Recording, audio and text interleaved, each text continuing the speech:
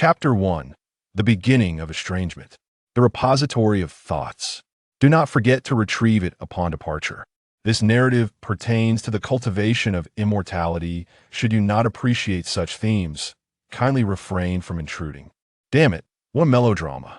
Chen Shaoze rubbed his head, delivering a forceful kick that sent Gu Xiang sprawling 5 meters away. Ignoring the opinions of those around him, he swiftly pulled Lin Zhixia behind him, seizing the arm of the hand that sought to strike her and forcefully twisting it aside. Let go, you bastard. Lin Wanwan, the assailant, cried out in pain.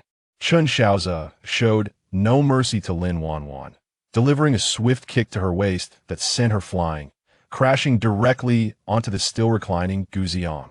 Although Chen Shaoze had been rendered comatose at the age of 13 due to a head injury, with a foolish alter ego taking control of his body, he was still acutely aware of the events unfolding around him. He never anticipated that upon traversing into this world, he would find himself embroiled in a farcical tale involving true and false heirs. Unparalleled. Gu Qingshan roared, for this was the day of Gu Xiang's 18th birthday celebration, attended by the prominent figures of Jianghai City. Chen Shaoze's disruption had stripped them of both face and dignity, ruining Gu Qingshan's carefully laid plans, a source of his fury. Shut your mouth. You're making too much noise, Chen Shaoze retorted, his voice cutting through the air, leaving the attendees in stunned silence.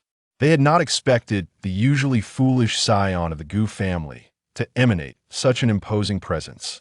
Seizing the moment of distraction, Lin Zhixia stepped forward, declaring, Ace did not ruin young Master Gu's attire, nor did he consume the cake. These actions were all perpetrated by young Master Gu himself, intended to frame Ace. You liar. Gu Xiang, finally extricating himself from under Lin Wanwan, disregarded his pain and shouted in outrage. Lin Zhixia paid no heed to Gu Xiang's protests. Instead, she produced her phone and swiftly operated it, illuminating the large screen on the podium. Moments later, the footage revealed Gu Xiang wielding scissors, deliberately cutting his own garment before discarding it in the small room belonging to Chen Shaoze at the Gu residence. The scene then shifted to the kitchen, where Gu Xiang dug into a 60-year cake meant for the banquet with a spoon. Just as the image faded to black, a voice resonated from the speakers, unmistakably that of Gu Xiang. Gu Xian, why are you still alive? Once you're gone, everything belonging to the Gu family will be mine. His subsequent words were too vile for the ear, prompting scornful glances from the gathered guests towards the adopted Gu Xiang. Truly a fool, unaware that secrets kept poorly can lead to self-harm. Chen Shaoze mocked. Xian, this deed was not yours, why not speak up? Inquired Su Rou, the biological mother of this body that Chen Shaoze inhabited. Are your eyes merely for display? What could I possibly say? Had I not awakened, my foolish alter ego would have been left to explain. Would you even believe it? And do not call me Gu Xian. Chen Shaoze shall not alter my name nor my lineage, Chen Shaoze declared, striding to the podium, microphone in hand, addressing the assembly. Esteemed guests of Jianghai City, I, Chen Shaoze, hereby sever all ties with Gu Qingshan, Su Rou, Gu Ninglan, Gu Ningxue, and Gu Ningxuan. Unfilial son, do you comprehend the gravity of your words? What do you think you're leaving the Gu family's dignity? Gu Qingshan bellowed, commanding his bodyguards, seize this ungrateful wretch and teach him a lesson. Whoosh. Thud. A shadow crashed to the floor at Gu Qingshan's feet, embedding itself in the wooden boards. As he looked down, he recognized it as the microphone from Chen Shaoze's grasp. Mr. Gu, while I still consider you my biological father, this consideration is but a mere trifle, nearly non-existent, Chen Shaoze stated, shedding his pristine shirt to reveal a back riddled with scars. These wounds shall serve as my repayment for your life-giving grace. Should you dare to use force against me again, you may test whether it is you who will strike me down or if I shall spill your blood in this very place. Advance. Seize him. Anyone who dares to strike me shall pay dearly. Lin Wanwan finally regained her composure, shouting at the bodyguards of her family. Yet in the next instant, her face met a shoe, and with a dramatic scream, she fainted. Much quieter now, Chen Shaoze muttered, then turned to Gu Xiang beside Lin Wanwan. Fetch me that shoe. Gu Xiang, unwilling to assist Chen Shaoze, remained motionless. Hurry up and bring me the pen and paper from the table beside you. I need to draft the severance document. Then, you will rightfully be known as the true heir of the Gu family, Chen Shaoze said nonchalantly. The onlookers were struck by Chen Shaoze's apparent indifference to the so-called rightful heir of the Gu family. Hearing Chen Shaoze's command, Gu Ziong reluctantly retrieved the shoe and the requested items, standing beside Chen Shaoze as he wrote, "Under the heavens, I, Chen Shaoze, hereby declare that my kinship with my parents and sisters is tenuous, fraught with grievances. Therefore, this household shall know no peace. I hereby sever ties with Gu Qingshan, Su Rou, Gu Ninglan, Gu Ningxue, and Gu Ningxuang. From this day forth, we shall part ways, each to our own peace, never to disturb one another."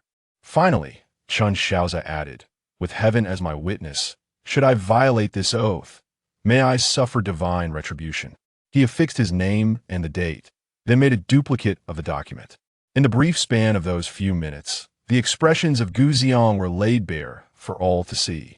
"Sign here. Once you do, we shall part ways amicably, and you need not worry about me tarnishing the Gu family's reputation," Chen Shaoze remarked, presenting the two severance documents and the pen to Gu Qingshan. Gu Qingshan's face was a mask of fury, while Su Rao's eyes brimmed with tears. Chen Shaoze's three elder sisters regarded him with dark expressions, yet they dared not speak, fearing that if they did, Chen Shaoze might indeed unleash his wrath upon them. "Will you not sign?"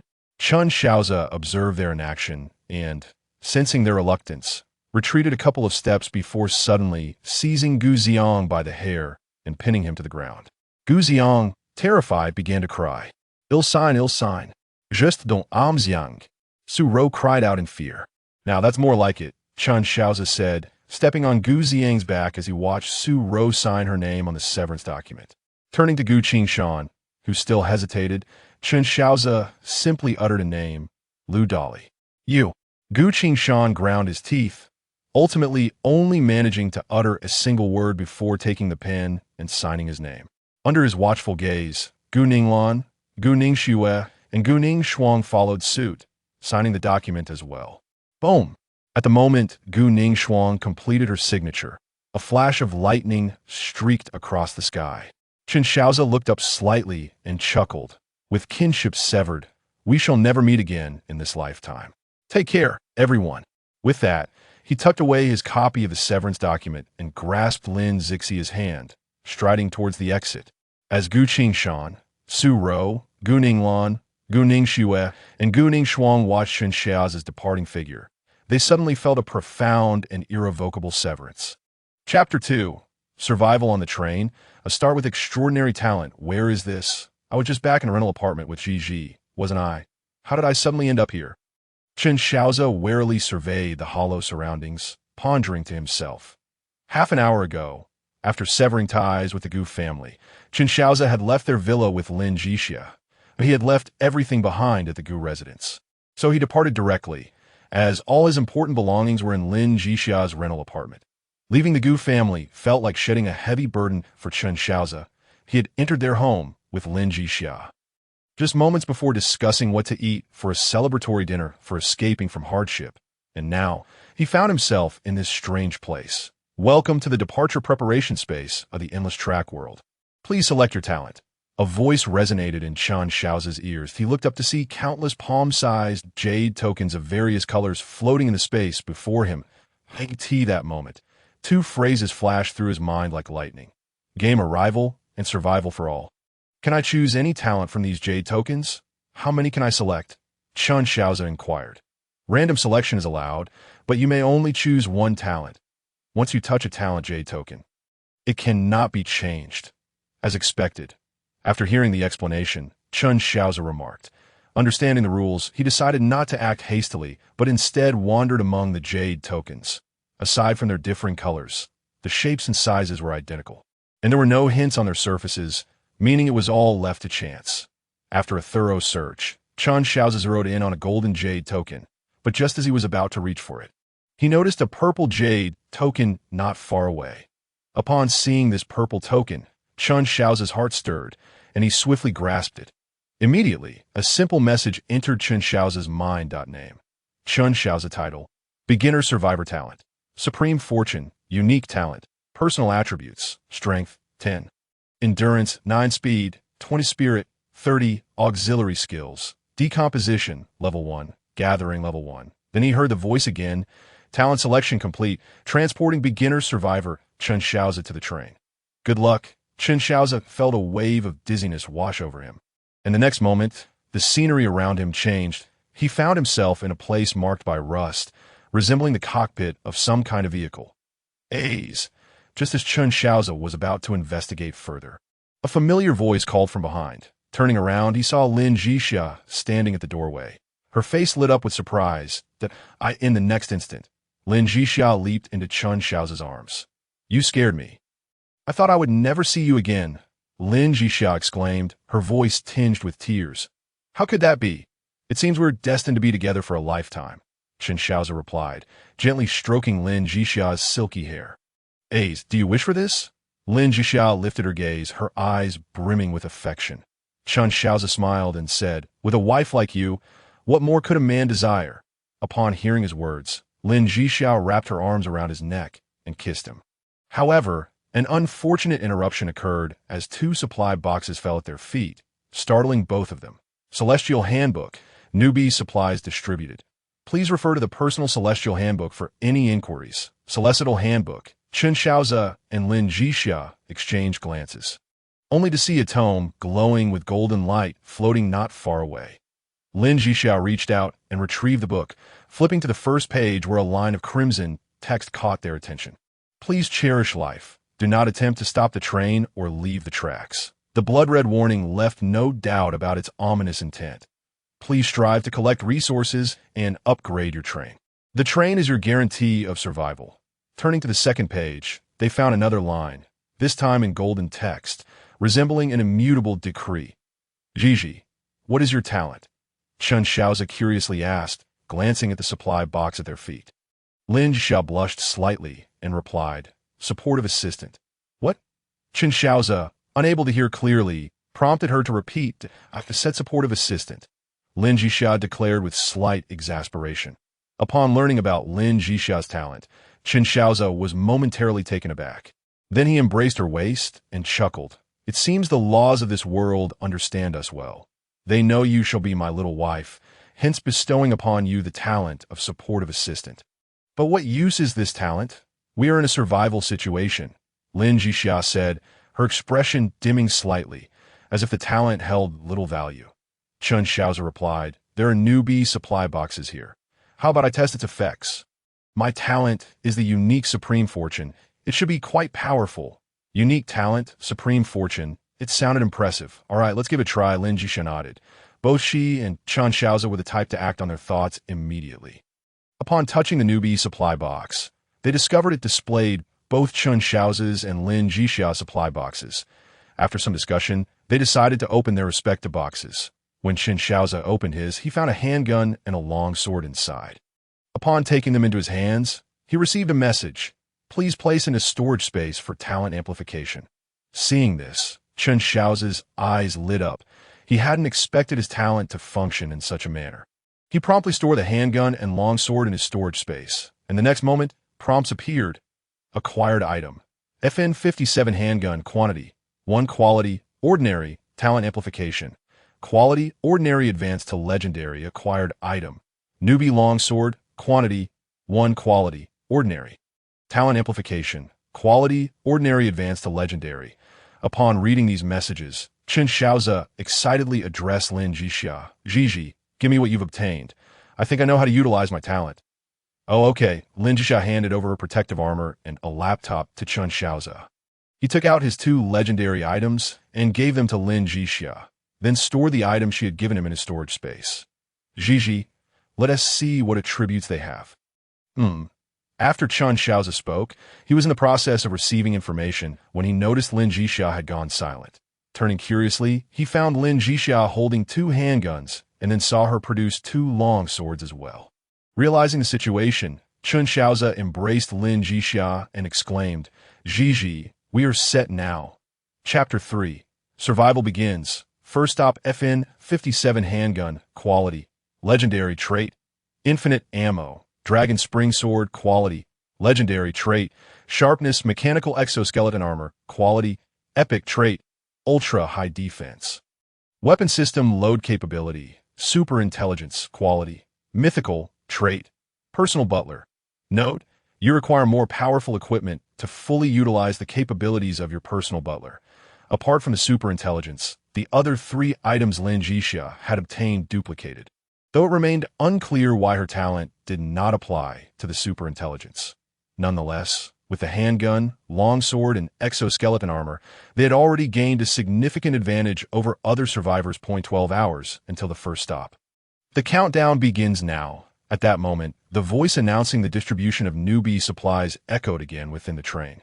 Following this, a display screen appeared on the cockpit wall, and the timer began counting down. 11:59, 59. While game rules were displayed beneath the timer. Stop time, 168 hours. Newbie protection period, 72 hours. End of stop time triggers zombie tide. Eliminate the zombie tide to continue forward. Lin Zhixia had calmed down and sat on the floor, studying the Celestial Handbook. While Shaoze wandered to the rear carriages, he discovered that half of the windows were shattered and the last door was damaged. Utilizing his decomposition skill, Shaoze dismantled the broken seats in the carriage, acquiring 130 units of wood, 80 units of fiber, and 39 units of iron. What's the situation in the back carriage? Lin Zhixia immediately inquired as Shaoze returned. It's a complete mess. Half of the windows are without glass, and the door at the back is also broken. That I dismantle the useless seats and salvage some basic supplies. Tomorrow, I will strive to upgrade the train. It should improve somewhat, at least it won't let in the wind, Shaoze explained, seating himself beside Lin Zhixia.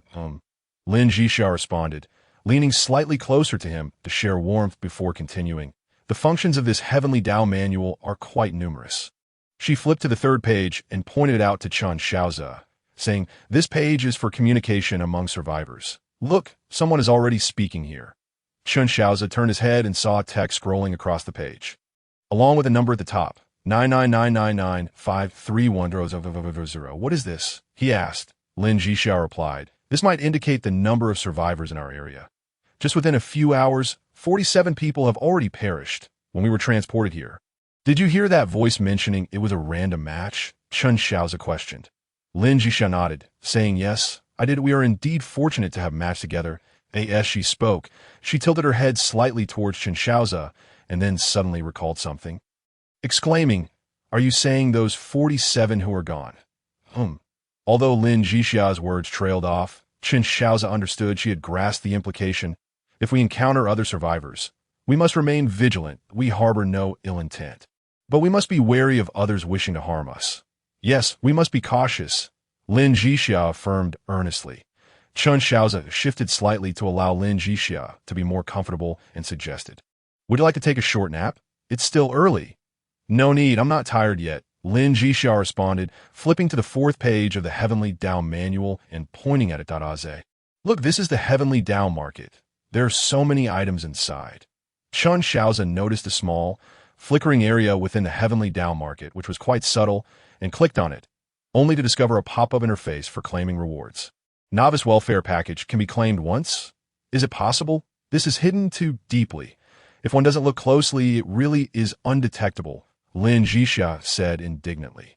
Shaoze chuckled. This also tests the observational skills of the survivors. Let's claim the welfare package and hope to receive food and water. He proceeded to claim the package, which yielded 50 packs of bread in 5 different flavors and 100 bottles of mineral water. Wow, we have food, Lin Zhixia exclaimed with delight upon seeing the bread and water Shaoze produced. This is for you, Shaoze said, handing her a strawberry jam-filled bread and a bottle of water. You eat first. I will send a message. Send a message? What message? Lin Zhixia asked, tearing into the bread in surprise that a notification about claiming the novice welfare package to establish a good image. After all, it is the generosity of the Heavenly Tao. Shaoze explained as he posted the message about the welfare package, which immediately sparked a flurry of discussions among the survivors, with many expressing their gratitude that you're preparing to facilitate future exchanges for supplies. Lin Zhixia quickly comprehended Chen Shaoze's intentions. Smart that we cannot acquire all items. Exchanging is part of survival. Besides, it's merely inconsequential information, Chen Shaoze smiled. While Lin Zhixia ate, Chen Shaoze took a moment to examine the resources required for upgrading the train at the control panel. Currently, the train's level was 0, and upgrading it necessitated 100 units of iron blocks, 20 units of glass, and 50 units of wood, that if they wished to arrange seats, an additional 20 units of wood. 5 units of iron blocks and 15 units of fiber would be required. Chen Shaoze decided against arranging seats and promptly dismissed that option. Upon further exploration of the train's construction system, he discovered facilities for crafting workbenches, furnaces, chemical synthesis workstations, and more. However, these were all grayed out and locked.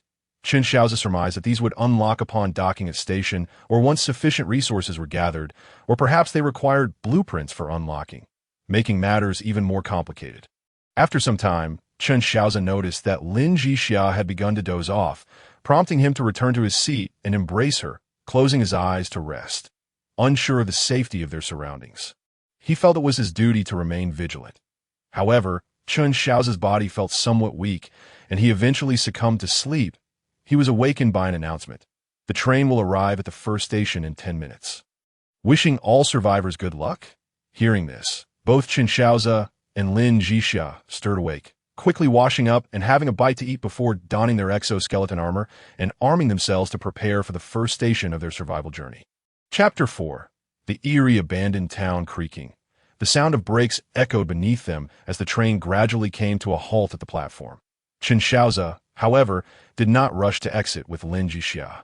Instead, he stood at the door, observing the outside environment. He noticed that aside from the platform, there were only 2 low brick houses. The first station has arrived. Wishing all survivors good luck, a message appeared before Chen Shaoze, and the time displayed on the monitor turned from green to a vivid red, silently imposing great pressure on all survivors.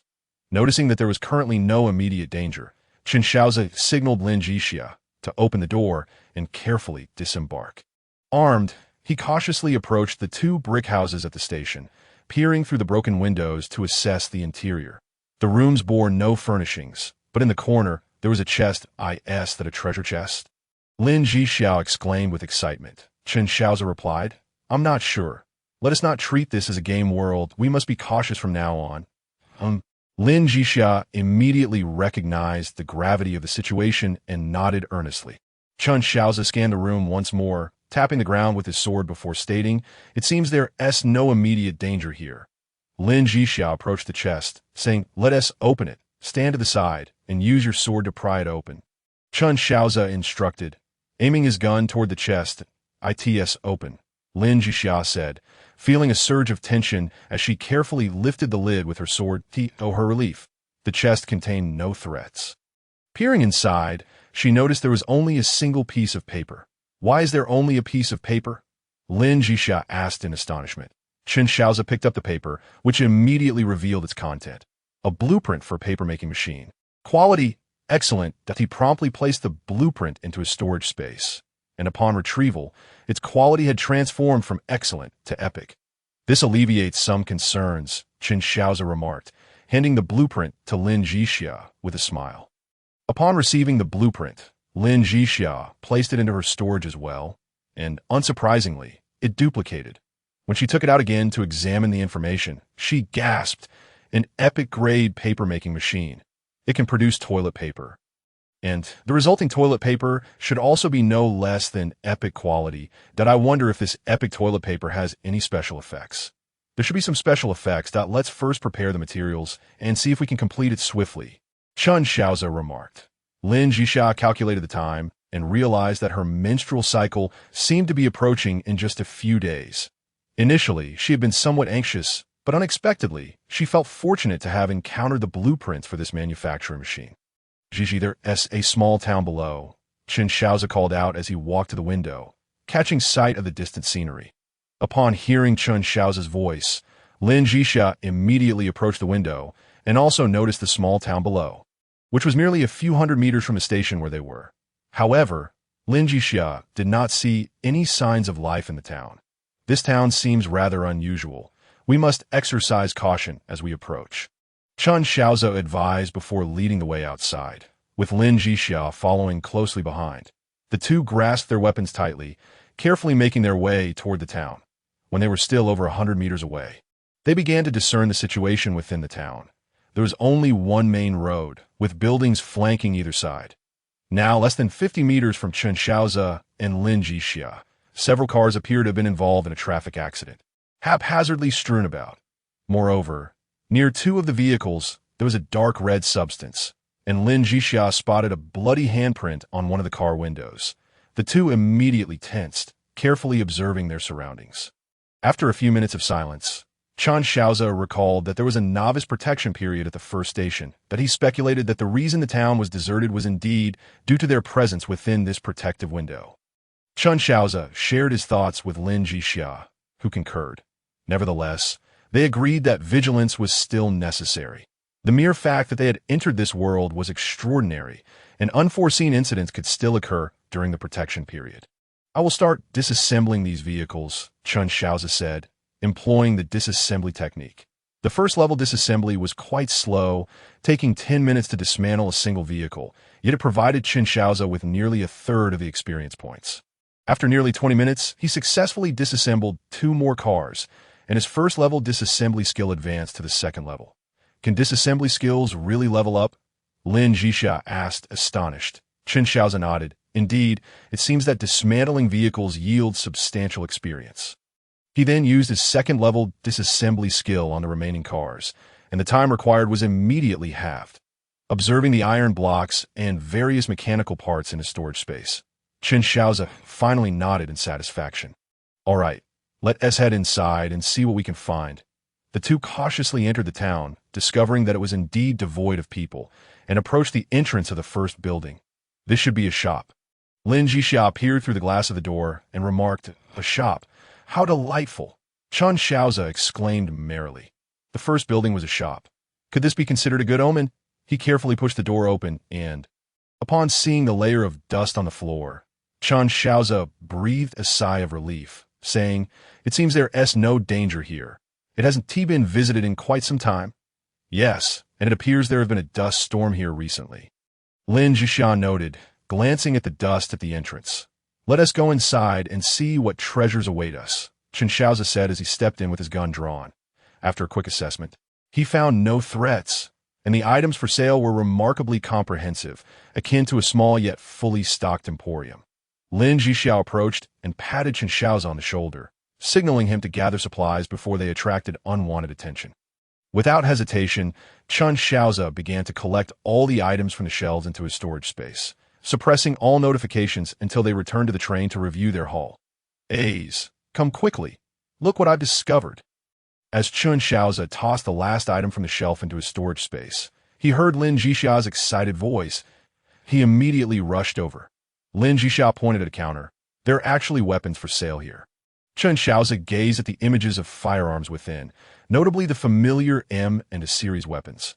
After surveying the surroundings, he said to Lin Zhixia, "Zhixi, these firearms are likely stored in the warehouse." Chapter 5. The Small Shop. A great bounty. This must be the warehouse. After searching the shop, Chen Shaoze and Lin Zhixia quickly located the warehouse. Although the door was locked, it did not deter their entry. With a sharp click, Chen Shaoze severed the lock with his sword. Upon stepping inside, they discovered an abundance of items, even more than what was displayed on the shelves outside. Chen Shaoze began swiftly loading the supplies into his storage space. Under the enhancement of his talents, he managed to fill half the warehouse before his personal storage was full, leaving the remainder for Lin Zhixia to collect in her space. While Lin Zhixia gathered supplies, Chen Shaoze found the section where firearms were stored at the back of the warehouse. However, the situation was entirely different from what he had anticipated. Upon lifting the canvas covering, he was astonished to uncover a heavy machine gun. "What a magnificent find!" Chen Shaoze exclaimed, unable to contain his expletives. "What did you discover, A's?" Lin Zhixia inquired curiously upon hearing his outburst. "A marvelous treasure," Chen Shaoze replied excitedly. Lin Zhixia, having finished her last bit of supply collection, rushed over and exclaimed upon seeing the heavy machine gun. "Is that a heavy machine gun?" Does this mean we need not worry about the so-called zombie tide anymore? Zombie tide? Chen Shaoze pondered whether he had overlooked some crucial information. After recalling the data displayed in the cockpit monitor, he responded, "Yes, precisely. Is the zombie tide? A's, what's wrong? Have you come to a realization?" Lin Zhixia asked. Chen Shaoze nodded. "Yes, I hadn't paid much attention before. But now that you mention it, I believe I understand what has transpired here. The townsfolk were likely infected by some virus and have transformed into zombies. The only fortunate news is that our defenses are quite robust. And with this heavy firepower, we should be able to manage the situation as long as the zombie tide isn't overwhelmingly large." "Then what shall we do now?" Lin Zhixia inquired, as her storage space was nearly full. Chen Shaoze replied, "Load these weapons into your space that we should return first. The resources in my storage can ensure our train is upgraded to level 1, that we also need to prepare some supply boxes. It seems we have vastly underestimated our capability to gather supplies." Lin Zhixia was also quite astonished at how expansive Chen Shaoze's storage space must be, as it filled up so quickly. However, now was not the time for questions. After quickly packing the weapons and several boxes behind them, the two exited the shop. Upon returning to the train, Lin Zhixia finally understood why Chen Shaoze had said they had underestimated their ability to gather supplies. Chen Shaoze promptly upgraded the train from level 0 to level 1, instantly adding an additional carriage and increasing the train's defense from 10,000 to 11,000 points. Survivors Chen Shaoze and Lin Zhixia became the first to upgrade the train. Receiving a special reward, a legendary treasure chest, the announcement echoed thrice, leaving other survivors struggling at the first station in shock. While they were scurrying for scarce materials, someone had already managed to upgrade their train to level 1. The communication channels within the survivor community erupted with inquiries, as many attempted to contact the two for tips on rapid upgrades or to negotiate for supplies, while others were eager to latch onto their success. However, at that moment, Chen Shaoze and Lin Zhixia were oblivious to the commotion surrounding the announcements, their attention wholly captivated by the delightful surprises that had accompanied the train's upgrade, leaving even the legendary treasure chest unexamined. A's Lin Zhixia approached from the rear carriage, her excitement palpable.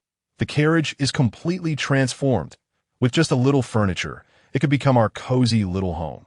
Observing her enthusiasm, Chen Shaoze decided to surprise her, saying, "Would you like to come see? Each upgrade allows for some customization of the carriage to your liking." "Really?" Lin Zhixia ran over with great excitement and immediately checked the train information, just as Chen Shaoze had mentioned. The train panel indicated an option for internal decoration, though it required resources such as wood, metal, fiber, fabric, and so forth, none of which Lin Zhixia lacked. "A's, the workbench is ready. You go make a few boxes. This afternoon we'll see if we can find bedding that it's ridiculous that the decoration interface doesn't allow for bedding production," Lin Zhixia said indignantly. "All right," Chen Shaoze replied, observing Lin Zhixia's puffed-up demeanor. And he nodded with a smile before heading to the second carriage to make the boxes. Currently, Chen Shaoze could only craft basic wooden storage boxes. Although they were merely wooden, they were quite capacious, each box featuring its own panel. While there were only 20 compartments inside, each compartment could contain only one type of item, yet the quantity of items could stack up to a maximum of 999. Chen Shaoze crafted 21 boxes in one breath, barely accommodating the supplies procured from the store, not accounting for the additional materials Lin Zhixia carried that had not been enhanced by his talent. After some thought, Chen Shaoze crafted another 20 wooden storage boxes, categorizing and labeling the items within accordingly. These wooden storage boxes should be upgradable, Chen Shaoze mused, and an information prompt appeared, revealing the upgrade requirements for the wooden storage boxes, which included iron nails and iron plates, resources he had collected in abundance. Without hesitation, Chen Shaoze upgraded all 41 wooden storage boxes to iron ones, doubling their capacity as the panel transformed from 20 small squares to 40. Once all the supplies were neatly arranged, Chen Shaoze stood up to check if Lin Zhixia had finished organizing her side. Upon entering the first carriage, he discovered a remarkable transformation. The bedroom, kitchen, bathroom, and living room were all arranged with a weapon rack set up at the entrance. "How is it?" Lin Zhixia asked proudly, clearly pleased with her work. Chen Shaoze nodded appreciatively, exclaiming, "It's fantastic. Our little home is taking shape." Of course, just look at who I am. Lin Zhixia replied with a proud expression, before adding, we also have a legendary treasure chest we just acquired. Shall we open it now? Let us wait. First, take out the supplies from your storage space.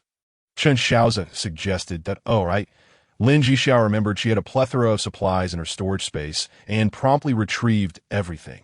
After Chen Shaoze stored these items in his own space, nearly half of it was filled. At this point, he could roughly estimate the enhancement values. Chapter 6. Initial upgrade rewards A's. Are you saying your talent enhancement is tenfold? Lin Zhixia was completely taken aback upon hearing Chen Shaoze disclose his talent S enhancement value. Chen Shaoze nodded. Yes, it's not just a numerical enhancement. There's also a quality enhancement. The weapons we have in that toilet paper manufacturing machine have both seen an increase in quality. Haven't they? My goodness, Lin Zhixia exclaimed in delight. Following this, she accompanied Chen Shaoze to the second carriage, where they organized the supplies into the storage boxes. Then, Chen Shaoze pulled out the pile of unclassified weaponry. After Chen Shaoze's enhancement, this collection of arms had multiplied significantly. Yet aside from the ammunition which had increased tenfold, the rest did not appear to have experienced the same numerical growth.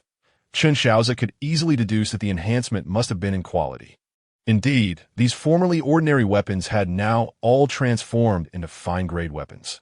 After Lin Zhixia assessed the results, the inventory was as follows. 8 fine-grade heavy machine guns, caliber 12.7 mm, with 17,000 rounds available. 50 fine-grade AK rifles, caliber 7.62 mm, with 140,000 rounds available. 40 fine-grade M4A1 rifles, caliber 5.56 mm, with 90,000 rounds available. 20 fine-grade pistols, caliber 9 mm, with 30,000 rounds available. 20 sets of fine-grade pistol tactical accessories. 10 sets of rifle tactical accessories, 420 magazines of 3 types, and 10 boxes of semi-distributed ammo chains. Additionally, there was 1 epic-grade server perfectly suited to the previously acquired superintelligence core. We've struck it rich. A's, we are truly in luck, Lin Zhixia exclaimed, overjoyed as she embraced Chen Shaoze's neck, looking at the neatly arranged piles of arms resembling small mountains. Indeed, we have struck gold. Chen Shaoze responded joyfully, realizing that their safety was now better assured. Although he was unsure how far he could protect Lin Zhixia, having these resources gave him greater confidence. Observing Lin Zhixia's excitement, Chen Shaoze suggested, let us open that legendary reward chest first. Then we'll head to the town this afternoon to scavenge for more usable supplies. All right, Lin Zhixia said, rubbing her hands as she eyed the legendary reward chest on the ground. A's, you should open it. Lin Zhixia felt that Chen Shaoze had lucky hands, so she pushed him to open the reward chest. Chen Shaoze, not one to refuse, promptly opened the chest. It seemed today was indeed a fortuitous day for them. He unexpectedly retrieved 2 blueprints from the chest, along with a jade talisman. The blueprints were for a fine-grade solar generator and a condenser, which Chen Shaoze handed to Lin Zhixia, saying, here are the blueprints. He then picked up the jade talisman, which he discovered was a talisman for transferring skills. A's, let your talent enhance it first and see what good things it can yield, Lin Zhixia urged eagerly. Without hesitation, Chen Shaoze tossed the 3 items into his storage space, and when he retrieved them, both Lin Zhixia and he were astounded. The fine-grade solar generator had transformed into a mythic-grade arc reactor, while the fine-grade condenser blueprint had become an epic-grade water resource collector. Most notably, the information from the talisman revealed it contained a female cultivation method known as the Moonlight Heart Sutra. In his previous life, Chen Shaoze had been a cultivator but had met an unfortunate end during a celestial tribulation. Otherwise, he would not have found himself in the Gu family, swapped into the role of a pitiful noble. Upon understanding the Moonlight Heart Sutra, he realized it was exceptionally suitable for Lin Zhixia to cultivate, with the sole caution that she must not lose her virginity before establishing her foundation. Lest her efforts be in vain, it seemed the matter of recovering his own strength should be prioritized, Chen Shaoze mused, before handing the talisman to Lin Zhixia, saying, this is a cultivation method, perfectly suited for you. Lin Zhixia did not reach out to take it, but instead asked, a cultivation method? Is it the kind I'm thinking of? You should use it. This talisman contains the Moonlight Heart Sutra, a method unsuitable for men. Chen Shaoze explained with a smile. No, I want tea, Lin Zhixia insisted stubbornly, shaking her head. Chen Shaoze playfully pinched Lin Zhixia's small nose, chuckling, "Are you worried about me?" Lin Zhixia nodded, unreservedly admitting her concern. "Haha." Chen Shaoze laughed heartily, then continued, "Digi, you need not worry about me. I'm also a cultivator, and I was planning how to obtain a cultivation method to guide you on your path to immortality." Who knew this reward would be so fortuitous, presenting me with a cultivation method perfectly suited for women? "Are you serious? Don't tease me," Lin Zhixia replied with a hint of skepticism. Chen Shaoze playfully swatted Lin Zhixia's rear, saying, "Dare you question your man? The cultivation method I practice is called the Heavenly Devouring Demon Scripture, and I plan to start cultivating it in the next couple of days. Now we can practice together." To reassure Lin Zhixia, Chen Shaoze even gathered a small orb of water vapor in his hand. It wasn't tea that he couldn't form a water ball, but rather that his internal spiritual energy was currently too thin to do more. Finally, Lin Zhixia set aside her doubts and accepted the talisman, acknowledging that there was no rush to begin cultivating, due to the need to procure supplies in town later in the afternoon. Lin Zhixia decided to prepare lunch first. Chen Shaoze, not idling himself, utilized the blueprints for the paper-making machine, the water resource collector, and the arc reactor. Upon his assessment, he found that while the basic materials were sufficient, the manufacturing time was considerably lengthy. The paper-making machine required 2 days, the water resource collector 3 days, and astonishingly, the arc reactor demanded a full 7 days. After some contemplation, Chen Shaoze stowed the workbench from the second carriage into his storage space. When he retrieved it, it had transformed into an exceptional fully automatic manufacturing workstation, which reduced the production time for the paper-making machine to a mere 8 hours, while the water resource collector and the arc reactor now required 30 hours and 72 hours. Respectively, Lin Zhixia and Chen Shaoze had not acquired much food from a shop. The majority of their haul consisted of an abundance of seasonings, with only 3 types of canned goods totaling 30 cans, 1 of yellow beans, 1 of corn, and 1 of beef soup. Lin Zhixia merely opened the 3 types of cans, mixed them together, and cooked 2 bowls, pairing it with some bread for a touch of sophistication. "The taste of these canned goods is rather indescribable," Chen Shaoze remarked after taking a sip from his bowl. Lin Zhixia mirrored his expression of discontent, stating, "Indeed, the flavor is quite poor. Let us make do with it today. Yes, let's check other buildings later to see if we can find rice or flour. Otherwise, we shall have to subsist on bread for dinner," Chen Shaoze said while eating. Wrinkling his nose, he finished his food, and after a brief respite, both he and Lin Zhixia left the station once again, heading towards the town. Chapter 7. Continuing the exploration of the town after returning from the town in the morning, Chen Shaoze and Lin Zhixia did not consult the Heavenly Tao manual until they had eaten lunch and re-entered the town, unaware that an announcement regarding their ascent to the train had been disseminated throughout the outer circle of the infinite track world. Similarly, the Lin family, Lin Zhixia's original family, along with the Gu family, had all seen the notification regarding the ascent reward. Still unable to make contact, Lin Zhixia, the head of the Lin family, expressed his dissatisfaction to his eldest son, Lin Zhihao, who was also Lin Zhixia's older brother. Lin Zhihao helplessly shrugged, replying, "We are not in the same district as Lin Zhixia, and we cannot send messages across districts. We simply cannot reach her. Even if we could contact her, would she listen to you?" Of course, the last sentiment was unvoiced, merely a thought in Lin Zhihao's mind. That ungrateful girl, Lin Zhixia, was exceedingly angered by Lin Zhixia's decision to abandon the family and instead accompany Chen Shaoze. However, Lin Zhihao, as the elder brother, felt that Lin Zhixia, who had always been the invisible member of the family, might fare better away from this home. His father, driven by self-interest, regarded Lin Zhixia not as his daughter, but as a potential source of benefit. On the other hand, Gu Qingshan, Su Rou, Gu Ninglan, Gu Ningxue, and Gu Ningxuang were also attempting to reach Chen Shaoze through the Heavenly Tao manual. Yet they too were in a different district and thus could not make contact.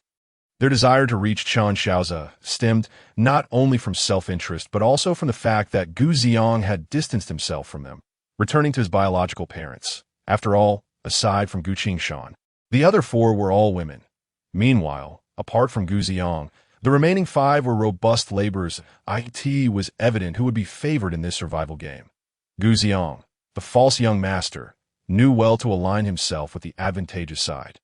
Unable to make contact, Gu Qingshan inquired of Gu Ninglan. Gu Ninglan shook her head and replied, "Dad, we are not in the same district as Shaoxian, and we cannot send messages across districts. However, based on the Heavenly Dao announcement, we need not worry about Shaoxian." This statement rendered the 4 present silent. Had Gu Xiong not just severed ties with them and admitted to the false accusations against Chen Shaoze, they would still be in the dark. Guilt filled their hearts toward Chen Shaoze, but they all understood it was too late. Dad, Mom, big sister, second sister, we must strive to survive, at least to see Shaoxian and apologize to him.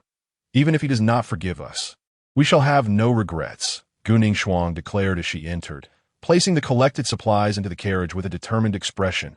Her words ignited a resolve within the 4, affirming that they should at least convey their apologies in person, even if it meant facing death without regrets. This moment, Chen Shaoze and Lin Zhixia had arrived in town and were preparing to enter the bar across from the shop. Although labeled as a bar, it could also be described as a combination of a bar and a dining establishment. This place should have been bustling during the disaster, Chen Shaoze remarked, observing the extensive dark red substance on the ground. Lin Zhixia, standing behind him, noticed the scattered bottles and suggested, we could save some spirits for alcohol. Indeed, let us take whatever we can carry. What we do not need can be traded with others. Chen Shaoze replied as he entered, we still need to trade for supplies. Lin Zhixia had assessed their current stock and found it to be quite ample, feeling no immediate need for further exchanges. Chen Shaoze chuckled. It is improbable that we will be fortunate enough to acquire all the good items at once. Trade is inevitable, and these are prime commodities for it. With that, he leaped behind the bar and began packing all the drinks into his storage space. Even with a tenfold increase, the total number of bottles amounted to only 180. A few meters beyond the bar was the beverage section, where, after rummaging through, Chen Shaoze finally discovered some useful items: vacuum-sealed coffee, sugar, milk powder, and a selection of tea leaves. His face lit up with joy as he unreservedly accepted all of them. Following this, he also stashed away an unpackaged manual grinder, a kettle, and a thermos, along with various utensils and cups. To their disappointment, Lin Zhixia noted that not a single edible item remained in the kitchen. Chen Shaoze glanced around, realizing that all the food had long since decayed. It seemed that aside from the few cans in the shop, finding additional food would be quite a challenge. Let us move on to the next place, Chen Shaoze said optimistically, unperturbed by the lack of edible finds. Although Lin Zhixia felt somewhat disheartened by the absence of decent food, the discovery of coffee, milk powder, and sugar still felt like a significant win. Adjacent to the bar was a clothing store, which appeared to offer both ready-made garments and custom clothing. Chen Shaoze wasted no time in taking everything he could carry: clothing, fabric, leather, and sewing supplies. He even tossed both sewing machines, one small and portable, into his storage space, while the larger one he dismantled for materials. By the time Chen Shaoze and Lin Zhixia exited, the one-stock clothing store had been left entirely barren. The last building in this row, the town's post office, contained only a computer of dubious condition. Lin Zhixia deemed it somewhat useful, prompting Chen Shaoze to utilize his disassembly skill to convert it into electronic components. How many supplies do we have now?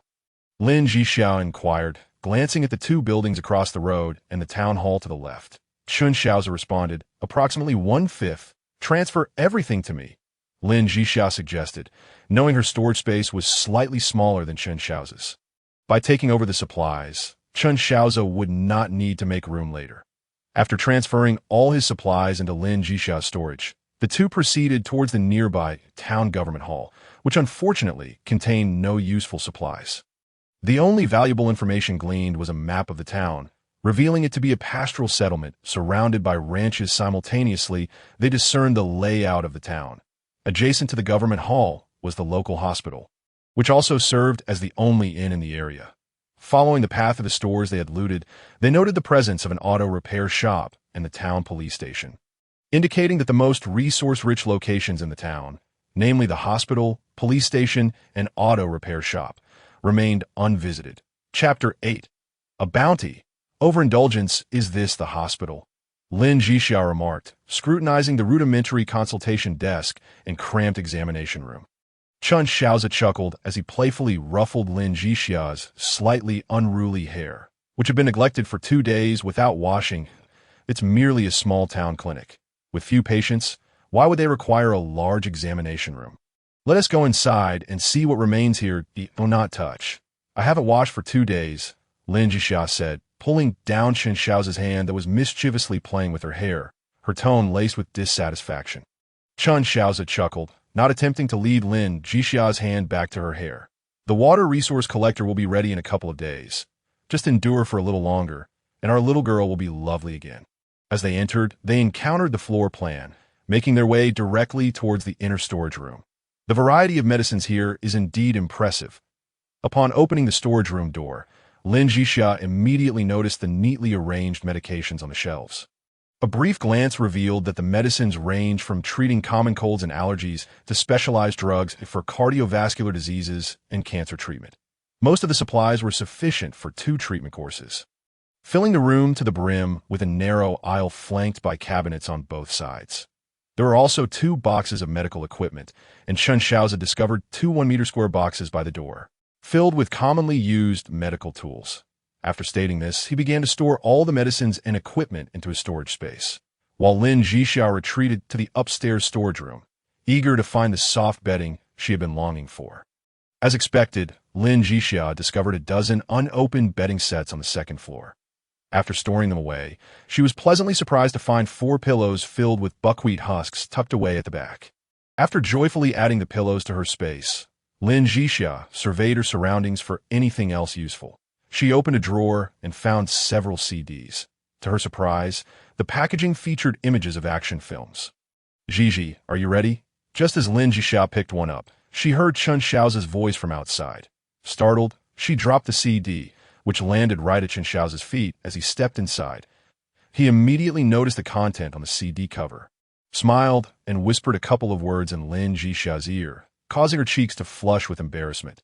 She playfully punched him, saying, "Humph, you wish." The 2 playfully bickered as they checked the remaining rooms, finding nothing of value before leaving the small-town clinic and heading hand in hand towards the police station across the street. The entrance of the town's police station appeared remarkably clean compared to other places, likely because the officers had been outside during the disaster, perhaps never returning. The half-open door indicated how hurriedly they had left, forgetting to close both the door and the lights. What a distinctive place. Upon entering, Chen Shaoze felt a sense of déjà vu. The simple reception area led to the officers' desks, and further inside, apart from the sheriff's office, was the detention room. This design reminded him of scenes from the silly American films he had watched before. How ridiculous. This thing is brazenly displayed on the table.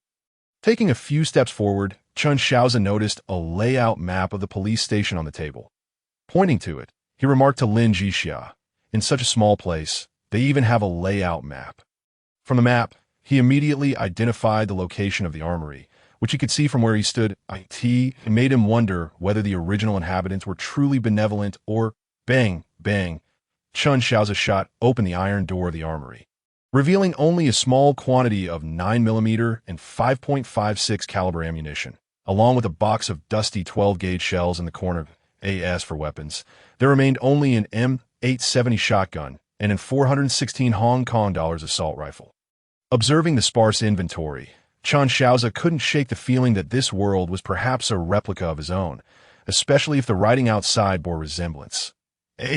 Look what I've found. After storing the meager weapons and ammunition, as well as the computer from the desk into his personal space, Chen Shaoze turned to find Lin Zhixia at the entrance of the sheriff's office, beaming at him while holding a sniper rifle. "Wow, the mountain cat."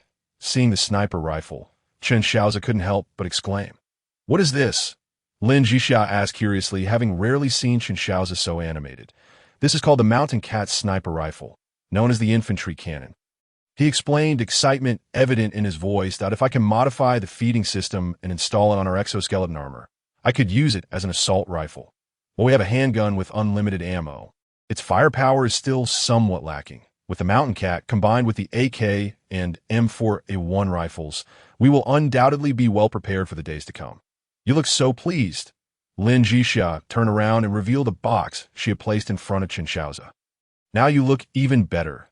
Chen Shaoze eagerly opened the box to find not only a matching scope, but also 5 fully loaded 5-round magazines and 2 large boxes containing a total of 200 rounds of spare ammunition. Overjoyed, he pulled Lin Zhixia into an embrace and kissed her. "You rascal!" Lin Zhixia exclaimed, blushing from the sudden affection. With a contented smile, Chen Shaoze placed the mountain cat into the gun case and stored away. Thanks to his talent, the quality of the mountain cat sniper rifle transformed from ordinary to exceptional, and its quantity increased to 5. The spare magazines also grew to 50, while the backup ammunition surged to 2,000 rounds. With the mountain cat's firepower, those 2,000 12.7mm rounds would last for quite a while. By the time these rounds were expended, he would likely be able to produce ammunition himself, in contrast to the surprises found at the police station. The auto repair shop was rather unremarkable. Aside from a plethora of mechanical parts, they managed to gather numerous tools, which were just what they needed to create and upgrade their workbench. The exceptional automatic workbench on the train required specific tools for upgrading to a perfect automatic workbench. A perfect workbench would significantly expedite the crafting process, allowing Chen Shaoze and Lin Zhixia to amass strength more swiftly. Exiting the auto repair shop, Chen Shaoze found his storage nearly full, while Lin Zhixia's space was occupied to 80% of its capacity. This small town had truly provided them with an abundance of resources. Chapter 9. Lin Zhixia's Awakening Moo, as Chen Shaoze held Lin Zhixia's hand while stepping out of the auto repair shop. A sudden moo startled them, causing both to instinctively raise their guns towards the source of the sound. A cow. Lin Zhixia exclaimed in surprise upon spotting the culprit. Chen Shaoze remained silent, carefully observing the healthy black cow that had appeared unexpectedly, devoid of injuries or any signs of mutation. Moo. It seemed that their presence had irked the hefty creature, which charged towards them after letting out a bellow. Bang, bang. Chen Shaoze did not spare any mercy for creatures that posed a threat to him or Lin Zhixia, promptly firing 2 shots at the cow's head. The bullets struck true, and the cow staggered forward a few steps before collapsing heavily to the ground. "We'll have beef for dinner tonight," Chen Shaoze said with a laugh, leading Lin Zhixia over to the fallen animal to begin the dissection. With the enhancement from his personal space, they ultimately, what are you thinking? The enhancement of talent is the reason for such abundance. This cow weighs at most 900 kilograms, and that is only if we account for everything, Chen Shaoze remarked. He then inspected the storage space, discovering the processed cowhide, beef tendons, and beef tripe.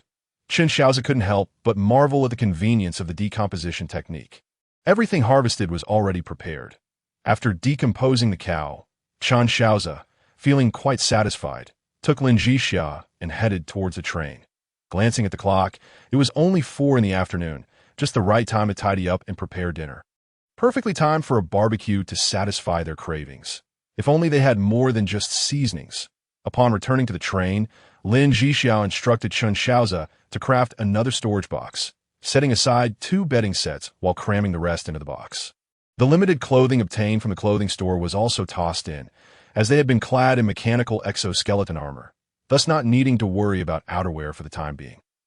Lin Zhixia contemplated making 2 sets of loungewear, as she had not bathed in a while, and her clothes had become somewhat odorous. Chen Shaoze created a wooden storage box and placed it in the corner of the kitchen, storing all the seasonings and kitchen supplies within.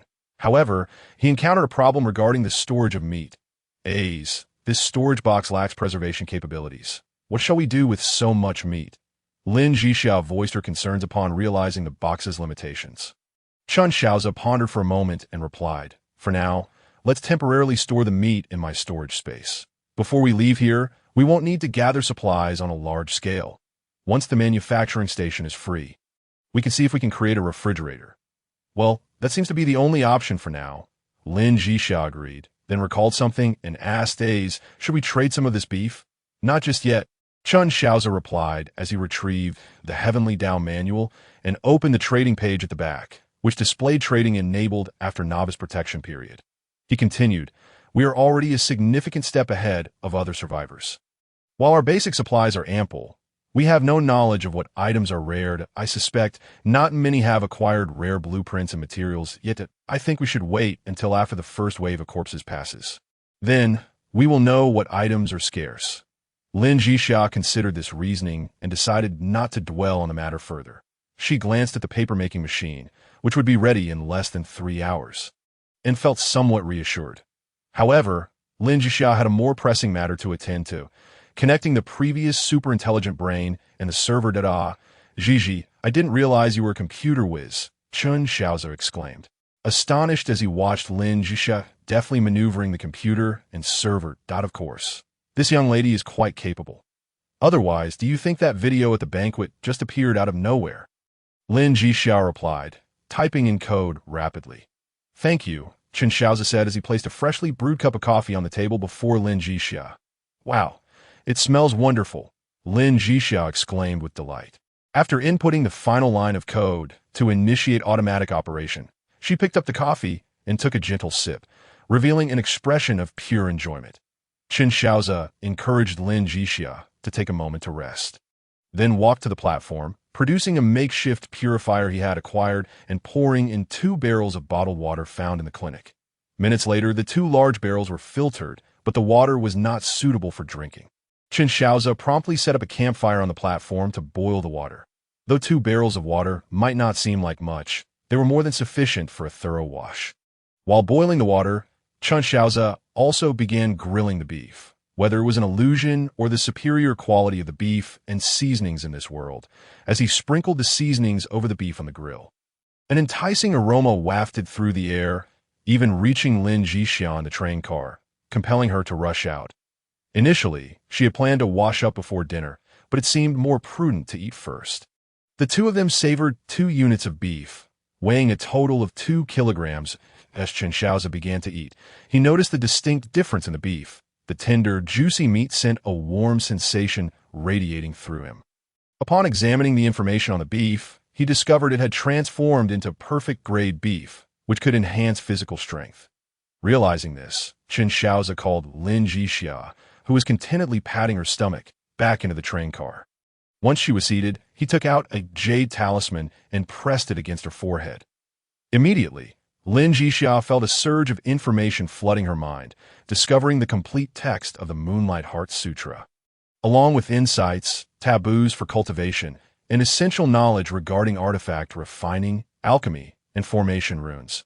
The perfect-grade beef possessed a faint spiritual energy, and upon grasping the basics of the Moonlight Heart Sutra, Lin Zhixia quickly understood Chen Shaoze's intention for her cultivation.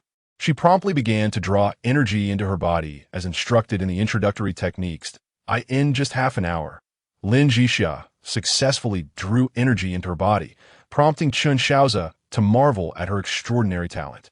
The duration of the first cultivation session should not be too lengthy, and since drawing energy would expel impurities from the body, Chen Shaoze had already prepared the bathing water, towels, and body wash in the bathroom. An hour and a half later, Lin Zhixia concluded her cultivation and immediately detected an unpleasant odor emanating from her body. Noticing the note Chen Shaoze had left on the door, she rushed into the bathroom without a second thought. Chapter 10. The First Kill Reward Name. Lin Zhixia Level. Beginner Survivor Talent. Supportive Assistant Cultivation Technique. Moonlight Heart Sutra. Introductory Cultivation Realm. Entry-Level Chi Refinement Auxiliary Skills. Gathering Technique, Level 1. Decomposition Technique, Level 2, Skills and Spells. None Personal Attributes, Strength, 56 Endurance, 58 Speed, 62 Spirit, 75 Equipment. Click to view, Name, Chen Shaoze Level, Beginner Survivor Talent. Supreme Fortune Cultivation Technique, Devouring Heaven Demon Scripture, Introductory, Cultivation Realm. Entry-Level Chi Refinement Auxiliary Skills. Gathering Technique, Level 1. Decomposition Technique, Level 2, Skills and Spells. None Personal Attributes, Strength, 110, Endurance, 109 Speed, 120 Spirit, 130, Equipment. Click to view. My goodness, your personal attributes surpass mine by a factor of 2, Lin Zhixia exclaimed in astonishment as she gazed at Chen Shaoze's personal panel. Chen Shaoze chuckled. Did I not tell you? The technique I cultivate is exceedingly powerful, and this is merely the beginning that I will only grow stronger. He then retrieved an antiquated incense burner, casually inspecting it before placing it in the bedroom. Currently serving as the cultivation room, This incense burner was a precious item obtained alongside the devouring heaven demon scripture, known as the devouring furnace. The devouring furnace can absorb various energies, transforming them into pure spiritual energy for cultivation. As soon as it was produced, it began to draw in the ambient energy around it, accumulating a thin layer of spiritual energy in mere moments. Chen Shaoze had previously cultivated the devouring heaven demon scripture, making his recultivation easier than Lin Zhixia's.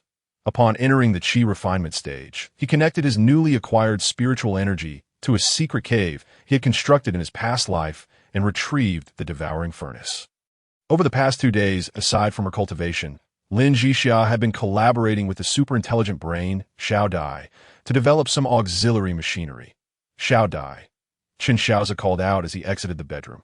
Yes, sir, Shaoze's somewhat dazed voice responded.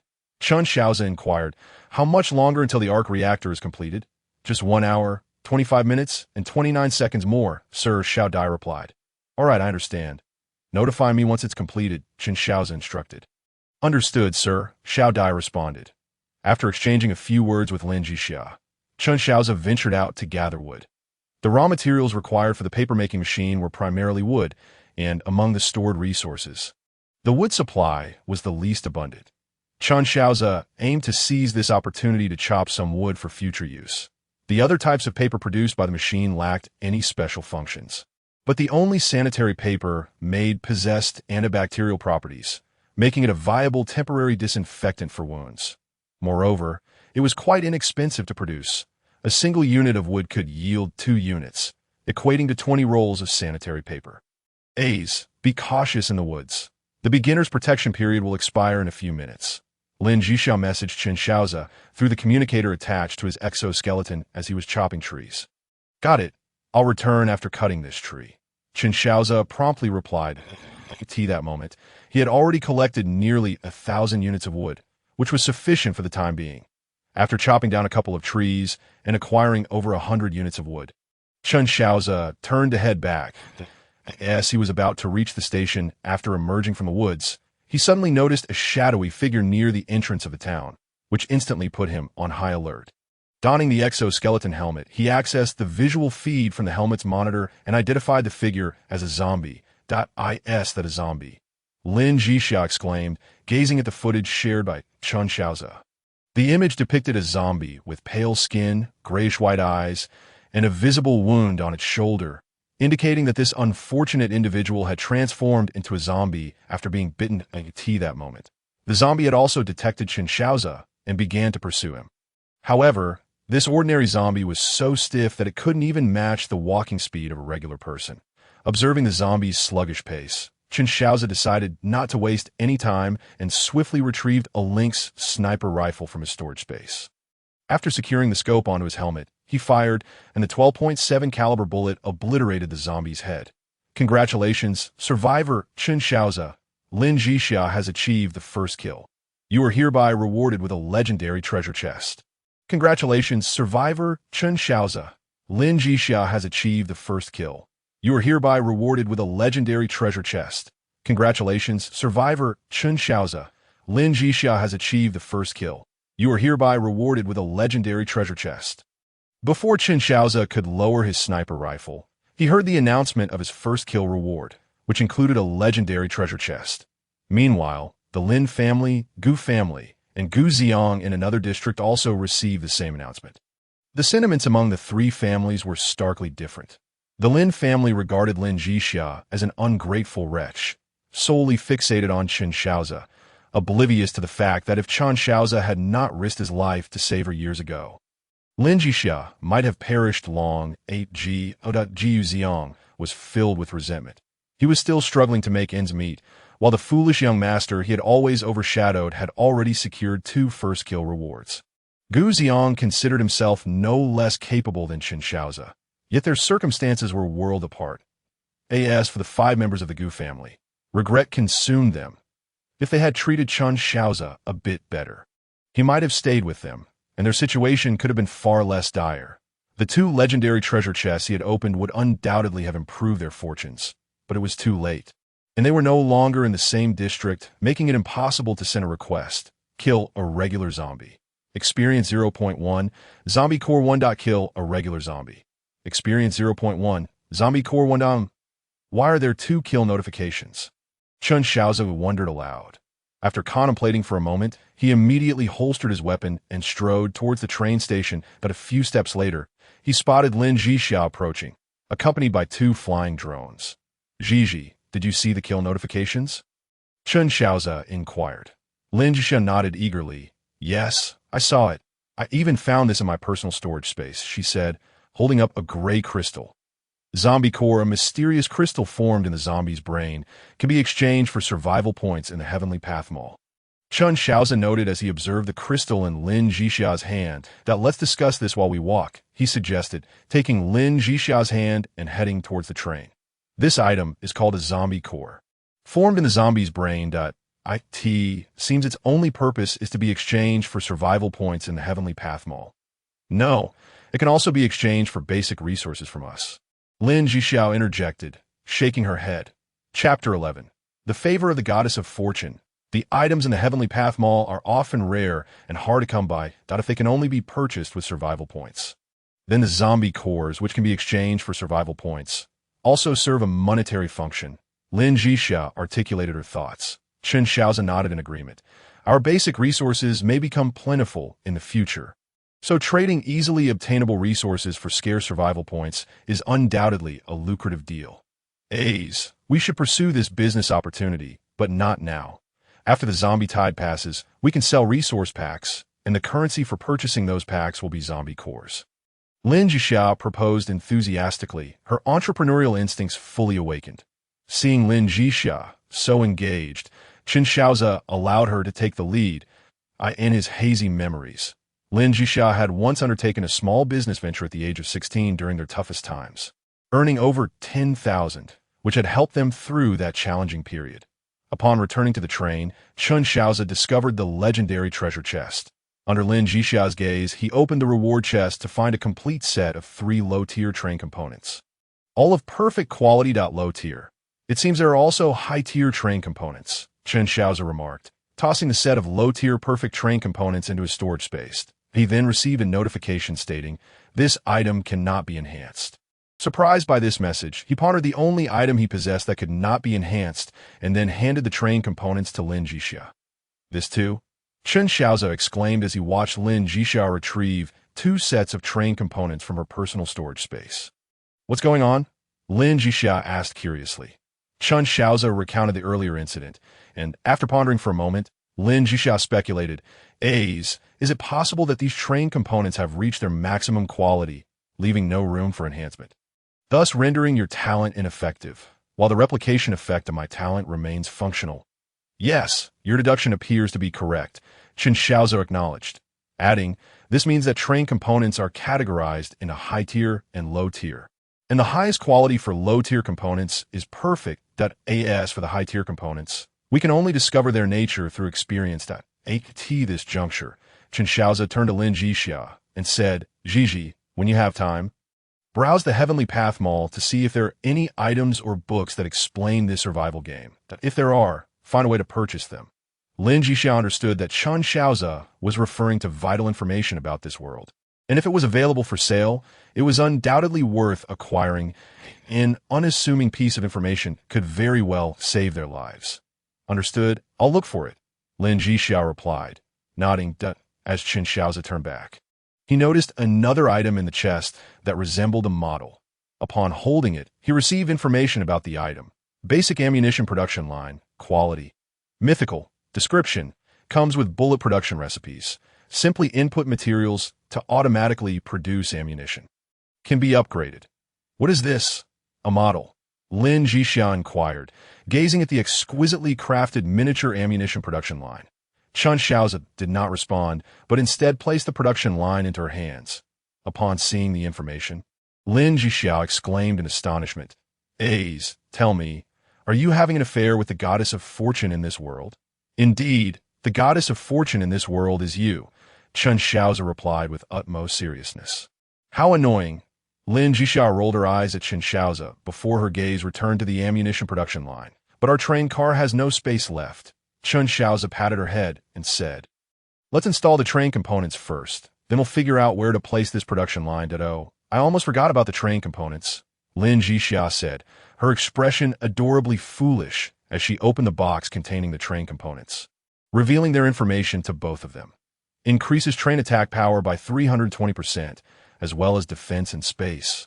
Lin Zhixia pondered, continuing, defense and space are understandable, but how does a train increase its attack power?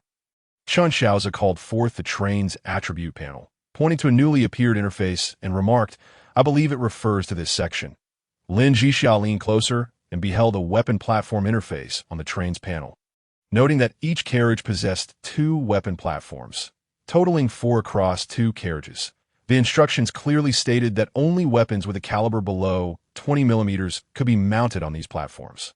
This train had numerous intricate features. Lin Zhixia amused herself after surveying the information to that moment. Chen Shaoze indicated one last area, saying, I suspect there is another detail here. Lin Zhixia turned to look, noticing that the grade section of the train's main attribute interface remained blank, accompanied by a gray button. After a moment's contemplation, she tentatively pressed it, only to be met with a prompt indicating that the train's core was undetected, thus preventing any grade upgrades. That it seems the train has not only levels, but also grades. Lin Zhixia remarked that I surmise that higher grades enhance defense and attack capabilities, possibly increasing space as well, and might allow for the installation of additional components in the future, Chen Shaoze replied. Indeed, that seems plausible. Asa, do you think we can elevate the train's level now? Lin Zhixia inquired. Chen Shaoze manipulated the controls, then shook his head, stating, no, it indicates our levels are insufficient, that it appears the train's upgrades are tied to our levels. Ah, how frustrating, Lin Zhixia lamented, exasperated by the myriad restrictions.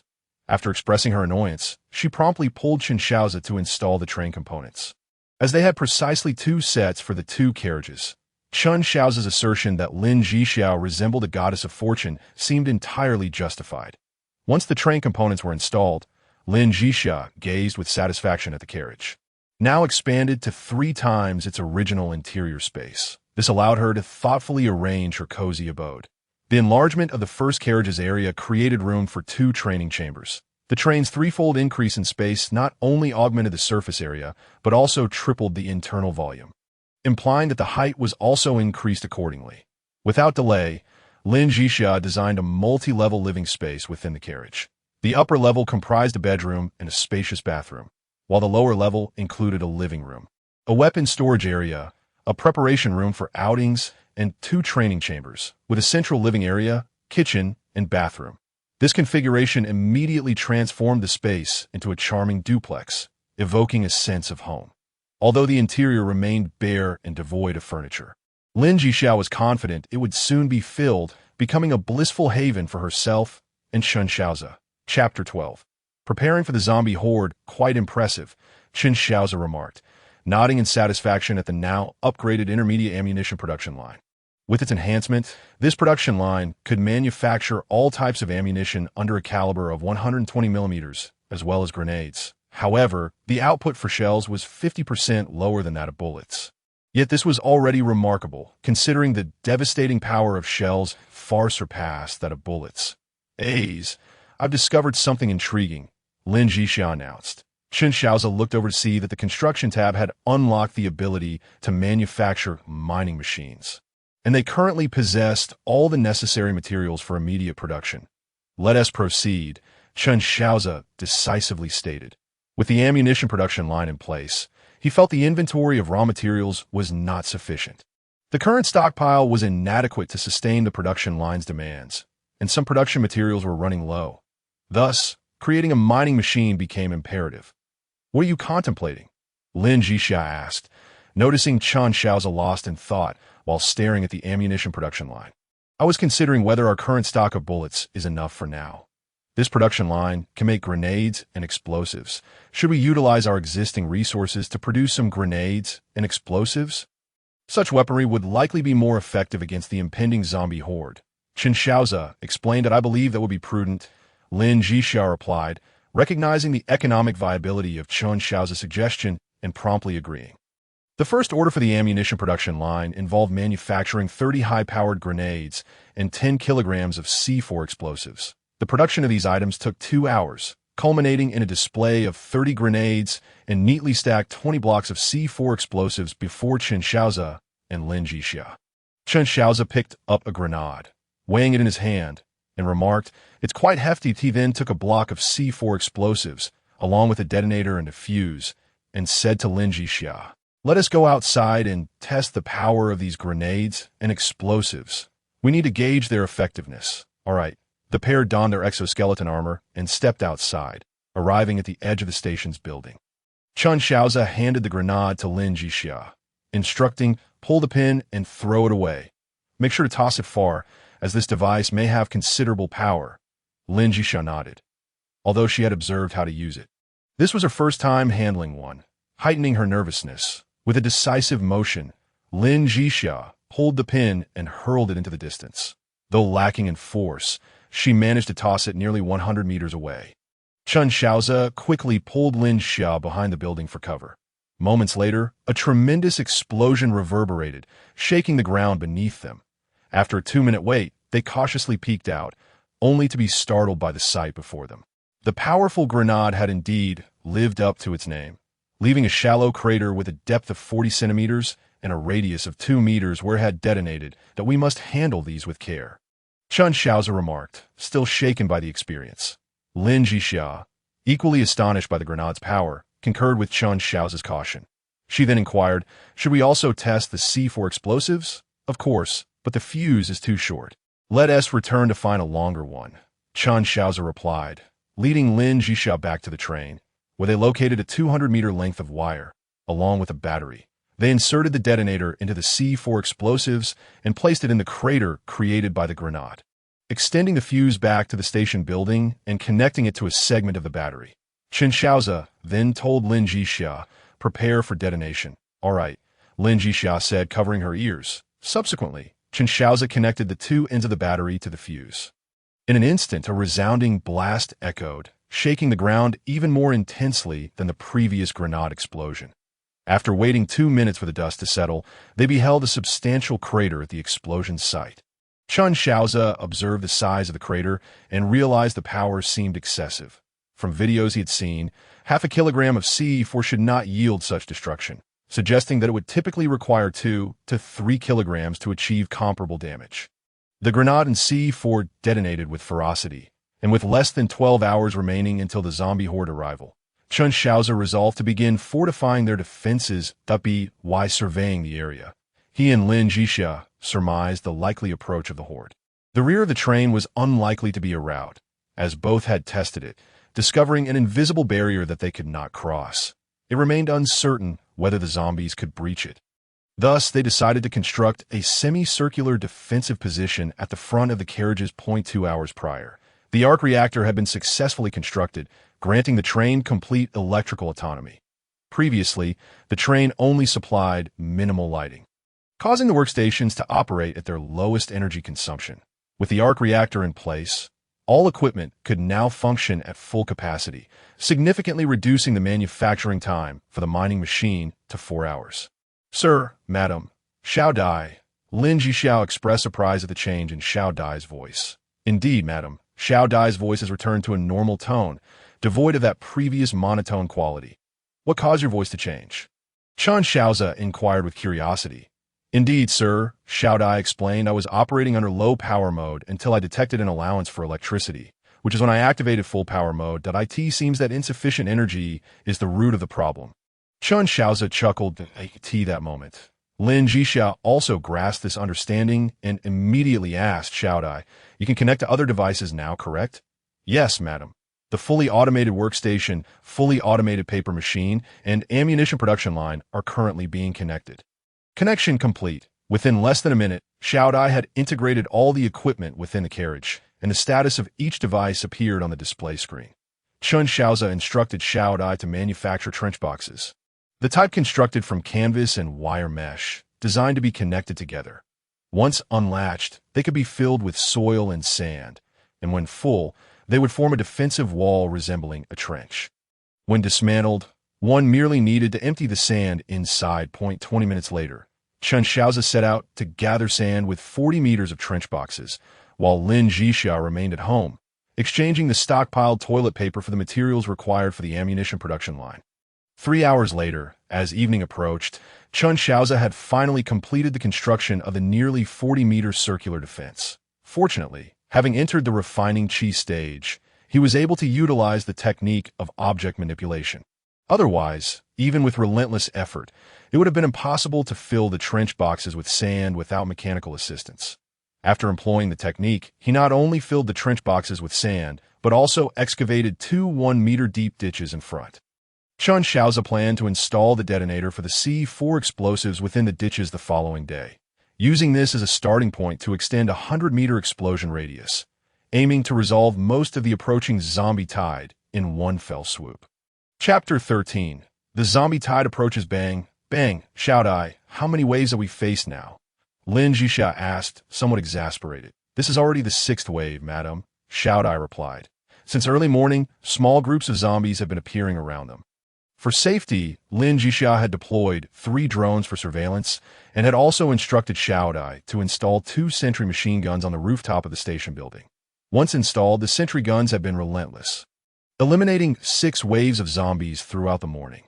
Although the total number of zombies was only in the dozens, the frequent disturbances were undeniably vexing. With the zombie tide drawing near, attacks were inevitable. However, these disturbances had their advantages, as both of them had leveled up. Chen Shaoze approached Lin Zhixia, embracing her to offer comfort. Indeed, we've both reached level 2. While ordinary zombies grant minimal experience, the experience required to progress from level 1 to level 2 is also modest. And we have accumulated ample experience. Chen Shaoze slung the prepared materials for setting up the detonation points over his shoulder and said to Lin Zhixia, I'm going out to lay out the explosive zones. I'll join you to provide cover, Lin Zhixia declared, rising to don her exoskeleton armor and grabbing an M4 before following Chen Shaoze outside. Strangely, as Chen Shaoze and Lin Zhixia set about fortifying their defenses, the surroundings fell eerily silent, prompting Lin Zhixia to heighten her vigilance. Chen Shaoze spent half an hour positioning the remaining 19 C4 charges across the front of the circular defense, which spanned less than 30 meters in width and 100 meters in length. Intending to deliver a grand gift to the zombies of the first wave, he also set a tripwire trap with grenades in the second ditch before beckoning Lin Zhixia back into the defensive perimeter. What do you plan to do with these trench boxes? Lin Zhixia inquired as she observed the 1.5-meter-high trench boxes filled with sand and gravel surrounding them. Chen Shaoze plopped down onto a chair, stating, I'll store them in my space. We might need them in the next location. True, Lin Zhixia replied, then playfully added, I crave the beefy grill. That's simple, but it's essential to feast well before the battle. Chen Shaoze responded promptly at Lin Zhixia's mention. He immediately rose to retrieve the grill from the carriage, kindled a fire, and took out 2 units of beef along with seasonings. The beef required no prior marination. Simply sprinkling on the seasonings and grilling rendered it exceptionally delicious. Lin Zhixia gazed longingly at the grilling meat, noticing a lack of beverages. She dashed inside to fetch a bottle of red wine and 2 glasses. Upon seeing this, Chen Shaoze knew she had indulged herself. I only tasted a little, just a sip, Lin Zhixia explained, feeling embarrassed under Chen Shaoze's scrutinizing gaze. Chen Shaoze, dissatisfied, remarked, Is that the main point? The real issue is that you didn't invite me to share the experience. Come here and kiss me, and I'll forgive you. You rogue, Lin Zhixia retorted, though her body was honest as she walked over. Before she could take any action, Chen Shaoze embraced her, and Lin Zhixia gently cupped his face, leaning in for a kiss. After a brief taste, Chen Shaoze released Lin Zhixia and threatened lightly, If you dare sneak a bite again, I'll devour you. Think again before you consider it, humph. Lin Zhixia haughtily lifted her chin, though the flush of her cheeks and the tips of her ears betrayed her. Chen Shaoze stroked his chin, saying, Building the foundation isn't particularly challenging. Humph. Lin Zhixia decided to ignore the rogue before her, but found herself unable to resist the allure of the beef. With the lessons learned from the previous experience, this time the grilling was even more flavorful. The 2 of them devoured 3 whole units of beef and finished the bottle of wine. Yet their current cultivation level rendered them unaffected.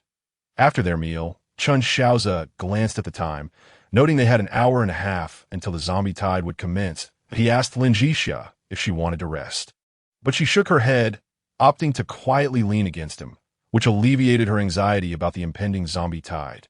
They arrived, and with 5 minutes remaining, Shaoze sensed a wave of deathly energy emanating from behind the town, reminiscent of the aura carried by the previous zombies, albeit this time it was notably more intense. Lin Zhixia also perceived the ominous energy and stood up alongside Shaoze.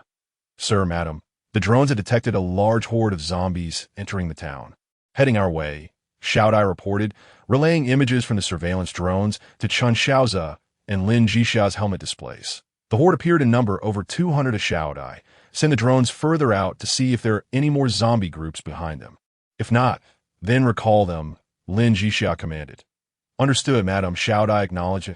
In less than 2 minutes, Shaoze, standing on a rooftop, witnessed the first zombie emerge from the horde. Bang, without hesitation, he dispatched it, earning 0.1 experience points and a zombie crystal core. The pace of the zombie tide quickened, and Lin Zhixia, having also taken her position, observed that the zombies following the first had noticeably accelerated their pace after witnessing the first one fall. Meanwhile, Shaoze calculated the total number of zombies, now amounting to 400, including the one Shaoze had eliminated as the horde neared the C4 explosion zone. Lin Zhixia raised her M4 and opened fire. With the assistance of her exoskeleton armor's targeting system, her accuracy was impressively high. Although she couldn't match Shaoze's headshot precision, her proficiency had brought her accuracy to an impressive 99.9% after some practice. For Shaoze, killing zombies was devoid of burden, but for Lin Zhixia, it was a different story. He did not impede her actions, merely watching as she methodically eliminated the advancing zombies from a distance of 200 meters. Lin Zhixia managed to take down nearly 50 zombies. After changing her magazine, she stood up, pausing her gunfire. Shaoze recognized that she had crossed a mental barrier and said, "Let's go down. The horde is about to enter the explosion zone." With a nod, Lin Zhixia acknowledged her progress. Although she had overcome her psychological barriers, her body still felt somewhat rigid.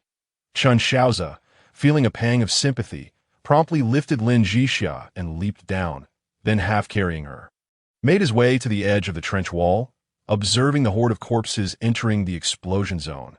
Concealment, as Shaoze watched the first row of zombies tumble into the initial trench. He swiftly pulled Lin Zhixia behind the trench wall. In the next moment, a series of explosions erupted, the shockwaves scattering dust in all directions, despite being 200 to 300 meters from the epicenter of the blast. Both Shaoze and Lin Zhixia felt the tremors beneath their feet and the shockwaves passing overhead, a testament to the devastating power of nearly 20 kilograms of C4 explosives. Chapter 14. A simple resolution and upgrade. Suddenly, Lin Zhixia felt a surge of power coursing through her body, a sensation akin to leveling up, followed by a plethora of loot manifesting in her personal storage space, before she could revel in her triumph. The drone controlled by Shaoze transmitted another image, revealing yet another horde of zombies approaching, their numbers estimated to be comparable to those they had just vanquished. Quite intriguing. At that moment, Shaoze held a mass of white mist in his hand. It was nebulous yet tangible, lacking any distinct form. "What is this?" Lin Zhixia inquired, before adding, "Shaoze mentioned another horde is on its way." "Yes, I heard Shaoze's battle report," Shaoze replied, raising the mass of white mist. "This is a soul fragment. Once we navigate through this zombie tide, I shall see if the devouring furnace can convert it into soul power. Soul power, something that enhances the spirit." Lin Zhixia, no longer a novice in the realm of cultivation, recognized the rarity of items that could augment one's spirit. Shaoze chuckled. "There's no need to dwell on that now. Let's assess our achievements first." With that, he peered out from behind the trench box. And to his astonishment, he beheld the fierce aftermath of the nearly 20 kilograms of C4 explosives. Within the entire explosion zone, there were virtually no intact zombie bodies left. They had all been shredded into fragments by the shockwaves of the blast, some even landing near the trench box. Fortunately, the blast did not direct itself towards their position. Otherwise, Shaoze felt the trench boxes would have been rendered obsolete, The ground within the explosion zone now bore 18 neatly arranged craters, with the blast point in the first trench having also been uprooted. The power was overwhelming, Chen Shaoze remarked, surveying the scene before him. Lin Zhixia also leaned out to witness the destruction, exclaiming, "Did we perhaps bury a bit too much explosives?" "Indeed, reducing it by half might still be excessive," Chen Shaoze replied with a grimace and a loss. "This was merely an experiment. With this data, we have a clearer understanding," Lin Zhixia responded with a smile. Subsequently, she detected the shadows of the second wave of zombies on her helmet scanner and promptly announced, "The second wave of zombies is here. They should have been detonated in 2 separate groups," Chen Shaoze lamented as he observed the second horde's numbers, which were comparable to the previous one. Lin Zhixia produced a grenade and challenged Chen Shaoze. "Shall we see who can eliminate more zombies?" "Very well." Chen Shaoze nodded in agreement. As the horde crossed the explosion zone, Lin Zhixia hurled the first high-explosive grenade with full force. Her strength attribute of 56, ensuring it landed precisely in the densest cluster of zombies. With a resounding boom, a vacuum formed amidst the horde. Following this, Chen Shaoze also threw a grenade into the fray, although its lethality did not match that of Lin Zhixia's. In tandem, Chen Shaoze unleashed 4 more grenades, and together they had dispatched nearly 80% of the zombies before Lin Zhixia ceased her barrage. "I win," Lin Zhixia declared excitedly. Chen Shaoze retorted, "You played dirty. Already caused an explosion, so naturally, I couldn't surpass your count. Just admit that this lady is formidable," Lin Zhixia said, tilting her head with a haughty demeanor. "I admit it. Of course, I acknowledge that my wife, Miss Lin Zhixia, is the most formidable," Chen Shaoze replied promptly, adopting a servile posture. "It's good that you know." Upon hearing Chen Shaoze's words, Lin Zhixia felt a surge of satisfaction. However, it was not the time for frivolity. After her declaration, she readied her M4 to finish off the remaining stragglers. "Shaoze, retract the drone," Chen Shaoze commanded. "Understood, sir," as he observed Lin Zhixia, still engaged with a few lingering zombies. He proceeded to stow away the trench boxes on the other side and dismantle the 2 GAR machine guns on the roof. Upon completing these tasks and returning, he noticed a lone zombie ambling toward them. "Why aren't you attacking?" Chen Shaoze inquired. Lin Zhixia replied, "There are still 2 grenades with their safety pins removed ahead. Let it take itself out." "Indeed," Chen Shaoze concurred, and together they stood watching the zombie's final destination. 2 minutes later, as the zombie fell into the trench, a resounding explosion followed, marking the end of their first encounter with a zombie tide in this world. Congratulations to survivors Chen Shaoze and Lin Zhixia for successfully annihilating the zombie horde. Please gather your belongings. The train will depart for the next station once the countdown reaches 0. Upon hearing this announcement, the 2 immediately turned their gaze to the display in the driver's cabin, discovering they had a full 2 hours before departure, allowing them ample time to prepare. After thoroughly inspecting the 2 trench boxes to ensure they were free of any undesirable remnants, Chen Shaoze proceeded to store them away. Lin Zhixia meticulously checked the platform, confirming no items had been left behind before boarding the train to change her clothes. Subsequently, Chen Shaoze entered the train, closed the door, and placed the trench boxes into the storage compartment, swapping out his exoskeleton armor for comfortable loungewear. After a brief refresh, the 2 settled in the living room, laying out the spoils from their zombie extermination. At this point, Chen Shaoze discovered that his talent was ineffective against the zombie cores and soul fragments, which he found inconsequential. Lin Zhixia, however, was gleefully counting the pile of zombie cores on the table. After tallying, they had collected a total of 735 zombie cores and 50 soul fragments from the first wave. Upon seeing the collection of soul fragments, Chen Shaoze promptly retrieved the devouring furnace. Before he could set it down, the 50 soul fragments seemed to be drawn into the furnace, which then emitted a soft, golden glow. Once the glow faded, Chen Shaoze extracted 5 drops of golden liquid from the furnace. "Goodness, soul gold liquid," Chen Shaoze exclaimed, once again cursing in astonishment at the 5 drops of golden liquid before him. Observing his reaction, Lin Zhixia quickly examined the information about the golden liquid. Upon reading the phrases, "can increase 5 points of mental attribute and no side effects," she too became exhilarated. Here, the spirit aspect manifests as mental power on the personal heavenly path panel. And the illusory moon heart sutra emphasizes spirit cultivation. The stronger the spirit, the faster the cultivation speed. A's, we should trade materials for soul fragments, as many as we can. Lin Zhixia's eyes sparkled as she earnestly proposed. Chapter 15. Additional reward detention. All survivors. The train will depart in 5 minutes. Please board immediately. 5 minutes later, the heavenly system announced once more. Congratulations to all survivors. The train has started and is en route to the next station. It will arrive in 48 hours. The calculation of rewards for the zombie tide will now commence. Congratulations to survivors Chen, Shaoze, and Lin Zhixia for achieving the shortest time and the highest kill count during this zombie tide, earning 1 mythic level reward chest. However, this time, there was no collective announcement. It merely flashed briefly before Chen Shaoze and Lin Zhixia, yet the tangible mythic level chest lay undeniably before them. Chen Shaoze turned to Lin Zhixia and asked, "Shall we open it now?" As Lin Zhixia promptly nodded in agreement, she opened the mythical treasure chest. Both she and Chen Shaoze beheld 2 models emerging within, drawing from their prior experience with the ammunition production line. They swiftly discerned that this was some form of mechanical apparatus. Upon lifting the items, the display revealed a small-scale hyperdimensional mining machine and a small-scale spatial farm, both of which were of mythical quality. A spark of inspiration ignited within Lin Zhixia's mind, and she promptly stored the 2 items in her own space, remarkably resulting in a duplicate of each. She then presented these 4 items to Chen Shaoze. Upon receiving them, he too placed them into his space, though this time, the quantity did not increase. Instead, their attributes were enhanced, transforming them from small to medium size, medium hyperdimensional mining machine, and medium spatial farm. "Splendid!" Lin Zhixia exclaimed, snapping her fingers in excitement, feeling as though she had struck gold. Previously, Chen Shaoze's talent had proven ineffective during the ammunition production line endeavor. Yet this time, Lin Zhixia had intuitively adjusted the order of the talent amplification, yielding unexpected results. The acquisition of double resources had effectively resolved their shortage of raw materials. Although the medium hyperdimensional mining machine was not particularly large, it could only fit one in the second carriage. Adding another would render the space exceedingly cramped.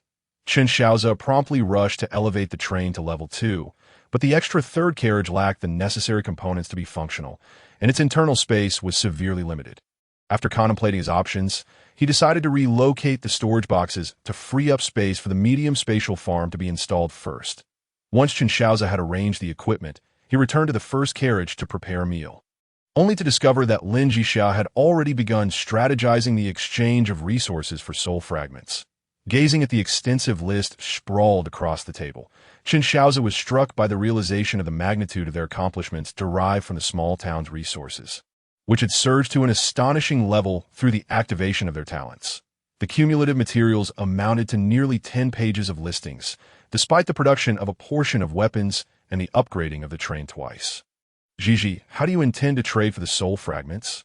Chen Shaoze inquired as he took a seat, eyeing the pages of resources. As I look, Lin Zhixia placed a page before him, explaining in recent days, "I've noticed that there seems to be no water source in our vicinity, and we have only found 2 barrels of water in the clinic, neither of which is safe for consumption. Even after filtering and boiling, it remains unsafe. That if other survivors are in a similar predicament, the purified water collected by our device could fetch a high price."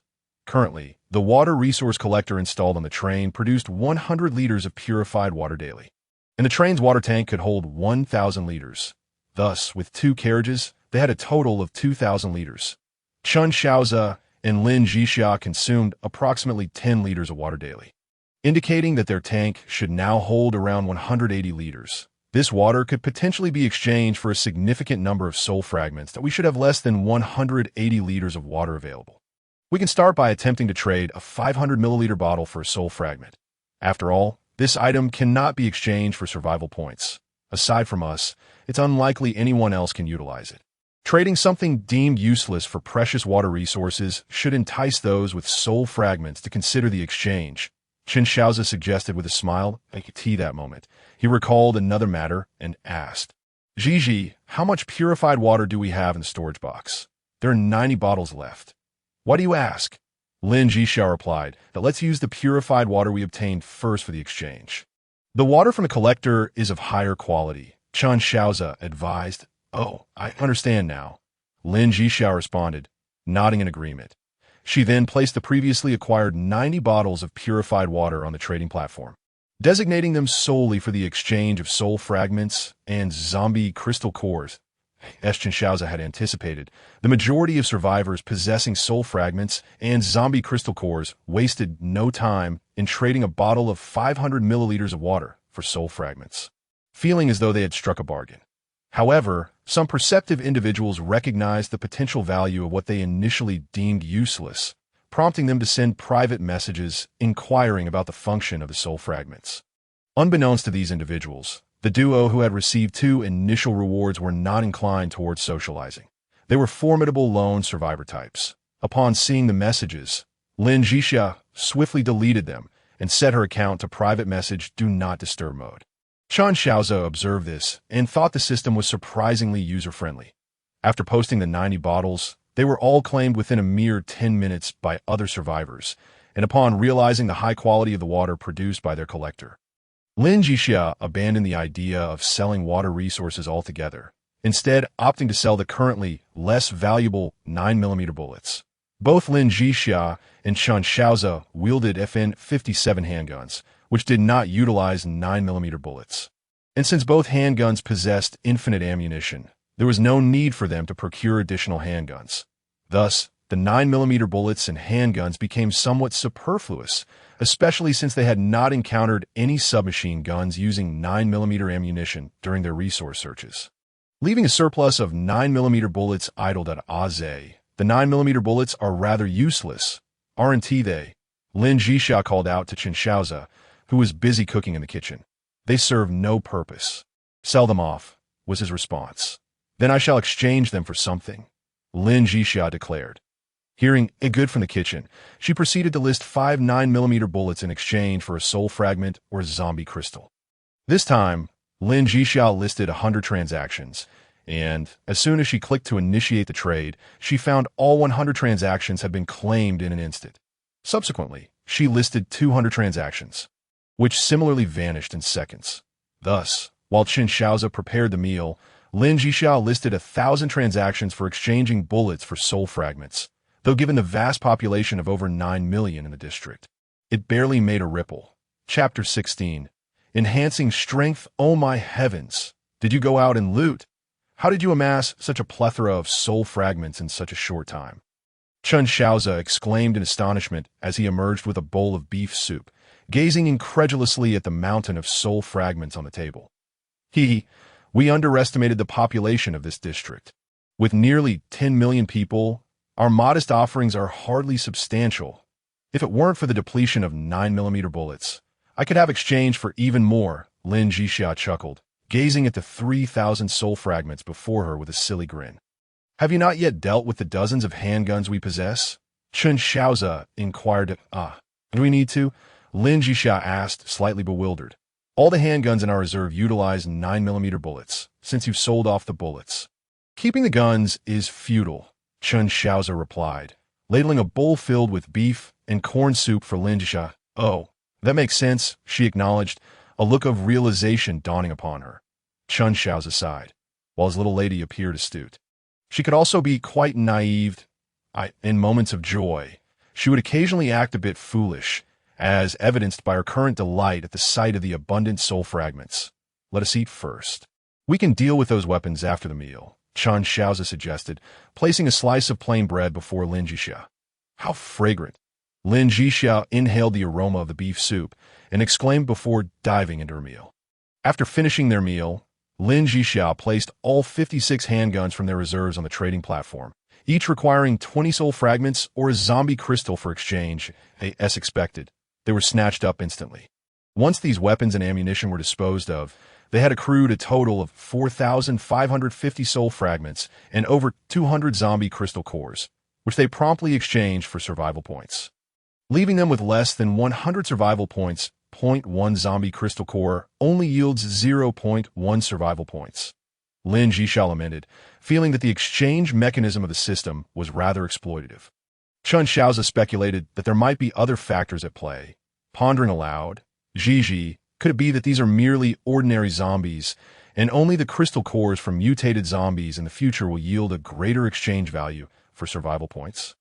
It is highly probable that Lin Zhixia, upon contemplation, immediately concurred with Chen Shaoze's conjecture, leading her to invite him to engage in cultivation to enhance their abilities, after the refinement process in the devouring heaven furnace.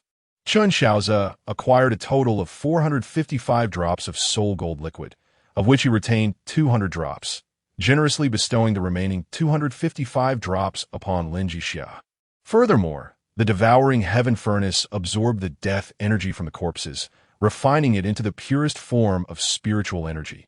Lin Zhixia decided to first absorb the soul gold liquid, as a stronger spirit would facilitate smoother cultivation, while Chen Shaoze opted to utilize the spiritual energy within the furnace to elevate his cultivation level. For a full 24 hours, Chen Shaoze advanced his cultivation from an initial stage of qi refinement directly to the late stage of qi refinement. When he emerged from the cultivation chamber, he discovered that Lin Zhixia had already completely absorbed the 255 drops of soul gold liquid. Observing Lin Zhixia solidifying her spirit, Chen Shaoze placed the devouring heaven furnace at the entrance of the cultivation room, and then returned to his own chamber to absorb the 200 drops of soul gold liquid. It took him 10 hours to fully refine these drops, at which point he felt his spirit's strength rise by an entire tier. Coupled with his late-stage qi refinement, he was now capable of deploying his spiritual sense to survey his surroundings. Although his range of perception was limited to a mere 200 meters, that distance was sufficient for both him and Lin Zhixia to evade ambushes from zombies and preserve their lives. With 12 hours remaining before the train reached its second stop, Lin Zhixia concluded her cultivation. Upon seeing Chen Shaoze, she immediately leapt into his embrace, exclaiming sweetly, "Aze, I've reached the mid-stage of qi refinement." "Wow, impressive," Chen Shaoze exclaimed, unabashedly giving a thumbs up to his little lady. Reflecting on his own journey, he recalled how it had taken him several months to progress from the entry level to the mid-stage of qi refinement, while Lin Zhixia achieved it in less than 10 hours. Truly, comparisons can be disheartening. Despite the assistance of the devouring heaven furnace, Lin Zhixia's innate talent was exceptional. At this moment, Lin Zhixia's personal attributes had transformed to strength, 162, endurance, 160, speed, 165, spirit, 435. Naturally, Chen Shaoze's own physical attributes were also remarkable. Otherwise, he would not have been able to elevate the formidable devouring heaven demon scripture from its initial stage to the late stage of qi refinement in just one day. "Do you even know who I am?" Lin Zhixia began to take pride in herself once more, then inquired, "Aze, what is your current cultivation level?" "Me." Chen Shaoze rubbed his nose and replied, "Since I've been recultivating, I progressed a bit faster. I'm now at the late stage of qi refinement." "Really? That's wonderful." Lin Zhixia responded with surprise, though it was unclear what she meant by wonderful. Lin Zhixia, unaware of the dramatic changes to Chen Shaoze's personal attributes following his advancement to the late stage of qi refinement, did not see his attributes, which had shifted to strength, 611, endurance, 610, speed, 620, spirit, 840. This new set of attributes completely overshadowed those of the ordinary survivors, even surpassing some of those in the inner circle. The two soon realized they had developed an unpleasant odor, prompting them to freshen up before sharing a simple meal together. "Zhixia, are there any records of attack spells or movement techniques in the illusory Moonheart Sutra?" Chen Shaoze asked, enveloping Lin Zhixia in his embrace. "Yes," Lin Zhixia replied, "there are the illusory moon star-stepping technique, illusory moon ice-killing technique, and illusory moon sword technique. The others aren't particularly useful for now." The illusory moon star-stepping technique is an exclusive movement skill for practitioners of the illusory Moonheart Sutra, while the illusory moon ice-killing technique is an ice-based spell with considerable lethality when combined with the former. Lin Zhixia had not focused much on the illusory moon sword technique. As her current cultivation level was too low, it was better not to overreach. Movement techniques should take precedence, while spells can be practiced when time allows. "If we can resolve things with firearms, there is no need to waste our internal spiritual energy," Chen Shaoze suggested. Perhaps feeling secure nestled in Chen Shaoze's arms, Lin Zhixia unwittingly grew drowsy. After a soft acknowledgement, she succumbed to sleep. Lin Zhixia peacefully slumbered in Chen Shaoze's embrace. The chat channel of the Heavenly Dao Manual buzzed with discussions about Lin Zhixia's acquisition of soul fragments. Although she had concealed her name during the transaction, it did not prevent some from speculating that the fortunate recipients of the first kill and first rise rewards were none other than Chen Shaoze and Lin Zhixia. Little did they know, the subjects of their discussions had already ascended to heights they could scarcely imagine. Chapter 17. The second stop, a small city survivors. Please be advised that the train will arrive at the second stop in 4 hours. Early in the morning, Chen Shaoze was roused from sleep by the announcement of the Heavenly Dao. Lifting his head, he noticed Lin Zhixia's smooth, fair legs draped over him. Carefully, he shifted them aside, kissed her cheek to quell her discontented murmurs, and tucked her in before cautiously dismounting from the bed. Glancing at the time, he saw it was already 8 in the morning. The train would reach the second stop by noon. Seizing the opportunity, Chen Shaoze decided to check on the mining machine he had activated a few days prior. Entering the second carriage, he found a mining machine had ceased operation. Upon inspection, he discovered that its storage box was brimming with ore. The medium-sized interdimensional mining machine had a storage capacity of approximately 1,000 cubic meters, and it was currently filled with various types of minerals. Chen Shaoze promptly transferred the ores into the storage boxes he had prepared. The convenience of this world lay in the effortless transfer of large quantities of items. Once the ores were placed into the storage boxes, they were instantly categorized into separate compartments. Among the ores, iron ore was the most abundant, followed by copper or aluminum ore and other metallic and non-metallic ores. If not for the ample size of the storage boxes, it would have been a challenge to accommodate such a diverse array of minerals. Good morning, sir. The smelting furnace has been completed. At this moment, Xiao Dai's voice chimed in, reminding Chen Shaoze that he had considered the issue of metal smelting before leaving the first stop and had casually selected the option to manufacture a smelting furnace. Afterward, he had forgotten about it entirely until Xiao Dai's prompt brought it back to mind. Acquired a small smelting furnace, activating talent effects. Acquired a small atomic smelting furnace. Impressive, Chen Shaoze remarked upon reviewing the information about the atomic smelting furnace. Although it was a small model, its metal smelting speed was remarkably swift, albeit with a terrifying energy consumption of 100 million joules per second, which set a high threshold for usage. Without the powerful electrical support from the arc reactor, Chen Shaoze would not have been able to afford such a device. Considering for a moment, he decided to hold off on using it until Lin Zhixia awoke. Intending to have her replicate another one with her talent point 2 atomic smelting furnaces could still be managed with the capacity of a single arc reactor, alleviating any concerns regarding mineral resources. Chen Shaoze then checked on the situation in the spatial farm, which had only yielded a potato he had found in the shop. Initially, he had intended to eat the potato, but Lin Zhixia had prevented him. Since they had acquired the spatial farm shortly thereafter, Chen Shaoze did not hesitate to plant the potato. Remarkably, in just 2 days, it had already sprouted, indicating that it would not be long before they could enjoy beef stew with potatoes. Returning to their accommodation carriage, Chen Shaoze found Lin Zhixia already awake. She seemed both alert and still half asleep as she approached him, wrapping her arms around his waist and nuzzling against him like a lazy cat. You should wash up. We'll be at the second stop in 3 hours, Chen Shaoze said, ruffling her hair with a smile. Lin Zhixia responded softly, lingering in his embrace for a moment before finally getting up to freshen up, appearing to have fully awakened at last.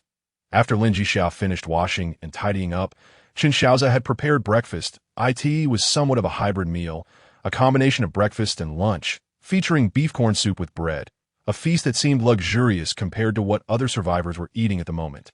Though Chen Shaoze and Lin Zhixia were beginning to grow weary of it, I wonder if we can find some different ingredients at the second stop.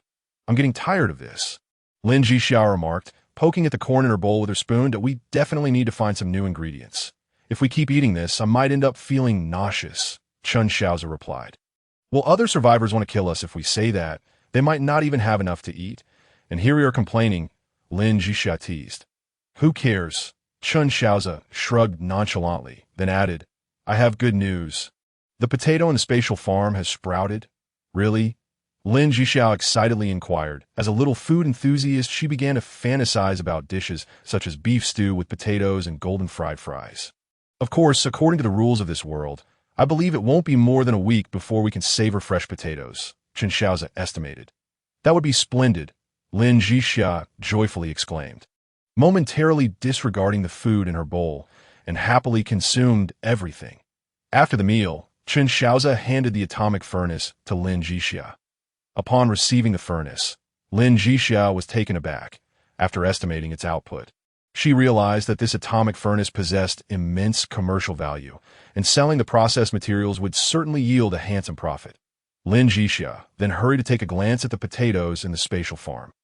On her way back, she was counting on her fingers, seemingly calculating something. Chen Shaoze guessed she was absolutely figuring out how many culinary delights could be made from the potatoes, and no wonder Chen Shaoze understood Lin Zhixia so well. She was indeed calculating the culinary possibilities of the potatoes, while also pondering what other crops to plant in the spatial farm. The first that came to her mind were strawberries and grapes, her favorite fruits. During this time, Chen Shaoze was not idle either. Estimating that they wouldn't return for lunch, he roasted 2 pieces of meat and packed them into a food container for his spatial storage. So he could have a snack later in the afternoon if hunger struck. 3 hours swiftly passed, and Chen Shaoze and Lin Zhixia had gained experience from their first stop, eagerly anticipating the second. They hoped it would be a larger city, allowing for a greater resupply of resources. Lin Zhixia also wished to properly decorate the first accommodation compartment. Although the current arrangement was satisfactory, she felt it lacked many essentials. Naturally, clothing needed replenishing, especially undergarments. Chen Shaoze had it easier, but Lin Zhixia found it troublesome, particularly since she felt her menstrual cycle was approaching and would need some clean underwear. Fortunately, she no longer had to worry about tissues, as the paper produced by the paper machine had mostly been kept aside after selling off a portion. Suddenly, both Chen Shaoze and Lin Zhixia felt the surroundings brighten slightly. Approaching the window, they saw the mist dissipate on either side of the tracks, revealing a city in the distance. A small city, yet fully equipped. Chapter 18. Dao Companions, attention all survivors. Please prepare, the train is about to arrive at the second station. Following this, the cockpit display showcased 2 countdown timers, alongside a number 2. However, this time there was no novice protection period indicated.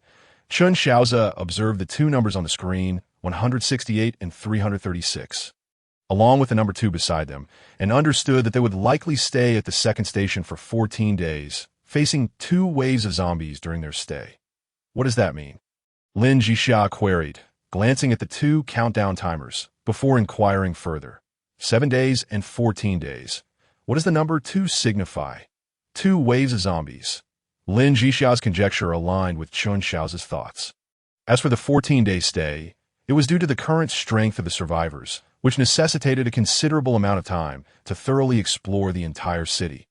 Naturally, for Chen Shaoze and Lin Zhixia, a significant portion of that time would likely be spent cultivating on the train to enhance their abilities. With a screech, the train's brakes announced their arrival. The second station indeed differed from the first.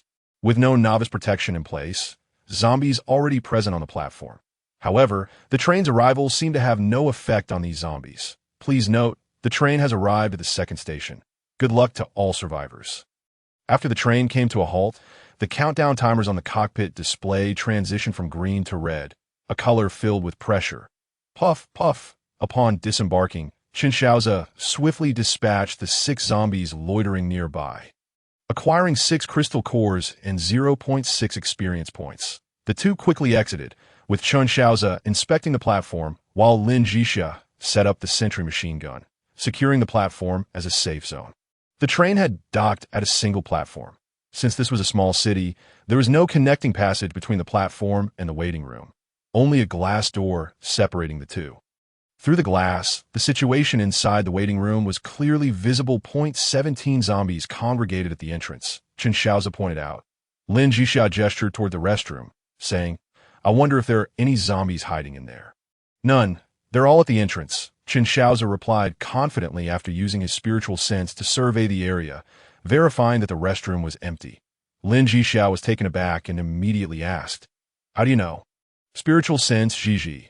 Considering we are now practitioners, Using spiritual sense to probe is quite reasonable, Chen Shaoze explained. Spiritual sense, right? Lin Zhixia realized, and after employing her own spiritual sense, she exclaimed in excitement. How marvelous! At this point, she turned to Chen Shaoze with a frown and demanded, "What are you hiding from me?" "Nothing at all." Chen Shaoze feigned ignorance. "I doubt you would dare," Lin Zhixia retorted, shaking her small fist.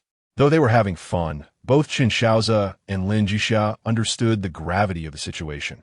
Their primary objective now was to eliminate the 17 zombies before them, completely removing any safety hazards from the station. "Ready," Lin Zhixia grasped the doorknob and asked Chen Shaoze. He nodded while holding his M4, indicating his readiness. Lin Zhixia extended 2 fingers and began counting. As she withdrew her fingers, she abruptly pulled the glass door open, the sharp sound of friction resonating throughout the waiting hall. Puff, puff. The zombies that had just turned around met the bullets fired from Chen Shaoze's rifle. Lin Zhixia followed closely behind, and together the two unleashed a barrage of gunfire at the 17 zombies. Within moments, all 17 zombies were dispatched, yielding 34 crystal cores and 6 soul shards, along with a meager 1.7 experience points. It seemed neither Chen Shaoze nor Lin Zhixia noticed that each zombie had contributed 2 crystal cores to their total. While Lin Zhixia searched through the station's small supermarket, Chen Shaoze disposed of the 17 zombie corpses and stood at the entrance surveying the terrain. Being a small station, the scale was limited. Adjacent to the waiting hall were the ticket counter and luggage check-in area, along with a vehicle access ramp that had become a large pit due to erosion from rain, with an estimated drop of 5 to 6 meters. The entrance to the waiting hall opened onto a platform approximately the size of a football field, elevated about 20 meters above the ground. To reach it, one would have to ascend over 50 steps. As there were no side access points in Chen Shaoze's view, this terrain was highly defensible. After retrieving the trench box to block the access stairs, Chen Shaoze returned to the waiting hall to see what supplies Lin Zhixia had found in the supermarket. "What are you looking at?" Chen Shaoze approached to find Lin Zhixia facing away from him, seemingly engrossed in something, prompting his curiosity. Upon hearing Chen Shaoze's voice, Lin Zhixia was startled and quickly stashed the item into her storage space. Pouting at him, "Why didn't you make a sound when you left? You almost gave me a heart attack." "Is that so?" Chen Shaoze scrutinized her, making Lin Zhixia feel guilty. Ultimately, she retrieved the item from her storage space and tossed it into Chen Shaoze's hands before diving back into the supermarket. "What is this?" Chen Shaoze wondered as he examined the item, discovering it to be a small umbrella. It turned out Lin Zhixia had been looking at this. Chen Shaoze was not particularly concerned, as even if it was something they had no immediate need for, it didn't mean it wouldn't be useful to someone else. Thus, he set it aside, planning to trade it later. Chen Shaoze found Lin Zhixia in the innermost room of the supermarket. Upon seeing Chen Shaoze, a blush crept across Lin Zhixia's face. Without hesitation, Chen Shaoze embraced her and whispered about the dual cultivation concept. Lin Zhixia had seen it mentioned on the Jade Talisman, but hadn't delved deeply into it. Now, hearing Chen Shaoze elaborate on the matter, she felt a stir of excitement, akin to a bashful maiden, burying her face in his embrace. "All right, we shall go with the flow. First, we must break through to the foundation establishment stage. Only then can we speak of self-preservation in this world. Moreover, during cultivation, there arises the notion of wealth. Partners, laws, and land, where partners refers to Dao companions like us. Do you understand?" Chen Shaoze offered some words of comfort. Lin Zhixia replied dully, then promptly leaped from Chen Shaoze's embrace and dashed outside to continue organizing the supplies within the supermarket. "This girl," Chen Shaoze muttered affectionately, following her to assist in gathering resources. Chapter 19. A grand scheme inside the supermarket at the train station. Aside from selling local specialties, there were mainly convenience foods. At that moment, Chen Shaoze's storage space had yielded a substantial collection of such items: biscuits, instant noodles, and ham sausages. Naturally, there were also snacks favored by girls, but those were strictly off-limits for trading. As they were Lin Zhixia's personal treasures, the quantity of these items exceeded 3 digits. Had it not been for Chen Shaoze's ample storage, finding a place to store them would have been a dilemma. Look what I've found!" Lin Zhixia exclaimed, waving something that resembled a brochure towards Chen Shaoze. He approached, and upon seeing the item in her hand, suddenly realized, "Is it a map?" "How did you guess?" Lin Zhixia asked, intrigued. "Well, brochures at train stations typically include maps," Chen Shaoze replied with a smile. "Oh." Lin Zhixia dismissed Chen Shaoze's explanation and eagerly unfolded the map, discovering various annotations. She gasped, "This appears to be akin to a map indicator from a game." Indeed, Chen Shaoze noted, having already spotted several resource points within the small city, such as the police station marked with a notation indicating a few weapons, and the hospital labeled as having a substantial amount of medical supplies. The largest location was denoted as a large warehouse supermarket, indicating a significant stockpile of daily necessities. "Where should we go first?" Lin Zhixia inquired excitedly, her eyes glinting at the annotations. Chen Shaoze glanced at the time. It was already past 1 in the afternoon, making a distant trip impractical. He pointed to the police station, the closest point to the train station, and said, "Let us first check the police station. Then find a vehicle to head directly to the largest warehouse supermarket tomorrow." "All right," Lin Zhixia nodded. With Chen Shaoze burdened with a plethora of items, they couldn't leave with everything in tow. They needed to ensure they could return with as many supplies as possible. Returning to the train, Chen Shaoze stacked all the items from the supermarket, excluding the non-tradable snacks, in the third carriage, which quickly filled with supplies. The snacks were stored in a dedicated food storage box in the kitchen, leaving Chen Shaoze's personal storage space exclusively for weapons and ammunition. "Gigi, see if you can trade for a train space component." "The area in the third carriage is insufficient," Chen Shaoze suggested to Lin Zhixia. "Will anyone sell such a thing?" She asked. "Let's give it a try. Others likely don't share our predicament of having too many items without a place to store them. Gathering more supplies should enable a trade." Chen Shaoze mused. Though he believed the odds of securing a train space component were slim, it was worth attempting that a larger space would allow for the accommodation of more equipment, providing a greater sense of security in this life-and-death survival game. "Okay, we'll try when we return tonight," Lin Zhixia agreed. After making some preparations, replenishing their rifle ammunition, and grabbing 2 bottles of water, they ventured outside the train station. "Be cautious. There are numerous zombies inside the buildings," Chen Shaoze warned as they approached a nearby structure, only to discover a staggering number of zombies lurking within. Indeed, this seemingly modest building harbored nearly 100 zombies.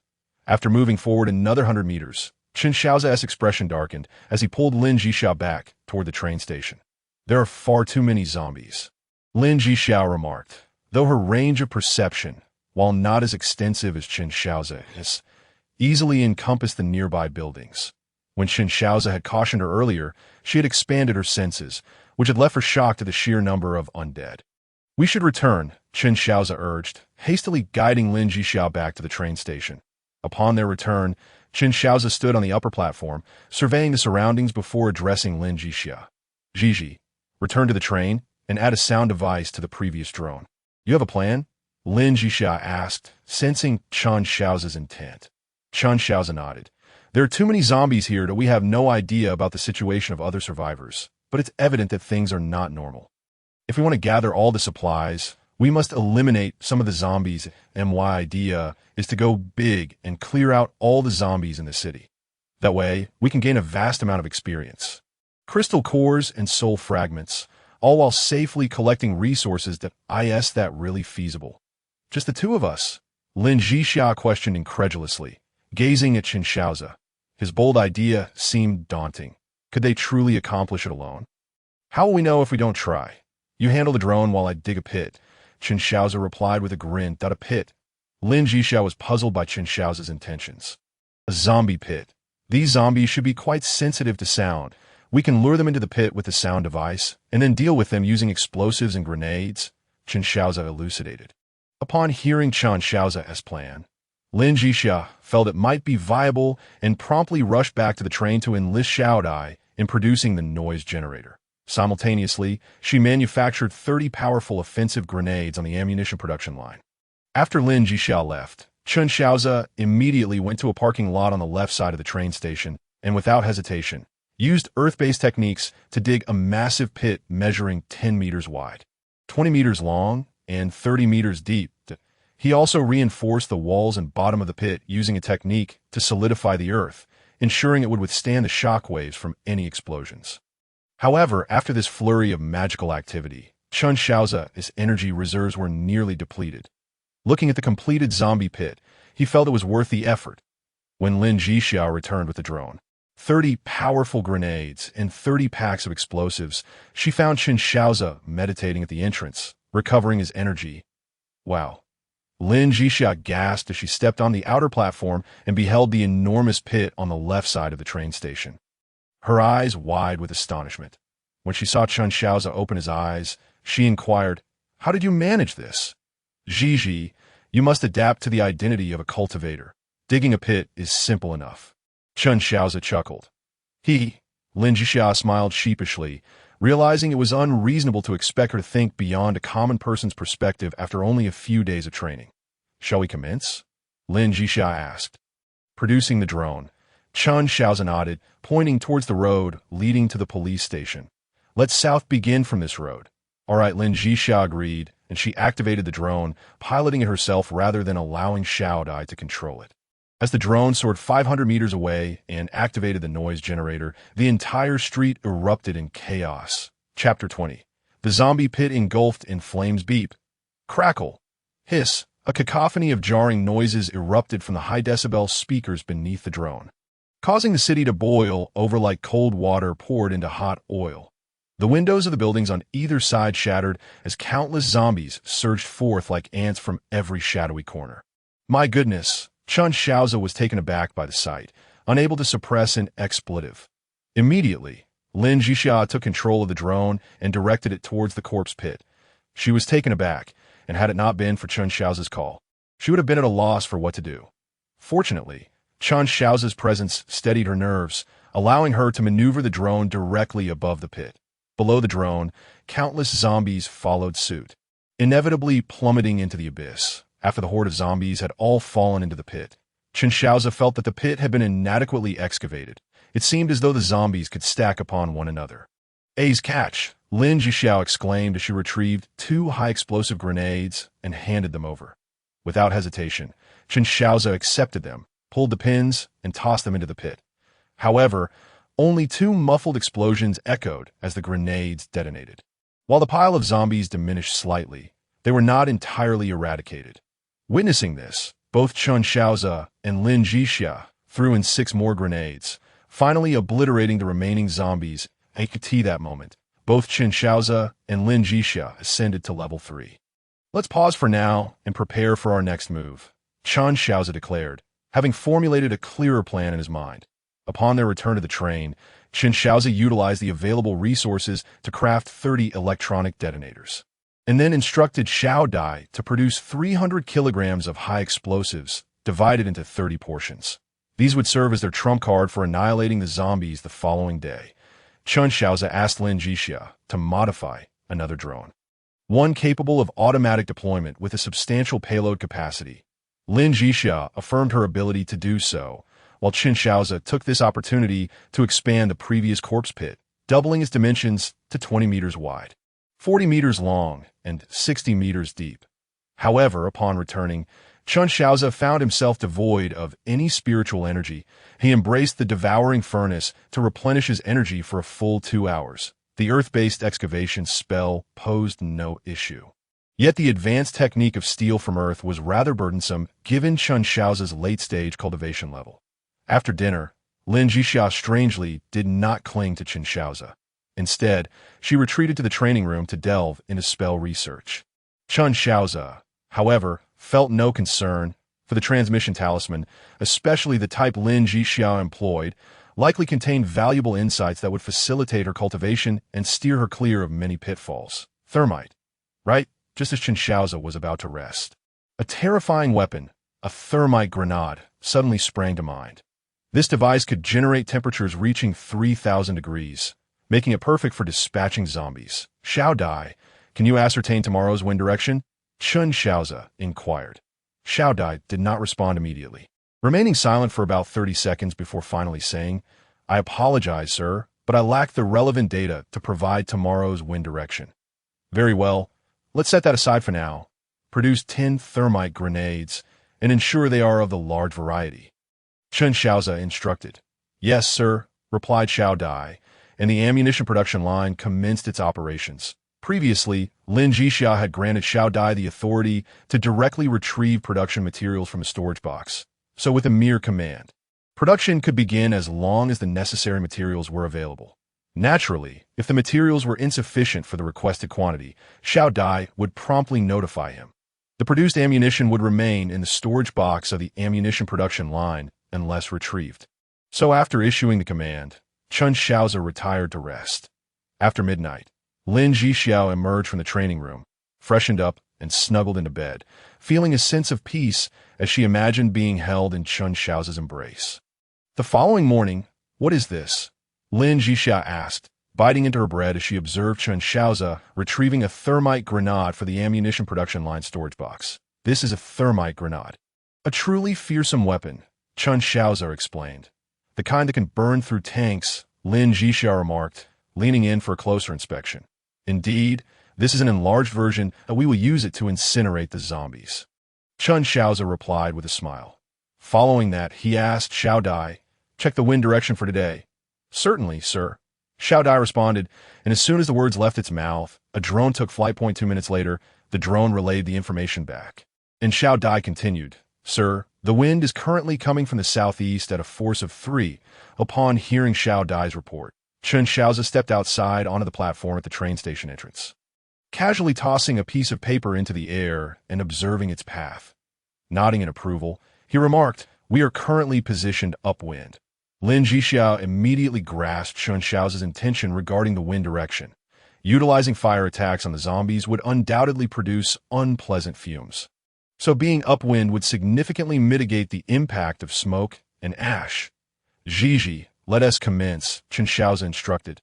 "All right," Lin Zhixia promptly replied, activating the drone to lure the horde of zombies. After more than 10 minutes, the drone successfully attracted the first wave of zombies, who swarmed from the end of the road in a dense mass, creating an unmistakable sense of oppression reminiscent of a zombie tide.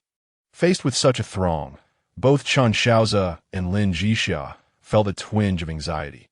However, the zombies were fixated solely on the noise emanating from the drone, and without hesitation, they all tumbled into the prepared corpse pit. The pit, with its capacity of 48,000 cubic meters, easily accommodated the large horde. Chen Shaoze glanced at the sky, took out 2 thermite grenades, and said to Lin Zhixia, "Keep luring them. Let us aim to clear this area by noon." "Understood," Lin Zhixia responded, continuing to maneuver the drone to draw in more zombies. Chen Shaoze directly pulled the pins from 2 thermite grenades and cast them into the corpse pit as the thermite grenades began to react. Thick smoke billowed from within the pit. Carbon-based life forms made for excellent fuel, and once ignited, the flames spread rapidly. Observing the inferno that erupted in the pit, Chen Shaoze felt it insufficient, so he added some gasoline along with laundry detergent and wood shavings into the mix.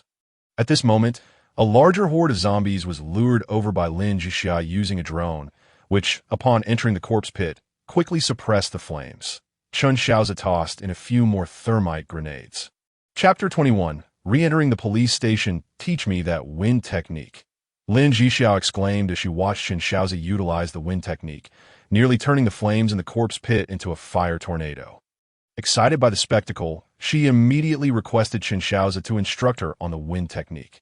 This technique, known as the most basic wind method, whirlwind technique, was largely ineffectual in terms of offense, primarily used for clearing leaves and dust from courtyards. Thus, Lin Zhixia quickly mastered this wind spell. Seeing Lin Zhixia reveling in her newfound ability, Chen Shaoze took on the task of luring more zombies. The previous waves had effectively drawn nearly all the zombies within a kilometer radius, and the sheer number they had dispatched brought them tantalizingly close to leveling up. Chen Shaoze resolved to attract yet another wave. Having familiarized himself with the controls, Chen Shaoze guided the drone outside. Its whirring sound echoing continuously, as expected. No zombies emerged from the surrounding buildings, indicating that the area had indeed been cleared. He piloted the drone directly to a nearby grocery store, the second closest supply point to the police station, and the richest in resources. Cranking up the noise, he flew low around the supermarket, resulting in the immediate emergence of nearly 1,000 zombies, who seemed infuriated by the noise above. clawing at the air in an attempt to grasp the drone. After circling the area once more and confirming through the drone's camera that no additional zombies were emerging, Chen Shaoze navigated the drone back toward the corpse pit. Another wave is coming, and it seems quite substantial. He cautioned. Lin Zhixia, unconcerned with the size, simply tossed a thermite grenade into the pit, then activated her wind technique. As the drone drew the horde from the supermarket into the corpse pit, the flames were swiftly subdued. Lin Zhixia hurled 3 more thermite grenades into the pit and followed Chen Shaoze's recipe by tossing in a barrel of gasoline. With a flourish of the whirlwind technique, a surge of flame shot skyward. Even from their vantage point, they could feel the intense heat emanating from the pit, and Chen Shaoze estimated temperatures exceeding 3,000 degrees within. After half an hour, as Chen Shaoze and Lin Zhixia observed the flames dwindling in the corpse pit, they finally exhaled in relief. When they opened their respective storage spaces, they were taken aback by the sight. Over 4,000 zombie cores, more than 500 soul fragments, and just 40 experience points shy of leveling up again. A bountiful harvest indeed.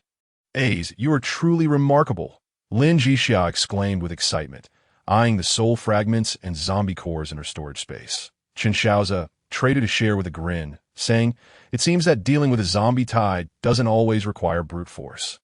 We can outsmart them, right, darling?" "Of course," Lin Zhixia replied joyously as she counted the soul fragments. After handing the drone's controls over to Shaoze for reconnaissance, they learned that the density of zombies within a kilometer radius of the station had dropped by an astounding 99.9%. The few straggling zombies posed no threat and were thus disregarded by 8 in the morning. Their zombie barbecue concluded in less than an hour and a half. It was still not yet 10 o'clock when Lin Zhixia dragged Chen Shaoze out the door.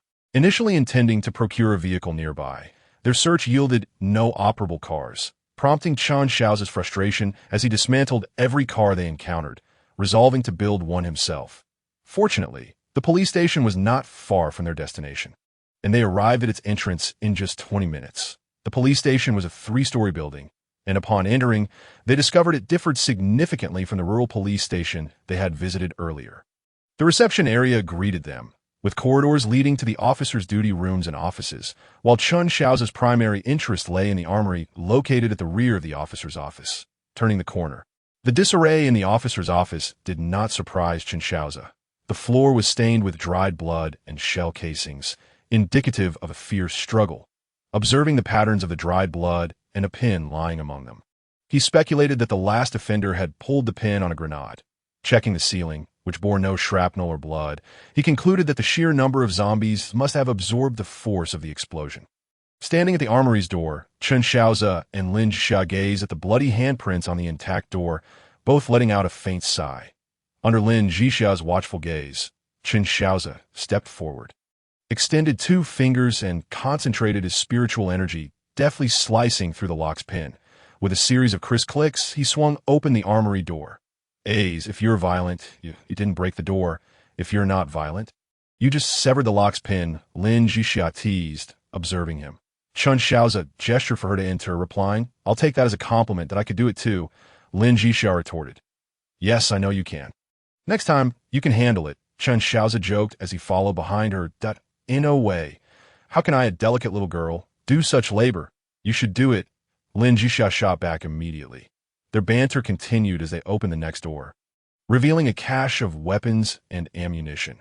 Initially expecting the armory to be nearly empty given the brutal scene outside, they were pleasantly surprised by the well-preserved arsenal. Automatic rifles, shotguns, handguns, and sniper rifles were neatly arranged on the racks. With only a few slots empty in the first row of cabinets, the remaining storage was full, displaying magazines, tactical gear like bulletproof vests and helmets, and, most notably, the innermost room contained not only supplementary ammunition, but also a box of flashbangs, a box of stun grenades, and 3 boxes of egg-shaped grenades. Upon inspection, Chen Shaoze discovered that the majority of the handguns were either M9S or Glock 19S, while the shotguns and automatic rifles were exclusively Remington M870S and AR-15s, respectively. The sniper rifle was solely the Remington 700 PSS model. Seeing these weapons, Chen Shaoze was convinced that this realm had indeed replicated some American city from his original world. Otherwise, the arrangement and weaponry would not have felt so familiar. Well, at least it isn't us who are in trouble, he thought.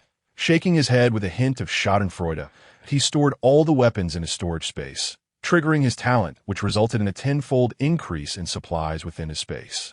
Subsequently, he and Lin Zhixia exited the armory. Since the police station was now devoid of zombies, they decided to split up and head directly to the third floor, but on the second floor, they found the evidence room. A conference room and several sergeants' offices. In the 4 sergeants' offices, aside from personal items, there were a few boxes of ammunition that Chen Shaoze tossed into his storage space as he made his way toward the evidence room. Utilizing the same technique to open the evidence room door, Chen Shaoze was greeted by bags of white crystals.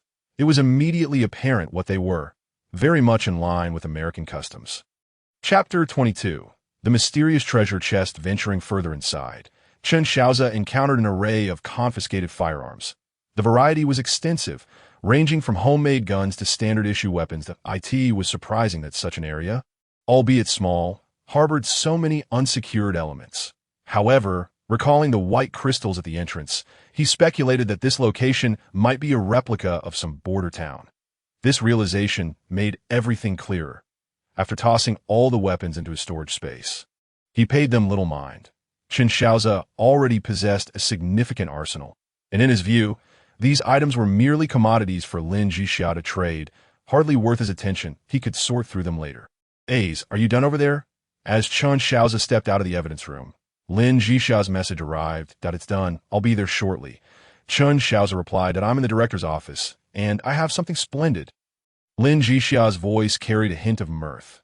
Rushing up to the third floor, he pushed open the director's office door, where an array of items brimming with Eastern charm greeted his eyes. Lin Zhixia was seated in the director's chair, playfully toying with a teapot. "What treasures have you uncovered?"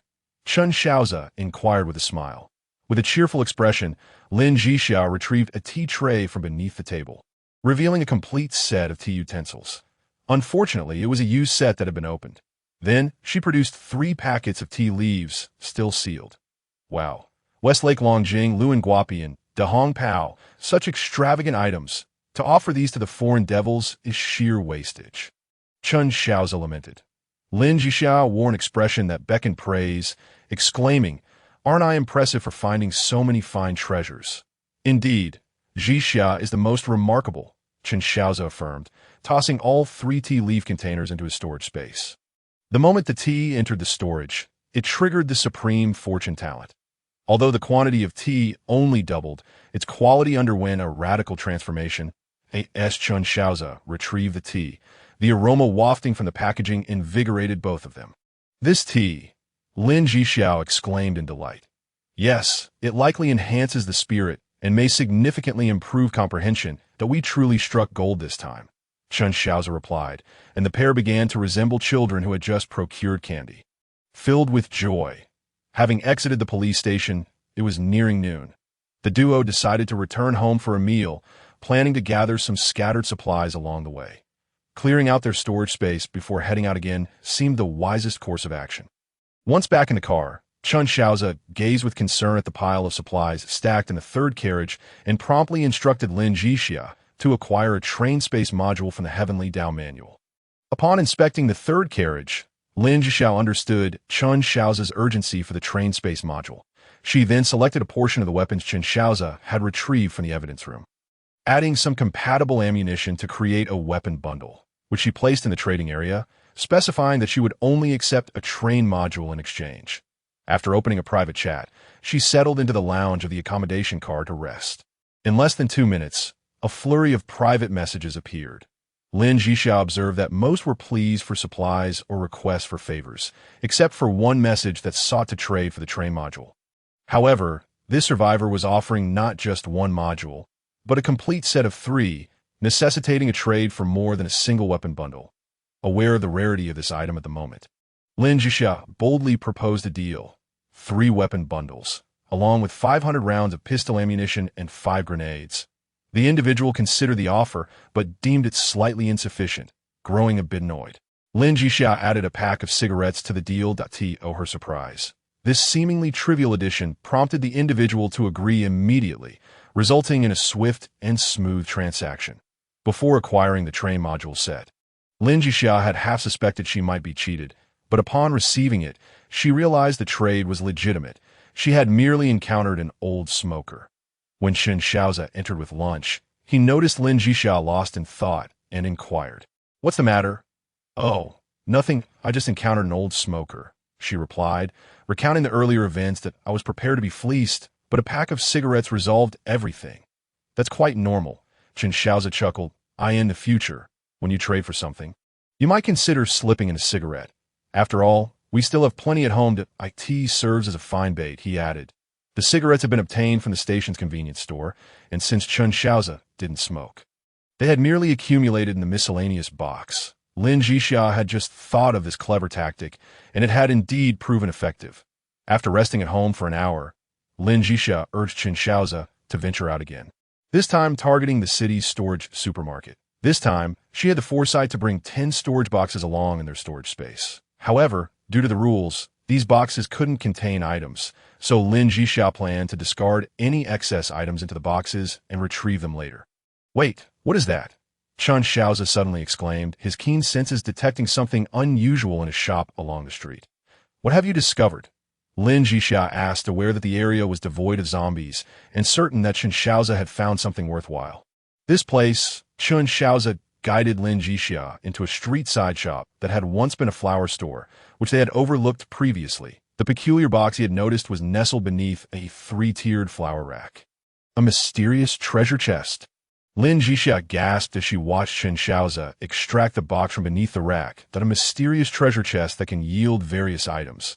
Let's see how lucky we are," Shaoze remarked, tapping the box with curiosity. "Now let's open it and see what treasures await," Lin Zhixia urged eagerly. Without hesitation, Shaoze opened the chest, revealing a piece of unknown metal inside. But in the next moment, the metal began to transform, intricate patterns of gold, silver, and purple emerging upon its surface. Triggering talent. Acquired. Mythical mechanical summoning token. Quantity. 1. Triggering talent. Acquired. Mythical mechanical summoning token. Quantity. 2. Both Lin Zhixia and Shaoze received this information simultaneously. Exclaiming, "Trigger talent directly?" Chapter 23. Mechanical life forms. The mechanical summoning token can summon mechanical life forms to serve the summoner. The summoned mechanical life forms can be categorized into combat and support types, with each token capable of summoning one category of mechanical life form. Up to a maximum of 12. Upon reading the description of the mechanical summoning token, Shaoze and Lin Zhixia's first thought was the prospect of having subordinates, liberating themselves from the burdensome role of manual labor. 2 tokens. How shall we allocate them? We certainly need some usable labor, Shaoze inquired, eager to hear Lin Zhixia's thoughts. Both combat and logistics are essential. Since we have 2 tokens, one should summon combat personnel, while the other summons support staff. You can handle summoning combat personnel, and I will take charge of the support, Lin Zhixia proposed, her plan aligning perfectly with Shaoze's intentions. Agreed, Shaoze nodded affirmatively. They promptly stepped outside to activate the mechanical summoning token. Instantly, 12 towering figures resembling miniature transformers materialized before Shaoze. "Commander, the mechanical warriors report for duty," they intoned in unison. Shaoze instructed them to stand by while he examined their information. Mechanical warriors, soldiers created by the mechanical race, skills, weapon mastery, vehicle operation, close combat, loyalty, never betray, upgrade options. To Shaoze's surprise, these mechanical warriors could be upgraded. He opened the upgrade options to discover only 2 possibilities. One was the energy core, as these warriors currently operated on high-energy batteries that required recharging after a period of use. The other involved upgrading their bodies with higher-grade metals to enhance their overall capabilities. Shaoze reviewed the information. Lin Zhixia completed her summoning, resulting in 12 figures appearing before her. However, unlike the imposing warriors, her summoned mechanical life forms were distinctly smaller. "The division of labor is quite clear," Lin Zhixia chuckled, observing the disparity between the 2 groups. "Combat and support are certainly different," Shaoze replied with a smile, before checking the information on Lin Zhixia's summoned mechanical life forms that, in general terms, they consisted of 2 doctors, 1 researcher, and 9 laborers. Having finished reviewing the information on the mechanical warriors, Lin Zhixia turned to Chen Shaoze and asked, "Should we give them names?" "They have no names?" Chen Shaoze inquired, somewhat astonished. "No, our own people should have our names," Lin Zhixia asserted. "You can name them," Chen Shaoze replied, as he considered himself inept at naming and preferred not to strain his brain on this task. To his surprise, Lin Zhixia also struggled to come up with suitable names, and after a lengthy pause, Chen Shaoze proposed a plan. The mechanical warriors would be named starting with Zhan, meaning battle, from Zhan E to Zhan Shi, Zhan 12. For the support group, the two doctors would be named Xian Hu and Ji Shi. The researcher would be called Swan Pan, and the 9 laborers would be named Gong E through Gong Jiao, Gong 9. How perfunctory! Lin Zhixia wore a disdainful expression, clearly unimpressed by the proposal put forth by Chen Shaoze. With a shrug, Chen Shaoze remarked, "Why don't you suggest a better plan?" This statement rendered Lin Zhixia momentarily speechless, before she finally conceded, "All right, we'll go with your idea." Once Chen Shaoze and Lin Zhixia had clarified the names of each newly joined mechanical member, they proceeded towards the warehouse supermarket, which consumed nearly an hour of their time. Fortunately, there were no zombies remaining in the vicinity of the supermarket, so Chen Shaoze refrained from distributing weapons to Zhan E and the others. Temporarily relegating them to the role of the warehouse supermarket was quite substantial. Upon reaching the entrance, Lin Zhixia gazed at the 4-story building in astonishment, exclaiming, "This place is enormous." Chen Shaoze too was taken aback, having assumed that a supermarket in a small city would be modest in size. However, the vast expanse before him seemed to span at least 100,000 square meters. Yet, this was not the moment for contemplation. So he quickly ushered Lin Zhixia inside. Upon entering, they encountered a layout map of the supermarket. The first floor was designated for food sales, the second for clothing and general merchandise, the third for furniture and appliances, and the fourth for dining and entertainment. With the presence of mechanical warriors providing security, there was no need to worry about the unlikely event of a zombie ambush. Thus, Chen Shaoze and Lin Zhixia promptly separated to gather supplies.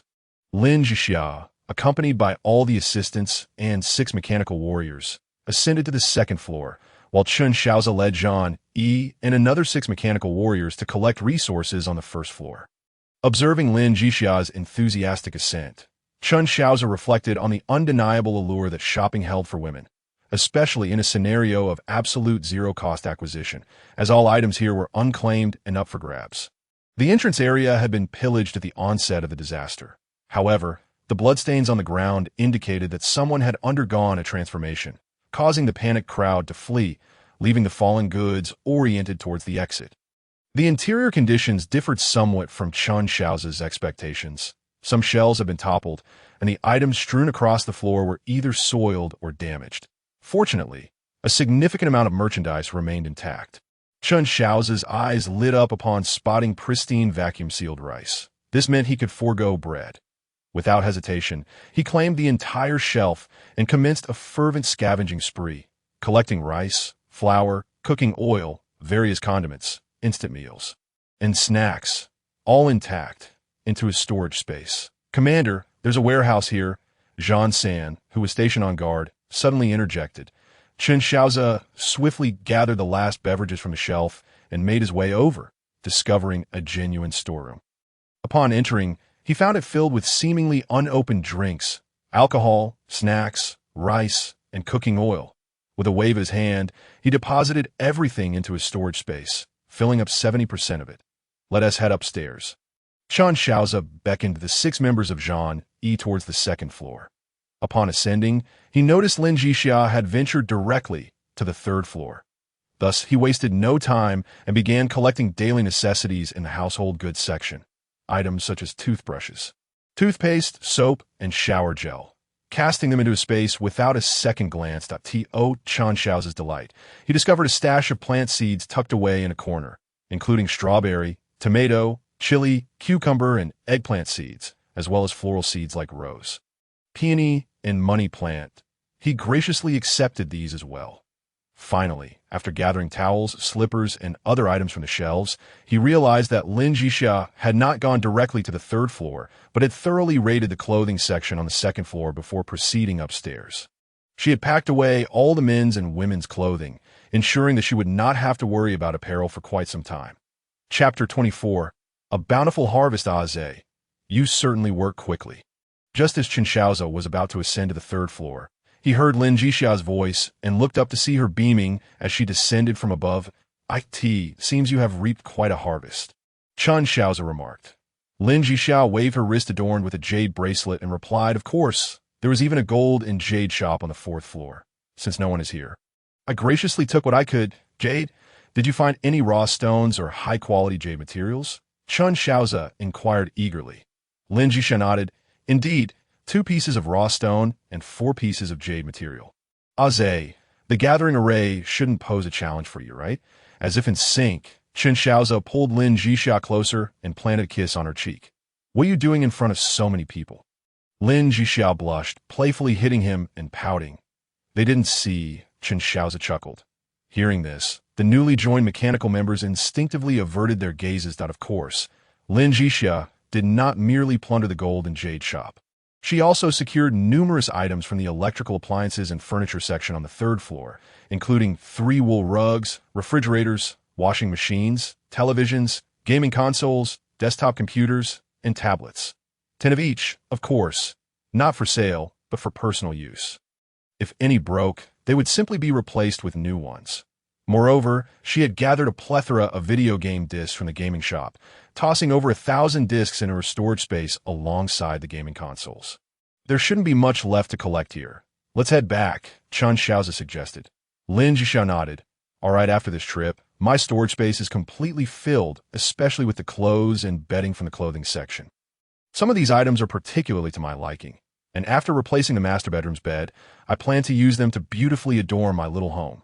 Among the furniture, Lin Zhixia not only secured 2 luxurious beds, but also 2 opulent wardrobes, along with a sofa, coffee table, bookshelf, and dining table set. These were all chosen to furnish her cozy abode. As for kitchenware, tableware, and tea sets, she also procured several sets she favored, coupled with the tea leaves and utensils acquired from the police station. She had effectively arranged her living situation to perfection in the bathroom. Lin Zhixia opted for a spacious bathtub, capable of accommodating 2 without feeling cramped, to ensure a continuous water supply in the future. She instructed Shaoze to manufacture a water resource collector to be installed in the second carriage, so even if she indulged in daily baths, there would be no concern for a water crisis. Upon returning to the train, they resumed their bustling activities. Chen Shaoze placed all the supplies from his storage into the third carriage, filling it to the brim. Lin Zhixia first introduced Shaoze to Swanpan, only to discover that these 2 had exchanged information. Had she not been assured of their loyalty, she might have considered dismantling them. Of course, betrayal was not a concern here, given that their unwavering loyalty was no trivial matter. As Chen Shaoze approached from the third carriage, he addressed Shaoze and Swanpan. You 2 need to design a weapon system for Zhang Yi and the others. It doesn't need to be overly powerful, as long as it can utilize 7.62 caliber rapid-fire weapons and provide them with a melee weapon, that will suffice. Indeed, sir, at your command, officer. Why don't you go play elsewhere for a while? I'll tidy up the house before you come in. Lin Zhixia said to Chen Shaoze, who was about to enter the first carriage. Chen Shaoze was not at all surprised by Lin Zhixia's actions and replied with a smile. All right, I will go outside to set up some defenses. With that, he turned and retrieved 12 AKs along with 240 fully loaded magazines from the armory, stepping onto the platform through the door of the second carriage. Generally, Chen Shaoze and Lin Zhixia would not open the doors to other carriages. On the platform, the 12 members of Team 1 had been waiting for orders. After Chen Shaoze descended, he distributed the weapons. To his astonishment, Team 1 possessed a second form. Their current state was one of readiness, requiring no external armor. However, receiving and installing weapons necessitated the deployment of external armor. Once the mechanical warriors donned their external armor, their height increased by 30 centimeters, rendering the AK in their hands slightly ludicrous. Chen Shaoze, feeling somewhat awkward, remarked, "You may use these weapons for now. The weapon systems suited to your needs are already being arranged and will be assigned to you in a few days." "Understood, officer." "All right, stand at ease," Chen Shaoze said. Observing the 12 serious beings before him, he attempted to employ some military commands from his previous life. To his surprise, upon hearing the command, Team 1 immediately ceased combat status and stowed their weapons. Chen Shaoze instructed them, "All right, come over here, let's form a discussion formation." Following his words, Team 1 lined up in a fan-shaped formation before him. Chen Shaoze nodded, saying, "Now, let us discuss. Team 1, you are the captain, and your team members are Team 2. Team 3, Team 4, Team 5, and Team 6. Yes, officer," Team 1 acknowledged. "Team 9, you shall be the captain of the second team, with members Team 7, Team 8, Team 10, Team 11, and Team 12, Chen Shaoze continued. "Yes, officer," Team 9 responded. "Very well." Chen Shaoze nodded in satisfaction and continued. "Each team will be divided into 2 groups, responsible for perimeter and platform security tasks. Shifts will last 4 hours. For now, this will suffice that if your energy falls below 50%. Recharge on your own. I will expedite the replacement of your energy cores to alleviate any concerns of energy depletion." "Thank you, officer." Upon hearing Chen Shaoze's promise of energy core replacements, the group immediately expressed their gratitude, their faces lighting up with noticeable relief. "You need not thank me. After all, you are our subordinates, and we do not regard you as mere soulless machines. My requirements are simple: loyalty and responsibility.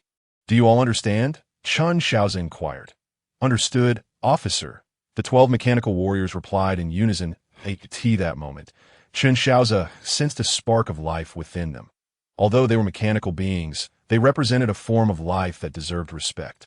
Without requiring any orders from Chen Shaoze, Team 1 and Team 9 coordinated their security tasks, while the non-essential Team 9 entered the carriage to assist. Chapter 25. A new beginning with the security issues resolved.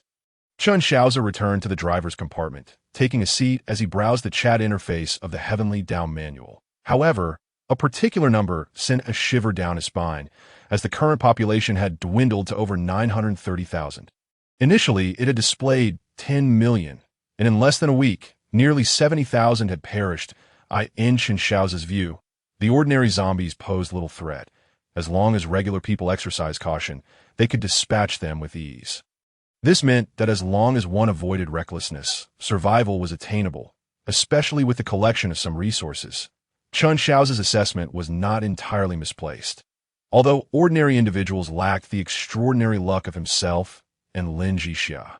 With a bit of ingenuity, defeating zombies to acquire supplies was not overly challenging, particularly during the 3 days of novice protection. As long as they did not squander opportunities and sought out useful materials. Survival was feasible. There was, however, an aspect Chen Shaoze was unaware of. The stations they arrived at and the impending zombie waves were arranged according to the strength of the survivors aboard the train. It was precisely because Chen Shaoze and Lin Zhixia possessed unparalleled attributes among all external survivors that the second station featured such a vast horde of zombies that a greater number of zombies naturally yielded greater rewards. Thus, the strong continued to thrive. "As I've tidied up the living carriage, you start cooking, and I will organize the supplies in the third carriage." Lin Zhixia's voice called from within the living compartment. "All right," Chen Shaoze replied, placing the Heavenly Tao manual down and entering the living compartment. Upon entering, he was taken aback by the brand-new decor. The first sight was a new living room, adorned with a wool carpet and luxurious sofas and coffee tables in the center. Opposite the wall hung a 36-inch television. The kitchen remained the same size, but everything inside had been replaced with new items, with tableware, cooking utensils, and condiments neatly arranged for ease of use. The preparation area on the first floor had also received new weapon racks and cabinets, no longer resembling the makeshift structures they had previously utilized. There were even 2 designated spaces for external skeletal armor. The upstairs bedroom underwent a significant transformation as well, featuring a small walk-in closet. Though not large, it housed a fair amount of items, including clothing and shoes that Lin Zhixia had procured from the supermarket. However, these would need to be washed before they could be worn. The makeshift large bed in the bedroom had been dismantled and replaced with a new one. Chen Shaoze sat down and found it quite comfortable. Upon opening the bathroom upstairs, he noticed minimal changes.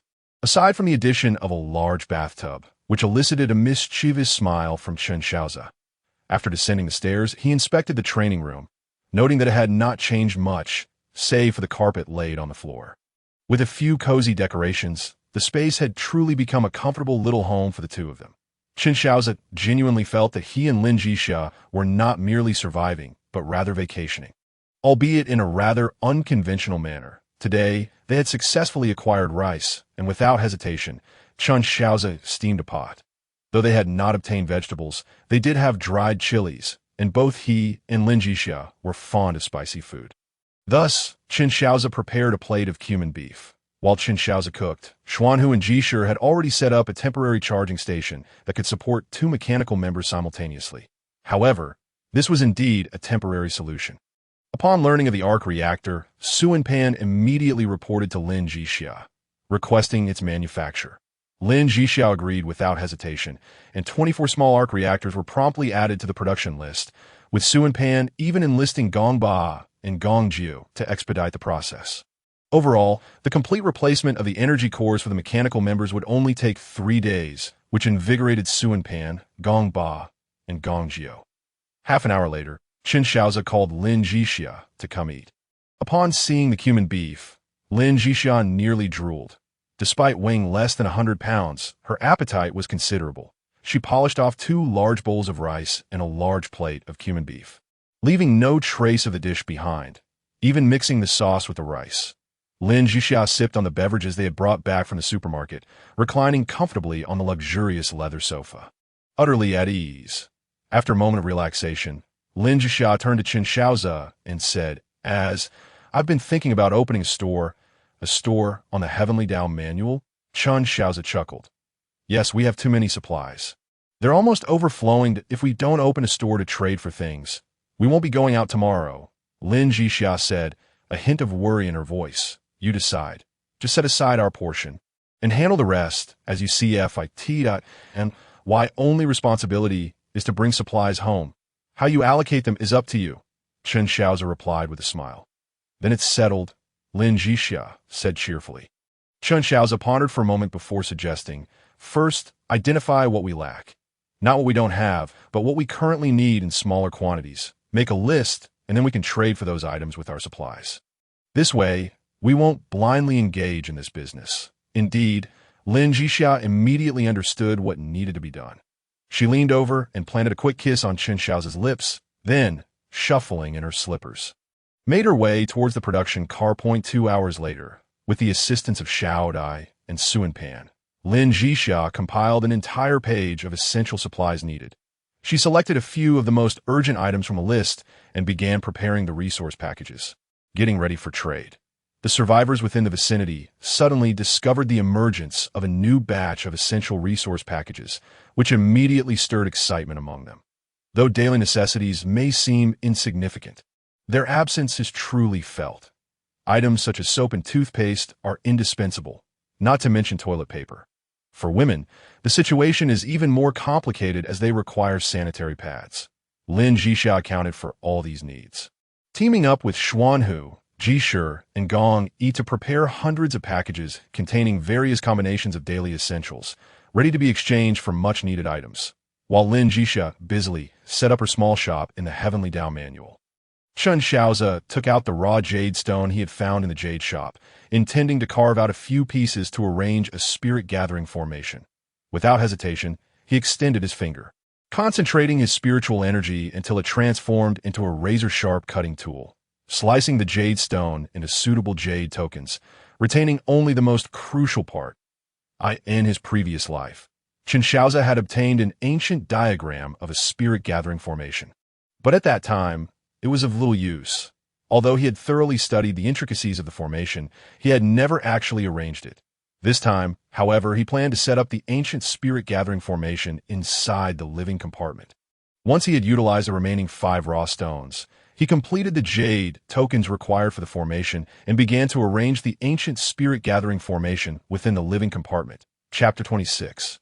Do not act foolishly again. "Is this the spirit-gathering formation you set up?"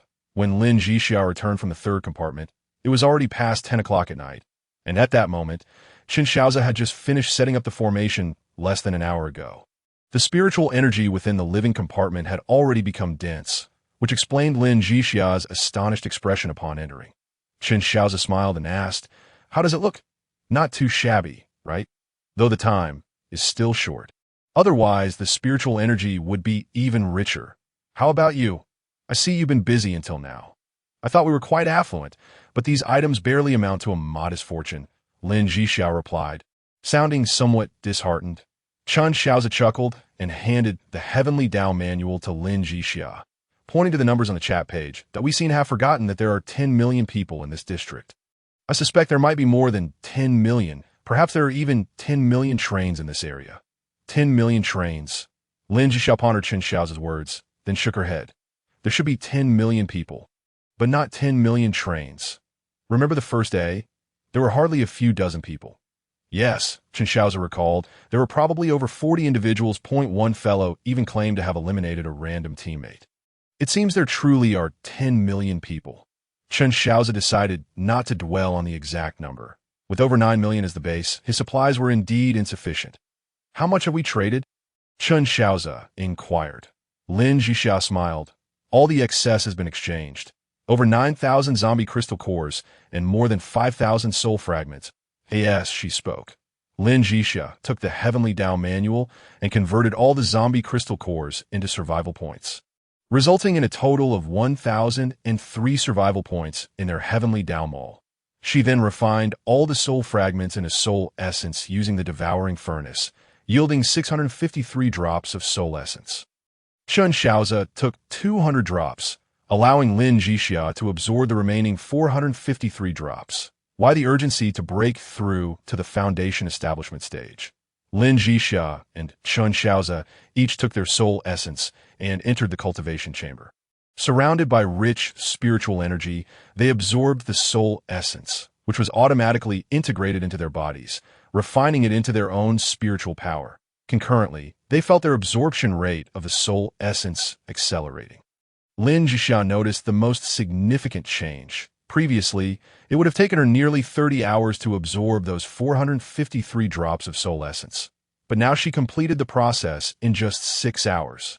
Nourishing and strengthening her soul, 8 in the morning, Chen Shaoze and Lin Zhixia emerged from the cultivation chamber simultaneously, noticing considerable growth in each other's cultivation levels. Chen Shaoze had advanced from the late stage of qi refinement to the peak stage, just one step away from entering the foundation establishment stage. Lin Zhixia had progressed from the mid-stage to the late stage of qi refinement. This speed was beyond anything Chen Shaoze had imagined before. And he observed that although his cultivation speed was rapid, his spiritual power was remarkably solid. Even Lin Zhixia, who had just started cultivating, possessed spiritual energy as dense as mercury, indicating that everything was unfolding seamlessly. Could this be an unparalleled fortune? Chen Shaoze speculated. Regardless, the current outcome was highly satisfying. Soon, a dilemma presented itself to Chen Shaoze. To enter the foundation establishment stage, he needed foundation establishment pills. Refining such pills was not feasible. The only path forward lay within his secret cave, which housed a spatial ring containing elixirs, potentially including foundation establishment pills. However, Chen Shaoze was uncertain about this, as it had been quite a while, and his memory was somewhat hazy to the peak of qi refinement. It shouldn't be too perilous, Chen Shaoze mused, deciding that this risk must be taken. Achieving the foundation establishment stage would allow him to fully access his secret cave, from which he could retrieve various resources. If he remembered correctly, the stored elixirs, magical artifacts, and materials could enable both himself and Lin Zhixia to cultivate all the way to the ascension stage, and perhaps even allow them to navigate through tribulations with ease. Zhixi, assist me in protecting the law. I need to access my secret cave and retrieve some items, Chen Shaoze said to Lin Zhixia. She nodded in agreement. All right. Chen Shaoze cast several protective spells upon himself and began to concentrate his energy. After waiting for a brief moment, he pointed, causing the designated space to become unstable. Suddenly, several grayish auras surged from the unstable area, striking Chen Shaoze and shattering his protective barriers. Lin Zhixia, alarmed, immediately cast another protective spell around him at that moment. Chen Shaoze was unable to move and had to amplify his spiritual output in the blink of an eye. A void large enough for a hand to pass through appeared before them, but the flickering lightning at its edges filled both of them with trepidation. Chen Shaoze spotted the spatial ring on the table, quickly freeing one hand to grasp it and commanding, "Collect!" Instantly, the spatial ring appeared in his palm. Chen Shaoze then withdrew his energy and bellowed, "Close!" The void vanished immediately. Chen Shaoze, drenched in sweat, had depleted most of his spiritual energy. Fortunately, the spatial ring was close at hand. Had he failed to retrieve it this time, there was no telling when he might have another chance. He had narrowly escaped the spatial turbulence, which had obliterated his protective barriers. Even with Lin Zhixia's timely intervention, there was no way they could withstand the effects of the spatial turbulence. That was fortunate. "I need to rest for a moment," Chen Shaoze said, his complexion pale, as he began to meditate and absorb spiritual energy to recover his depleted strength.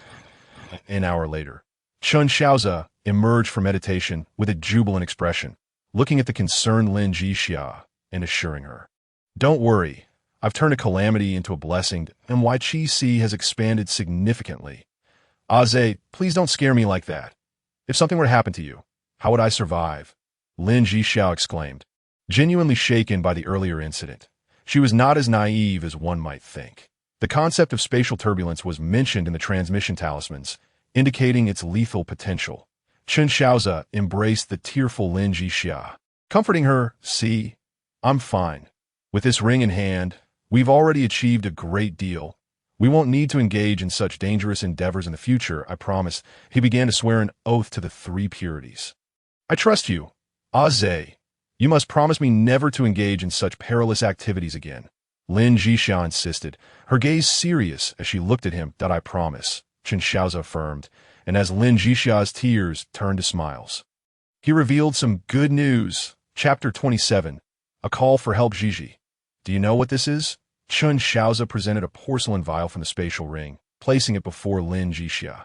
She picked it up, opened it, and was immediately enveloped by a rich herbal fragrance. Curiously, she inquired, "What is it?" "Don't keep me in suspense. Foundation establishment pills. And not just any. These are top-grade foundation establishment pills." Before Chen Shaoze could finish, Lin Zhixia lunged forward, exclaiming, "Are these truly top-grade foundation establishment pills?" "Indeed, these are top-grade pills capable of ensuring a 100% breakthrough from the peak of Qi refinement to the foundation establishment stage. And there are 5 of them," Chen Shaoze added, playfully saying, "Darling Gigi, are you ready?" Lin Zhixia, upon witnessing Chen Shaoze's playful antics, immediately responded with a look of disdain and then handed the foundation-building pill back, declaring, "From now on, I shall always be on top of you." Upon hearing Lin Zhixia's words, Chen Shaoze was momentarily taken aback, and by the time he regained his composure, Lin Zhixia had already dashed away. Rubbing his chin, Chen Shaoze remarked seriously, "Being on top isn't out of the question. A dual cultivation, perhaps? You rascal." Lin Zhixia's voice swiftly echoed back. Due to the events of the morning, Chen Shaoze and Lin Zhixia decided against venturing out to scavenge for supplies today. Instead, they set about rearranging the interior of the compartment. That a significant portion of the resources in the third compartment had been exchanged for those currently needed, leaving many storage boxes vacant. Lin Zhixia relocated the ammunition production line and the spatiotemporal mining machine to the third compartment, also setting up another idle spatiotemporal mining machine. After neatly stacking the empty storage boxes, the remaining space in the third compartment was now quite limited, with the ammunition production line and mining machines removed. The second compartment opened up considerably. Lin Zhixia then brought out the idle spatial farm, placing 2 of them in one corner of the second compartment. Meanwhile, she noticed that the potatoes were nearing maturity. They had been planted for less than 3 days, yet today they were on the verge of ripening, which was rather peculiar. Chen Shaoze also recognized this anomaly and pondered for a moment before addressing Lin Zhixia. "Gigi, there are still some seeds here. Why not plant them and see what happens?" "All right," Lin Zhixia replied, and she planted a bit of each type of seed obtained from the supermarket into the spatial farm. After watering them, something miraculous occurred. "Gigi, look!" Chen Shaoze exclaimed, pointing at the seeds Lin Zhixia had just sown. Lin Zhixia turned to see the seeds sprouting and rooting at an astonishing speed. In under 5 minutes, they transformed from tiny seeds into seedlings. The subsequent growth was not as rapid, but it was evident that they were indeed flourishing. "Gigi, Your talent has a remarkable stimulating effect on plant growth. Chen Shaoze speculated. Does that mean we will soon have fresh vegetables and fruits to eat? Lin Zhixia inquired directly. Absolutely. This reminds me, Chen Shaoze said, standing up to retrieve some leftover scraps from making the spirit-gathering array. He carved 9 array bases and had Su and Pan create a wooden platform. On this platform, he set up a small spirit-gathering array and placed both spatial farms atop it. Within minutes, subtle changes began to manifest in the plants within the spatial farms. All right, it's done. Let's go. We'll come back this afternoon to harvest the potatoes. We should be able to enjoy strawberries tomorrow or the day after. Chen Shaoze clapped his hands and chuckled.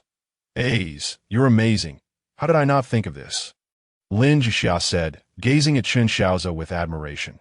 Chen Shaoze ruffled Lin Zhixia's hair and said, all you need to do is cultivate the illusory Moonheart Sutra weld. Don't be like me, trying to bite off more than you can chew. Appearing capable in everything but mastering none. Lin Zhixia acknowledged. The 4 arts of cultivation, alchemy, talismans, formations, and tools indeed require some exploration. Eventually, you should choose the one that resonates with you or where your talent lies to study and excel in it. We don't need to master everything, but we should at least be proficient in 2 or 3 areas in this world. We must refine our own magical tools and pills, and for formations and talismans, we only need to be able to draw and arrange them. Chen Shaoze explained to Lin Zhixia that I enjoy drawing. Can I also work on talismans? Lin Zhixia asked out of course, as long as you're interested. Chen Shaoze replied with a smile that he was already quite skilled in alchemy and refining, but currently lacked materials. After all, one cannot cook without rice. Refining would also require a refining furnace, though for now, using spirit energy to fuel the flames would suffice. In the afternoon, Xiao Dai and Su and Pan set up the weapon platform for Zhang Yi and the others. This weapon system could accommodate a 12.7mm machine gun and a 40mm grenade launcher, powered by electric motors driving 2 ammunition supply systems. The IT could hold 2,000 rounds of 12.7mm ammunition and 200 rounds of 40mm grenades, with rapid ammunition replacement capabilities. Upon seeing this weapon system, Chen Shaoze and Lin Zhixia quickly approved it, instructing Xiao Dai and Su and Pan to manufacture it promptly for Zhang Yi and his team. Meanwhile, the ammunition production line in the 3rd compartment had commenced production of commonly used calibers, 7.62mm, 12.7mm bullets, and 40mm grenades. With both small spatio-temporal mining machines operating, they provided ample supply for the ammunition production line, which was running continuously. Several storage boxes of 7.62mm bullets had already been produced, and the line was now beginning to produce 12.7mm ammunition. Based on the current output, Chen Shaoze estimated that by the time the first wave of zombies arrived, Zhang Yi and his team would have at least 50,000 rounds of 12.7mm ammunition on hand, more than enough to unleash a barrage. A's, look at this, Lin Zhixia suddenly said, presenting the Heavenly Dao Manual to Chen Shaoze, which contained a private message that IT was a plea for help from a guard of the Yanhuang National Academy of Sciences. He was on a train with 2 injured academicians who had been infected, and having failed to procure medicine, he was compelled to seek assistance from Chen Shaoze and Lin Zhixia, given their 2 world announcements. What should we do? Lin Zhixia asked. Though she was eager to help, this matter required Chen Shaoze's consent. We must help, regardless of the truth. We must assist, Chen Shaoze replied without hesitation. He then instructed Lin Zhixia to gather the medicine, collecting everything useful, and also prepared a weapons package containing a 2-level automatic rifle and 5,000 rounds of ammunition, along with a food package for 3 people lasting 10 days and a daily necessities package. He then sent all 4 resource packages over at this moment. The woman in military uniform on the other side was taken aback upon receiving these supplies, but her main priority was to quickly attend to the 2 academicians. Chapter 28. The Power of Virtue. After sending the resource packages, Chen Shaoze sat cross-legged in the living room. Lin Zhixia, unsure of his intentions, followed suit and sat beside him. Half an hour later, both Chen Shaoze and Lin Zhixia felt a surge of power descending upon them, simultaneously opening their eyes in astonishment to gaze at one another. It seems we were not mistaken. Those 2 academicians possess immense virtue, Chen Shaoze remarked, reflecting on the extraordinary power that had enveloped them. which was not just any ordinary force, but the most mysterious power of virtue in the world. The surge of virtue they had just experienced made Chen Shaoze feel as though he was on the brink of breaking through to the foundation-building stage. Zhixia, I will enter seclusion to cultivate my foundation shortly. You should look into the situation and contact us immediately if needed. Ensure she takes good care of those 2 academicians, Chen Shaoze instructed. Understood, Lin Zhixia replied, aware of the significance of the power they had just received, and sensing the energy fluctuations emanating from Chen Shaoze, she recognized that this was indeed the perfect opportunity for him to build his foundation. Chen Shaoze retrieved a premium foundation-building pill from his spatial ring and entered the cultivation room. After adjusting his breath slightly, he consumed the pill, and then a tremendous transformation began to unfold within his sea of energy. Meanwhile, Lin Zhixia, anxiously standing in the living room, felt the surrounding spiritual essence rushing toward the cultivation room where Chen Shaoze had entered. Seeing this, she felt a sense of relief and took the Heavenly Tao manual to the driver's cabin. Lin Zhixia privately messaged the individual who had requested assistance earlier, and after about 10 minutes, he finally replied. If it weren't for the virtue power they just received, she might have doubted the authenticity of the message. After providing an explanation of the situation, Lin Zhixia sent the person 3 bedding sets and some basic supplies for upgrading the train. Currently, we are merely at the 2nd station, thus only the functions of resource donation and trading are activated. It is only after reaching the 3rd station that the features for adding friends and communication will be enabled. Upon understanding the circumstances of the other party, Lin Zhixia discerned a notable difference. While the counterpart faced a horde of fewer than 30 zombies at the 1st station, Lin Zhixia's side was besieged by a throng of hundreds, if not thousands. Moreover, she realized that the other party's 2nd station was not a small city, but rather a quaint village with only a few additional houses. Resembling the 1st station in most aspects, this stood in stark contrast to Lin Zhixia's situation, where a small town had transformed into a burgeoning city, teeming with numerous zombies that in the counterpart's town. There were merely over 20 zombies. Had it not been for the decayed wooden structures, the 2 academicians would not have sustained injuries. After conversing for nearly an hour, Lin Zhixia began to comprehend the disparity between herself and other survivors. Being exceedingly strong could also be a burden. Meanwhile, the female soldier set aside the Book of Heaven, observing that the 2 academicians, having taken their medication, exhibited visible improvement in their complexion, which eased her worries. After sipping some water, she ascended to the driver's cabin and elevated the train's level. The intact carriage significantly enhanced the environment. She then checked the rear doors before departing the train, armed with her gun and ammunition. Venturing into the woods to gather some timber for fuel, intending to construct a stove to prepare warm meals, thereby aiding the recovery of the 2 academicians. Once Lin Zhixia concluded her discussion, she proceeded to the 2nd carriage to inspect the production progress of the arc reactors to her satisfaction. 9 small arc reactors had been produced, and with the completion of 3 more, the team could commence their equipment upgrades. Subsequently, she visited the 3rd carriage, discovering that copper production was insufficient while iron production was in surplus. To address this discrepancy, Lin Zhixia instructed Suanpan to use steel for manufacturing bullet casings during ammunition production, thereby reducing copper consumption. This adjustment was quite simple for Shaoze and Suanpan. A minor alteration to the ammunition production line's formula sufficed. Afterward, Lin Zhixia checked the spatial farm, noting that the crops were visibly growing. With little else to attend to, she gathered all the seeds and planted vegetables and fruits in the available spaces within the spatial farm. Meanwhile, Chen Shaoze was also progressing smoothly within his dantian. The purple mansion had formed, continuously attracting spiritual energy. To his astonishment, a modest merit pool emerged within the purple mansion, where the merit water, formed from the power of virtue, had accumulated into a thin layer. Though it appeared meager, this merit water would protect Chen Shaoze from the mental tribulation during the condensation of his golden elixir. Truly fortunate, Chen Shaoze mused, reflecting on his extraordinary luck, attributing it to the rules of this world.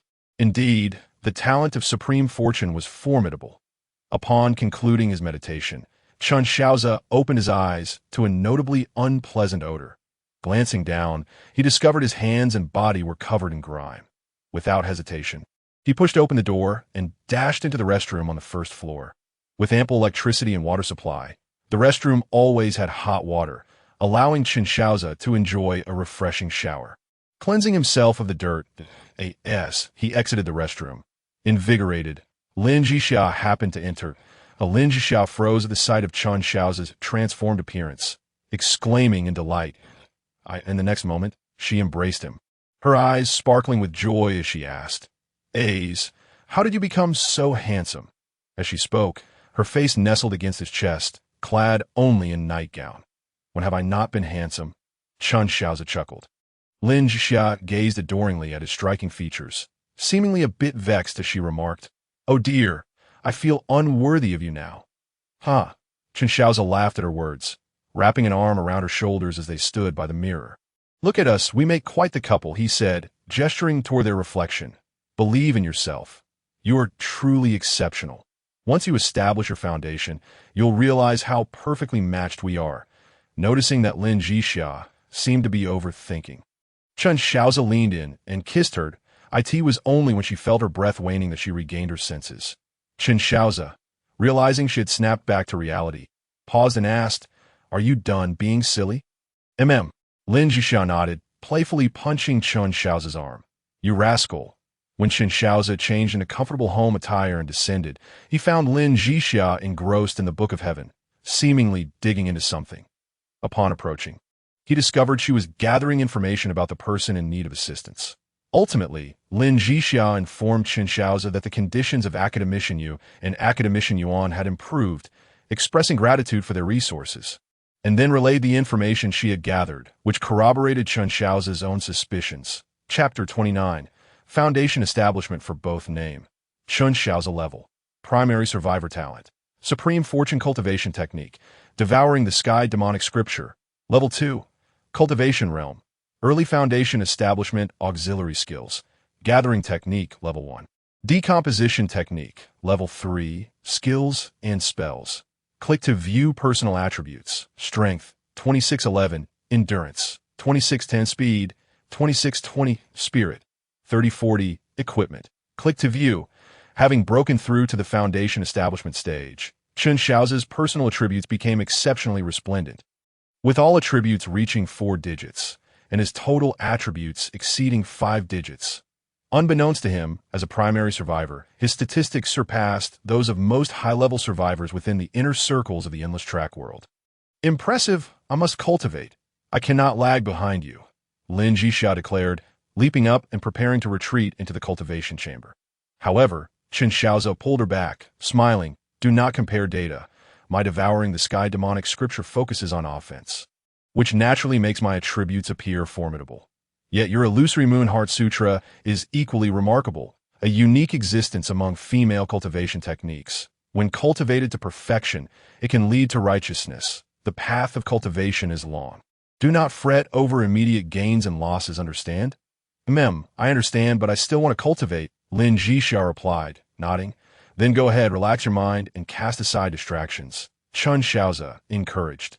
Lin Zhixia leaned down, planted a kiss on his forehead, and then entered the cultivation room to stabilize her mind and immerse herself in her practice. As the spiritual energy flowed steadily, Chen Shaoze felt at ease. The greatest taboo in cultivation was a restless heart. He feared that any disruption might hinder Lin Zhixia's focus, but it seemed he had overestimated the situation. She was far more resilient than he had anticipated.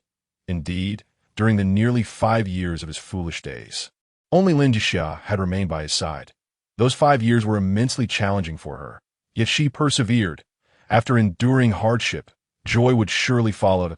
In the remaining time, Chen Shaoze vowed to protect Lin Zhixia. 2 days swiftly passed, during which Lin Zhixia remained engrossed in her cultivation, undisturbed by Chen Shaoze. On the 4th day, at the 2nd station, 12 arc reactors were completed, and Zhang Yi and his team underwent their first upgrade. With the addition of the arc reactors, their physical stature soared to 2.5 meters during combat, with significant enhancements to strength and speed within the confines of their mechanical bodies. To avoid unforeseen circumstances, Chen Shaoze refrained from straying far from the station. Should a zombie encounter arise, Lin Zhixia would be promptly informed, and he worried that this information might disrupt her cultivation. Thus, over the past 2 days, he had been diligently fortifying the defenses around the platform with Zhang, Yi, and the others. A's, I am ready to establish my foundation. Come back and assist me. Lin Zhixia's message reached Chen Shaoze at noon, prompting him to alert Zhang, Yi, and the others to remain vigilant before returning to the train. I could see that moment. Lin Zhixia had already returned to the cultivation room with her foundation establishment pill. From the fluctuations of spiritual energy emanating from the room, Chen Shaoze discerned that she had commenced her foundation establishment. For a full 4 hours, Chen Shaoze sensed that Lin Zhixia's foundation establishment process was proceeding even more smoothly than his own. He was merely curious whether she had a merit water pool within her purple mansion. That'd be why 10 o'clock at night, the spiritual energy fluctuations within the cultivation room gradually subsided. Chen Shaoze understood that Lin Zhixia had successfully entered the foundation establishment stage. Although she remained an ant in the realm of cultivation, within this world, particularly during this period, they had both become formidable beings. A's, are you still outside? Lin Zhixia's voice called from the cultivation room. Chen Shaoze grasped her meaning. With each breakthrough a realm, the body would expel a substantial amount of impurities. Noticing that Lin Zhixia's complexion seemed less than ideal, he responded, Yes, what do you need from me? Could you please fetch me a piece of clothing?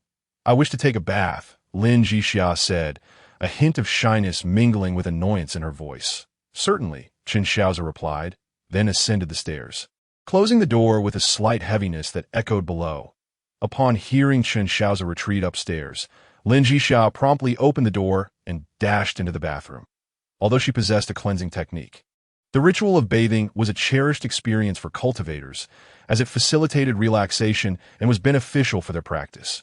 Chen Shaoze retrieved Lin Zhixia's favorite pajamas, undergarments, and a bath towel, placing them on the bench outside the bathroom door. Your clothes are at the door. Please help yourself, he called out. All right, Lin Zhixia's voice came from within. Chen Shaoze then made his way to the kitchen, realizing he had not eaten all day. It was time to prepare some appetizers to celebrate with Lin Zhixia. After a brief moment in the kitchen, he contemplated opting for barbecue at the platform instead. Immediately, he began slicing beef for skewers and preparing seasonings. Over the past few days, he had harvested vegetables from his spatial farm, creating a dish he called Snow-Capped Volcano with tomatoes, and had washed strawberries, potatoes, and eggplants as well. He mixed the seasonings in a special ratio to concoct a secret barbecue marinade before stepping outside. Upon emerging, Chen Shaoze was greeted by the sight of Lin Zhixia, drying her hair. The transformation she underwent after foundation building was nothing short of remarkable. To describe her as possessing an ethereal beauty would be an understatement. With her exquisite features and the otherworldly aura that cultivators exude, Lin Zhixia had truly become a delicate fairy. What is the matter? Lin Zhixia asked curiously as she noticed Chen Shaoze's gaze. With a playful grin, Chen Shaoze leaned closer, glancing at their reflections in the mirror, and remarked, Look at how well-matched we are. We are indeed a pair of celestial lovers. How vain. Lin Zhixia rolled her eyes at him before scampering upstairs. Chen Shaoze called after her, Come down once you've changed. We are having barbecue today to celebrate. Okay. Lin Zhixia's cheerful voice floated down from above as Chen Shaoze set up the barbecue grill on the platform and prepared to ignite the fire. Lin Zhixia emerged in simple home attire, 2 bottles of beer in hand. She had found the beer at a nearby supermarket in the waiting room. Only half a case of 6 bottles. After Chen Shaoze had his share, it amounted to a double-digit count, and Lin Zhixia sold half, keeping the remainder. Sitting on a chair nearby, Lin Zhixia watched as Chen Shaoze skillfully grilled the skewers. Do you remember when we first met, back when you were grilling meat on the street? She inquired. Indeed, I traded a skewer of meat for a wife as beautiful as a flower, Chen Shaoze replied with a smug expression. Handing a skewer to Lin Zhixia, he said, Here, have a taste. Lin Zhixia took a bite of the grilled skewer, savoring the familiar flavor, then sipped her beer while gazing at the starry sky. Even amidst this perilous and peculiar world, she felt a profound sense of happiness. Glancing at her personal attributes on the heavenly Tao interface, strength, 1162, endurance, 1160, speed, 1165, spirit, 1888, Lin Zhixia realized that she and Chen Shaoze had truly united as one. Chapter 30. The emergence of enhanced zombies Shaoze. Is this feasible? Lin Zhixia inquired, observing the 3 rows of inverted V-shaped passages below. Chen Shaoze had excavated a substantial pit, approximately 30 meters wide, 40 meters long, and 100 meters deep beneath the station stairs. Above the pit were 3 horizontal passages, not square, but shaped like inverted Vs.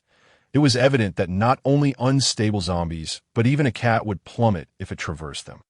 Moreover, the pit effectively blocked access from both sides, meaning that any attack on Chen Shaoze and Lin Zhixia would have to come from the front. However, facing zombies was a different matter if it were sentient foes. Chen Shaoze would not resort to such tactics. Why wouldn't it work? As long as they fall in, it's fine, Chen Shaoze asserted. Lin Zhixia sighed. Shaoze, you can't apply gaming strategies to deal with hordes of zombies. Let us give it a try. The corpse pit worked quite well before, didn't it? This should be effective too, Chen Shaoze insisted stubbornly. Lin Zhixia conceded, recognizing that men often remain youthful at heart, and decided to indulge her spirited companion. As she recalled the previous day's conversation about dual cultivation, her thoughts wandered, envisioning their future children as adorable little bundles of joy. Chen Shaoze turned and noticed Lin Zhixia, seemingly lost in thought. Her face radiating maternal warmth, he leaned closer and whispered, "Let me guess, are you imagining our future children?" "Ah, how embarrassing!" Lin Zhixia exclaimed, startled by his words, her cheeks flushed with color. "Commander, something is approaching us," reported Zhang Jiao, who was controlling a drone and had spotted the scene on the other side of the city. Chen Shaoze glanced at the time and replied, "It appears the moment has arrived. Prepare yourselves." "Yes, Commander." Upon hearing Chen Shaoze's orders, the 12 combatants of Team 1 returned to their positions, while Team 1 handled ammunition transport, and Zhixia was on standby for emergencies, with Su and Pan tasked with recording combat data for the new equipment. The horde of zombies was now visible, a dark wave surging from the distance. Lin Zhixia estimated their numbers and understood the wisdom behind Chen Shaoze's efforts in excavating the corpse pit. Chen Shaoze observed the sky, noting their fortunate position in the wind's favor, and signaled to Team 1 that upon receiving the signal, Team 1 promptly arranged aluminum thermite rounds and white phosphorus incendiary shells before the mortar. Chen Shaoze had instructed Xiao Dai and Su and Pan to produce numerous thermite rounds, but only 10 white phosphorus shells were made due to their utility and the toxic fumes they emitted upon combustion. Given the proximity of the battlefield to the train, Chen Shaoze needed to remain there for a week, and certainly did not wish to create a chaotic environment. The zombie horde moved swiftly.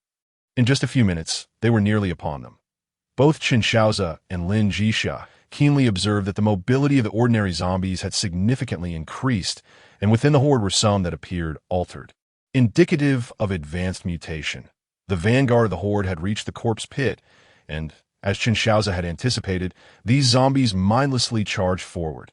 Only a few managed to navigate the inverted V passages, while the rest tumbled directly into the pit. Lin Zhixia calculated that a substantial number of zombies had fallen in and immediately instructed Team 1 and Team 2 to commence firing thermite rounds. After some consideration, Chen Shaoze also ordered Team 1 to fire 2 white phosphorus shells, which exploded upon entering the pit, quickly buried by the falling zombies. "Commander, we need to activate the blowers," Su and Pan reminded him. After constructing the pit, Chen Shaoze had anticipated that an excessive number of zombies might hinder combustion due to insufficient oxygen, so he had arranged 2 high-powered blowers at opposite corners of the pit, akin to a furnace, with the zombies serving as fuel. "Let's begin," Chen Shaoze commanded. Subsequently, Su and Pan pressed the button, and a low hum filled the air as the scent of carbon-based life forms igniting wafted around them. At this moment, by a curious twist of fate, the wind began to blow, sweeping away all the scents and the smoke produced by the flames. Lin Zhixia gazed at the seemingly endless tide of zombies and remarked to Chen Shaoze, "Should we intensify our firepower? The speed of these incendiary devices cannot keep up with the influx. If the corpse pit fills up, we'll be in trouble. Indeed, let's add some more fuel to the fire and get them all riled up."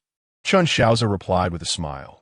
Lin Zhixia often felt exasperated by Chen Shaoze's occasionally juvenile remarks, but she merely gestured for Zhang Jiao to direct a drone to drop the prepared napalm into the corpse pit from above. The flames leapt up immediately, and, at that moment, the blower at the bottom of the pit had fully activated, continuously supplying oxygen, creating a fire tornado in the process. Currently, the temperature within the pit soared to 2,800 degrees, as reported by the detector. However, a swiftly moving figure caught Lin Zhixia's attention. In the next instant, she discerned the true nature of the figure, a remarkably fast enhanced zombie. This creature had stealthily maneuvered around the edge of the pit, using other zombies as cover, and then surged nearly 30 meters up the slope towards Lin Zhixia and Chen Shaoze. Humph.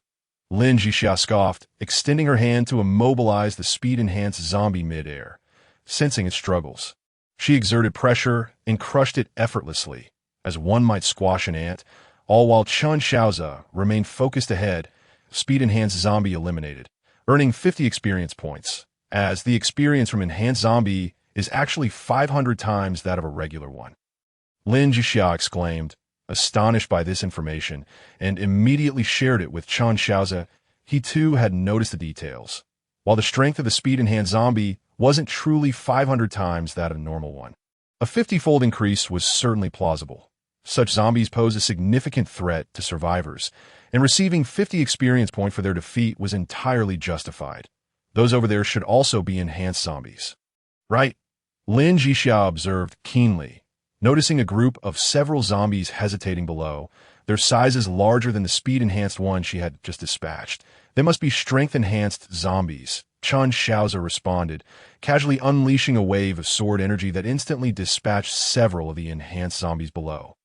As expected, the notifications confirmed the elimination of strength-enhanced zombies. Chapter 31. The inevitable rise, as, weren't we supposed to refrain from using spiritual energy in combat? Lin Zhixia inquired. Chen Shaoze replied, when we were in the qi refining stage. Our limited spiritual energy made it impossible. Now, however, it's different. In the foundation establishment stage, our spiritual energy has doubled, and it recovers rapidly. We can now test our attack methods on these zombies, or rather, on these newly emerged enhanced ones. You should give it a try too. All right, Lin Zhixia agreed. Eager to see the effect of her spells on the zombies, particularly the enhanced ones, she pointed towards the strength-enhanced zombies below and commanded, "Ice!" In an instant, ice crystals materialized beneath the feet of the enhanced zombies, freezing them completely in less than a blink, encompassing an area of nearly 10 square meters with her single gesture. Crack! Boom! The frozen, strength-enhanced zombies shattered explosively as the ice cracked, and both Chen Shaoze and Lin Zhixia received notifications of their kills. That it seems rather effortless. The consumption of spiritual energy for such spells is negligible. Lin Zhixia remarked, closing her eyes to sense the energy. Chen Shaoze, intrigued by Lin Zhixia's ice spell, asked curiously, that ice spell of yours is quite powerful, isn't it? Of course. This is an innate spell from the illusory moon heart technique. The illusory moon ice kill technique. Its potency is only natural. Lin Zhixia explained with a smile. It seems I underestimated the illusory moon heart technique. It's truly remarkable, Chen Shaoze observed, watching the ice crystals slowly melt below. While Chen Shaoze and Lin Zhixia conversed, the tide of zombies that had surged forward was nearly all eliminated, having fallen into the corpse pit. Even the enhanced zombies were largely dealt with by Chen Shaoze, while Lin Zhixia had frozen the majority into ice sculptures that subsequently shattered. Only 2 or 3 zombies that attempted to charge from the inverted V-shaped passage fell into the pit and were reduced to charred remains.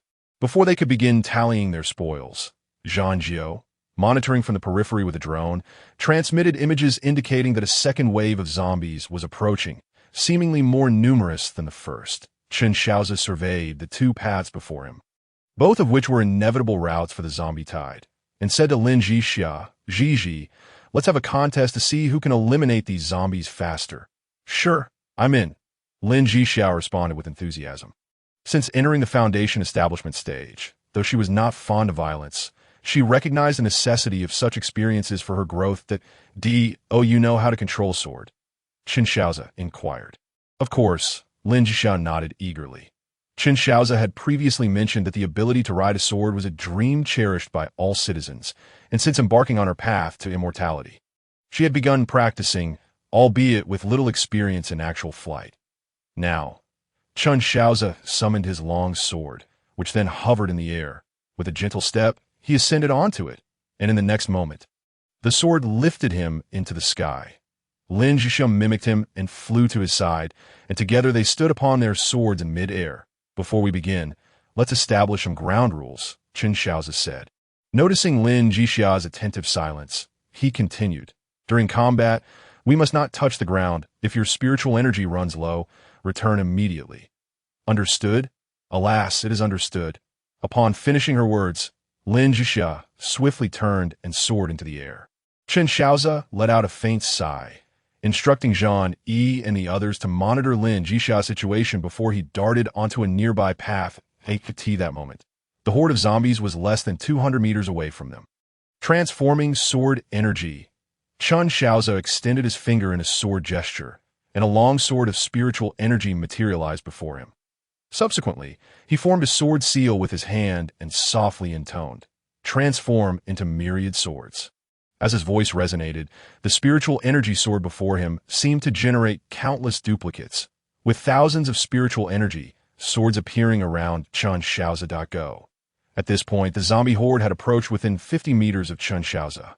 He pointed forward, and the thousands of spiritual energy swords transformed into a multitude of chilling sword shadows, sweeping towards the advancing horde.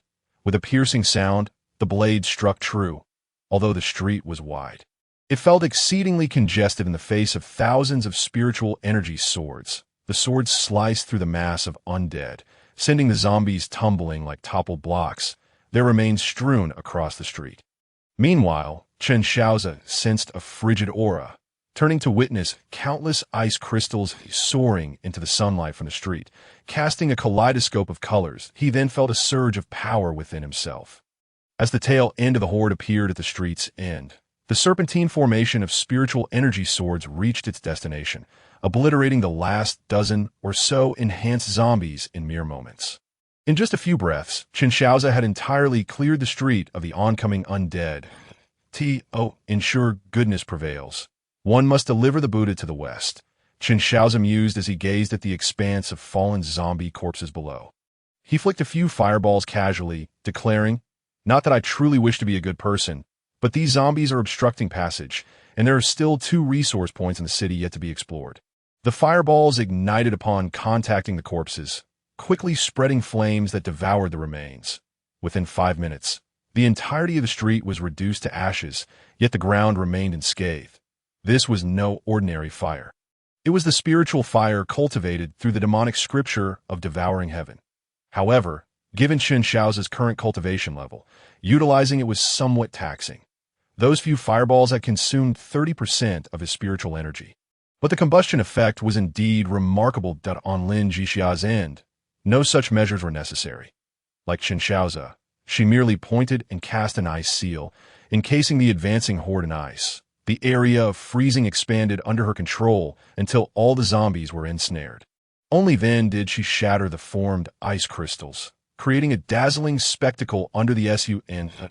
In essence, her actions were slightly swifter than Chen Shaoze's, though this spell demanded a greater expenditure of energy, consuming 30% of her spiritual power, providing her with a clearer understanding of her capabilities. At this moment, Chen Shaoze began to grasp certain truths. The ordinary zombies and the enhanced ones had become their experience tokens. While it remained uncertain whether more formidable zombies would emerge, as long as they didn't transcend the concept of zombies, they posed no threat to either Chen Shaoze or Lin Zhixia. In reality, there are no creatures in the outer perimeter that could threaten them any longer. Chapter 32. The Air Force Departure. Zhixi, did we achieve a draw? Chen Shaoze inquired, observing Lin Zhixia's jubilant return. With her competitive spirit ignited, Lin Zhixia immediately retorted, "It was not a draw. I won." She produced a video from the abacus, pointing to the recorded time. "You took 5 minutes and 1 second, while I only took 5 minutes. All right, I concede." Chen Shaoze raised his hands in surrender, while secretly contemplating that he would reclaim the victory elsewhere, but a sly smile crept across his face. "What mischief are you plotting?" Lin Zhixia questioned, having caught sight of that mischievous grin. "Nothing of the sort," Chen Shaoze adamantly denied. "Humph." Lin Zhixia tossed her head and returned to the train, with Xuanke, Jishur, and the abacus promptly following suit. Commander, is your wife angry? Zhani spoke up. How could that be? Chen Shaoze replied with a chuckle.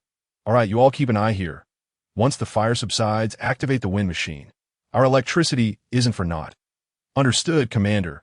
After Chen Shaoze and Lin Zhixia dealt with the first wave of zombies at the second station, they soon received a faint surge of merit power, which surprised them both. Perhaps it is due to the supplies we sold, allowing other survivors to stay alive, Chen Shaoze speculated, eventually arriving at this conclusion.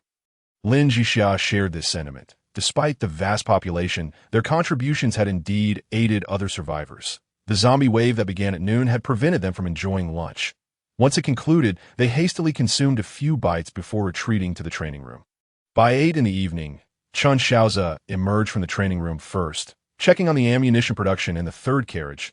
He then instructed the Abacus and Shaoze in the second carriage to manufacture 200 units each of handguns and submachine guns, intended for Lin Zhixia's trade. For now, they could only engage in arms dealing, as their stockpile of survival supplies was barely adequate and could not be sold further. I recall that Gigi's birthday is the day after tomorrow. Chen Shaoze calculated. When he was transported to this world, Lin Zhixia had only 20 days until her birthday. He pondered whether to bake a cake, knowing that the ingredients could be purchased from the Heavenly Dao Mall.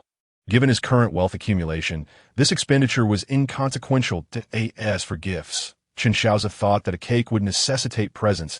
He rummaged through his spatial ring, and indeed he found several items. Unlike before, when he carelessly placed things down and later lost track of them, he had become quite organized. Within the spatial ring, he discovered a beautiful and used spatial ring and a necklace designed to defend against mental attacks. Observing the necklace crafted from blue dragon crystals, he felt certain that Lin Zhixia would adore it. Lin Zhixia returned to the bedroom late at night. After washing up, she carried a faint fragrance and nestled into Chen Shaoze's embrace. He held her close, and they drifted into a peaceful slumber. The next morning, Lin Zhixia, clutching a beef pancake freshly made by Chen Shaoze, inquired, Shaoze Abacus, have the flying gear prepared for Zhang E and the others been completed? This flying gear was a project Lin Zhixia had mentioned days prior, and Shaoze and Abacus managed to finalize the blueprints in 4 hours, subsequently constructing 6 units. Yes, it is ready, madam, Shaoze replied. Good, equip Zhang Jiao and the others. Today their team will accompany us to gather supplies. Lin Zhixia instructed. Returning to the living carriage, she devoured half of the beef pancake before she and Chen Shaoze donned their exoskeleton armor and exited the carriage. Commander, madam. The 6 members of Zhang Jiao stood at attention upon seeing Chen Shaoze and Lin Zhixia emerge. At ease, Chen Shaoze said, then addressed them. Today we will be searching for supplies, targeting the local hospital. Our primary objectives are medical supplies and food. To ensure the success of this operation, we must clear all zombies in and around the hospital.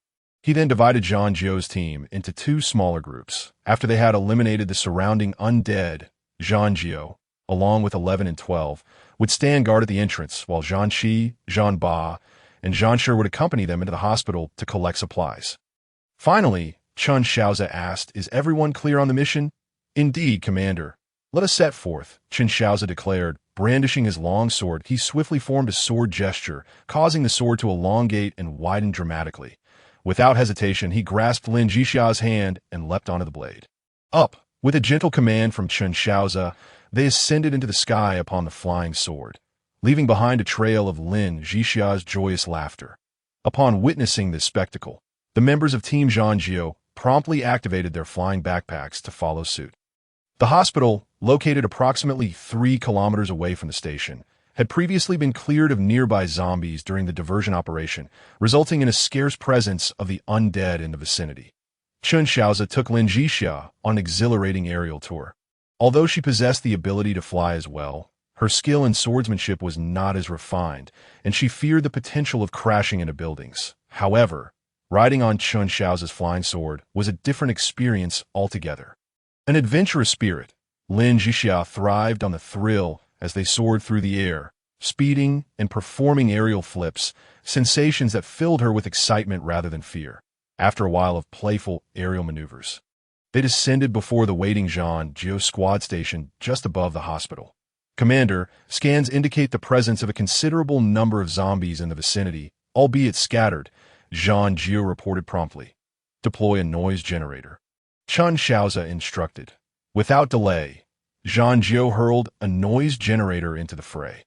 The piercing sound attracted zombies from within a 200-meter radius, causing them to surge forth from the shadows of the buildings. Lin Zhixia, witnessing this scene for what felt like the umpteenth time, grimaced at the unsettling sight. Chen Shaoze, while unafraid, acknowledged the discomfort, remarking, indeed, a veritable case of trypophobia. Within mere minutes, a substantial horde of zombies gathered at the intersection before the hospital, easily numbering in the hundreds. Following Chen Shaoze's command, the members of Team Zhang Jio unleashed 20 high-explosive grenades. Following the thunderous explosions, they ensured the remaining zombies were dispatched with precision. Only then did Chen Shaoze guide Lin Zhixia to the hospital entrance. Chapter 33. Clearing all supply points, is this the hospital? Lin Zhixia inquired as she stepped through the entrance, greeted by a narrow corridor and a consultation desk barely accommodating 3 individuals. Bloodstains and handprints marred the floor, vividly indicating the chaos that had transpired, a grim reality extending to the emergency room at the end of the hall. Glancing at the map on the wall, Chen Shaoze remarked, "This is merely a thoroughfare. Ambulances and stretchers enter through the underground parking lot. Let us proceed to the pharmacy." As Chen Shaoze and Lin Zhixia enter the hospital, Zhang Jio and his team immediately took up defensive positions at the entrance. With a total of 15,000 rounds of 12.7 millimeters ammunition, they were well equipped to deter any troublemakers. Upon reaching the pharmacy, Chen Shaoze noted the sign at the entrance. The door, though closed, was not locked. A simple push opened it. Inside, the pharmacy was neatly organized, its shelves stocked with various medications. Wow, we struck gold. Lin Zhixia's inner treasure seeker was instantly awakened as she rubbed her hands in excitement. Chen Shaoze chuckled softly before beginning to collect the medications into his personal storage space. However, after enhancing his capacity through his talents, he transferred the items into his spatial ring, which offered significantly more room. Once the pharmacy supplies were secured, Lin Zhixia eagerly led Chen Shaoze into the storeroom, which was 3 times the size of the pharmacy.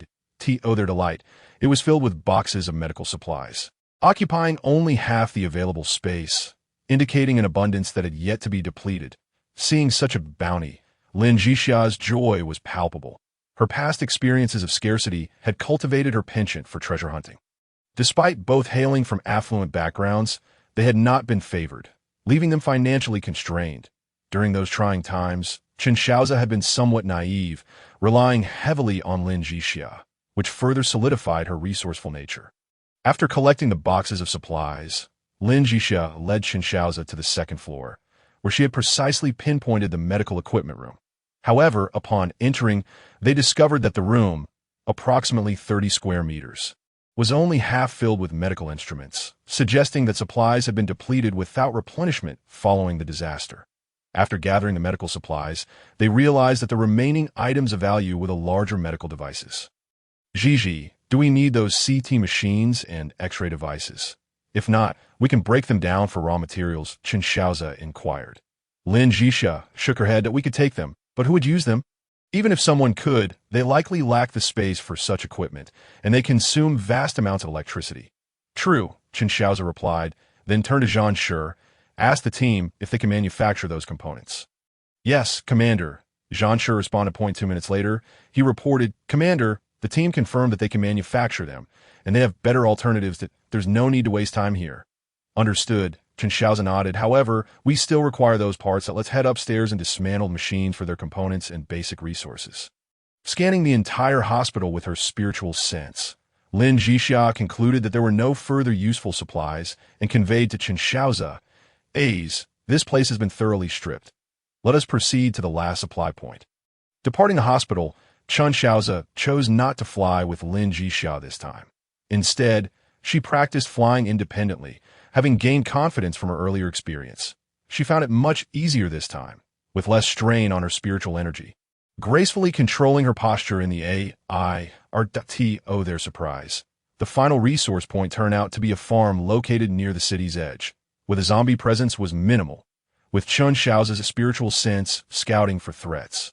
They were confident in their approach, The zombies outside were efficiently dealt with by Team Zhangjiu from above, while any remaining ones inside could be handled as they landed. According to the map, they arrived at the only reinforced concrete structure on the farm.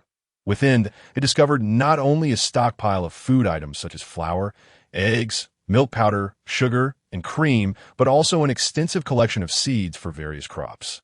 Lin Zhixia was astonished to find that the building still had a functioning power supply, noting the intact access control system at the entrance. Upon hearing her observation, Shaoze realized that the building's electrical system was indeed operational. His spiritual sense detected a thick power cable extending from the building into a wall of mist. "What is it?" Lin Zhixia asked, noticing the peculiar expression on Chen Shaoze's face. Chen Shaoze replied, "I sense something unusual beyond the city. There appears to be a wall of mist." "A wall of mist?" Lin Zhixia inquired, intrigued, and extended her spiritual sense, only to encounter the same wall, which seemed to block her probing. "It seems our movement within this survival game is constrained. The mist likely marks the boundaries of the map," Chen Shaoze speculated. "Could it be that they fear us wandering off?" Lin Zhixia pondered aloud. "It may not solely be a matter of control. Perhaps this area is a replication of another world, designed as the map for this survival game," Chen Shaoze hypothesized. "Quite possible. What should we do now?" Lin Zhixia queried. Lin Zhixia inquired, to which Chen Shaoze shrugged and replied, "There's nothing we can do. We must adhere to the rules and leverage them to the greatest extent, allowing us to grow stronger." After hearing Chen Shaoze's words, Lin Zhixia ceased to dwell on these ephemeral matters and promptly unlocked the access door. As the metallic gate swung open, a chill wafted out from within. Upon entering, they beheld numerous compartments filled with supplies, and they began collecting the agricultural products. While Chen Shaoze gathered the produce, Lin Zhixia dashed into the seed storage area and collected every desirable seed, disregarding those she deemed unnecessary, leaving them for Chen Shaoze to gather later.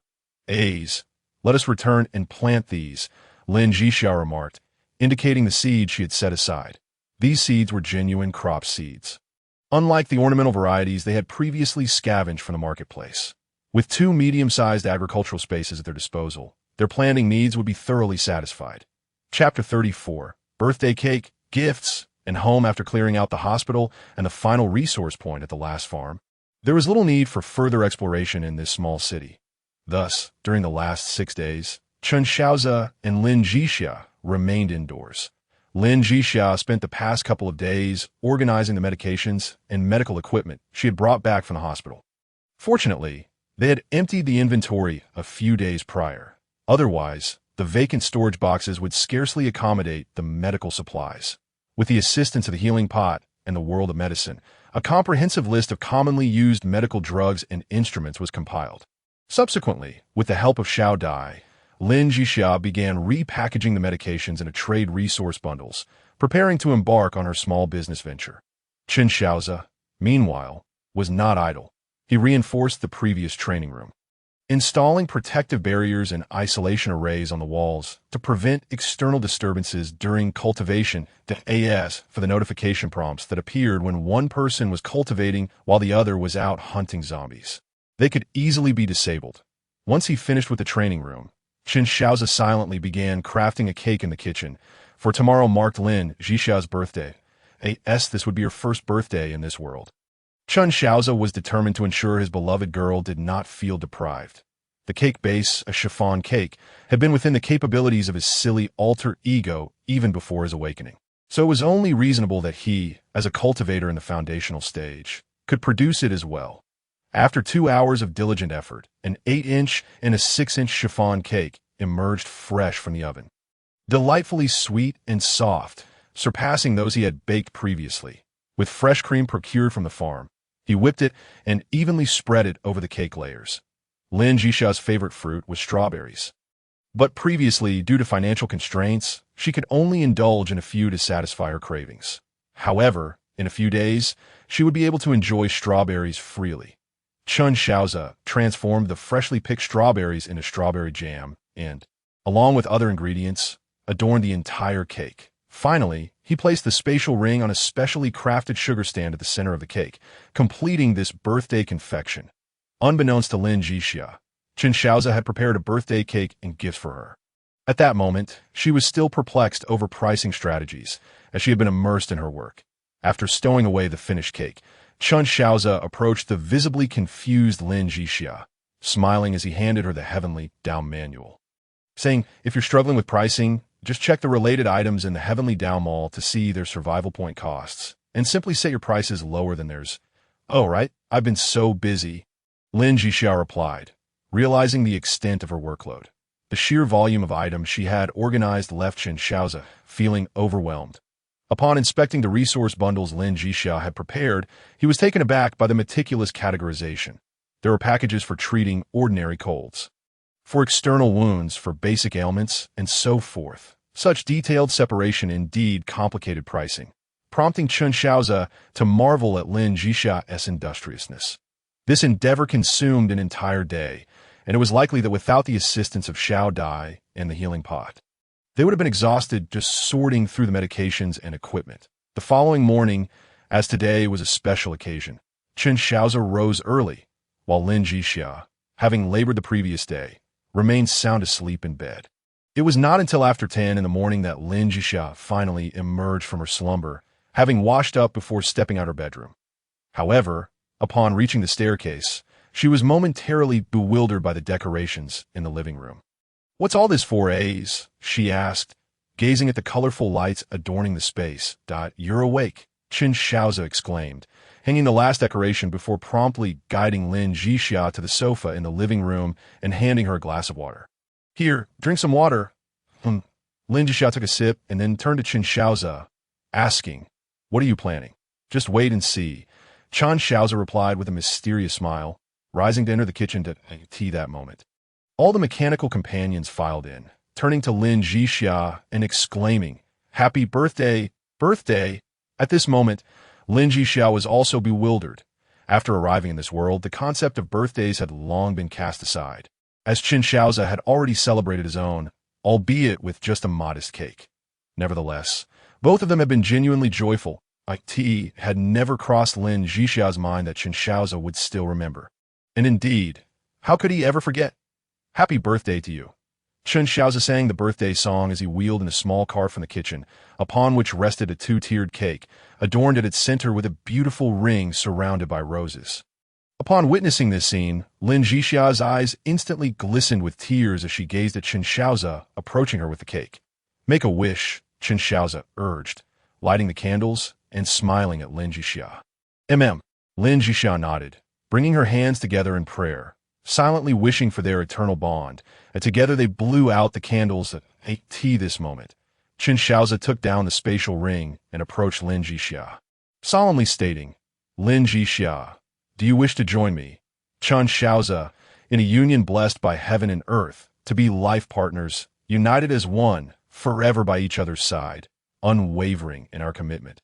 "I, Lin Zhixia, willingly wish to become a partner with Chen Shaoze, to stand by each other for eternity, never to part." Upon hearing Chen Shaoze's words, tears of joy streamed down Lin Zhixia's cheeks, and she immediately responded as soon as he finished speaking. After Lin Zhixia's declaration, Chen Shaoze placed the spatial ring on her finger and then took out a string of dragon crystal necklaces, adorning Lin Zhixia's fair neck with it. "What a beautiful necklace. Where did you get it?" Lin Zhixia asked, astonished. Chen Shaoze replied with a smile, "I found it here. This ring is a spatial ring. It can be activated with a drop of blood." Then Chen Shaoze added, "I haven't kissed my bride yet." With that, he embraced Lin Zhixia and kissed her, while Lin Zhixia, filled with love, reciprocated, oblivious to the surrounding mechanical members. Of course, the cake was solely enjoyed by Chen Shaoze and Lin Zhixia. Although he was uncertain about the needs of the mechanical members, Chen Shaoze decided to grant them a day off, allowing them to pursue their own activities aside from necessary vigilance.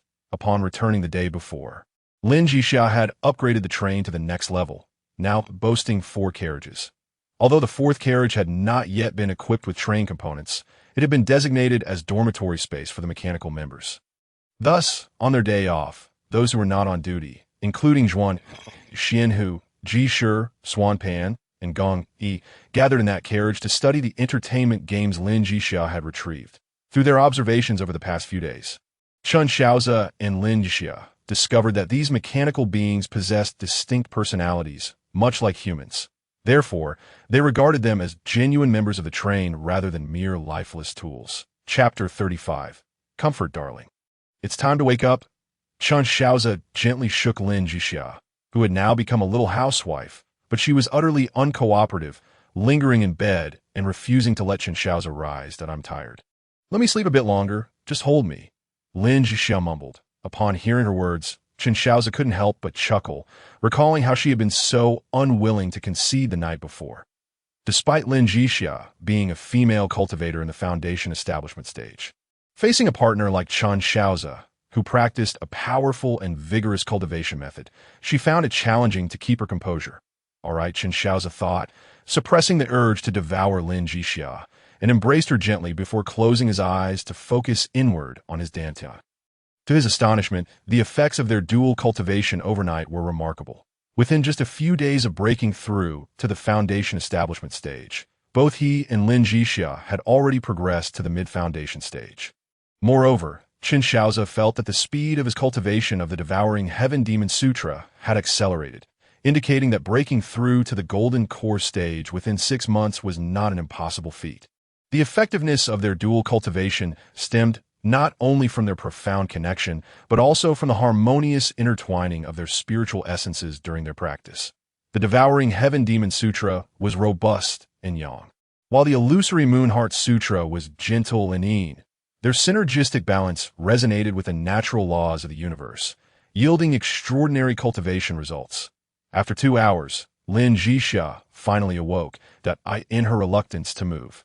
Chen Shaoze effortlessly lifted her up, and they indulged in a refreshing bath together. By the time they emerged from the bedroom, it was already 2 in the afternoon. Xiao Dai and Swan Pan had received Chen Shaoze's orders the day before to commence uninterrupted production of weapons and ammunition.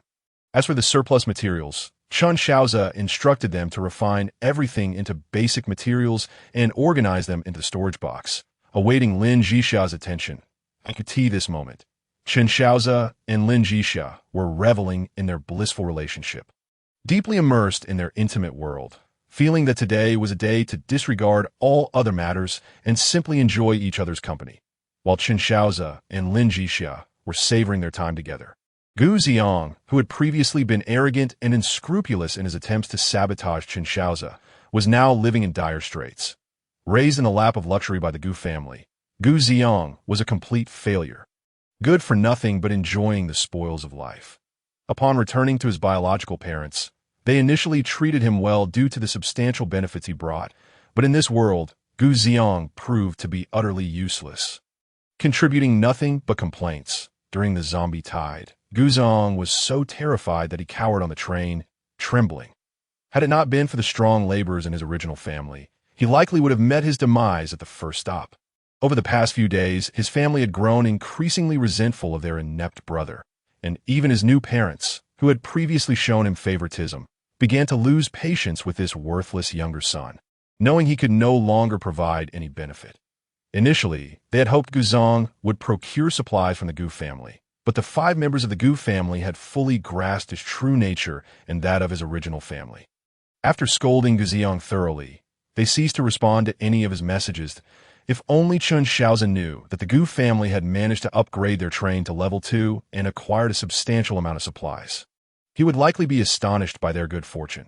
Meanwhile, in several other districts, a group of individuals was engaged in private discussions, exchanging opinions on the first kill and first level up rewards of Chen Shaoze and Lin Zhixia. These individuals were primarily from the White Eagle, Yamato, and Loba factions, who had immediately formed power circles upon arriving in this world. With the friend and team-building functions still unavailable, they could only assemble temporary teams through regional chat using their original authority. Upon learning that first kills and level-ups yielded rewards, they began instructing their subordinates to gather intelligence. However, unlike Chen Shaoze and Lin Zhixia, they lacked unique talent enhancements and had yet to acquire any useful information. The overall communication system in the outer ring had not been activated, making it impossible for these individuals to obtain intelligence directly from Chen Shaoze. This miscalculation resulted in many of them failing to upgrade their trains to level 1 and languishing in dilapidated zero-level trains for nearly half a month. Moreover, many districts failed to discover the novice welfare package in the Heavenly Path Mall. Aside from Chen Shaoze's district, where everyone claimed it under his guidance, only a handful of individuals in other districts had managed to claim it before the time window closed. Consequently, many perished in the early days, unable to survive in this world. However, these matters had no bearing on Chen Shaoze and Lin Zhixia. Using the Heavenly Path Manual, Lin Zhixia inquired about the previous helper situation and learned that the individual was named Zhao Qingqing, a lieutenant officer in the security forces responsible for the safety of Lao and Yuan. Additionally, Lin Zhixia discovered that Zhao Qingqing was facing a horde of just over 100 zombies. Reflecting how the world's challenges varied greatly, in contrast, she and her companions were contending with 2 waves of thousands of zombies, including enhanced variants. After a brief inquiry about the 2 academicians' conditions, Lin Zhixia concluded the conversation. After dinner, Lin Zhixia, fueled by determination, dragged Chen Shaoze back to bed, and for 2 hours, she struggled to subdue him. Exhausted, she lay on his chest, drawing circles with her finger.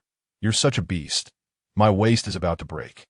"Hee, I won't let you off that easily," Chen Shaoze replied with a mischievous grin, and without delay, he took action as Lin Zhixia gasped in surprise. "Relax your mind. I'll guide you," as Chen Shaoze moved.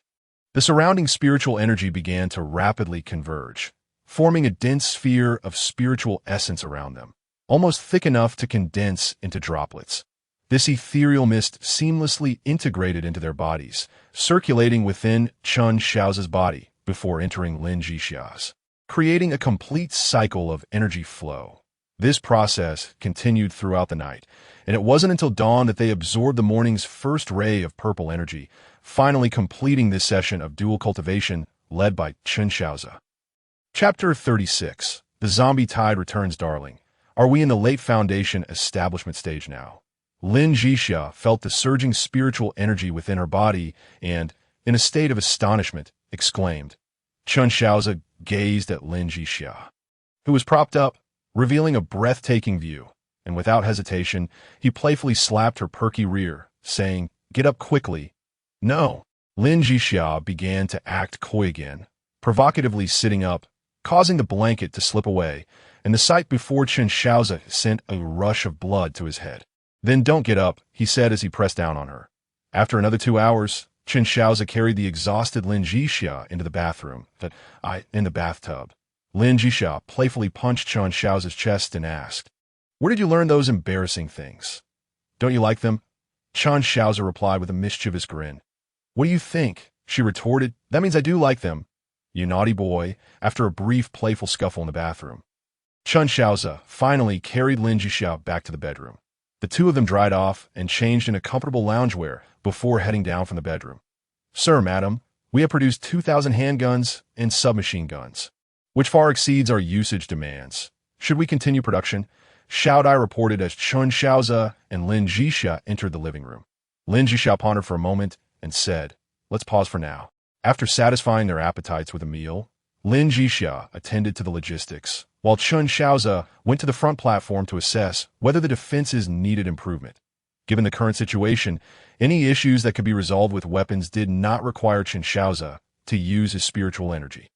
Regarding the last wave of zombies, Chen Shaoze felt that their numbers would undoubtedly surpass those of the first wave. Of course, the solution remained a corpse pit, though Chen Shaoze decided to expand its area further.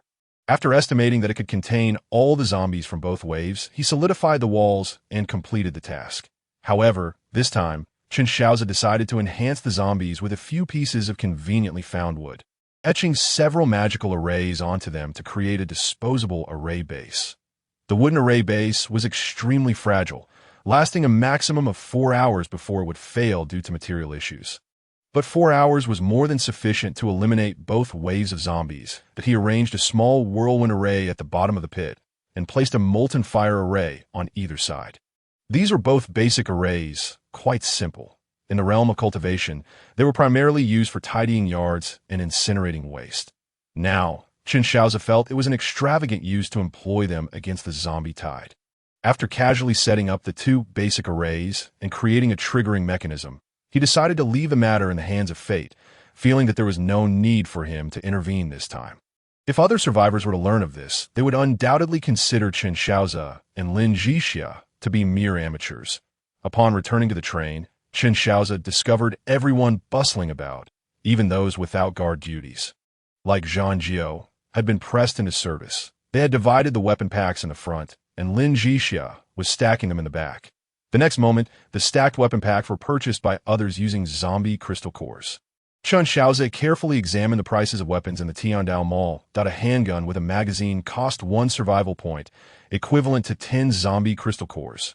Meanwhile, Lin Zhixia's pack, which included a handgun and 5 magazines, was sold for 10 zombie crystal cores, while a submachine gun with 5 corresponding magazines was sold for 30 zombie crystal cores, equating to 3 survival points, whereas the same items in the Tiandao Mall required 5 survival points.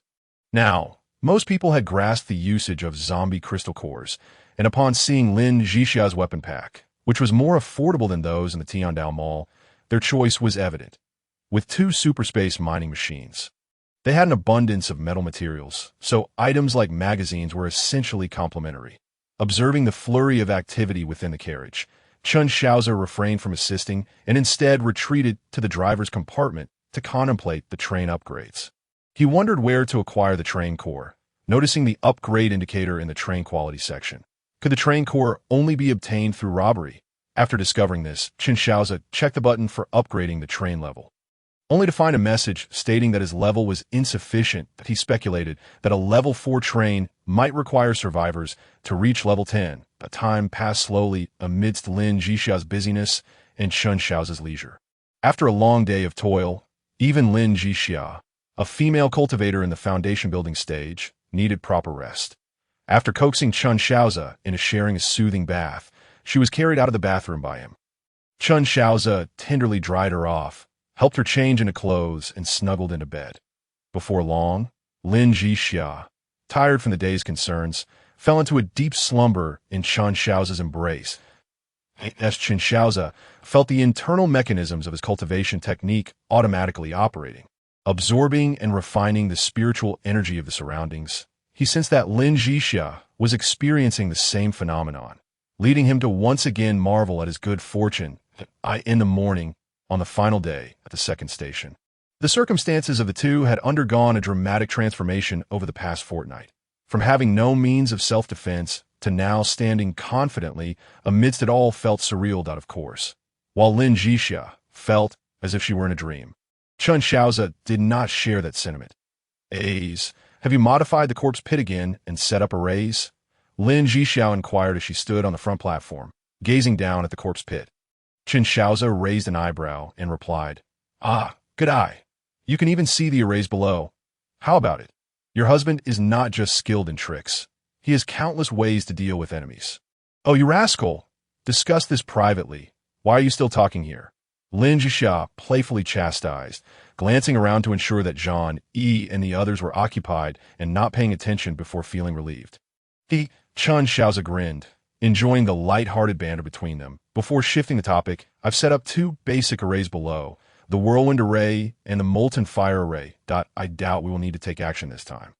You're really committed to fire attacks. Lin Zhixia chuckled. Of course. With such advantageous terrain, it would be a waste not to utilize it, Chen Shaoze replied with a smile.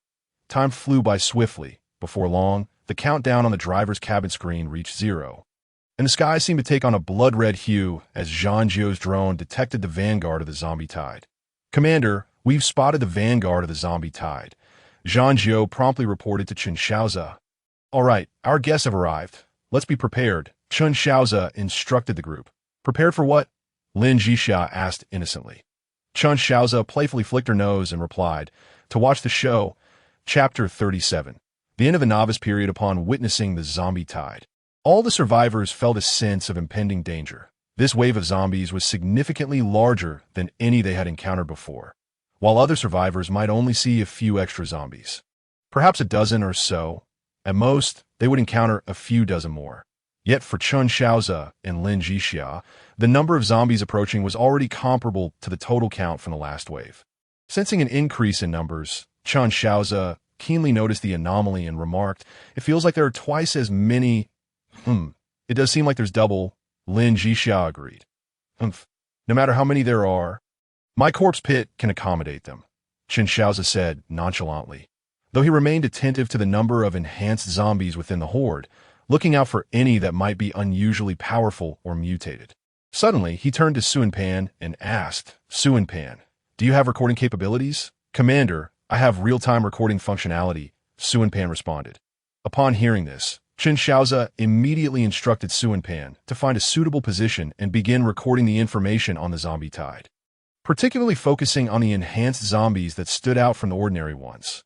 Following the command, Suinpan positioned itself beside Zhang Yi and activated its real-time recording feature to document this wave of zombies. "What do you plan to do?" Lin Zhixia felt a twinge of curiosity regarding Chen Shaoze's intentions behind these actions. "Creating strategies? We have already surpassed other survivors by a significant margin. Crafting strategies could assist others, as the merit derived from such actions is far more valuable than anything here," Chen Shaoze elucidated. "Surely, the resources we sell hold the same potential?" Lin Zhixia inquired. Of course. Chen Shaoze's statement was interrupted as the vanguard of the zombie horde reached the edge of the corpse pit. The zombies in front showed no hesitation as they plunged into the pit, followed by others who also slipped down due to the narrowness of the passage. With a thud, a dense cloud of smoke erupted from the pit, spiraling upward without any visible flames. "Throw the thermite and incendiary grenades into the pit," Chen Shaoze commanded. Each member of Team 1 fired a thermite grenade into the pit, followed by an incendiary grenade, resulting in flames surging forth from the depths. The array below began to function at full capacity, transforming the blaze into a fire tornado, with the temperature inside the pit exceeding 3,000 degrees. As indicated by the thermometer, detected enhanced zombies. Zhang Jiao, responsible for monitoring, reported having spotted dozens of enhanced zombies on the screen. Upon hearing Zhang Jiao's report, Chen Shaoze turned to the recorder and instructed, "Record this segment as a priority." "Understood, Commander." At the rear of the horde, several enhanced zombies appeared. After the ordinary zombies fell into the pit, a dozen speed-enhanced zombies dashed from the group, leaping over the pit and landing on the stairs below. These speed-enhanced zombies were poised to continue their assault on Chen Shaoze and Lin Zhixia, but Team 1, not to be underestimated, swiftly dispatched them with 12.7 millimeters ammunition. Their speed has increased, and their jumping distance is longer, Lin Zhixia noted immediately. Chen Shaoze replied, "It seems the enhanced zombies have indeed become stronger, or perhaps this is their inherent capability." This time, Chen Shaoze was mistaken, as only this station possessed the power to trigger enhanced zombies. No other station qualified to summon them into the horde. Suddenly, a strength-enhanced zombie seized one that glowed faintly red and hurled it towards them. Chen Shaoze and Lin Zhixia were taken aback, realizing that this zombie retained a degree of intelligence. With a whoosh, the red-glowing zombie conjured a ball of fire mid-air and sent it hurtling towards them. "How audacious!" Lin Zhixia exclaimed, swiftly conjuring a shard of ice that not only dissipated the flame, but also obliterated the fiery, enhanced zombie in the air. With a flick of her wrist, Lin Zhixia swept the remnants into the corpse pit. Meanwhile, Chen Shaoze focused intently on the enhanced zombies below, deducing their types from the characteristics of the fiery, enhanced zombie. He discerned that the group included fire-enhanced, strength-enhanced, speed-enhanced, and what he suspected to be wind-enhanced zombies that in the next moment, the wind-enhanced zombie demonstrated its powers, summoning a gust that propelled the remaining 10 fire-enhanced zombies towards them. The wind element augmented their aerial trajectory, changing their landing point from the stairs behind the corpse pit to directly towards Chen Shaoze and Lin Zhixia. "Thunderblade. Rapid strike," Chen Shaoze declared, extending 2 fingers. In an instant, a bolt of lightning shot forth, reducing the airborne zombies to ash. "I seal." Lin Zhixia, at the moment Chen Shaoze acted, pointed towards the ground, and with her command, dozens of enhanced zombies were instantly encased in ice crystals, reflecting a myriad of rainbow hues in the sunlight. With a swift motion, Lin Zhixia unleashed a blade of energy, which struck the ice, causing it to crack and shatter into a flurry of sparkling shards. As the last remnants of ice dispersed, the second wave of the horde emerged, with ordinary zombies posing little threat, while the remaining enhanced zombies required careful attention. That a soil-enhanced zombie. Lin Zhixia observed a zombie below, emanating a faint, nearly imperceptible brown glow. To their astonishment, this zombie hurled what appeared to be a stone ball. No, a soil ball. Towards them. With a bang, Chen Shaoze drew an automatic rifle and fired at the soil-enhanced zombie, discovering its formidable defenses. Just as he suspected, the soil-enhanced zombie excelled in defense, though its resilience could not withstand the 5.56mm rounds. Open fire, unrestricted engagement. Chen Shaoze commanded. It was unreasonable to restrain Team 1 from firing during this defensive battle, leaving the final adversaries to their capable hands. Under the barrage from Team 1, the entire horde was vanquished, and simultaneously, Chen Shaoze and Lin Zhixia received a notification. Congratulations to all survivors for passing the beginner elimination phase. The journey of survival in the endless track officially begins. Best of luck to you all. Changes in survival test information can be found in the Heavens Manual. Please review carefully, as this is crucial information. Two announcements echoed in the minds of all surviving individuals, prompting everyone to consult their Heavens Manuals, where the first page revealed pertinent details. In summary: high-level zombies, enhanced zombies, elemental enhanced zombies, elite zombies, and mutated animals posing threats to survivors. Alongside changes in the natural environment have been unlocked. Survivor attribute enhancement potions and ability crystals were now available. Train levels were unlocked, capping at level 20, with quality levels remaining unknown. Features of the Heavens Manual were activated, allowing video calls, friend additions, and group chats, although inter-region communication remained disabled. The last point was highlighted in crimson. At the third station, survival resources would be only 1/10 of those available during the beginner phase. With a 2-day stopover, and the horde expected to arrive by 6 in the afternoon on the second day, the chat interface of the Heavens Manual quieted for merely 5 minutes before erupting into a frenzy of messages, making it impossible to discern any coherent conversation. Beep, beep. At that moment, Chen Shaoze and Lin Zhixia noticed their private messages incessantly chiming. Lin Zhixia, overwhelmed by the influx, opted for a complete block and sifted through to locate Zhao Qingqing, adding her as a friend before initiating a video call. "Are you Lin Zhixia?"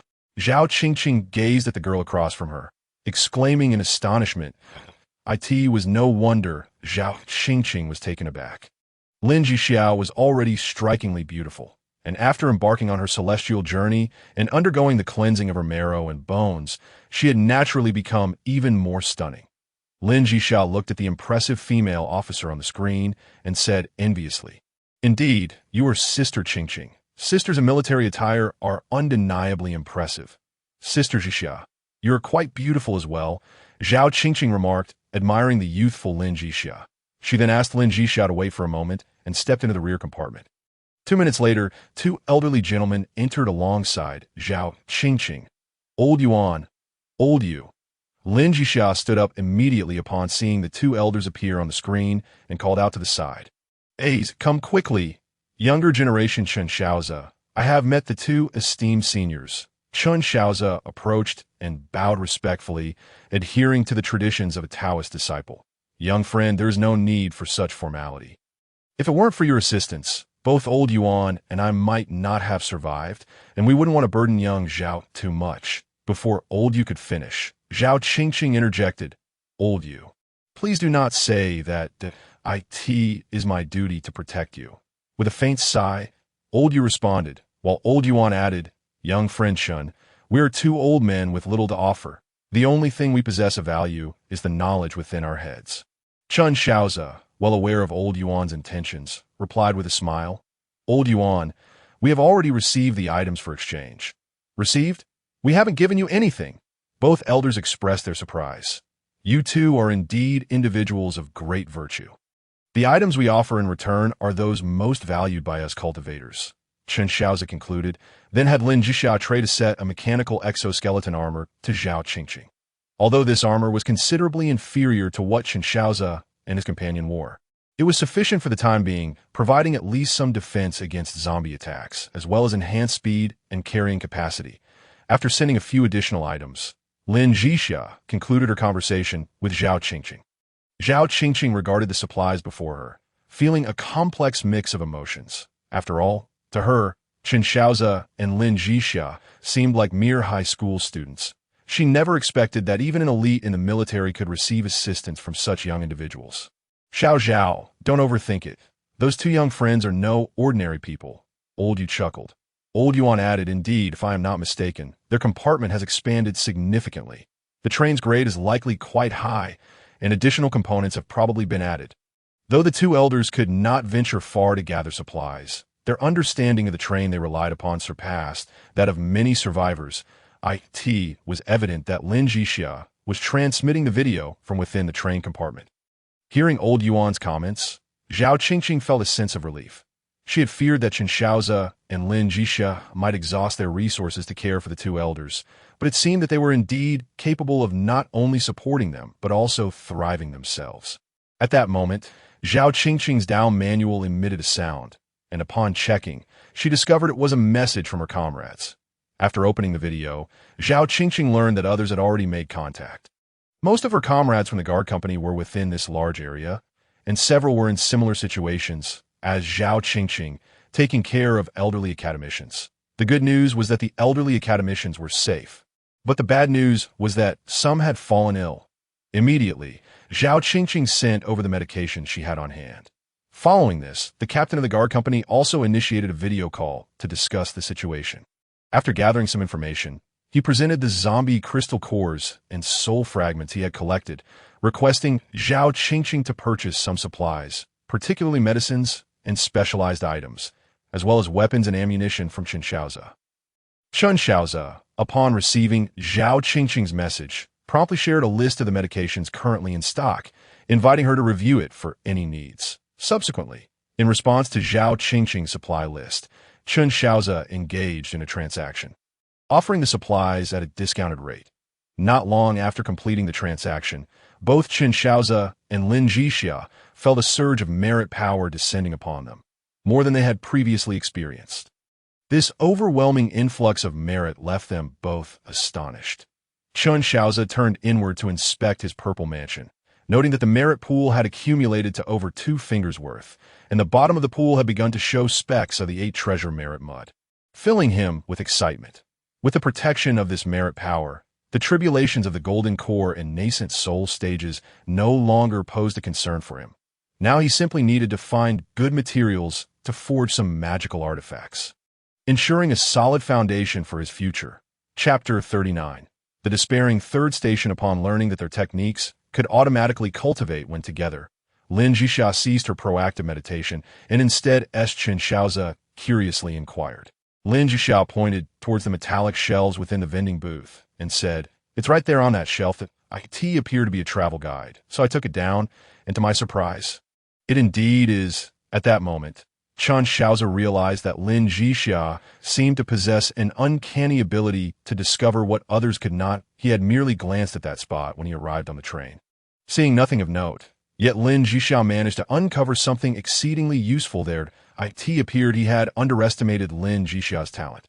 "Wow, there is quite a bit of information here," Lin Zhixia exclaimed as she opened the guide, revealing 5 resource points marked on the map, all relatively concentrated and entirely feasible to explore within a day. It was now 8 o'clock, and Chen Shaoze assessed that time was not on their side. He remarked, "Let us go take a look at the situation." With that, he summoned his long sword and soared into the air. Lin Zhixia promptly followed suit on her flying sword, and the members of Team 9, witnessing this, equipped their flying backpacks and pursued them. Once airborne, Lin Zhixia gained a clearer view of what was purported to be a city. This hardly resembled a city at all. Only a few intact buildings remained. While there were not many zombies near the train station, the resource points, essentially the center of this so-called city, were swarming with them, seemingly numbering in the thousands. "Shall we engage?" Lin Zhixia proposed. Chen Shaoze shook his head, replying, "No need, I have a better idea." He then turned to Zhang Jiao and instructed, "Old 9, send a message to Suanpan, telling him to bring out the 80mm mortar he has constructed and have him bombard this location." "Understood, Commander," Zhang Jiao affirmed before relaying the command to Suanpan. 2 minutes later, a response came back from Suanpan, confirming readiness but requesting the coordinates for the bombardment. Zhang Jiao immediately sent the coordinates, and within 20 seconds, Chen Shaoze and Lin Zhixia heard the whistling sound of incoming shells, the 80mm high explosive rounds detonating amidst the horde of zombies. Within the blast radius, the zombies were either obliterated into fragments or dismembered by the shock waves and debris from the explosions. In just 15 rounds, the area occupied by the 3,000 to 4,000 zombies was thoroughly saturated with destruction. Shaoze assessed the damage. Chen Shaoze commanded through the communicator embedded in his armor. Shaoze swiftly utilized the Armor-S surveillance cameras to capture the scene, reporting moments later, "Sir, the damage assessment shows a 97% destruction rate, with some movable targets remaining." With a flick of his hand, Chen Shaoze dispersed the smoke and dust clouding the view, revealing not just the craters left by the explosions, but also the corpses of the zombies, among which several, with severed limbs, still writhed in a grotesque manner. As Lin Zhixia observed Zhang Jiao and the others reloading their weapons, she knew that business was about to pick up. Chapter 40. Scarce Resources, Shaoze. Upon hearing Lin Zhixia's voice, Chen Shaoze understood that she had grasped his intentions. He turned to her and stated directly, "Gigi, there's a rental agreement scroll in the Tiandao Mall. Go check it out that we could establish a heavy firepower rental service, though the shells would require payment." Does the Tiandao Mall actually have such items? I never noticed before. Lin Zhixia exclaimed in astonishment. Indeed, the rental agreement scroll was a newly added feature following the latest information update, and Chen Shaoze had not bothered to explore what else might be available. "Well, as for the prices of consumables, you can decide," Chen Shaoze suggested. Just then, Zhang Jiao approached with a report. "Commander, the target has been completely cleared." "All right, let us head down and take a look," Chen Shaoze replied, beckoning Lin Zhixia as they descended from the sky. Upon landing, he commanded Zhang Jiao, "U6, search the nearby buildings within 100 meters, clear out any zombies inside, and bring back anything useful." "Yes, Commander," Zhang Jiao responded. And the 6 of them dispersed in different directions. The 5 resource points marked on the map were all located in underground or semi-underground structures, and Chen Shaoze and Lin Zhixia now stood at the entrance of one such semi-underground supply point. The door was ajar, and Lin Zhixia, gazing at the open portal, remarked in surprise, "What could be inside?" Neither of them could overlook the absence of zombies, attributing it to the earlier explosions that had likely drawn them away, leaving behind a group of unfortunate souls to be caught in the bombardment. There's a reinforced zombie inside, a fire type 1. Lin Zhixia noted as she produced a fiery red diamond-shaped crystal from her storage space. "What is this?" Chen Shaoze inquired. Lin Zhixia, with a puzzled expression, handed him the crystal, which was roughly the size of an adult finger. Upon receiving it, Chen Shaoze was momentarily taken aback, as the information indicated that this crystal was labeled as a fragment of fire law. Wow. Things are getting increasingly bizarre. Chen Shaoze steadied his thoughts. Lin Zhixia echoed, "Indeed, it feels somewhat indescribable. Forget about it. Let us just consider ourselves exceedingly lucky," Chen Shaoze concluded, pulling Lin Zhixia into the supply point building. However, upon surveying the meager supplies within, Chen Shaoze couldn't help but curse under his breath. There were only 4 sparse shelves, upon which rested a few cans and a medical kit. "This is just too," Lin Zhixia remarked, somewhat speechless at the so-called resource point. Chen Shaoze found a semblance of reason in it, chuckling as he said, "This is more like the proper way to survive. What we encountered earlier was merely a vacation or a zero-cost shopping spree." "That does seem accurate," Lin Zhixia reflected, acknowledging that Chen Shaoze's words held merit, particularly in the context of their previous experience in the supermarket, where they could take whatever they desired without any payment. Aptly termed a zero-cost shopping spree. "Let us move on to the next resource point," Chen Shaoze said, storing the items from the shelves into a space before leading Lin Zhixia out. The second resource point was less than 300 meters away, and as they approached, they spotted Team 10 executing a cleanup operation. The duo observed as Team 10 approached a zombie, which remained oblivious to their presence. With a swift strike, one of them dispatched the zombie quietly and efficiently. Lin Zhixia was astonished by Team 10's actions and equally puzzled by the zombie's lack of response. However, she soon posed a question to Chen Shaoze. "Shaoze, do you think those zombies can only perceive carbon-based life forms, while Team 10, being silicon-based, goes unnoticed by them? Or perhaps they see them as just another piece of scrap metal?" "Your hypothesis is likely correct. The zombie's vision has been impaired. However, their instinctual need to feed relies on smell and hearing. Chen Shaoze observed, glancing at a window, swaying in the breeze, before continuing. The environment here might limit the zombies' ability to use their sense of smell to locate prey. AS Team 10 is composed of carbon-based life forms. They naturally wouldn't register as targets. Shaoze, I just had another business idea. Lin Zhixia exclaimed excitedly after hearing Chen Shaoze's explanation. Just don't consider selling Team 10, Chen Shaoze cautioned. Of course not. I was thinking of having Pan and Xiao Dai create some robots to sell. That should work, right? Lin Zhixia proposed. How do you intend to control them? Will it be via intelligent programming or remote manual control?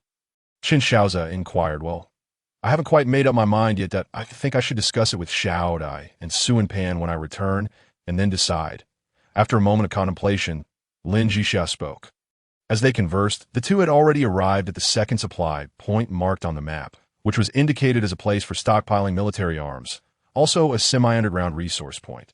The door here was closed, and upon Chen Shaoze's inspection, he discovered that there were no zombies inside. That he approached and pulled on the doorknob, but to his surprise, it did not budge. Not wanting to waste time, he exerted force with his palm, shattering the wooden door. Lin Zhixia peeked from behind Chen Shaoze and noticed that inside was a downward passage. Once they entered, they found a space of less than 20 square meters, where 6 gun racks were placed against the walls. Alongside several wooden crates, the gun racks were filled with rifles, and upon picking one up, Chen Shaoze realized it was a bolt-action rifle. He inspected the other rifles, aside from a few semi-automatic ones.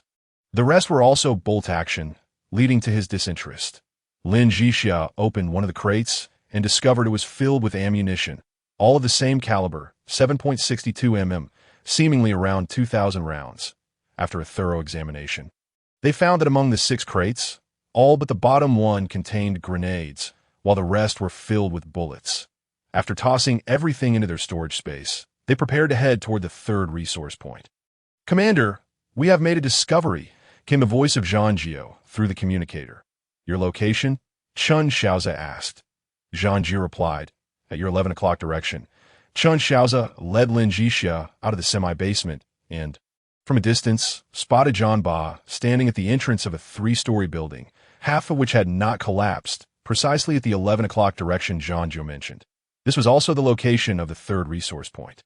Upon entering, they immediately noticed several crates scattered around, and in the center of the room lay a uniquely shaped box, the very object Zhang Jio had referred to as this a mysterious treasure chest?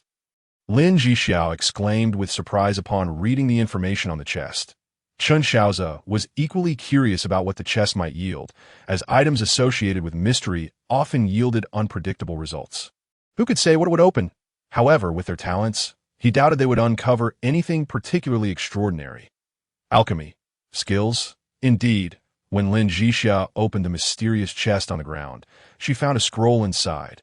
Upon picking it up, she read the information and remarked with surprise, "This is a skill scroll, but it seems rather unsuitable for us." Chen Shaoze glanced at it and concurred. Lin Zhixia also felt the item was of little use, given that both she and Chen Shaoze could concoct potions, rendering such enhancements somewhat trivial. "Hey, there's something else at the bottom," Lin Zhixia exclaimed, noticing what appeared to be a document, which she promptly retrieved. Subsequently, she received a message, "Home construction permit. May I construct a home here?" "No." Lin Zhixia quickly clicked no upon seeing the message. Although she was uncertain about the nature of the home construction permit, she knew it was not the right time to utilize it here. How intriguing. Chen Shaoze also noted the information, surmising it was akin to a city building decree. Home construction permit, grade, beginner, permits the construction of a home space of 100 square meters, with free internal planning. Non-expandable, restrictions. Only one home construction permit may be used per train carriage. Lin Zhixia displayed the complete information of the permit, and upon finishing, both of them wore expressions of delight. This permit was the perfect solution to their current spatial constraints. Wait a moment, Lin Zhixia said, placing the construction permit in Chen Shaoze's hands. Chen Shaoze understood her intention and promptly stored it in his personal storage space. As expected, it triggered a talent enhancement. And when he retrieved it, the permit's quality had transformed into advanced, which appear to be its highest grade. Home construction permit, grade, advanced, permits the construction of 100,000 square meters of home space, complete with internal water and light sources, with free planning, non-expandable, restrictions. Only one home construction permit may be used per train carriage. Here, Chen Shaoze handed the permit back to Lin Zhixia, and unsurprisingly, she produced 2 advanced home construction permits from her own storage space. Upon seeing the 2 permits, Chen Shaoze and Lin Zhixia exchanged knowing smiles. The ensuing task would be considerably easier, although they had not acquired much in terms of supplies during this outing. The 2 permits were invaluable treasures. After clearing out the remaining 2 resource points, the city held little further value. Chen Shaoze and Lin Zhixia then returned to the station with Zhang Jiao and his team of 6. Preparing for the impending zombie tide, the following noon, as always, the strategy to handle the zombie wave was the gathering pit. For Chen Shaoze, digging a pit was as effortless as drinking water. He piled the excavated earth in front of the train, forming a semicircular defensive position, with the opening facing the front of the gathering pit, creating 3 inverted V-shaped channels to ensure the zombies would slip when they stepped onto it, after reinforcing the walls of the gathering pit. He set up 3 formations, and the defensive gathering pit was officially operational. Shall we use the home permit now? Lin Zhixia asked upon seeing Chen Shaoze return from outside, knowing that the defenses had been completed. Chen Shaoze replied, "You decide, no. Let's do it together," Lin Zhixia said, clutching Chen Shaoze's arm as they made their way to the train's cockpit. Once inside, they opened the train interface, where an option to construct a home had already appeared, along with an option indicating which carriage to build it in. These options had previously been grayed out, unnoticed by either Chen Shaoze or Lin Zhixia. "Wait a moment. Let's upgrade the train first," Chen Shaoze suggested. Lin Zhixia nodded, having contemplated whether to elevate the train to level 5. This way, they could construct homes in carriages 2 and 3, while the subsequent carriages could be utilized for storage or defense. After a series of operations by Chen Shaoze, the train was successfully upgraded to level 5 now. Both Chen Shaoze and Lin Zhixia were at level 12, but after the train's upgrade, the options for further upgrades had turned gray, and the prompt indicated that their level was insufficient for additional upgrades. Is it only possible to upgrade to level 5? Lin Zhixia also noticed this prompt and felt it to be rather inhumane, coupled with a level restriction. Chen Shaoze chuckled, disregarding the issue, and instead clicked into the homestead construction interface, saying, "All right, let's proceed." Lin Zhixia gleefully applied a homestead construction permit to the second carriage, while Chen Shaoze utilized the second permit on the third carriage. Once the construction was complete, the 2 promptly made their way to the second carriage, where they discovered an additional door. Upon opening it, they were greeted by a vast expanse of land, estimated to be roughly the size of 14 football fields. Su and Pan and the others followed suit, entering the space and marveling at its enormity, though they soon received orders from Chen Shaoze to relocate. Indeed, Chen Shaoze instructed Su and Pan, Zhang Jiao, and Gong Yi to move all manufacturing equipment into the homestead space of the third carriage, which would serve as the production base for the entire train, with plans to add more equipment and expand capacity. After 2 hours, Xiao Dai and Su and Pan had finally organized and settled the third homestead space. During this time, Chen Shaoze had also procured a fully automated manufacturing station and an atomic smelter for the third homestead space, while Xiao Dai utilized the new automated manufacturing station to construct a medium-sized arc reactor, which would supply all the electrical needs of the third homestead space, for the second homestead. Lin Zhixia envisioned building a small villa within it. She and Chen Shaoze would reside there during their leisure time, while they would occupy the first carriage when the train was in station. Thus, the second homestead would serve as their retreat. Naturally, the design would still require Xiao Dai's expertise, with Lin Zhixia only responsible for outlining her requirements, which included planning for some farmland, as certain resources would need to be cultivated. The spatial farm had already been moved in, and Lin Zhixia was holding a pot of freshly picked strawberries, munching away as she relayed her villa requirements to Xiao Dai. Meanwhile, Chen Shaoze was also occupied. Given that each train carriage currently had 2 weapon installation points, he tasked Su and Pan with designing an automatically loading mortar. The train's structural integrity could easily withstand the impact of a 120mm mortar on the roof. Without overdoing it, he installed 1 mortar each on the second, third, and fourth carriages, while the other installation point was equipped with a dual-mounted 14.7mm machine gun. Chen Shaoze reasoned that while they had weapon platforms, it was better to have them than to do without. Chapter 42. The terrifying zombie swarm, Xiaxia. Could you lend us that mortar for a bit? Zhao Qingqing inquired as soon as she learned that Lin Zhixia had arranged for heavy weapon rentals. Lin Zhixia replied, "Sure. How many do you need?" Just to clarify, each mortar can only be equipped with 20 shells. 20 shells for a single mortar! This statement astonished Zhao Qingqing. Had it not been for Lin Zhixia's support, she would have run out of ammunition long ago. Her comrades were counting their bullets, while the girl across from her spoke of shells and dozens at awe. Indeed, our production capacity is limited. We haven't replenished our stock yet, so we can only offer 10 mortars for rent, along with 200 shells. If you want them, it's 1 shell for 5 zombie crystal cores, and the rental fee for 1 mortar is 10 zombie crystal cores. Lin Zhixia gestured, causing Zhao Qingqing to chuckle. That's fine. I'll place an order, Zhao Qingqing replied with a smile. All right, I'll set up a directed transaction for you. You can just go pick it up, Lin Zhixia said. By the way, my comrades are also looking to purchase some bullets. Zhao Qingqing added, what caliber and how many do you need? Lin Zhixia inquired. .762, 5,000 rounds. Zhao Qingqing responded. Lin Zhixia nodded. I'll get that for you right away. Just send me the crystal cores later. She stood up to retrieve the bullets, but then recalled her earlier haul and turned back to ask, do you need grenades? Grenades? Yes. How many crystal cores for each? Zhao Qingqing asked, momentarily taken aback before her excitement returned. Lin Zhixia calculated. For friends, it's 20 crystal cores per grenade. How many do you want? 50, please, Zhao Qingqing stated without hesitation.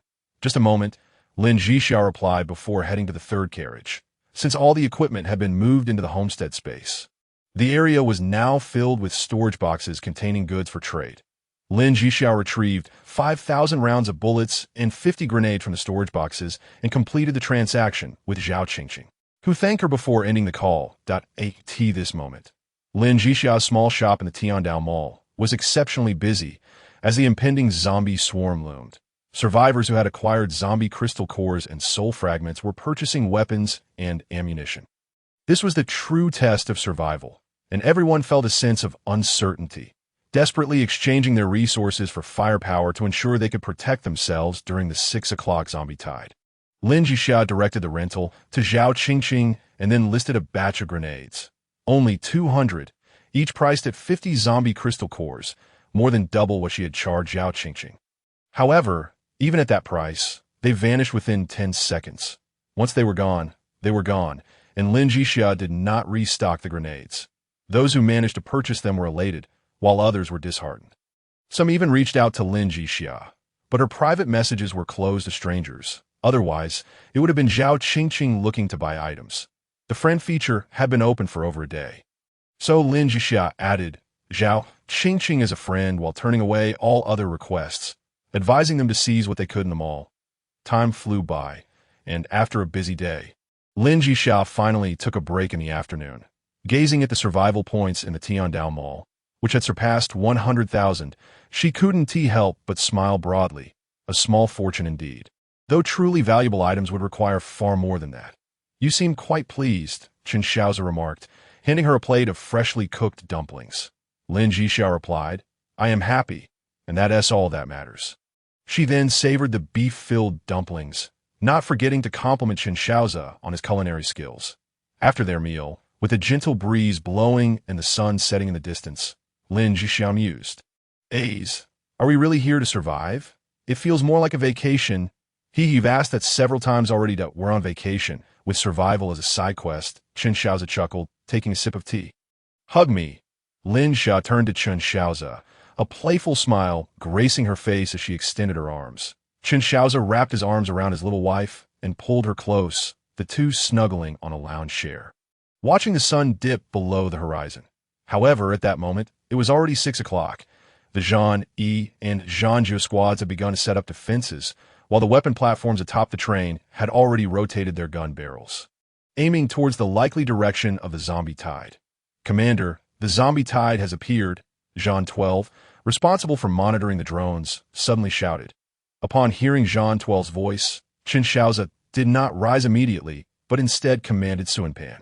Suanpan, deploy a drone and record everything.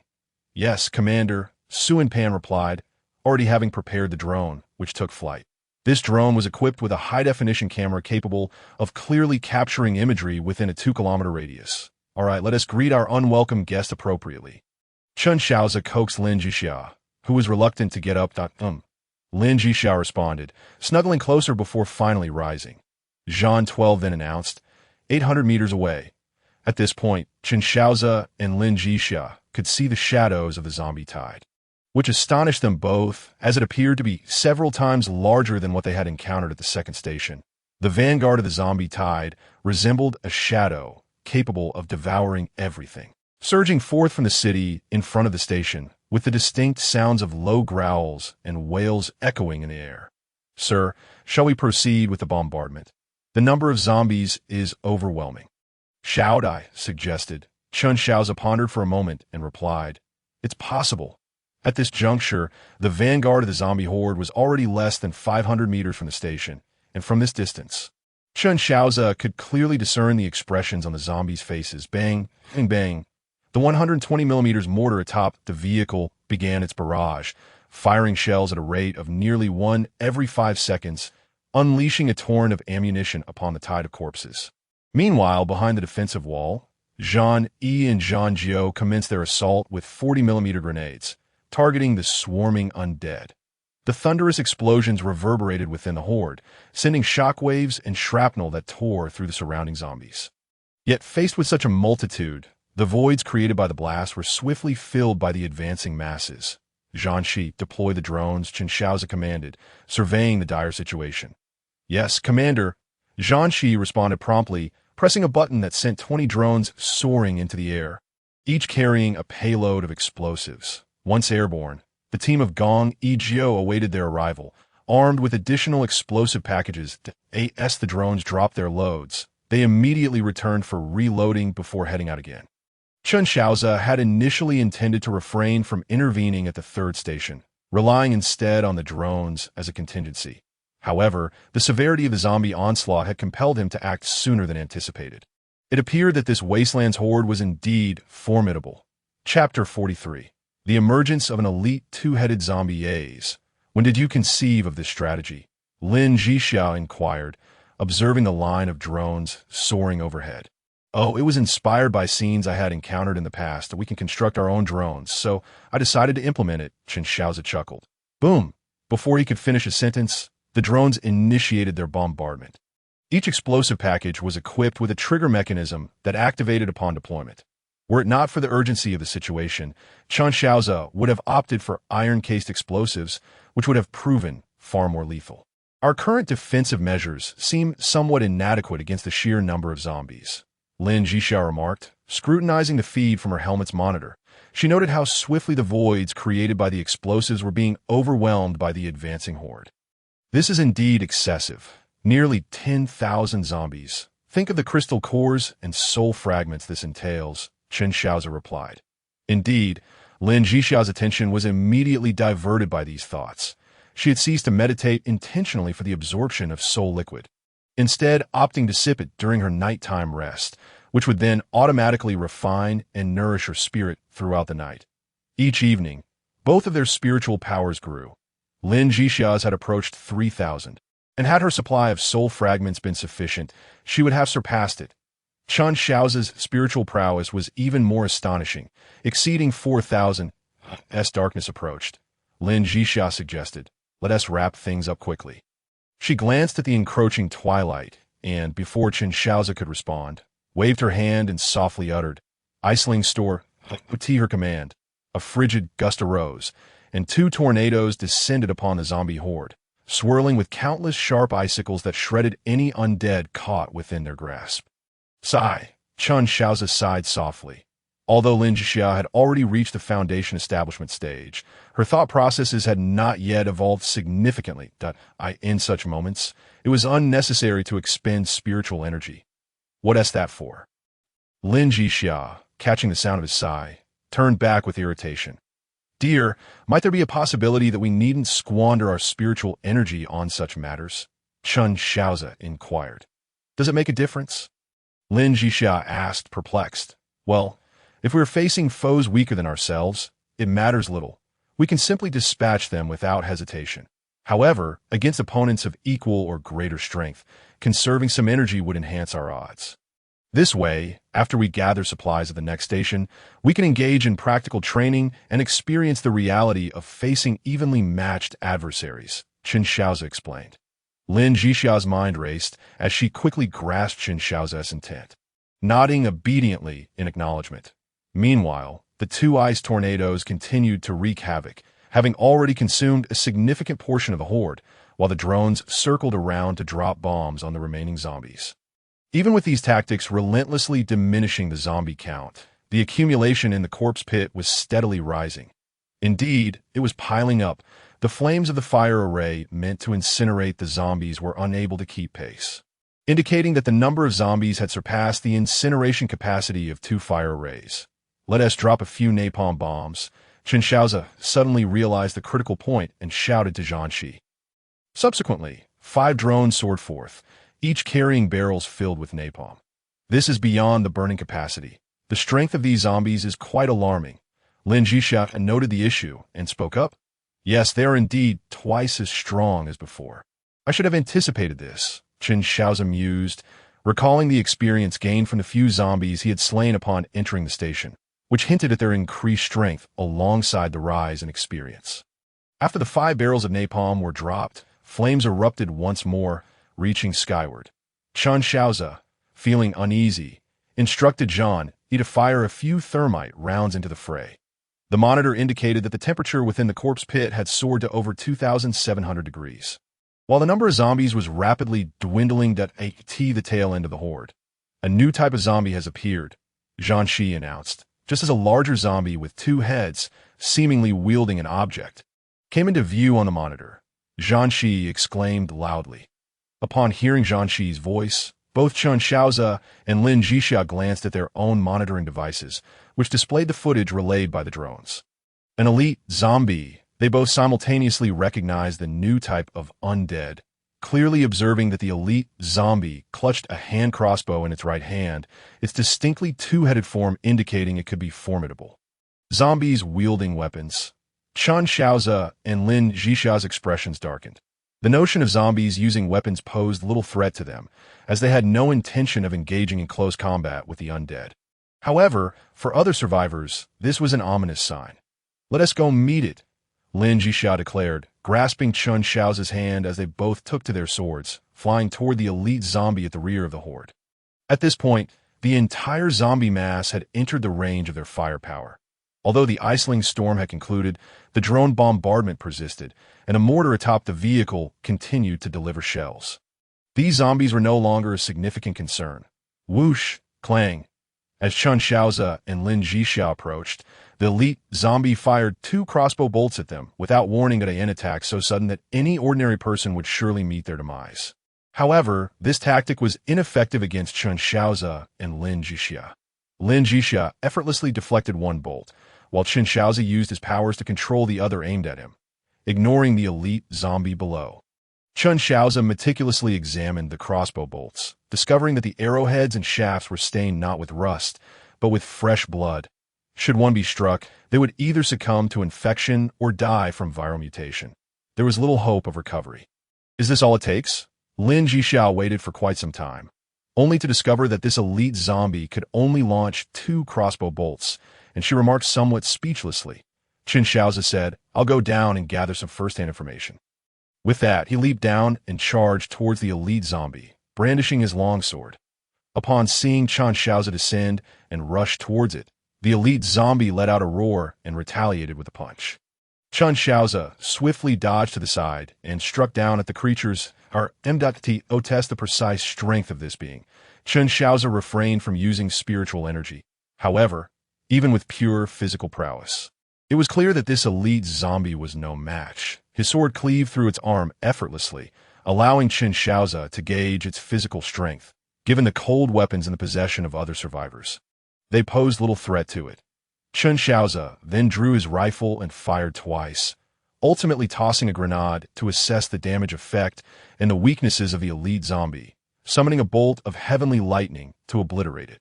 Chapter 44. The Open Rankings, the first of 5 lists. Congratulations to all survivors for successfully passing the first trial of formal survival, as the comprehensive rating leaderboard for the train, the personal attribute leaderboard for survivors, the total resources leaderboard, the kill count leaderboard, and the survivor level leaderboard are now officially open.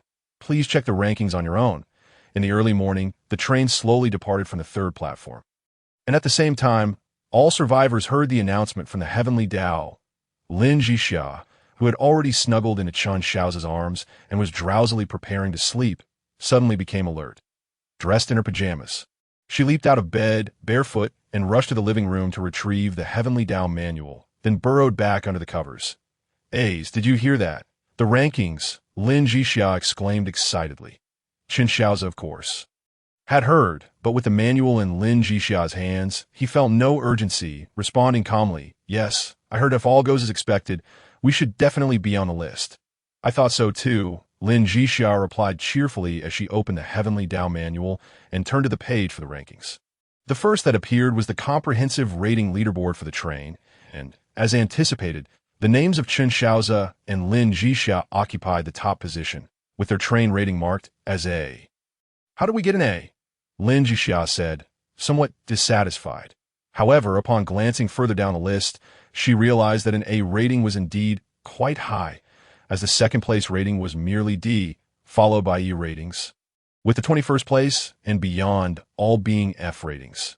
Chen Shaoze pondered for a moment and said, "The comprehensive rating for the train likely considers the train's level and tier, as well as the level of plugins.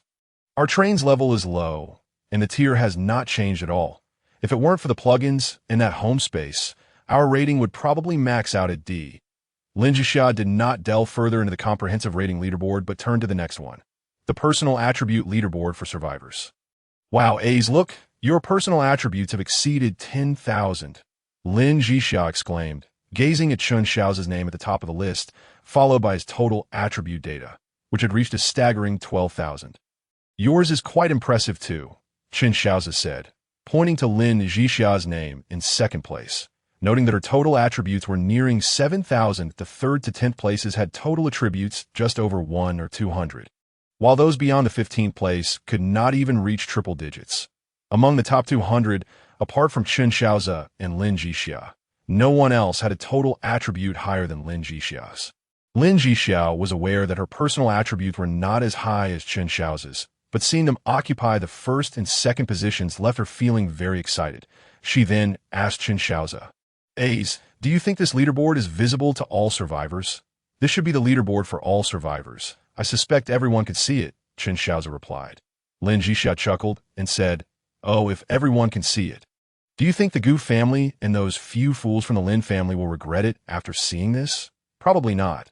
They would just feel that we owe them something," Chen Shaoze said with a dismissive shrug, confidently asserting, "As long as we're doing well, they won't be comfortable. But we have disappointed them. We are thriving." As Lin Zhixia spoke, she planted a kiss on the corner of Chen Shaoze's lips and continued to flip through to the next resources leaderboard. 1st place, Chen Shaoze, Lin Zhixia resource score, 150,000.150,000. "Do we really have that much?" Lin Zhixia asked, astonished, turning to Chen Shaoze. "We should, right? Just think about how many items you've traded away that we still have several storage boxes in the rear carriage that are full." Chen Shaoze replied with a smile. Lin Zhixia contemplated for a moment, saying, "I suppose you're right. Our survival points are about to reach 150,000. After saying that, she flipped through to the last leaderboard, which revealed itself. Kill count leaderboard.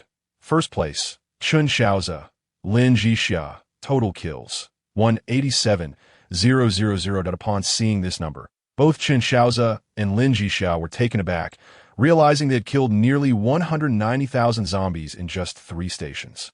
However, upon further reflection, it made sense. Just the horde of zombies at the 3rd station seemed to number around 100,000.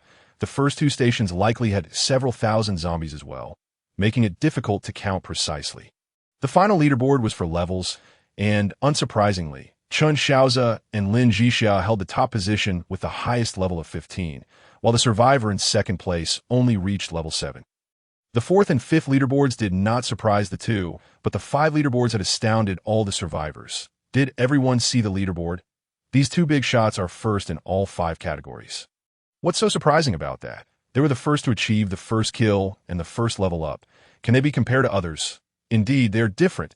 It feels like they have some sort of cheat. Is there a cheat here? The folks upstairs must be drunk. At that moment, the cross-regional communication function had not yet been enabled, so discussions could only occur within each region in the 4587 district. Where Chen Shaoze and Lin Zhixia resided, the survivors appeared rather calm, as many had benefited from Chen Shaoze and Lin Zhixia's actions. At the beginning, the soul fragments were not usable. Thanks to the emergence of Chen Shaoze and Lin Zhixia, this resource was put to use, transforming into currently valuable resources that allowed many survivors to continue living. Thus, when these survivors beheld Chen Shaoze and Lin Zhixia topping the five rankings, they felt it was truly well-deserved. At that moment, every member of the Lin and Gu families, including Gu Ziong, had laid eyes on the leaderboard. Jiu Qingshan, Su Rou, Gu Ninglan, Gu Ningxue, and Gu Ningxuang were all engulfed in complex emotions. They had not anticipated Chen Shaoze's remarkable prowess. Not only did he claim the top rank in overall attributes, but he also amassed a considerable amount of resources, propelling Lin Zhixia to unprecedented heights alongside him. They pondered that had they not severed ties with Chen Shaoze in such a contentious manner, they too might have graced that leaderboard. However, some matters cannot be pondered upon with what-ifs or assumptions. There is no remedy for regret in this world. The thoughts of the Lin family diverged entirely from those of the Gu family. While the five members of the Gu family felt a twinge of regret, the Lin family had always viewed Lin Zhixia merely as a tool, particularly Lin Wanwan, who upon witnessing Lin Zhixia's dominance in the four rankings, contorted her face in disbelief. Were it not for the inability to communicate across regions at that moment, it seemed likely that these individuals would have lunged at Lin Zhixia like sharks scenting blood. As for Gu Ziong, he found himself incapacitated. While searching for resources, he fell into a trap. Although he was rescued, his injuries were grave. His biological mother, harboring some affection for him, managed to procure a bit of anti-inflammatory medicine to keep him hanging on. It was only when he heard his mother exclaim in astonishment upon seeing the news of Chen Shaoze and Lin Zhixia's top rankings that he learned of their achievements, faced with former rivals now soaring to great heights. Gu Ziong nearly choked on his frustration. Chapter 45. Lucrative Rewards from the Leaderboard, Part 1. From the very beginning of the survival challenge, Chen Shaoze and Lin Zhixia had pulled far ahead of all other participants, igniting countless speculations and discussions. Meanwhile, in other major regions, some formidable factions from the previous world that had undergone reorganization began to take notice of the rise of Chen Shaoze and Lin Zhixia. These individuals were keen to uncover the secret behind their ascent, but due to the lack of cross-regional communication, they had to abandon their inquiries. Nonetheless, they managed to gather some basic information about Chen Shaoze and Lin Zhixia. As the Gu and Lin families were entrenched in the business world and had some degree of interaction with commercial circles in other nations, thus, their identities were not particularly obscure, even if they were not considered significant figures within their respective families. Xiaxia, Yu and Chen Shaoze actually topped the five rankings. Zhao Qingqing exclaimed excitedly in a video call to Lin Zhixia after reviewing the leaderboard. "We didn't expect it either, Sister Qing. As you know, we seldom pay attention to the affairs of others," Lin Zhixia replied with a smile. Zhao Qingqing nodded in understanding, for she had gathered some information about Lin Zhixia and Chen Shaoze from other comrades and felt genuine sympathy for their plights. Confused parents, malicious siblings. Lin Zhixia faced such challenges, while Chen Shaoze had the added burden of a foster brother who constantly sought his life. Gu Ziong was indeed older than Chen Shaoze, contrary to Gu Qingshan's claims that he was younger. However, all of that was now but a distant memory. Chen Shaoze and Lin Zhixia would not dwell on such matters. Whether they would live to see one another again remained uncertain in the entire 4587 major region. Apart from Zhao Qingqing, who initiated a video call, others refrained from disturbing them as residents of the same region. Everyone generally understood the temperaments of Chen Shaoze and Lin Zhixia. Apart from trading resources, they rarely participated in the chat channels, thus allowing others to quietly reap the benefits that Shaoze, should we hide our names as well? Lin Zhixia remarked, observing that all those ranked below them had concealed their identities. Chen Shaoze replied, "It's unnecessary now. All survivors have likely seen this leaderboard. Let's leave it as is." "Oh, fine," Lin Zhixia said, stifling a yawn before tossing the Heavenly Tao manual onto a nearby table. She then turned to cuddle against Chen Shaoze, softly murmuring, "I'm tired. Hug me." "All right, sleep now," Chen Shaoze chuckled, embracing his sweet little wife. It wasn't long before the two drifted into slumber. While the couple rested, other survivors were less composed, especially those who had made the leaderboard. Eagerly awaiting their rewards to their surprise, they had to wait until morning. When Chen Shaoze and Lin Zhixia finally awoke, the announcement from the Heavenly Tao resonated. The leaderboard rewards are now being distributed. As they entered the cockpit, they were met with a surprising sight. 12 boxes of various colors and shapes lay piled on the floor. "Reward boxes are reward boxes," Lin Zhixia exclaimed with excitement. For opening boxes was a source of great joy for her. The first boxes they accessed were the comprehensive rating reward boxes for the train. Without hesitation, Lin Zhixia opened both, revealing a complete set of train components before her. She then extracted a train core from another box. Train core. Chen Shaoze marveled at the core resembling a miniature train model, noting its almost identical craftsmanship apart from its size. "Quick, place it in your storage space and see what effects it has," Lin Zhixia urged, her enthusiasm palpable. "All right," Chen Shaoze replied, placing the train core and components into his storage space. When he retrieved them, he found the quantity of train cores had increased to 20, while their quality remained unchanged. However, the quality of the train components had upgraded from ordinary to perfect. He then handed the train cores and components to Lin Zhixia. Ultimately, they had acquired a total of 40 train cores and 2 sets of perfect-grade train components. Glancing at each other, they momentarily set aside their plans to upgrade the train's quality and instead drew over the 2 self-selected resource boxes from the Total Resources Leaderboard Reward, self-selected resources. Lin Zhixia mused, her mind racing as she turned to Chen Shaoze. Let's enhance them with our talents first." Chen Shaoze was in agreement, for these self-selected resource boxes differed from the previous 2 reward boxes. They bore no red prohibition notice stating "cannot be placed in personal storage" upon retrieval. Their quality elevated from ordinary to advanced. After passing through Lin Zhixia's personal storage space, the 2 boxes transformed into 4 self-selected resource boxes. "Should we open them?" Lin Zhixia inquired eagerly. "Open one and see what we can find inside," Chen Shaoze suggested. With that, Lin Zhixia opened one self-selected resource box. The moment it opened, an interface appeared, displaying images and names of various resources, along with a note indicating the quantity available for selection, which was 5. Lin Zhixia eagerly scoured the options, her face lighting up with delight as she exclaimed, "There are so many items here that we can utilize right now." She showcased an item called 1,000-year cold iron and another medicinal herb known as dragon blood grass. 1,000-year cold iron is one of the principal materials for crafting the exclusive weapon, the moonlit cold star sword, while dragon blood grass serves as a key ingredient for the best spirit replenishing pill, the clear spirit pill, prior to the golden core stage. Upon seeing these, Chen Shaoze quickly assessed their current needs. He realized that the materials required for the moonlit cold star sword totaled 5, while he needed 4 different materials for his weapon, 2 of which overlapped with those needed for the moonlit cold star sword. Additionally, he required a furnace for crafting and 4 types of herbs, including dragon blood grass, to concoct the clear spirit pill. Coincidentally, he needed 12 types of materials in total. Opening 2 self-selected resource boxes would not suffice. He would need to open 3 and select 3 additional materials. Such self-selected resource boxes were invaluable in Chen Shaoze's eyes, and he was uncertain when he might acquire another. They had to be utilized wisely. Isn't the heavenly spirit pill supposed to require only 3 types of herbs? Lin Zhixia perceived Chen Shaoze's inner turmoil and promptly offered a reminder.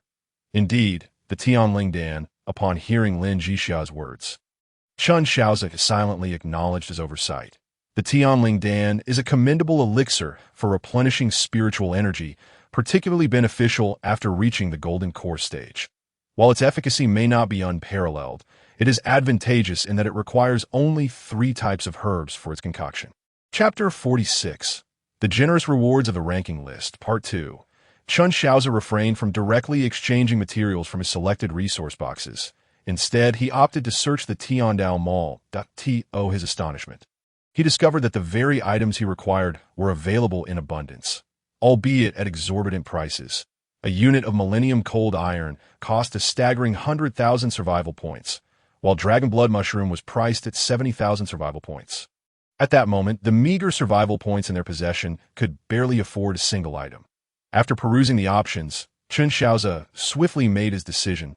He exchanged 5 high-grade selected resource boxes for 15 varieties of herbs and materials essential for crafting magical tools, acquiring 5 units of each type. Through a series of transactions between the two, augmented by their innate talents, each herb and material was remarkably transformed into 200 units. Chen Shaoze could not help but marvel at the extraordinary laws governing this world. Not only was no one capable of forging a suitable weapon, but he could also upgrade the mechanical exoskeleton armor he had been utilizing.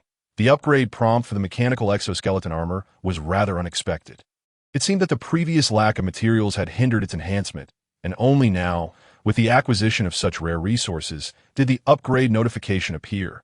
Arc Reactor, Millennium Cold Iron, Illusory Star Sand, Crimson Sun Iron, Crimson Gold Stone. Lin Zhixia gazed in astonishment at the materials required for the upgrade. Had it not been for the 4 selected resource boxes, they would have remained oblivious to the potential upgrade of their exoskeleton armor. Setting that aside to explore other treasures, Lin Zhixia rubbed her hands together, eyeing the remaining reward boxes. She pulled over the reward box from the Survivor Personal Attributes leaderboard. Upon opening the first box, she found a vial of basic enhancement potion, while the second box, surprisingly, contained a primary ability crystal. After a customary exchange, they ended up with a vial of advanced enhancement potion and an advanced ability crystal. The advanced enhancement potion could augment each attribute by 50 points, resulting in a total increase of 200 points across all attributes. The advanced ability crystal, astonishingly, guaranteed the user a 100% awakening of lightning-type abilities. While these items were invaluable to ordinary survivors, they felt somewhat superfluous to Chen Shaoze and Lin Zhixia. Akin to the alchemical skill scroll they had previously obtained at "This is utterly useless," Lin Zhixia remarked with dissatisfaction. "Who says it can be sold and will fetch a high price?" Chen Shaoze replied with a grin. Lin Zhixia shot him a disapproving glance, saying, "Is there anyone who can afford it now?" "Oh, it seems there isn't," Chen Shaoze realized, though he had other plans in mind. With 6 boxes remaining, Lin Zhixia lost interest in opening them and allowed Chen Shaoze to proceed. Without hesitation, he drew a level reward box, unveiling 10 basic experience scrolls and a skill enhancement scroll. Though the skill enhancement scroll appeared to be of little use, the 10 experience scrolls, each providing a 10% experience boost, proved to be incredibly valuable. This means that at level 99, when one is at 90% experience, using this basic scroll could instantly elevate the user to level 100. Soon after, Chen Shaoze turned his attention to the reward box for the kill count leaderboard, which contained 2 mysterious chests. Mysterious chests are known to yield truly exceptional items, and without a second thought, Chen Shaoze opened both as anticipated. Their luck was once again phenomenal, as they unearthed a spirit spring and a space evolution pearl. The spirit spring, rich in spiritual energy, could not only be consumed by individuals, but also transform ordinary fields into spiritual lands, precisely what Chen Shaoze desired. The space evolution pearl was even more remarkable, capable of evolving their home space into a small world. The extent of this transformation would depend on the user's fortune, and both Chen Shaoze and Lin Zhixia were undoubtedly individuals blessed with extraordinary luck. With the final 2 boxes, Chen Shaoze decided not to dwell on it any longer. Having acquired numerous valuable items, he was eager to conclude the opening and return to their pressing matters. "What is this?" Lin Zhixia exclaimed as she observed Chen Shaoze opening the reward box for ranking first. Inside were merely 2 dull stones, leaving her perplexed, before Lin Zhixia could finish her sentence. The 2 stones levitated, coming to a halt before Chen Shaoze and Lin Zhixia. Subsequently, a droplet of blood formed between their brows, which then surged forth, only to be absorbed by the seemingly mundane stones before either could react. Both Chen Shaoze and Lin Zhixia were momentarily stunned, as the gray stones, having integrated the blood from their brows, penetrated into their sea of consciousness. Without hesitation, they entered a meditative state, discovering the stones floating above their soul crystals, gradually emanating a misty aura, which was entirely absorbed by their soul crystals. It can enhance the strength of the soul.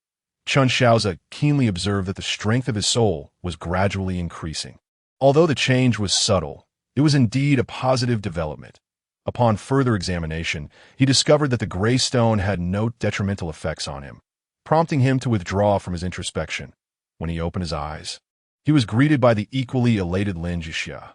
Lin Zhixia, embracing Chen Shaoze's neck with a face slightly flushed with excitement, exclaimed, "A's, we've stumbled upon a treasure." Indeed, the ability to enhance one's soul is a rare find, a veritable treasure of heaven and earth. Chen Shaoze wholeheartedly concurred with Lin Zhixia's sentiment. While the soul gold liquid could elevate the soul, it could not fortify it. Illustrate. The soul could be likened to a sheet of paper. The soul gold liquid merely thickens the paper, yet remains paper. In contrast, that gray stone could transform the paper into steel, a stark difference. Thus, Chen Shaoze deemed the gray stone a rare and invaluable treasure. With the gray stone in his possession, enhancing his soul was merely a matter of time. The immediate task at hand was to transform all rewards into personal strength. First, Chen Shaoze directly utilized the train's core to upgrade its grade to exquisite quality. The transformation of the train was remarkable. The cockpit expanded, becoming more futuristic. Previously accommodating just one seat, it now boasted two. Lin Zhixia rushed to the rear carriage and discovered that the internal space had tripled in size. What once could accommodate 2 levels in height could now host 6. The internal space of the rear carriage had similarly expanded threefold. This increase in space heralded greater operational capacity, allowing for the accommodation of more equipment and personnel. After reviewing the train specifications, Chen Shaoze was particularly concerned about its strength. Present. The strength of each carriage had reached 1,500,000, even without additional train components installed.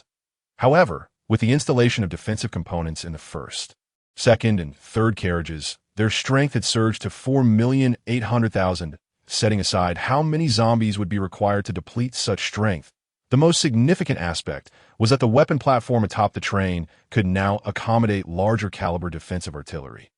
This was what Chen Shaoze valued most. All fears stemmed from insufficient firepower. Now, both he and Lin Zhixia had ample firepower, yet should they wish to be lazy, they would still require large-caliber artillery to resolve any troubles. Chapter 47. Upgrade Wife. The armor upgrade is complete.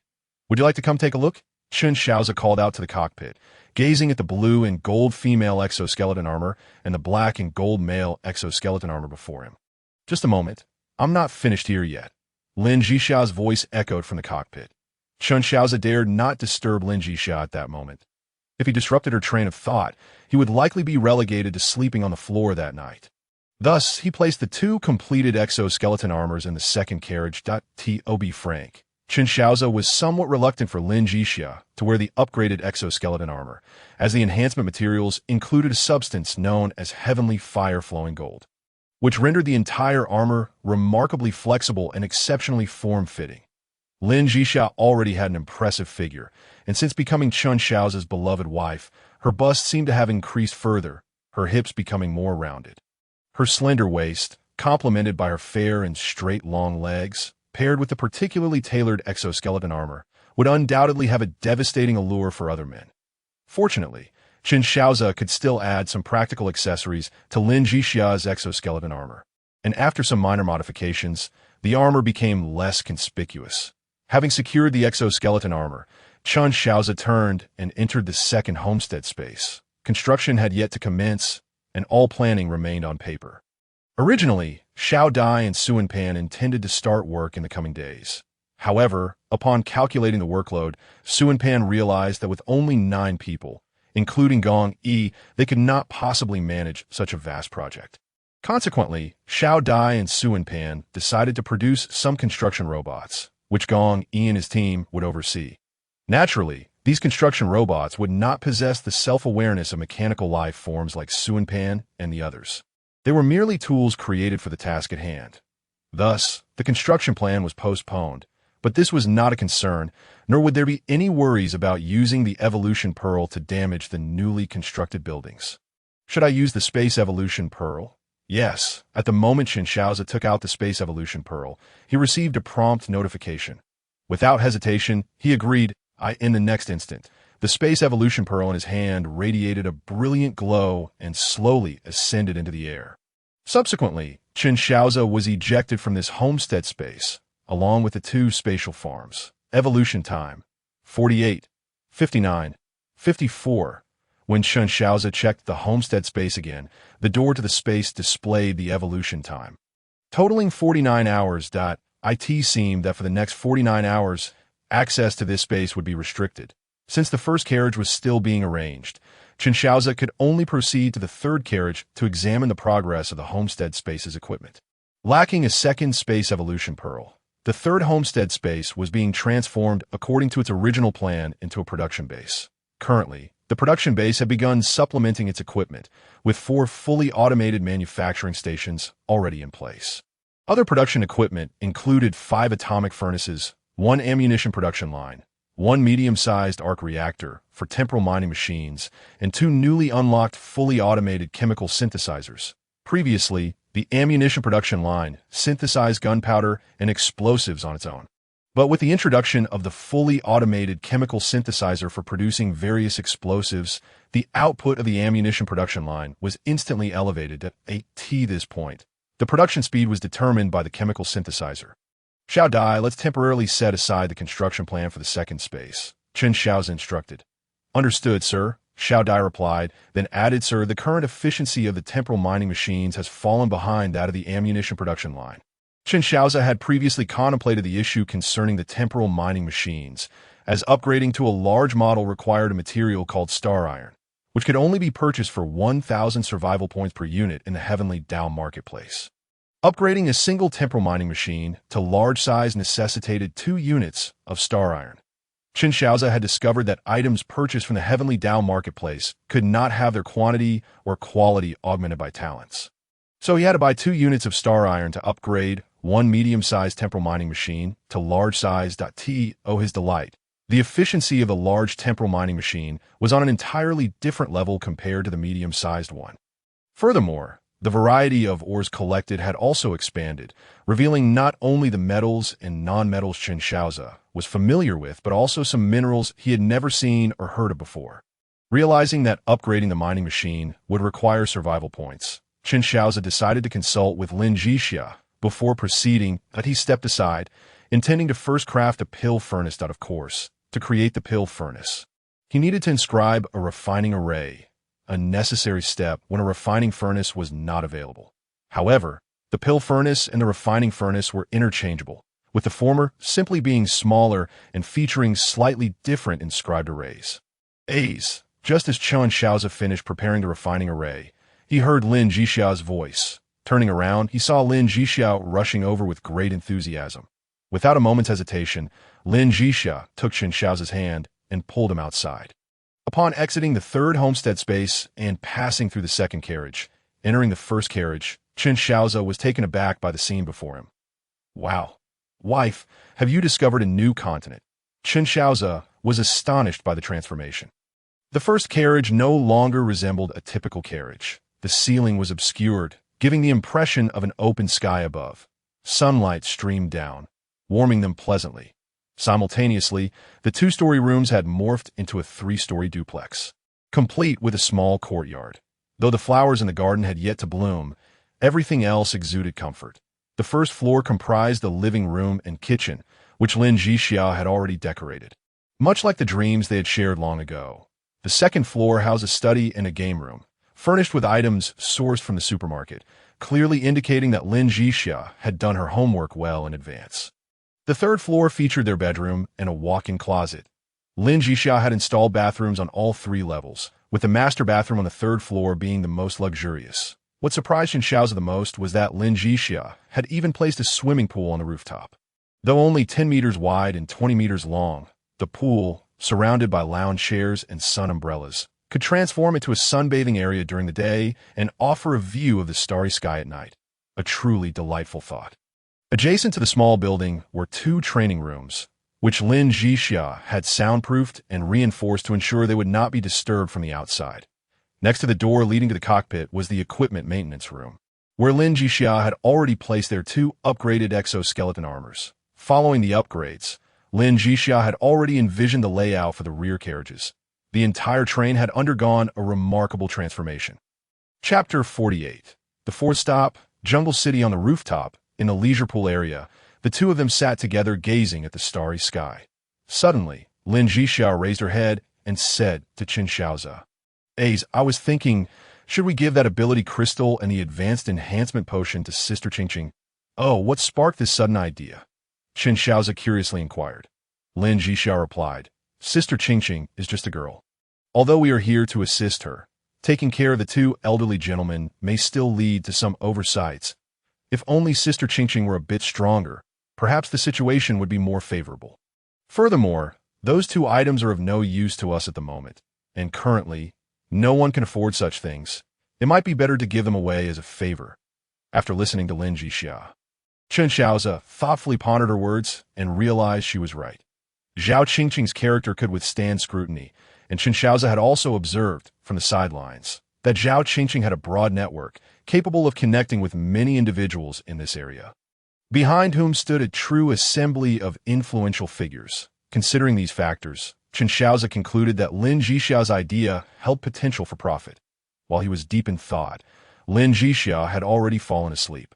Chen Shaoze pulled up the blanket, and the two lay on the rooftop, drifting off beneath the starry sky. The following day, Xiao Dai, are the ammunition supplies ready? Yes, madam, they are prepared, 1,000 rounds in total. Bring over the bullets and grenades. We need to stock all of these items. Early in the morning, Lin Zhixia sprang out of bed, organizing the supplies, gearing up for a significant endeavor. Chen Shaoze descended from the upper floor. Observing Lin Zhixia bustling about like a busy little bee, unable to suppress a chuckle, he glanced at the time. It was just past 7 in the morning, and there was still some time before they reached the 4 stations platform. Meanwhile, in the regional chat channel, the big shots are buying supplies again. Those with quick hands will be rewarded, while the slow will be left wanting. Damn it, how are your hands so fast? 20 years of being single has honed my speed. I envy the fairy-like couple among the two big shots. How do you know the two big shots are a man and a woman? Are you an idiot? Isn't their naming quite obvious? Indeed, it is a man and a woman that I share the same city with them, and there are quite the celebrities there. Oh, sounds intriguing. Who has some sunflower seeds? Little did Chen Shaoze know that his past with Lin Zhixia had already begun to circulate within the region, and the supplies Lin Zhixia was selling vanished in an instant. An endless stream of survival points appeared on the Heavenly Down manual, and although Chen Shaoze had spent 20,000 yesterday, Lin Zhixia had earned back 30,000 in no time. Regarding what I mentioned yesterday, how have you considered it? Lin Zhixia asked as she tossed the final set of supplies into the Heavenly Down marketplace and turned to Chen Shaoze, who had just walked in. I have no objections. Please proceed with the operation, Chen Shaoze replied. All right. Lin Zhixia beamed as she initiated a video call with Zhao Qingqing. Upon seeing Zhao Qingqing appear on the holographic screen, Lin Zhixia said, Sister Qingqing, I have some items for you, and you simply cannot refuse. What items? Zhao Qingqing felt a wave of curiosity, but soon added, Xia, you have already given me plenty. I cannot ask for more. Please accept this. It is of great importance to you. Lin Zhixia insisted as she handed over the ability crystal and enhancement potion. But no, Xia, these items are far too precious. I cannot accept them. Zhao Qingqing immediately declined upon seeing the two items. Sister Qingqing, you must accept them. These items hold no value for both me and and you still need to safeguard the two elders. Strength brings security, Lin Zhixia encouraged. Sister Qingqing, please take them. Zhixia mentioned. These items are of no use to us. Given the current circumstances, no one can afford to purchase them. So utilizing them is the best solution. Do not hesitate. I will still require your connections in the future. Chen Shaoze joined in the persuasion. Very well. Zhao Qingqing said after a moment of contemplation, I cannot deny my desire for these items. In the future, I will never refuse any requests. Here are the weapons and ammunition you ordered last time. Lin Zhixia cheerfully delivered a batch of supplies. Zhao Qingqing sighed inwardly, saying, Thank you, Xia. I will send you the payment later. All right, Sister Qingqing. Lin Zhixia playfully gestured an okay, and after receiving the announcement that the train was about to arrive at its destination, she ended the call with Zhao Qingqing. Captain Wang, the supplies you requested have arrived. Zhao Qingqing immediately initiated a video call with her captain. That's wonderful, exclaimed the middle-aged man, referred to as Captain Wang by Zhao Qingqing. His face lighting up with joy, he then added, slightly embarrassed, I truly appreciate your help, Shaoze. Without your influence, we would have found it difficult to receive supplies before making payment. Captain Wang, it is not merely my influence at play. I encountered two kind-hearted individuals, Zhao Qingqing remarked, handing over the supplies. After receiving them, Captain Wang remembered something and addressed Zhao Qingqing. Shaoze, I have recently noticed that many survivors are forming their own teams. You might want to inquire with those two. Captain, I have seen those survivor teams as well, but for what I understand, those individuals use the guise of team formation to deceive others and acquire their supplies. The two you mentioned lack any need to form such a team. It serves no purpose, Zhao Qingqing stated. Upon hearing her words, Captain Wang fell silent. If a large team could be formed, consolidating all their trains, the situation would improve significantly. However, while the idea was appealing, its execution was fraught with challenges. After all, the team contracts capable of facilitating such arrangements were exorbitantly priced in the Tiandao Mall, requiring 1 million survival points. Furthermore, no one knew the implications for individuals upon joining. The team contracts had level restrictions and could only be utilized by survivors above level 30, leaving the current survivors unable to meet this criterion. Of course, this was the most expensive option. There existed alternative methods for team formation. Zhao Qingqing ended the call with Captain Wang and decided to send Lin Zhixia a message regarding the formation of survivor teams by others. Upon receiving Zhao Qingqing's message, Lin Zhixia paid it little heed, having already seen the team contract in the Tiandao Mall and understood the conditions clearly. Additionally, she was aware of several clauses designed to protect team members. Though she hadn't delved deeply into the details. Gigi, we are about to arrive at the 4th station, Chen Shaoze announced, as the Tiandao announcement also chimed in, survivors, we are approaching the 4th station. Best of luck to all. As the mist cleared, lush green jungles came into view, revealing a dilapidated city nestled within the dense vegetation. Chapter 49, Bombardment A's. Lin Zhixia stood on the crumbling platform, gazing at the city enveloped by the jungle. Chen Shaoze looked at her and chuckled, What's wrong? Are you scared? A little. There's so many zombies. And there are even zombie animals here. Lin Zhixia shivered as she spoke. Ordinary zombies moved sluggishly, posing minimal danger to regular people. But the zombie animals were an entirely different matter. They moved with remarkable speed.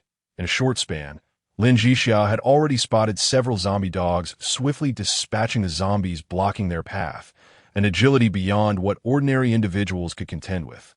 Calculator, send down the mechanical spider. We need to document some observations, Chen Shaoze commanded. Yes, sir, the calculator promptly responded. Moments later, a half-meter-tall mechanical spider emerged from a box on the ground, swiftly making its way toward the jungle city. This city has 3 scattered resource points, but they all fall within our fire coverage, Chen Shaoze remarked, glancing at the map Lin Zhixia had obtained from the platform. Indeed, Lin Zhixia confirmed, having retrieved a map that detailed the 3 resource points. Commander, the footage has been transmitted, the calculator announced. Chen Shaoze and Lin Zhixia approached the monitor, displaying the images captured by the mechanical spider. To their astonishment, the underbrush and debris revealed countless zombies, alongside mutated zombie dogs and pigs. Let us shoot an arrow to test the strength of the zombie dogs, Chen Shaoze suggested. During the previous recording session, he had planned a thorough investigation of the mutated creatures, thus commissioning Shaoze and the calculator to design the mechanical spider as a reconnaissance tool equipped with monitors, scanners, and even a hand crossbow, along with a 5.56 caliber rifle for experimental purposes. Yes, sir, the calculator replied, activating the weapon system on the mechanical spider and launching an arrow at a zombie dog, which pierced it cleanly. Chen Shaoze then instructed the calculator to conduct tests on several other mutated animals. He discovered that while mutated pigs were quite resilient, mutated dogs, cats, and rats were not particularly defensively robust. Although they boasted rapid movement, they were relatively easy to strike down. However, the mutated pigs posed a significant challenge with their thick skin. While the crossbow could penetrate their defenses, it failed to inflict fatal wounds. Shots from the 5.56 caliber bullets had limited effectiveness, requiring headshots for a high probability of killing them. Thus, mutated animals represented a greater threat to humans than zombies did. Bring the mechanical spider back. We've gathered sufficient information. Chen Shaoze instructed the calculator. Yes, sir. The calculator promptly maneuvered the mechanical spider back out of the city. As the mechanical spider came within visual range. Chen Shaoze communicated with Shaoze via the communicator. Shaoze, prepare for bombardment. Understood, sir, came the reply. Subsequently, weapon platforms on the tops of compartments 1 through 4 unfolded. Each compartment was equipped with 2 twin-mounted 155mm howitzers, and between them stood a single-barreled 130mm cannon. These had been assembled by Shaoze, the calculator, and Gong Yi over 20 hours of intensive labor, not only installing the artillery, but also producing over 1,000 rounds of 155mm shells and more than 500 rounds of 130mm shells. They were now well equipped for an extensive bombardment of the city. When did you manage all this? Lin Zhixia exclaimed in surprise. After upgrading the trains class, I assigned production tasks to Shaoze and the calculator. Without their efforts, we might still be waiting, Chen Shaoze replied with a smile. Impressive, Lin Zhixia said, her excitement palpable. For issues that can be resolved with artillery, there is no need for firearms. For those that can be addressed with firearms, close combat is unnecessary, Chen Shaoze explained with a grin before instructing Shaoze. Fire at will. Yes, sir, ma'am. Please put on your helmets. The noise will be substantial, Shaoze cautioned. I could see that moment. Chen Shaoze realized a pressing concern and swiftly pulled Lin Zhixia toward the train. Urging the remaining personnel outside, including Zhang Yi and the calculator, to retreat to safety, given their current position directly beneath the artillery. Boom! Moments later, the 8 twin-mounted 155mm howitzers and 4 single-barreled 130mm cannons roared to life. The initial barrage covering half the city, the deafening explosions echoed. Zombies and mutated animals alike spilled forth from the buildings, making the wide-ranging devastation wrought by the shells even easier. With a cadence of 15 seconds per round, 20 shells rained down upon the city, and this bombardment persisted for 10 minutes. Unleashing nearly 1,000 shells throughout it is unacceptable.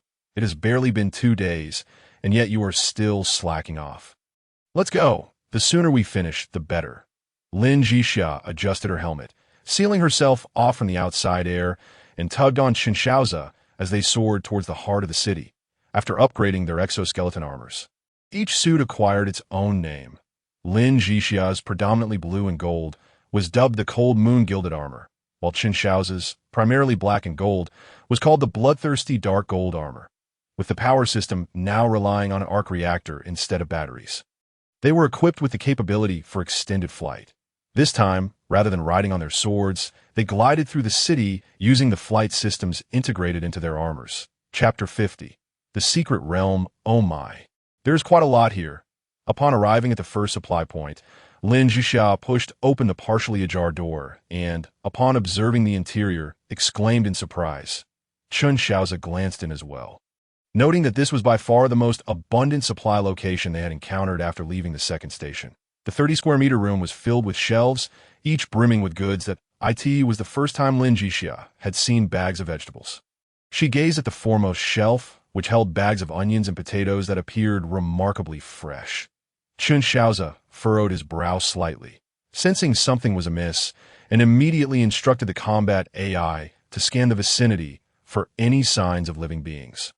While he inspected the fresh produce himself, after a thorough examination, he found no anomalies. Are we being overly cautious? Since arriving in this world, have we not encountered our fair share of peculiarities?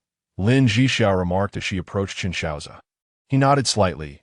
Indeed, since there appears to be no threat, I shall collect everything.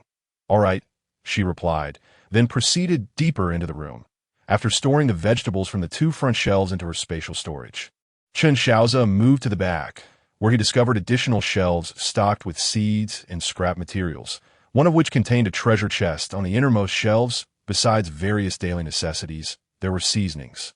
Tea, coffee, milk powder, and sugar, luxuries that only he and Lin Zhixia could freely enjoy in this world.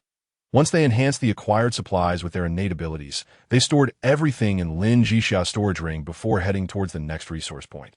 As for the treasure chest, they planned to open it upon returning to the train to see what treasures it might hold. The journey was littered with shell craters, yet fortunately, they traversed the bombardment zone by flying. Otherwise, they would have had to clean their shoes afterward. It seemed that the fourth stop was a benefactor station. Upon entering the second resource point, they discovered a wealth of supplies within the 40-square-meter room. Lined with shelves and cabinets filled with essential materials, one cabinet even housed traditional Chinese medicinal herbs, alongside several herbal seed packets. Without hesitation, they gathered all the medical supplies, medicines, and herbs into their storage space. To Lin Zhixia's astonishment, she noticed a trapdoor nestled in a corner. Down there seems, how shall I put it, a bit strange, Lin Zhixia stated as she opened the trapdoor, revealing a ladder. She extended her consciousness. But after a thorough scan, her expression shifted to one of astonishment. Seeing Lin Zhixia's reaction, Chen Shaoze also released his consciousness, only to discover a blue object resembling a portal, a secret realm. Lin Zhixia mused uncertainly. A secret realm, Chen Shaoze echoed, his surprise evident. Lin Zhixia nodded. At the third station, I noticed a phrase written with charcoal on the station's wall. A dungeon requires at least 2 trains to enter. But a serendipitous secret realm can be accessed with just 1 train's members. With that, she looked at him quizzically. Did you not see it? No. As you well know, what you see is not always visible to me. Chen Shaoze replied, then added, Wait here a moment. I will investigate. Absolutely not. If we're going down, we shall go together, Lin Zhixia insisted, pulling Chen Shaoze along with her. There's no danger below. I can act quickly. Be good. Listen to me. Chen Shaoze chuckled, ruffling her hair before she could react, and leaped down. Thud. As Chen Shaoze landed and took a few steps, a sound echoed from behind him. Turning around, he saw Lin Zhixia following closely behind. Observing the expression on his wife's face, he wisely chose to remain silent. After walking about 10 meters, they turned a corner to find a blue light portal. As they stepped inside, a message immediately appeared, announcing the discovery of a secret realm and asking if they wished to enter. Yes, with Lin Zhixia's confirmation, their voices were drawn into the blue portal. This place appears utterly barren. The scene shifted, and when Lin Zhixia finally perceived her surroundings, she realized there was nothing here, an expanse devoid of substance. Darling, over there, Chen Shaoze tugged at Lin Zhixia's arm, pointing in a direction. Turning to follow his gaze, Lin Zhixia spotted a faint glow emanating from a certain spot. They cautiously approached and discovered a fruit that resembled a green dragon fruit, nestled within a structure resembling a bird's nest. The container was gray, and had it not been for the fruit's faint luminescence, Chen Shaoze might have overlooked it entirely. The energy-diminishing spirit fruit. Once depleted of energy, it can no longer birth elemental spirits. Elemental spirits. What a fantastical species! Lin Zhixia exclaimed in wonder. Chen Shaoze felt that lingering here was unwise. So he urged Lin Zhixia to take the spirit fruit and leave, suggesting they examine it further once they returned to the train. Lin Zhixia nodded, clutching the spirit fruit as she swiftly followed Chen Shaoze out of the secret realm. Upon their exit, a proclamation resonated from the heavens. Survivors Chen Shaoze and Lin Zhixia have successfully explored a secret realm for the first time. Hereby rewarded. Item Upgrade Scroll. Survivors Chen Shaoze and Lin Zhixia have successfully explored a secret realm for the first time. Hereby rewarded. Item Upgrade Scroll. Survivors Chen Shaoze and Lin Zhixia have successfully explored a secret realm for the first time. Hereby rewarded. Item Upgrade Scroll. Another 3 global announcements. However, after their ascent to the top of the leaderboard, it was no longer surprising for anyone to witness further astonishing feats from the duo. Yet, some began to set their sights on the resources possessed by Chen Shaoze and Lin Zhixia. Item Upgrade Scroll. Chen Shaoze was momentarily taken aback by the announcement, then turned to Lin Zhixia. I wonder if this scroll could enhance our spatial farm. It should be possible, Lin Zhixia replied uncertainly. Afterward, they ceased their discussion on the matter and swiftly made their way to the final resource point of the 4th station. which was filled entirely with weapons, including a significant number of ranged weapons like crossbows. "Darling, I believe I've discovered yet another path to fortune for you," Chen Shaoze declared, handing Lin Zhixia a hand crossbow. "This?" Lin Zhixia spoke uncertainly. Chen Shaoze smiled and nodded, then briefly explained the advantages of crossbows. Their lethality is comparable to that of firearms, and arrows can be reused. Moreover, they're simple to manufacture, requiring only iron ore, which makes them relatively cheaper than guns and bullets. This would attract more people to purchase them, alleviating concerns about iron or stockpiling and benefiting more survivors. Chapter 51. Elemental Spirit Wearer. The third resource point consisted of various materials, yet these items were no longer of significant importance to the two. After casually collecting them, the primary resources of this city were now in their hands. "A's, let us return," Lin Zhixia said, tugging at Chen Shaoze's arm. Chen Shaoze sensed Lin Zhixia's unusual demeanor and replied, "Let's go.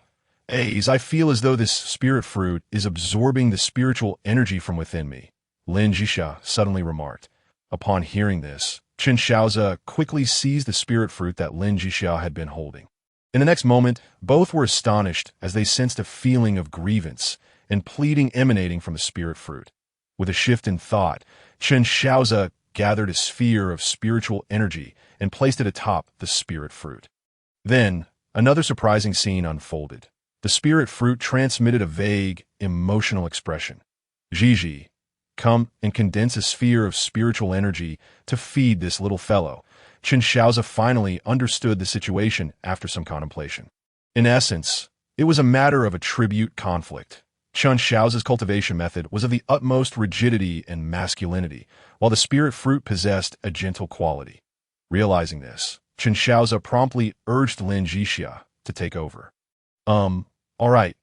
Lin Zhixia paused momentarily before responding that a sphere of spiritual energy then materialized in her hand, and the next instant, an inexplicable emotion surged from the spirit fruit, a mixture of joy and pleading.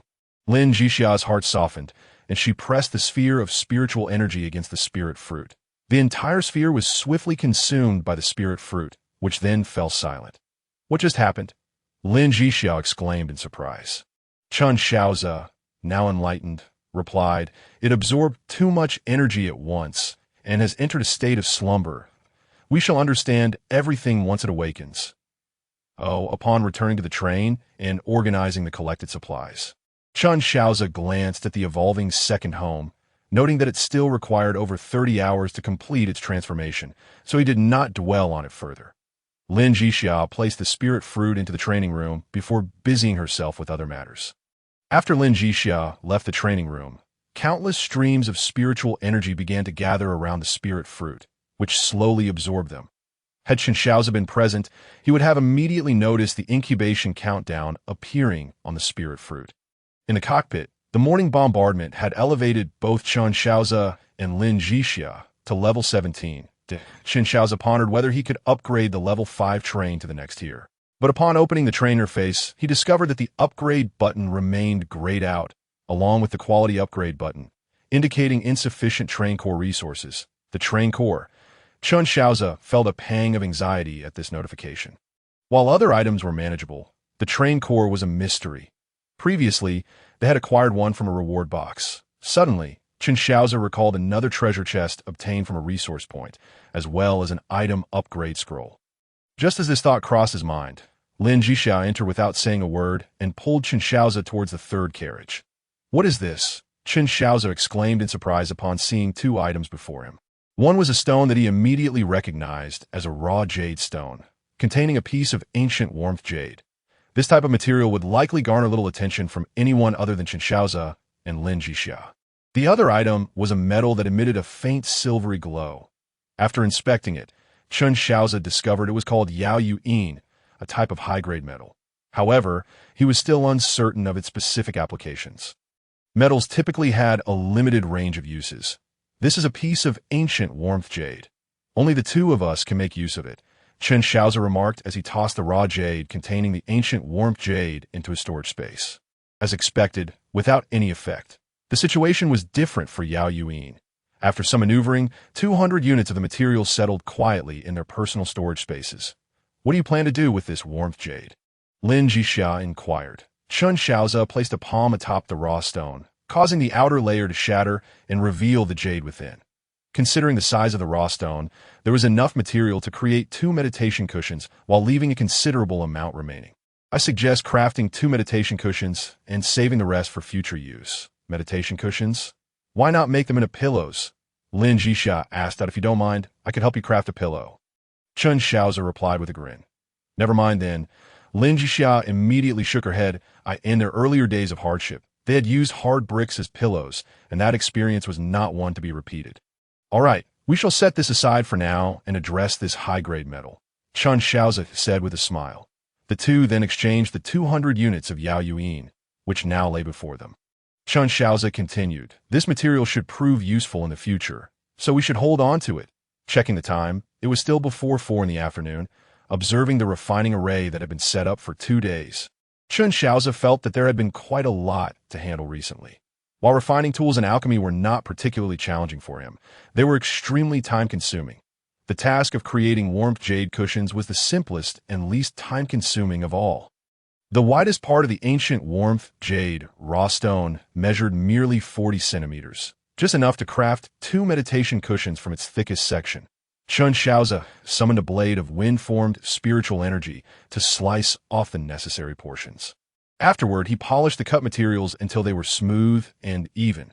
The training room already had an excellent spirit-gathering formation, so there was no need to inscribe additional formations on the 2 warmth jade cushions. He only needed to engrave the calm heart and focus formation. Just as he finished etching the formation onto the first cushion and activated it with spiritual power to confirm its functionality, Lin Zhixia rushed in, grabbing Chen Shaoze and pulling him outside. Upon arriving at the first accommodation carriage, Chen Shaoze finally understood the reason for Lin Zhixia's urgency. Like a tea that moment, he beheld a small orb of light, radiating a faint glow as it fluttered around the training room, with its name displayed as Elemental Spirit. Wire recognizes you. You are the one who provided Wire with that delicious treat. The little orb flew towards Lin Zhixia, its sweet voice chiming in. Chapter 52. Zhao Qingqing's proposal. Wire, where have you been? Ever since the elemental spirit Wire formed a contract with Lin Zhixia yesterday, Chen Shaoze felt his status within the household plummeting. He could no longer hold his fragrant and soft little wife in his arms at night. Chen Shaoze, however, devised a way to cope.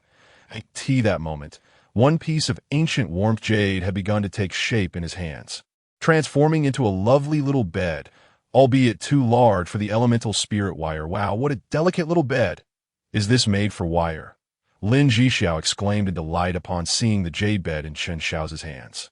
Chen Shaoze handed the crafted jade bed to Lin Zhixia and retrieved a box filled with components from a nearby container. This is a small house prepared for Wire. It's modular and can be assembled easily. Lin Zhixia's eyes lit up at the sight of the small wooden house model. Before arriving here, she had wished to purchase such a model, but due to financial constraints, even a decent one would cost several hundred, enough to support them for months. Now, seeing this small wooden house with a genuine occupant, how could she not be thrilled? What a beautiful little house. Just as Lin Zhixia began to assemble it, Wire suddenly emerged, exclaiming in joy. Lin Zhixia turned and gently grasped Wire, patting her little head as she said, "Little Wire, where have you been? I was so worried about you." Wire clung to Lin Zhixia's finger. Replying, Wire went behind that door. The world is so vast now, and she gestured widely with her tiny hands at a door. Lin Zhixia hesitated before inquiring that Wire pointed towards the second carriage, saying, "It's the door inside there." Upon hearing Wire's words, both Chen Shaoze and Lin Zhixia were momentarily taken aback. This little girl had actually managed to traverse that barrier and observe the changes within the world beyond. The two hastened their steps towards the entrance of the second habitation, where the display indicated that only 22 hours remained until the evolution was complete. "Let us proceed. There is no need to rush," Chen Shaoze remarked, glancing over before turning to Lin Zhixia. Lin Zhixia nodded in agreement and took Wire away, ascending the stairs to arrange a small room adjacent to their own. The furnishings within the petite chamber had been crafted by Shaoze through direct use of 3D printing. Fully functional except for the need to add a few daily necessities. Everything else could be seamlessly assembled to achieve complete functionality. Under Wei Er's curious gaze, Lin Zhixia retrieved the fabric she had brought back from the supermarket and fashioned a set of soft bedding, pillows, and sheets for the jade bed. Subsequently, she placed the jade bed inside the wooden house, securing the final prefabricated roof panel in place, and connected the water and electricity, rendering everything in order. After completing these tasks, Lin Zhixia allowed Wei to play in her little house while she needed to activate the sales mode of her shop. Oh, the boss is selling ammunition again. Everyone hurry. The swift shall prevail while the slow shall miss out.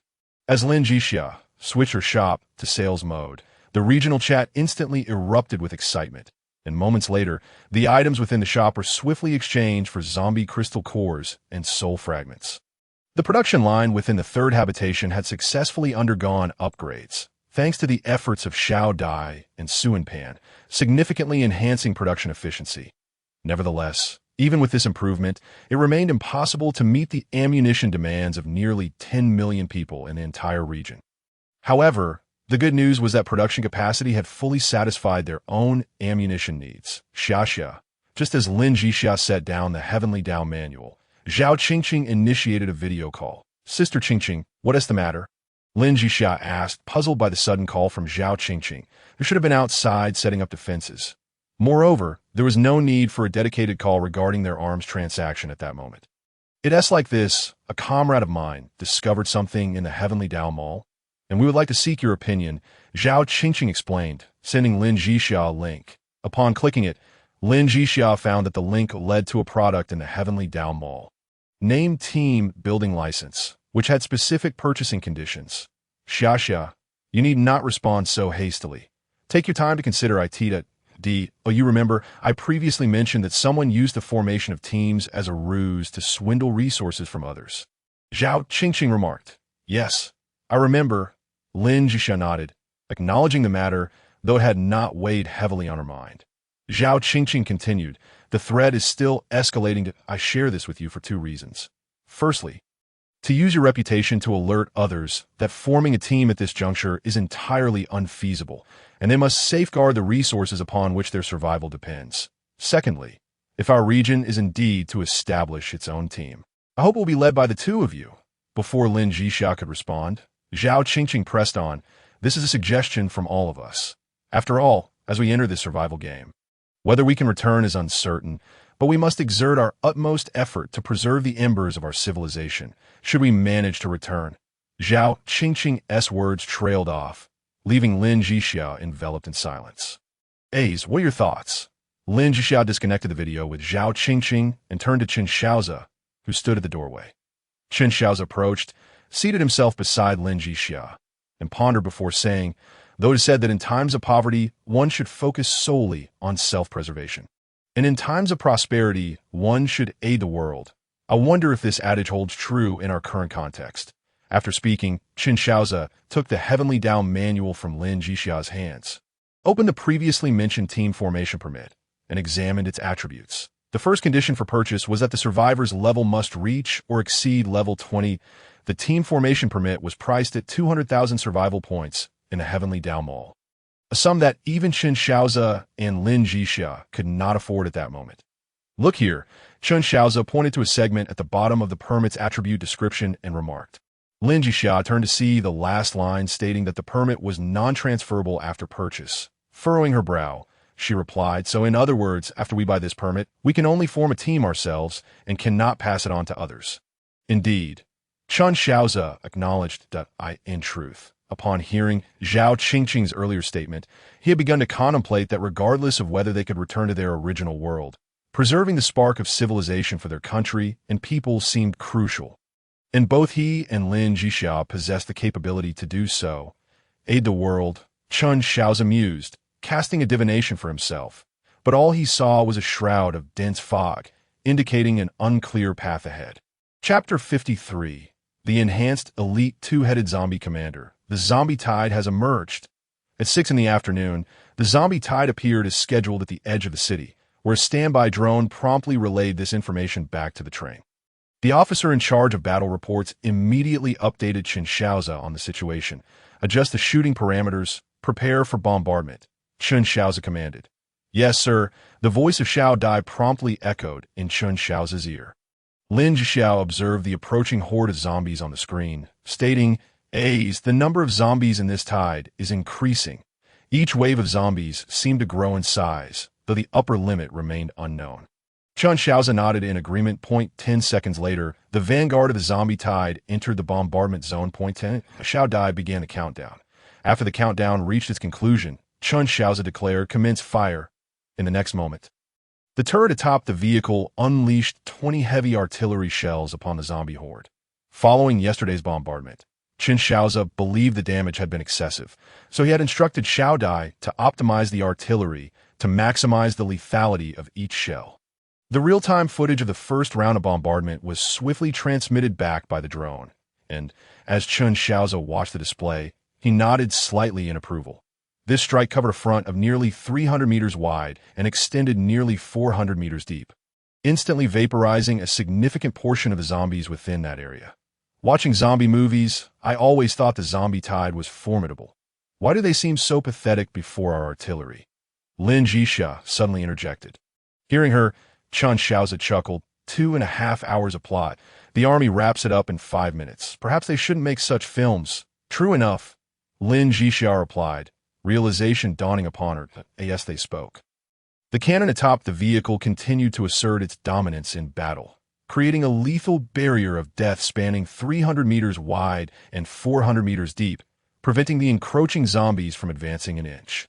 Report, elite double-headed zombies detected.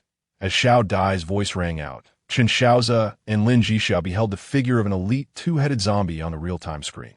This zombie appeared larger than those they had previously encountered. With its crossbow bolts fixed more prominently to its hands, Shaoze scanned this double-headed zombie and document its detailed data, Shaoze instructed. Yes, sir. Following his command, the drone descended, flying toward the newly emerged elite two-headed zombie. As Shaoze had anticipated, the zombie showed no interest in the drone, which lacked any carbon-based life signatures, allowing the drone to successfully scan and record the zombie's data. Height, 3 meters 1. Lin Zhixia remarked as she reviewed the data, that's nearly 40 centimeters taller than the last one we encountered. Indeed, the body size has increased, yet its weaknesses remain unchanged and have become even more accessible to attack. Shaoze pointed out the connection between the two heads, saying, this is the weak point of this double-headed zombie. With the increased size, the area of the weakness has also expanded, observing the dwindling zombie tide. Shaoze instructed Shaoze, cease bombardment and let the last elite zombie through. Understood, sir. With the command issued, the turret halted its fire, and Shaoze and Lin Zhixia exited the vehicle, standing on the platform to observe the remnants of the zombie tide. Reduced to a mere handful after being ravaged by hundreds of shells, Zhang Yi and Zhang Jiao, along with their respective teams, quickly disembarked and advanced to eliminate the surviving zombies from the bombardment. Gigi, give it a shot with a 7.62, Shaoze said, eyeing the charging elite double-headed zombie. Upon hearing Shaoze's words, Lin Zhixia raised her hand and fired. A 7.62 caliber bullet struck precisely at the connection of its two heads, resulting in a spray of dark red blood. Once the weak point was hit, the elite zombie's movements became sluggish. But to the astonishment of both, 20 seconds later, the elite zombie regained its normal agility. Shaoze, does this creature possess regenerative abilities? Shaoze inquired immediately. Negative, sir. According to data analysis, this elite zombie has a backup neural conduction system that can switch to an auxiliary system within 15 seconds after the main system is compromised. Shaoze reported, having thoroughly analyzed the internal structure of the elite zombie. Quite sophisticated, Shaoze remarked with a smile. Subsequently, he picked up a Lynx sniper rifle and aimed directly at the weak point of the elite zombie. Firing a shot, a 12.7 caliber round blasted a large hole at the neck joint. That shot was rather fierce, Lin Zhixia teased, observing the gaping wound in the elite zombie's neck, but before she could finish, the creature collapsed to the ground with a thud. The physical resilience of elite zombies was considerable. The 12.7 caliber ammunition only created a hole. Shaoze regarded the fallen double-headed zombie and added, Shaoze, compile the data. Once we hit the road, send it to the forum to alert the survivors in our region. Consider it a good deed. Understood, sir, Shaoze promptly affirmed. Lin Zhixia approached and asked, can others encounter such a frenzied zombie tide like we did? At present, it may not be feasible, but the future remains uncertain.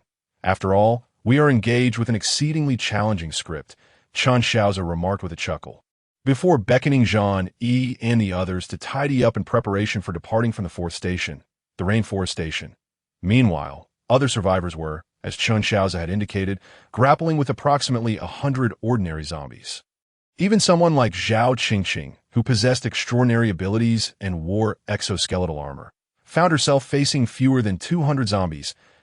As Lin Zhixia and Chen Shaoze were packing their belongings, ready to leave the fourth station once the zombie tide subsided. A Japanese national within the 1774 district secured a peculiar scroll in his possession.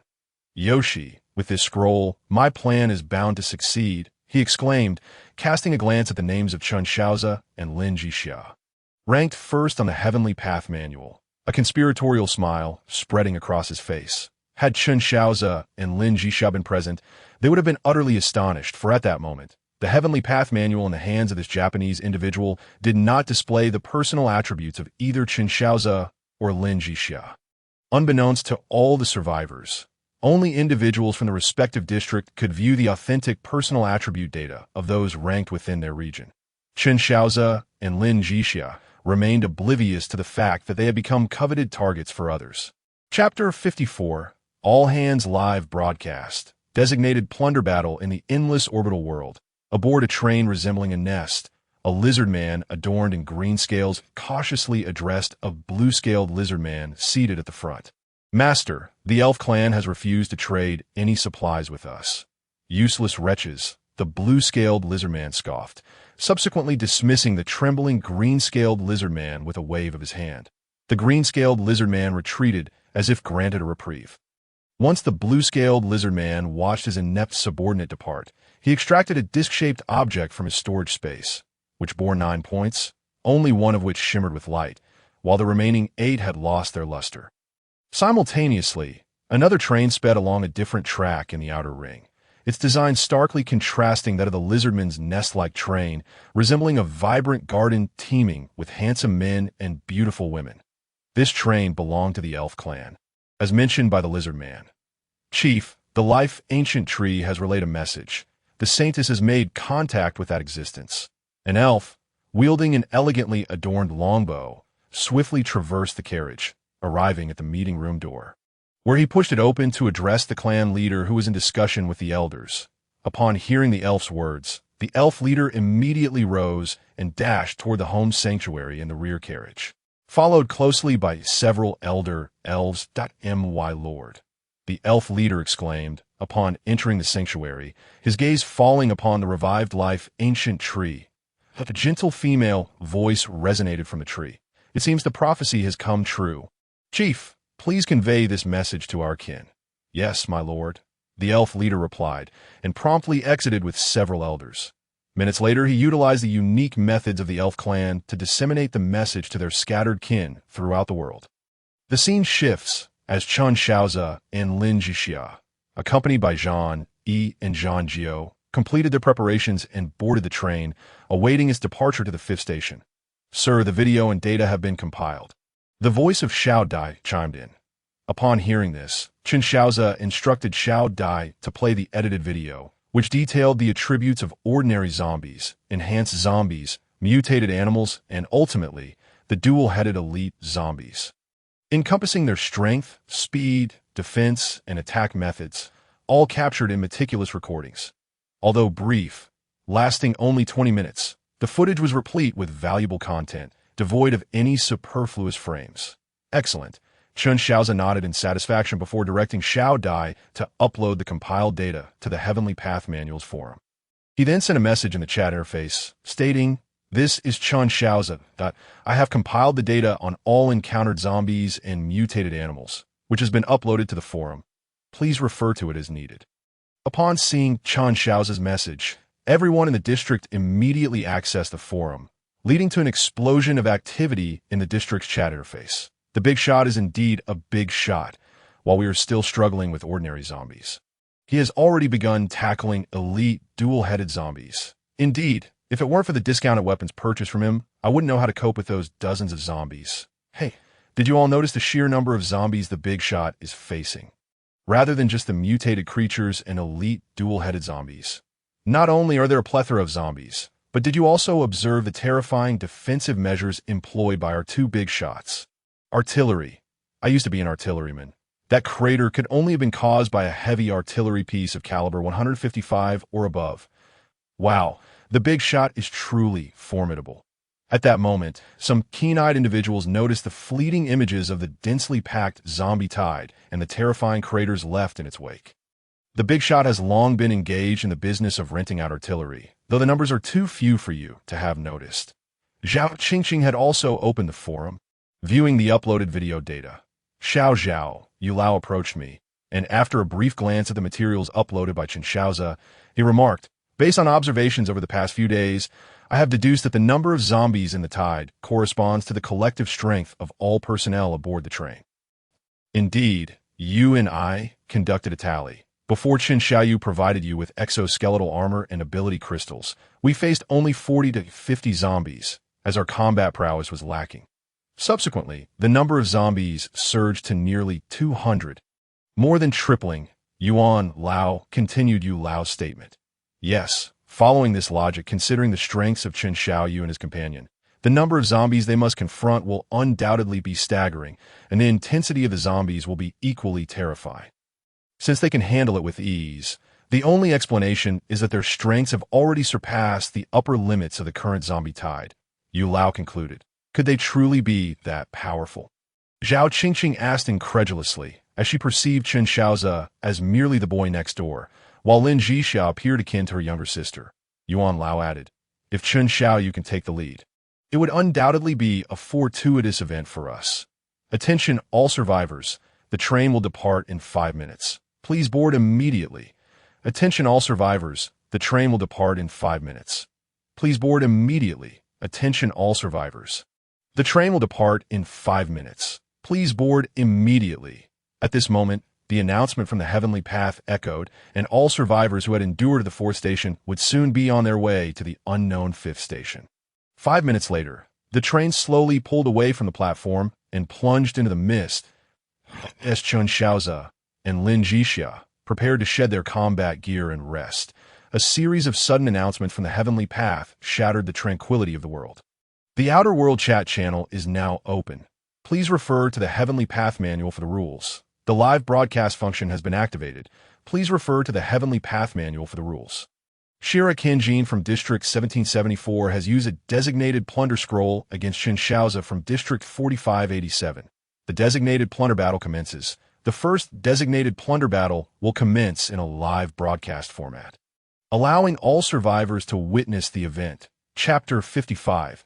New race. The announcement from the Heavenly Path sent shockwaves through the chat interface, not only within the newly opened world channel, but also causing every district's regional channel to erupt with excitement. What the hell? Our district's big shot has been designated for plunder by a little Japanese guy. What's going on here? Designated plunder scrolls. Such a thing exists. This world is filled with peculiarities, and it is hardly surprising that such things exist. However, do you not think that this little life of yours is somewhat arrogant? While the regional channels and the outer world channels are abuzz with discussions regarding this matter, Chen Shaoze and Lin Zhixia discover that their train seems to have entered a peculiar track. The live broadcast has already commenced. At this moment, as Lin Zhixia flips through the Heavenly Down manual, she finds that she has reached the 7th page, which now displays the live broadcast of the so-called designated plundering battle. Upon turning around, Chen Shaoze sees that Lin Zhixia has already projected a screen from the Heavenly Down manual, showcasing their train. Almost immediately, the screen splits in two, revealing another train on the divided display. 4 carriages, a level 3 train. Lin Zhixia glances at it and states matter-of-factly, then turns to Chen Shaoze and asks, how shall we handle this? Never intending to provoke others, Chen Shaoze muses that since trouble has come knocking, they should not concern themselves with being ruthless. He rubbed his chin and chuckled. Lin Zhixia exaggeratedly shivered and remarked, "So cold. All right, enough joking. For this one, you shall refrain from intervening," Chen Shaoze instructed, making his way towards the driver's cabin. Lin Zhixia was puzzled by Chen Shaoze's comment regarding this being a dirty job. It was only upon reaching the driver's cabin that she understood the implication, upon seeing the name of the provocateur. A hint of disdain crossed Lin Zhixia's face. It was indeed rather unsavory. This person seems to have some underhanded tricks, Lin Zhixia noted, as she felt unfamiliar with the name Ishihara Kenjin. Thus, she searched the rankings and discovered that this individual's statistics were nowhere to be found. Lacking any outstanding prowess, yet he dared to challenge the reigning champion atop the leaderboards. There must be something amiss. Chen Shaoze realized the gravity of the situation upon Lin Zhixia's warning. This world was far too bizarre, and thus Chen Shaoze decided that caution was prudent, that it wasn't just Lin Zhixia who sensed the anomaly. Zhao Qingqing and others, who had been closely monitoring this designated plundering battle, also felt the tension. However, at this moment, Chen Shaoze and Lin Zhixia had already entered the plundering battle's track, with the chat system disabled, preventing any messages from being sent or received during this period. "Sir, the platform is now in sight," Shaoze announced. Chen Shaoze peered through the driver's cabin window and could see a sizable platform in the distance, flanked by 2 railway tracks, indicating that the central platform was indeed the battleground. "Shaoze, prepare the 130mm rapid-fire cannon. Should the opponent have heavy artillery, do not hesitate to fire," Chen Shaoze commanded. "Understood, sir," Shaoze responded, knowing that the weapon platform would not deploy immediately. In fact, with Shaoze's capabilities, the weapon platform could be fully deployed and fired within a second. The 4 130mm rapid-fire cannons capable of rendering the opponent defenseless within 10 seconds. As the distance closed, the 2 trains slowly approached the platform, and contrary to Chen Shaoze's expectations, they were not ambushed. After all, they were survivors, all aboard their trains, and entering the combat zone required time. Overall, this battle appeared to be fair in terms of entry. The train halted at the designated plundering battle platform, where eliminating the enemy was the sole means of departing from it. Countdown to the designated plundering battle between Ishihara Kenjin of Zone 1774 and Chen Shaoze of Zone 4587. 10. 9. Upon hearing the countdown that marked the beginning for him, Chen Shaoze immediately opened the train door and stepped onto the platform, followed closely by Lin Zhixia. The moment they set foot on the platform, their exoskeleton armor was exposed to the gaze of all, for these armors were undeniably eye-catching. What is that on the big shot? It resembles some sort of exoskeleton armor, and of high quality too. Big Shot truly is a big shot. The equipment they wear is beyond the reach of us ordinary folks. Hey up there, you're only admiring the Big Shot-S armor, but have you noticed their physiques? From the perspective of an art student, their figures are absolutely. As the countdown from the Heavenly Tao reached 1, the doors of the opposing train slowly opened, revealing a figure below 1.60 meters. Clad in a kimono, wooden clogs adorning his feet, and wielding a katana that, oh my, is this the Ishihara Kenjin who dared to provoke the Big Shot? He looks rather sleazy the moment Ishihara Kenjin appeared. Someone immediately began to mock him in the World Channel. Upon his arrival, he cast his gaze towards Lin Zhixia, and although Chen Shaoze had added some accessories to her exoskeleton armor to slightly obscure her figure, it was still insufficient. Ishihara Kenjin now surveyed Lin Zhixia with a disturbingly lecherous gaze. Bang! Chen Shaoze stepped in front of Lin Zhixia. His FN-57, which had been gathering dust, materialized in his hand, and he fired a shot aimed at Ishihara Kenjin's head. Ding! To his surprise, the bullet was stopped by an invisible barrier. The designated plundering battle now begins. Chen Shaoze understood the reason behind the bullet's obstruction upon hearing this voice. The battle had yet to commence, and an invisible wall separated both parties. The starting signal echoed. The bullet lodged in the invisible barrier fell to the ground. In the next moment, Chen Shaoze witnessed Ishihara Kenjin conjuring a scale, which, when crushed, summoned a towering lizard man wielding a massive axe before Chen Shaoze and Lin Zhixia. Lizard warrior, projection, race, swamp clan, strength, 500, endurance, 600 speed, 200 spirit, 150. Perhaps it was the summoned lizard warrior that bolstered Ishihara Kenjin's confidence, as he flashed a repugnant smile at Chen Shaoze and then declared, "If you hand over your woman and all your resources, I might consider sparing you." Chen Shaoze, suppressing the fury boiling within him after examining the information on the so-called Swamp Clan lizard warrior, retorted, Where did you acquire that creature and the designated plundering scroll? Uh-huh. Do you really think I would divulge that? Just comply obediently. Before Ishihara Kenjin could finish a sentence, he sensed a shadow darting past him, followed by a resounding crash from behind. As he slowly turned around, he found his summoned lizard warrior embedded in his own train carriage, stuck in a manner that it could not be dislodged. What just happened? I didn't catch it either. I just saw the big shots figure flicker, and that lizard man was sent flying. Someone inquired about Chen Shaoze's personal attributes, and the world chat momentarily paused before someone called for those from Zone 4587 to speak up. I am from Zone 4587, and I can only say that the personal attributes of these two big shots are extraordinarily high. I don't know the specifics, but they are certainly far superior to what you might imagine. Chen Shaoze and Lin Zhixia believe that everyone could view the personal attributes on the leaderboard, yet unbeknownst to them, only they could see the attributes of others, if others were able to see their attributes. Ishihara Kenjin would not have been foolish enough to presume that summoning a creature would allow him to brazenly plunder the entire resources of the top-ranked player. Chen Shaoze slowly approached the now dazed Ishihara Kenjin and asked, "Shall we speak now, you bastard?" Ishihara Kenjin, having survived until now, was certainly ruthless, and even in this situation, he still harbored thoughts of turning the tables. However, before he could make a move, his arm was shattered by a bullet. This shot had been fired by Lin Zhixia, who had been standing behind. The repulsive gaze Ishihara Kenjin had directed at her had made her deeply uncomfortable. Had it not been for the need to gather information, she would have preferred to end him right there. Chen Shaoze turned his head to see a talisman lying on the ground, and he could sense a lingering aura of sinister sorcery emanating from it. "Did you intend to use this against me?" Chen Shaoze received the left-handed talisman in his hand and mockingly inquired. That moment, Ishihara Kenjin, racked with pain in his arm, had already collapsed to the ground. His face twisted with resentment as he glared at Chen Shaoze, who stood before him. Ishihara had initially thought the situation was almost guaranteed to succeed, but he never anticipated that he had inadvertently kicked against an iron plate. "It seems you are unwilling to speak. In that case, I have no qualms about employing certain methods." Chen Shaoze observed the obstinate figure before him. Had Ishihara willingly divulged the information Chen sought, he might have granted him a swift end. However, the current circumstances dictated otherwise. Chen Shaoze extended his hand towards the blood pooling on the ground, and a mass of crimson liquid levitated into his grasp, transforming into 18 blood-red ice needles. "What do you intend to do?" Ishihara Kenjin, sensing the gravity of the situation, asked with a pale countenance.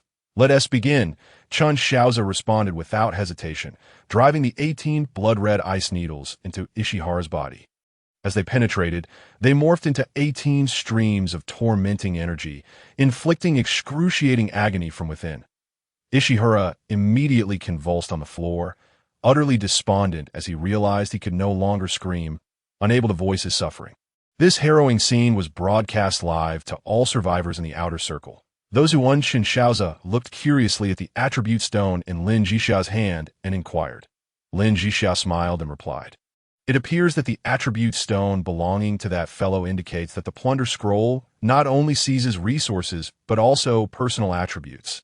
This is fundamentally why this fool declared a plunder war against us." Chen Shaoze let out a faint sigh. Subsequently, another piece of information emerged. Unclaimed train discovered can be dismantled to obtain train core.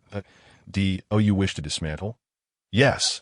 As Lin Zhixia's voice fell, the entire train began to emit a soft glow. Then it shimmered and vanished, ultimately revealing an excellent-grade train core before Lin Zhixia. Without hesitation, she collected it. However, instead of placing it in her storage space, she stored it in her storage ring to handle later upon leaving this place. The first designated plunder war in District 4587 was won by Chen Shaoze and Lin Zhixia, who were awarded a mysterious treasure chest as a reward for their victory. Once the announcement concluded, a chest adorned with enigmatic patterns materialized before the two, identical to the mysterious chests they had encountered previously. Survivors are requested to board the train immediately. It will depart the combat platform in 5 minutes. Following this, everyone witnessed a countdown of 5 minutes commence on the live broadcast screen. Chen Shaoze and Lin Zhixia were also preparing to board the train, taking a moment to ensure nothing had been overlooked nearby before stepping onto the train in succession. Wow, the profile of that big shot is quite handsome. As Chen Shaoze boarded the train, he promptly removed his helmet and visor, allowing his side profile to be visible on the live stream. Keen-eyed survivors caught sight of this moment. Naturally, as relatives of Chen Shaoze, his parents and sister, Gu Rou, Gu Ninglan, Gu Ningxue, and Gu Ningshuang, were overwhelmed with tears upon seeing his profile. Meanwhile, Gu Qingshan, the only male in the family, felt a surge of regret that left him breathless. However, those five could only glimpse Chen Shaoze's face for that fleeting instant. After the train doors closed, all viewers of the live stream could no longer see the interior of the train. Due to the rules of the combat platform and the opponents who were merely fodder, Shaoze had no opportunity to intervene, leaving other survivors unaware that Chen Shaoze's train was heavily armed. Nevertheless, observant survivors noticed the disparity in train levels between Chen Shaoze and Lin Zhixia. The 5 minutes swiftly elapsed, and as the train began to accelerate, the combat platform receded into the distance. When Chen Shaoze and Lin Zhixia's train re-entered the mist, the initial live broadcast abruptly cut to black. Following this, a deluge of private messages flooded towards the Tian Dao manual of Chen Shaoze and Lin Zhixia. Soon, they discovered that the manual was not receiving any private messages, and attempts to communicate via the world channel proved futile. Undeterred, they began reaching out to acquaintances within District 4587, seeking any means to contact the two prominent figures. Ranked first on the 5 lists. Eventually, someone managed to reach Zhao Qingqing, but she promptly rebuffed them, stating that supplies could be purchased from Lin Zhixia, with no further connections provided. Although these individuals felt discontent, Chen Shaoze and Lin Zhixia had no desire to engage with them in the boundless realm, leaving the others with no recourse. Once the train departed the combat station, Lin Zhixia observed the disappearance of the live broadcast and retrieved a scroll from her storage ring. Addressing Chen Shaoze, I truly did not expect this item to be dropped. What is it? Chen Shaoze exclaimed in astonishment upon reading the scroll's description, a designated plunder scroll that could be used 4 times. Indeed, this scroll was the one used by Ishihara Kenjin, and it was classified as a mid-level designated plunder scroll, whereas a low-level scroll could only be used once. A mid-level scroll allowed for 5 uses, and a high-level one enabled 20 uses. This world is exceptionally treacherous, Chen Shaoze remarked, gazing at the scroll that could still be employed 4 times. However, he soon sighed again and produced a stone slab, saying, I wonder what it records. This is the summoning slab of the Swamp clan. Her unexpectedly flew over and, upon seeing the slab, spoke with a serious expression. Summoning slab? Lin Zhixia queried, somewhat perplexed. I doubt Ishihara Kenjin would know how to use it. Yet, Chen Shaoze quickly grasped the situation, commenting, the Swamp clan is truly cunning. That giant axe lizard warrior is quite devious. Lin Zhixia realized, no wonder I thought, since it's a projection, why it didn't vanish after being defeated. Just as Lin Zhixia and Chen Shaoze speculated, at that moment, the blue-scaled lizard man in the outer circle, seeing the extinguished items in his hands, furiously crushed them. With his plans in ruins, he desperately sought an outlet for his rage, making the other lizard men aboard the nest train the unfortunate targets. Chapter 58, Summoning Scroll and Resource Dungeon. What are you pondering? Lin Zhixia inquired curiously, placing a cup of tea in Chen Shaoze's hands. Chen Shaoze accepted the cup, took a sip, and replied, I just listened to Weier's account. I didn't realize this world was so intricate. I'm contemplating our future path. Hearing this, Lin Zhixia fell into silence. The emergence of the summoning slab instilled a genuine sense of crisis within Chen Shaoze. He felt no pressure against those mindless undead. With Xiao Dai and his abacus, he could easily crush such foes. However, with the appearance of new races, the uncertainty of danger became strikingly evident. Lin Zhixia spoke up. According to Weier, although our world is vast, it is essentially divided into 6 parts that we are currently situated in the outermost circle, populated by novice survivors like us who have just entered this world. Following this are the second outer circle, middle circle, second inner circle, and the mysterious central region.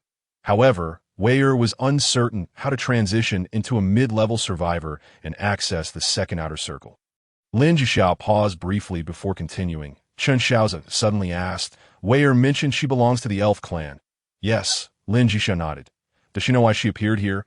Chen Shaoze inquired. Lin Zhixia shook her head, revealing that this was also something she wished to know.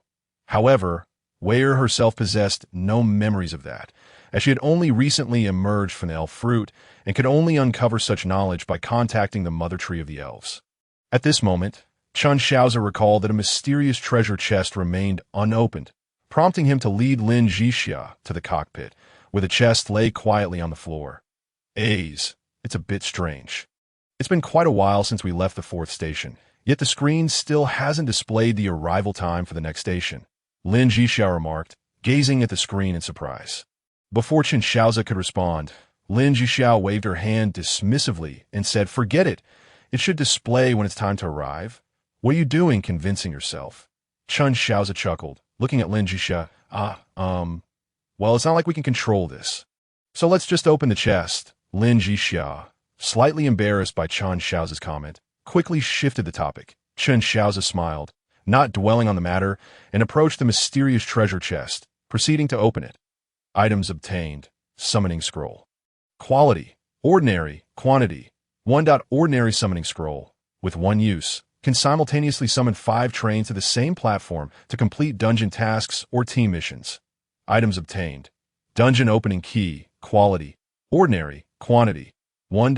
Dungeon opening key. Upon use, can randomly open one of 3 types of dungeons. Resource, Adventure, or Special. The dungeon duration is 2 days. Summoning scroll. Dungeon opening key. Lin Zhixia stared at the names of these 2 items, momentarily stunned. Just as she had been complaining about the lack of time display, now she had to consider whether there would be enough time to open the dungeon during the journey. Resource dungeon. Chen Shaoze gazed contemplatively at the key to the dungeon, recalling the description within the team-building permit. Team mentioned that constructing a dedicated station for the team required a substantial amount of foundational resources, and there existed a specialized resource pack that could be found within resource dungeons. This moment, Chen Shaoze pondered over several considerations, though he still needed to ascertain certain details. After a series of basic operations between the 2, a common quality summoning scroll transformed into a legendary quality portal. This portal, being a superior item to the summoning scroll, naturally boasted formidable capabilities. It could summon up to 1,000 trains to participate in a single dungeon, a staggering 200 times the capacity of the summoning scroll. As for the ordinary dungeon key, it too had elevated to an epic level, and at present, both Chen Shaoze and Lin Zhixia possessed 10 of these epic keys. Within the newly accessible interface of the Heavenly Dao Manual, Chen Shaoze discovered the option to create a chat group, likely in tandem with the cross-regional chat feature.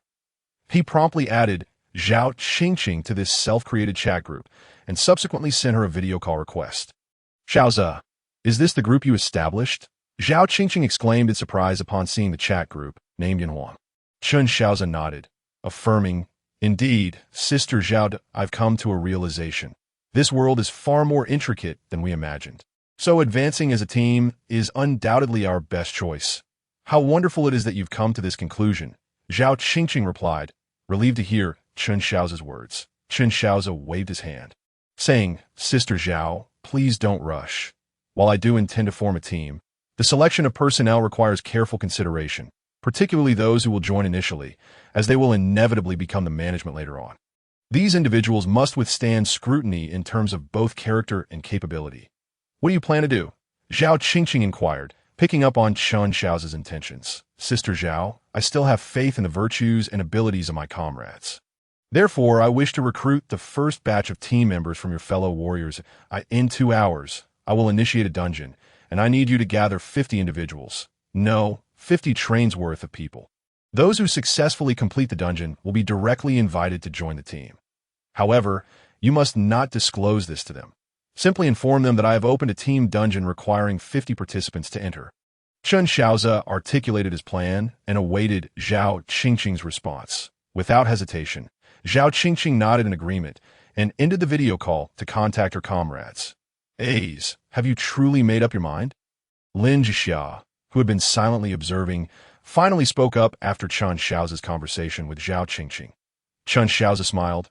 Yes, in this world, we belong to the human race, and I do not wish to be surrounded by the likes of the swamp-dwelling lizard folk or other peculiar races. To put it more nobly, we must ensure the continuation of our own kind, given our capabilities. Having made up your mind, then act upon it. I will always support you from behind, Lin Zhixia replied. In truth, Lin Zhixia did not harbor grand ambitions. She preferred to be the gentlewoman by Chen Shaoze's side.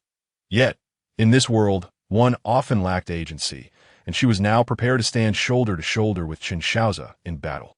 An hour later, Zhao Qingqing messaged to inform that she had gathered all participants. Without delay, Chen Shaoze granted her access to the Yanhuang chat group and added everyone to it, marking the embryonic formation of what would become the foremost power of the human race.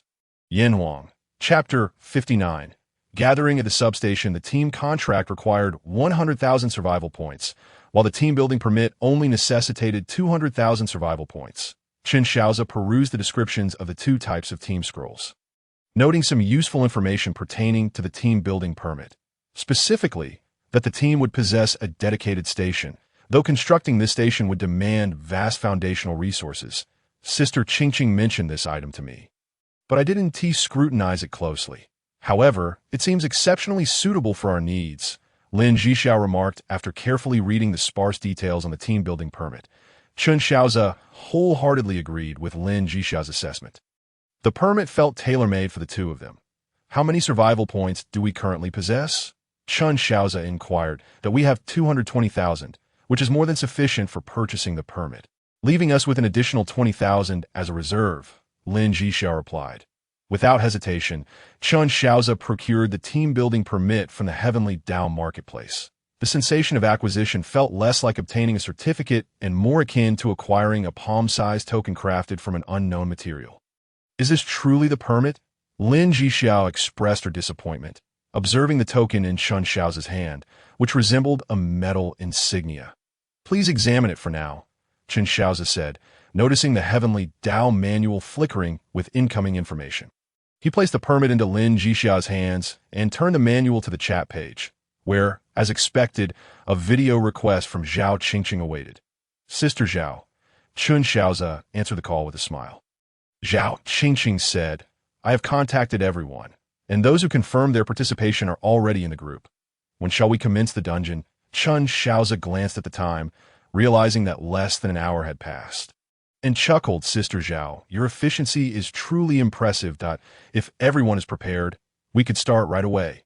Very well. I shall relay the message, Zhao Qingqing responded before promptly announcing in the Yanhuang group. Prepare yourselves, the dungeon is about to begin. She then returned to Chen Shaoze, stating, Shaoze, all is ready. We can commence.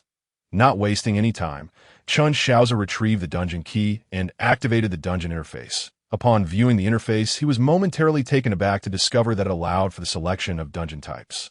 Without hesitation, he chose the resource dungeon and proceeded to submit the entire participant list from the Yanhuang chat group. Simultaneously, all 50 participants aboard the trains received notifications regarding their entry into the dungeon. And amidst their excitement, they apprehensively clicked the consent option. Chen Shaoze's interface displayed the same prompt, but notably, if he chose to forego participation, the others would be unable to enter the dungeon station, even if they selected consent. Consent. Lin Zhixia promptly clicked her agreement, and, at that moment, an additional track appeared before the train, which randomly diverted onto it. Attention, everyone! All trains have now entered the junction, Chen Shaoze announced in the group. Indeed, we have entered the junction. Before long, an announcement echoed through the air. The upcoming station is a resource dungeon station. The station comprises 5 levels, with the 3rd level serving as the primary platform. Survivors are advised to take the elevator to the main platform. No sooner had this announcement concluded than a tablet materialized in Chen Shaoze's hands, displaying a countdown of 48 hours alongside the tasks that needed to be completed within the dungeon. Tasks within the dungeon as well. Lin Zhixia gazed at the words displayed on the tablet with a look of astonishment and remarked. Chen Shaoze, glancing at the task, chuckled, Isn't this a resource given for free? At that moment, the tablet indicated that the mission was to defend against 2 waves of zombie hordes, eliminating 5,000 zombies. Chen Shaoze then reviewed the mission details, the first wave of zombies would trigger 6 hours after the dungeon officially commenced, while the second wave would commence 30 hours after entering the dungeon. After completing the mission, they could end the dungeon at any time. Both Chen Shaoze and Lin Zhixia felt that this task was quite manageable. "Ah, Shaoze, you've arrived," a voice filled with delight called out from a short distance away. Chen Shaoze turned to see Zhao Qingqing and two elderly gentlemen emerging from the elevator. "Sister Qingqing, Elder Yuan, you've come." Lin Zhixia immediately waved to greet Zhao Qingqing and the others. Just as Chen Shaoze intended to approach them, several unfamiliar individuals stepped out from the other elevator, although he did not recognize these newcomers. Zhao Qingqing, Elder Yuan, and Elder Yu were evidently acquainted with them. Before Zhao Qingqing could introduce everyone, more individuals began to emerge from the elevator. Although only 50 trains had arrived, the actual number of people reaching their destination had already exceeded 150. Zhao Qingqing had no choice but to summon Captain Wang to strategize the next course of action alongside Chen Shaoze. "Hello, I am Wang Zhenghua, the former captain of the security brigade," Wang Zhenghua said with a smile as he extended his hand upon meeting Chen Shaoze. "Chen Shaoze, a pleasure to meet you," Chen Shaoze replied, shaking hands with a smile. After a brief exchange, Chen Shaoze directly addressed Wang Zhenghua and Zhao Qingqing. "Sister Zhao, Captain Wang, we only have 48 hours here, and we need to complete 2 missions. Therefore, please organize all combat personnel immediately, while non-combatants should remain on the platform." "Remain on the platform?" Zhao Qingqing asked, slightly perplexed. Lin Zhixia interjected, "The station is a safe zone within the dungeon. It is perfectly fine to stay on the platform. This will also allow us to check on these elderly gentlemen's health during this time." As soon as she finished speaking, Su and Pan, Su, NH, and JSH, along with a few workers, began unloading supplies from the train. Subsequently, Team Zhan and Zhanjiu also disembarked in the waiting hall of the station. The selected combat personnel gathered, totaling 69 individuals. Precisely enough for 2 platoons. After a brief discussion with Zhao Qingqing, Wang Zhenghua, and the temporary platoon leaders Chang Song and Zhao Jiyu, along with 6 temporary squad leaders, Chen Shaoze proceeded to retrieve a batch of weapons and equipment from a storage ring. "Let us commence the distribution of gear. Each person will receive a rifle, a pistol, 5 grenades, and 20 spare magazines," Chen Shaoze announced, gesturing for Zhao Qingqing, Chang Song, and Zhao Jiyu to begin the distribution. Noticing that Zhao Qingqing had not brought her exoskeleton armor, Chen Shaoze refrained from mentioning it. However, equipping each combatant with combat armor needed to be prioritized. His production capacity was sufficient to easily manufacture dozens of sets of standard exoskeleton armor. Only time was required. Once all combat personnel had received their weapons, Lin Zhixia returned from her inspection with a map in hand, as expected. "Looks like good news," Chen Shaoze smiled. Indeed, but this time it was hidden quite cleverly. Tucked behind a shelf, if I hadn't persevered in searching, I truly wouldn't have found it, Lin Zhixia said, her expression reflecting a sense of being outsmarted. "Don't be disheartened. At least you managed to find it." Chen Shaoze chuckled, ruffling Lin Zhixia's hair. "Humph." Lin Zhixia then thrust the map into Chen Shaoze's hands. Without further ado, Chen Shaoze unfurled the map, discovering that the dungeon city spanned a considerable area. By the map scale, it encompassed roughly 500 square kilometers. "What do the dots on this map signify?" Wang Zhenghua inquired, pointing at the dots on the map. "Those are resource points," Chen Shaoze explained. And without waiting for the astonished expressions of Wang Zhenghua and the others, he swiped his hand across the map, causing information to appear before his eyes. This was a feature he had inadvertently discovered in the previous station. As long as he had brushed over the marked resource points on the map, he could reveal what resources were stored there, along with an approximate inventory count. Why have we never discovered such maps at the station? Zhao Jiyu exclaimed in surprise. "Then you surely weren't searching thoroughly," Zhao Qingqing retorted. "True. After disembarking, the dilapidated station seemed devoid of any search value. It's no wonder I didn't expect such a thing to exist." Zhao Jiyu chuckled, scratching his head. Seeing that Zhao Qingqing had diverted the conversation, Chen Shaoze chose not to pursue the topic further, but instead pointed to the nearest resource point on the map. This resource point is entirely composed of food. But the challenge is that it lies 8 kilometers away, and we must traverse several dangerous areas within this city. As he spoke, Chen Shaoze indicated 3 essential locations on the map. Point one of these was a hospital, another a bustling commercial street, and the final one the location of 3 schools. What are your plans?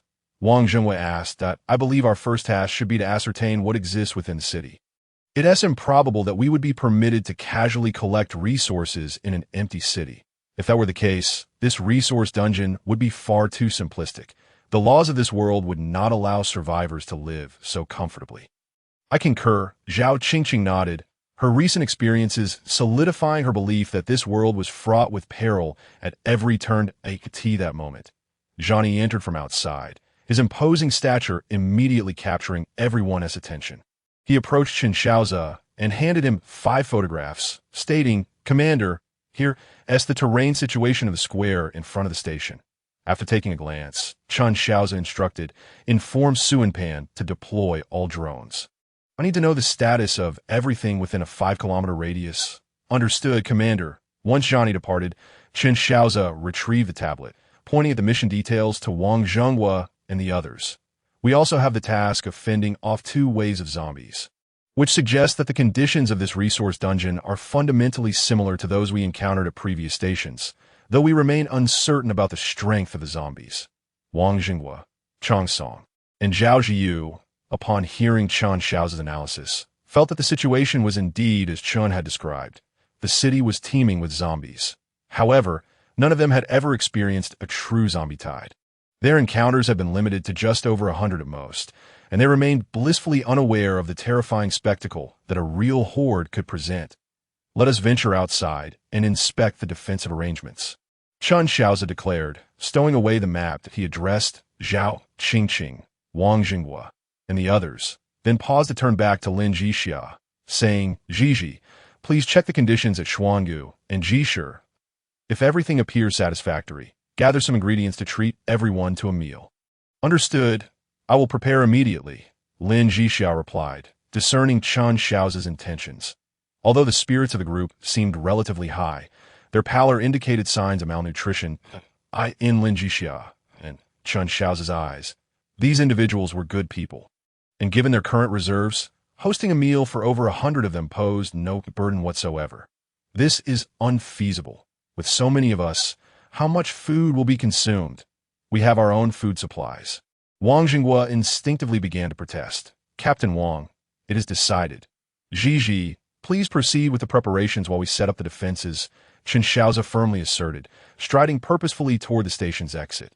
"Rest assured, they're not doing this for us. The meal is for those elderly folks," Zhao Qingqing reassured Wang Zhenghua, patting him on the shoulder before following Chen Shaoze outside.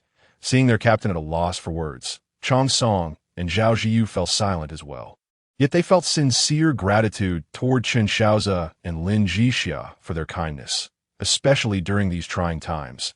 Upon arriving at the square in front of the station, Chen Shaoze surveyed the surroundings. Although the station was not situated on high ground, he noted that aside from the entrance, there were no other accessible pathways, and the walls of the buildings were impressively thick, entirely sufficient to withstand a zombie tide. The square stretched approximately 80,000 square meters and connected to 4 main thoroughfares. At this moment, Chen Shaoze had formulated a plan. The most effective strategy for dealing with zombies remained the construction of a corpse pit.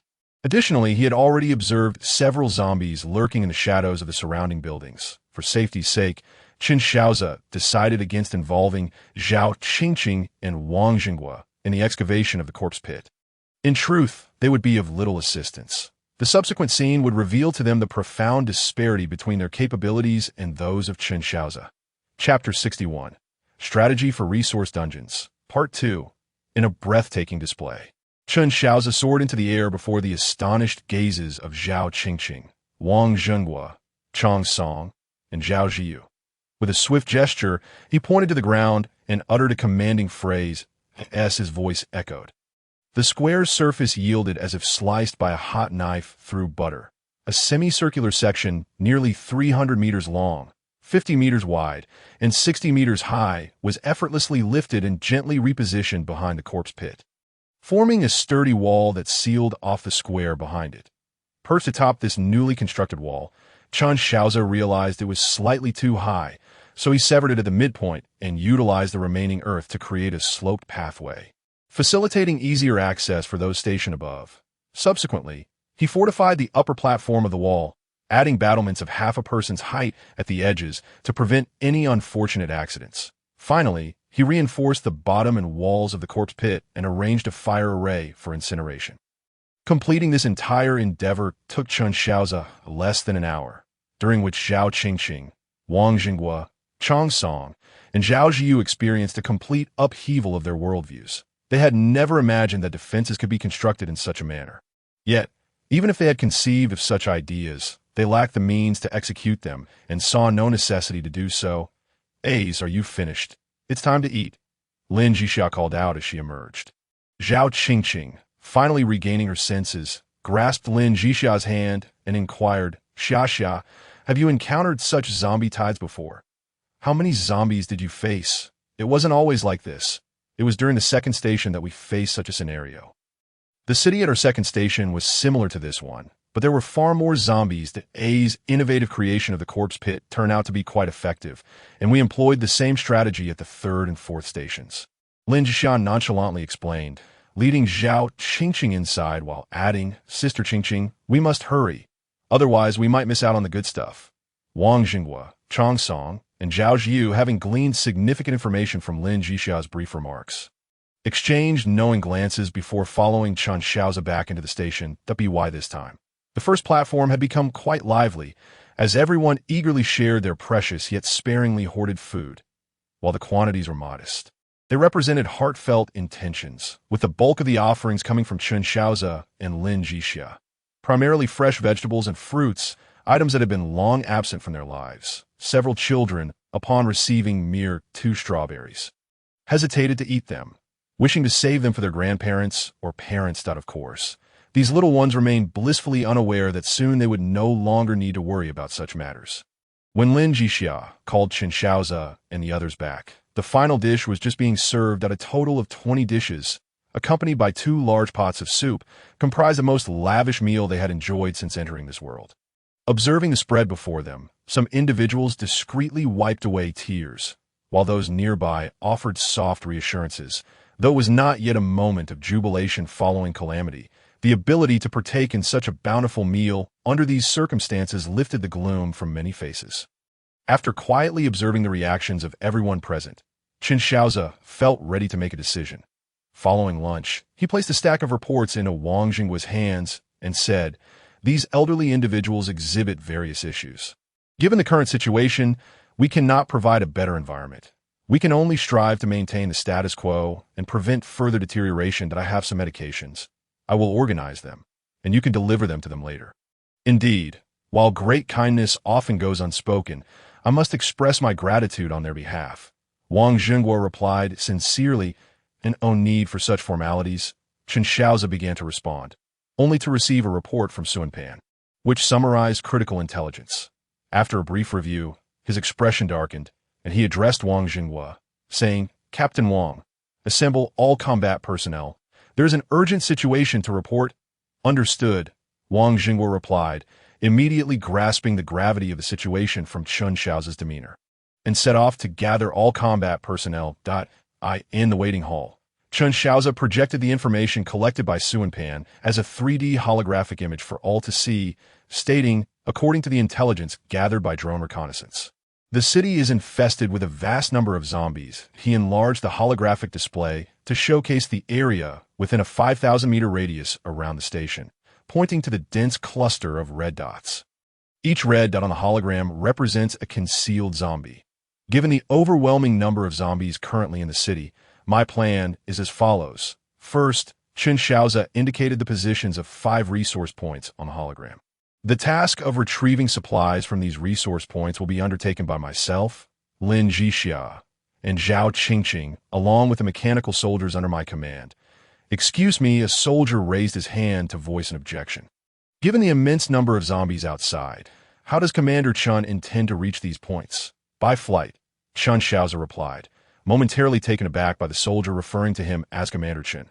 Before elaborating, both Lin Zhixia and I possess exoskeleton armor capable of long-distance flight, and my mechanical soldiers are equipped with flight gear as well. which can be outfitted with powerful weaponry.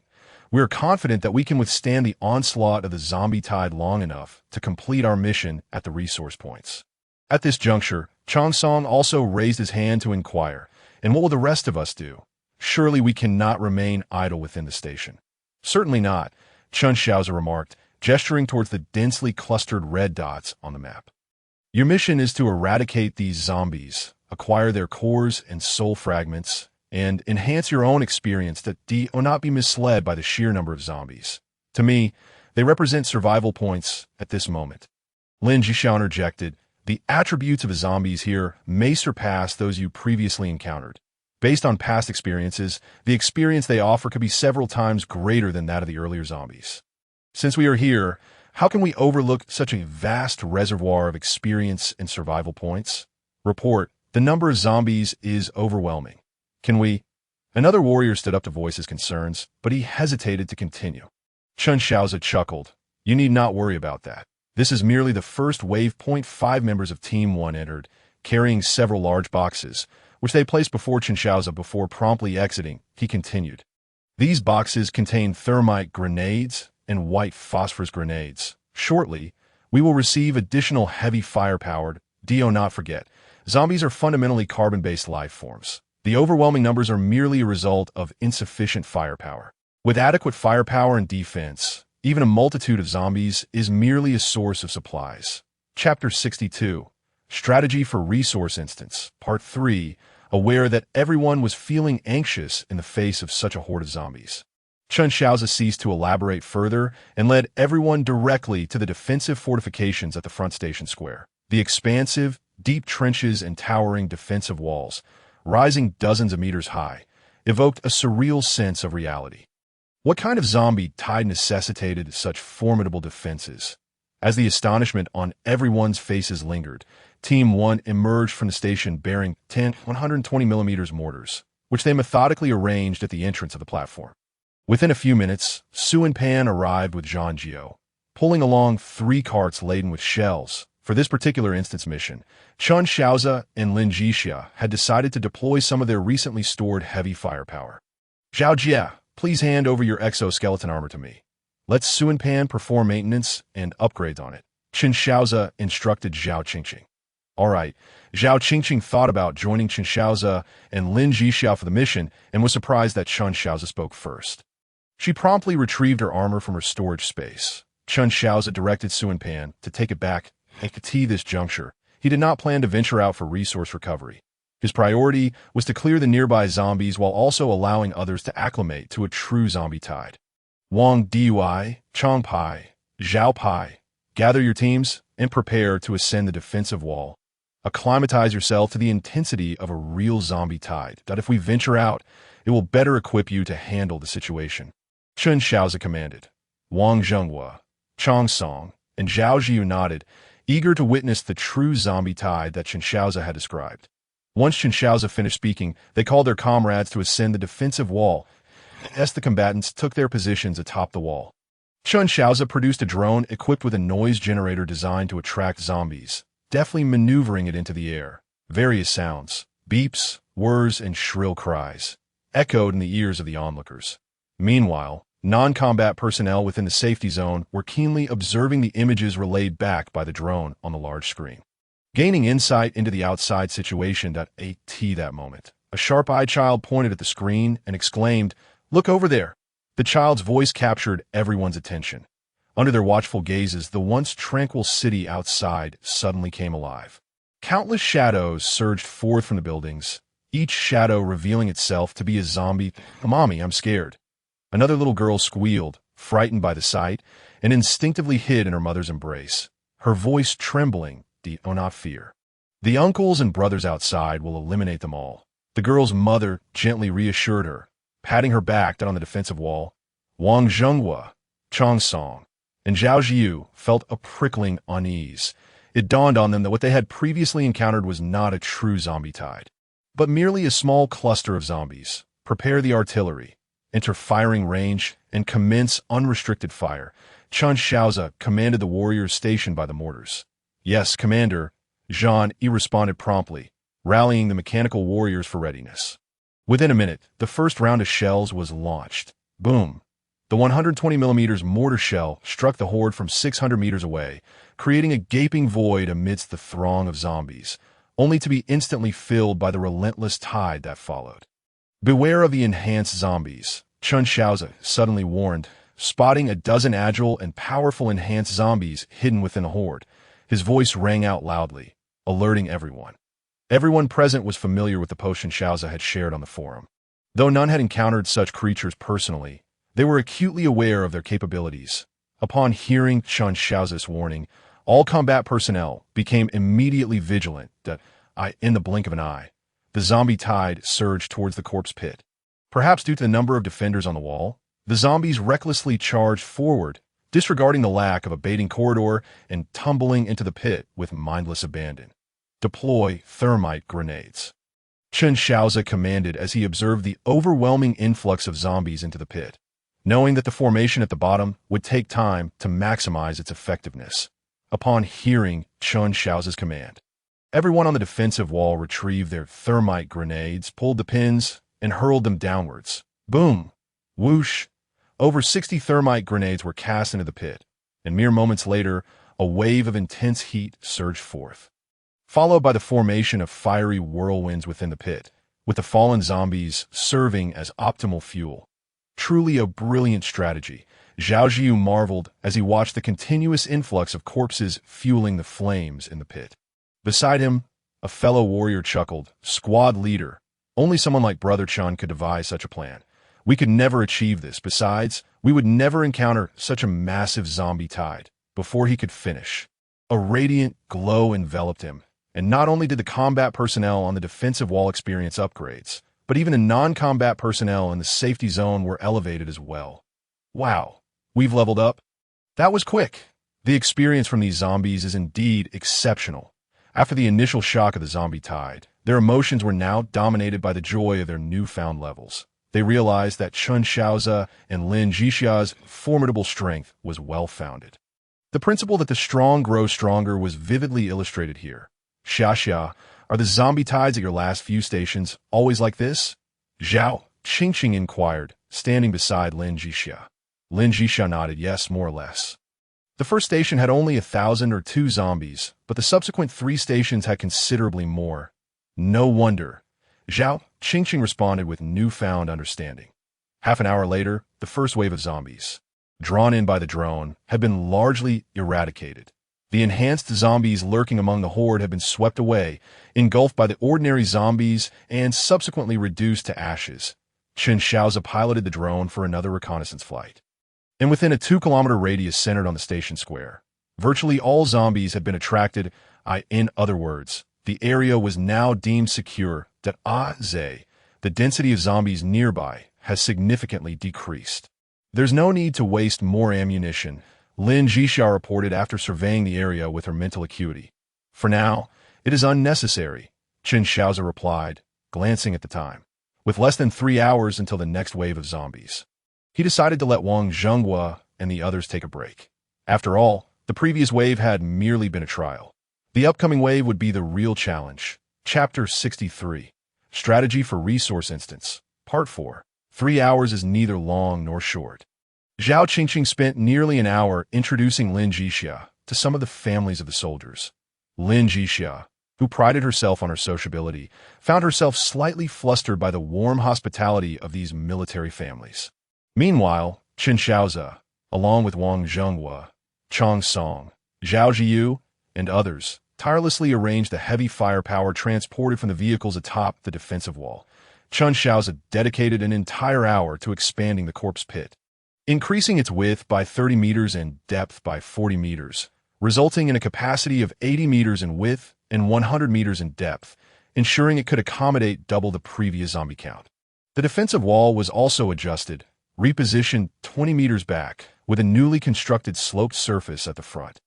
Even if enhanced zombies charged forward, they would tumble down the 15-degree incline, after creating some distance. The heat generated by the flames in the corpse pit no longer significantly affected the defenders atop the wall. Of course, the hardening of the pit walls and floor, as well as the optimization of the windfire formation, had been meticulously redone by Chen Shaoze, ensuring that there would be no occurrence of excessive zombies blocking its functionality. With these preparations completed, only an hour remained until the zombie tide was triggered. However, at this moment, reinforcements had arrived. The defense-type mechanical spiders crafted by Shaoze and Swan Pan had freshly rolled off the assembly line .20 mechanical spiders, equipped with 20mm triple-barrel defense cannons and 40mm grenade launchers. Marched in perfect formation from the train, traversing the platform, connecting passageway, and waiting hall, before taking their positions at the designated defense points atop the wall. Xia, did you create these?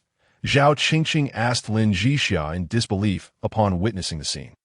Lin Zhixia nodded and replied, "Yes, didn't we have a workstation? Our workstation cannot produce such intricate devices," interjected a nearby woman. The workstation on her train was capable of creating only simple items and could not possibly fabricate such complex mechanical spiders. Others present echoed her sentiments, stating that even upgraded workstations on their trains could not manufacture such sophisticated mechanisms. Lin Zhixia refrained from further elaboration, as she had just received a message from Shaoze indicating that Zhao Qingqing's exoskeleton armor had been upgraded. She then informed Zhao Qingqing and returned to the train point 10 minutes later. Lin Zhixia returned with Zhao Qingqing's exoskeleton armor, which had undergone a comprehensive upgrade, achieving a qualitative leap in defense, mobility, and firepower. Before Zhao Qingqing could express her admiration for Lin Zhixia and Chen Shaoze's prowess, the communicator crackled to life with Chen Shaoze's voice, stating, "No time for games. The zombie tide is upon us," at the sound of his voice. The two women looked up to see that the drone stationed for surveillance had already transmitted images of the approaching zombie tide.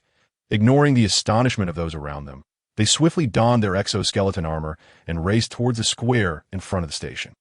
By the time Lin Zhixia and Zhao Qingqing reached the square, Chen Shaoze had already ordered the first batch of bombing drones to take off. The scale and magnitude of this zombie tide far surpassed that of the previous 4 stations. And Shaoze provided the staggering estimate of the number of zombies within the tide. 100,000 Lin Zhixia gasped upon hearing Shaoze's prediction. "Indeed, madam, 100,000 Shaoze confirmed." Continuing, given the structure of this platform, the artillery on our rooftop weapon platform is restricted. To eradicate all the zombies, we may need to expend a significant portion of our ammunition reserves. Lin Zhixia glanced at Chen Shaoze, stating, "It seems we can no longer conserve our strength well. At this point, there's no need to." Chen Shaoze replied with a relaxed smile. "Let the corpse pit take care of some of the zombies." As the tide approached, Wang Zhenghua, stationed atop the defense wall, could already see the leading edge of the horde and shouted out immediately. Chen Shaoze, upon hearing this, signaled Swan Pan to prepare the drones for bomb deployment. Following the command, Swan Pan piloted the drones to hover above the path that the zombie tide would inevitably traverse.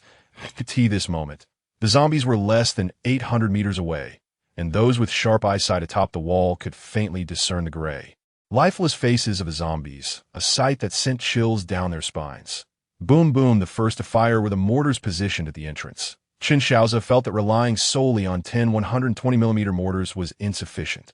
So he deployed the previously constructed 80 and 60mm mortars, assigning some individuals skilled in combat, but not part of the fighting units, to operate them. As the zombie tide approached within 800 meters, the 120mm mortars opened fire first. However, after 3 shells landed in one direction, they stirred up not a single splash of water. The impact seemed negligible, merely pausing the horde for less than a second. What? Chen Shaoze inquired. Shaoze responded, "No, sir, there are still 20 elite-level zombies behind. The elite double-headed zombies." Chen Shaoze was not particularly concerned about these formidable individual zombies. Rather, he was apprehensive about the overwhelming number of ordinary zombies, fearing that the remaining ashes from the burning would completely bury the formation at the bottom of the pit, thereby preventing it from exhibiting its full potential. "Continue monitoring," Chen Shaoze remarked, before relaying the situation regarding the appearance of the elite double-headed zombies to Zhao Qingqing. Wang Zhenghua and others, elite double-headed zombies? Upon hearing Chen Shaoze's words, Wang Zhenghua, Zhao Qingqing, Chang Song, and Zhao Ziyu were taken aback. However, witnessing their own levels and experience rapidly escalating, they couldn't help but chuckle, The experience they had garnered from their diligent efforts paled in comparison to that drawn in by the horde of zombies that had just arrived. "You cannot handle the elite zombies for now. Leave this to us," Chen Shaoze said with a smile, observing the expressions of the four. He then turned to Lin Zhixia, raising his hand in a subtle gesture, which she immediately understood. That settles it, Chen Shaoze thought. Just as he saw Xuanhu and Zhixia approaching with a cart containing 20 barrels of gelled gasoline, he instructed the four to each take 5 barrels of gelled gasoline back to their respective positions. The zombies' movement speed had increased, and upon returning to her position, Zhao Qingqing keenly detected the anomaly and promptly informed the others. "They have indeed sped up," Lin Zhixia confirmed, and in the next moment, she spotted the 20 elite double-headed zombies among the horde, only to realize that another 20 were emerging from a different direction as well. "Shaoze, your information is incorrect. It is 80 zombies." Coming from all 4 directions, Lin Zhixia communicated through the device. "Apologies, madam. I only received data from one surveillance drone," Shaoze replied. "Well, it's not your fault. 40 can still be dealt with," Lin Zhixia said nonchalantly. Turning back, she noticed that Chen Shaoze had already begun to form a spell. Not to be outdone, Lin Zhixia also initiated her incantation. With a graceful wave of her hand, countless exquisite ice lotus flowers materialized in the air. Then, with a commanding shout, "Go!" these myriad ice lotuses surged forth, leaving a trail of shimmering ice crystals that reflected the sunlight in a spectrum of colors on Chen Shaoze's side. However, there was no such enchanting spectacle. The numerous sword shadows that emerged from his sword aura filled the space with an oppressive atmosphere. He too uttered a sharp command, and countless sword shadows shot forth like silvery meteors. The ensuing sounds were akin to blades piercing flesh and sinew. When they looked up again, they beheld the zombies on the street, hundreds of meters away, reduced to mere fragments by the relentless barrage of sword shadows. As for Lin Zhixia, each ice lotus that made contact with the ordinary zombies would explode, unleashing an endless chill that encased everything in the vicinity, freezing even the elite double-headed zombies, which swiftly transformed into crystalline sculptures. Soon after, a series of subtle cracking sounds echoed. The sound of ice shattering, as the frequency of these sounds increased, the once frozen zombies crumbled into shards. Witnessing the starkly contrasting styles of slaughter from Chen Shaoze and Lin Zhixia, those atop the defensive wall fell into a stunned silence. Even Zhao Qingqing, Wang Zhenghua, Chang Song, and Zhao Jiu, who had previously witnessed Chen Shaoze's prowess, were rendered speechless by the spectacle before them. This was power beyond human reach. After Chen Shaoze and Lin Zhixia eradicated the 80 elite double-headed zombies, they launched another assault, dispersing the throng of zombies congested within an area of 80 by 600 meters, granting the zombie pit a brief respite. Following half an hour of relentless waves, Shaoze finally reported the sighting of the tail end of the horde. The first zombie wave in the resource dungeon raged for 1 hour and 49 minutes. Chen Shaoze felt that the number of zombies this time had undoubtedly exceeded 100,000. If this was the scale of the first wave, he dared not imagine the terror that the second wave would bring. Chapter 65, Strategy for the Resource Dungeon, Part 6, it has finally ended. Indeed, this zombie wave was rather. As the last zombie fell into the pit, all those atop the defensive wall collapsed onto the ground. Not out of exhaustion, but due to the sudden release of tension after nearly 2 hours of intense vigilance. Now, only Chen Shaoze and Lin Zhixia remained standing on the wall, although both felt a twinge of concern for the next wave. It was not to the extent of the others. "I can't believe it. I've reached level 15. One warrior exclaimed as he opened his status panel, his voice filled with astonishment. "Level 16, this is too fast." Another warrior chimed in, equally amazed. "Don't just look at your levels. Check your storage spaces." Wang Zhenghua chuckled, having himself ascended to level 17, with his storage brimming with an abundance of zombie crystal cores and soul fragments. "Look at all these crystal cores and soul fragments." Those who had checked their storage were elated. Not only those who fought atop the defensive wall benefited, but even the non-combatants in the safe zone received a considerable amount of experience and items such as zombie crystal cores and fragments, albeit less than those in frontline combat. Chen Shaoze glanced at the time and noted that it was still not yet 6 in the evening. He planned to accompany Lin Zhixia to the food resource point to collect all the supplies there. Although uncertain of how much food could be stored, he figured any amount would temporarily alleviate the dietary issues of the rest of the team. Captain Wang, it's still early. Lin Zhixia, Zhao Qingqing, and I will head to the food resource point to gather supplies. Chen Shaoze said to Wang Zhenghua now. Wang Zhenghua looked at the sky and said, "Isn't it a bit unsafe? You needn't worry about that. We'll be back within an hour," Chen Shaoze reassured him, just as he was about to leave. Chen Shaoze recalled something and turned back to Wang Zhenghua, adding, "Soon, Su and Pan will be sending over a batch of new weapons. I believe you all will find them useful." New weapons? Wang Zhenghua expressed curiosity about what Chen Shaoze meant. But Chen Shaoze remained silent. While eliminating nearby zombies, Chen Shaoze had recalled an item known as a thermobaric bomb, which could be adapted for individual use, specifically designed for the RPG-7. He mentioned it to Su and Pan, not expecting that their database would actually have something similar. The weapon's principle was fundamentally the same. The only difference lay in the filling materials. Moreover, according to Su and Pan's description, the power of this creation would be substantial. Powerful is precisely what I seek, Chen Shaoze thought, and considering the circumstances of the first zombie wave, he promptly urged Su and Pan to expedite the production of a batch. Based on Su and Pan's calculations, they could manufacture 100 warheads before the second zombie wave. While the launchers would be relatively straightforward to acquire, Chen Shaoze instructed the production of 5 projectiles along with their corresponding launchers, allowing Wang Zhenghua and his team to first assess their power. After conversing with Wang Zhenghua, Chen Shaoze communicated via the communicator about their imminent departure to Lin Zhixia and Zhao Qingqing. Upon hearing the news, both of them dashed out, as the surrounding zombies had been cleared, effectively eliminating the threat. Furthermore, the defensive wall was guarded by mechanical spiders, granting Chen Shaoze the confidence to set off with Team Zhan Yi and Zhan Jiu to gather supplies. When will we ever acquire exoskeleton armor, like Zhao Qingqing?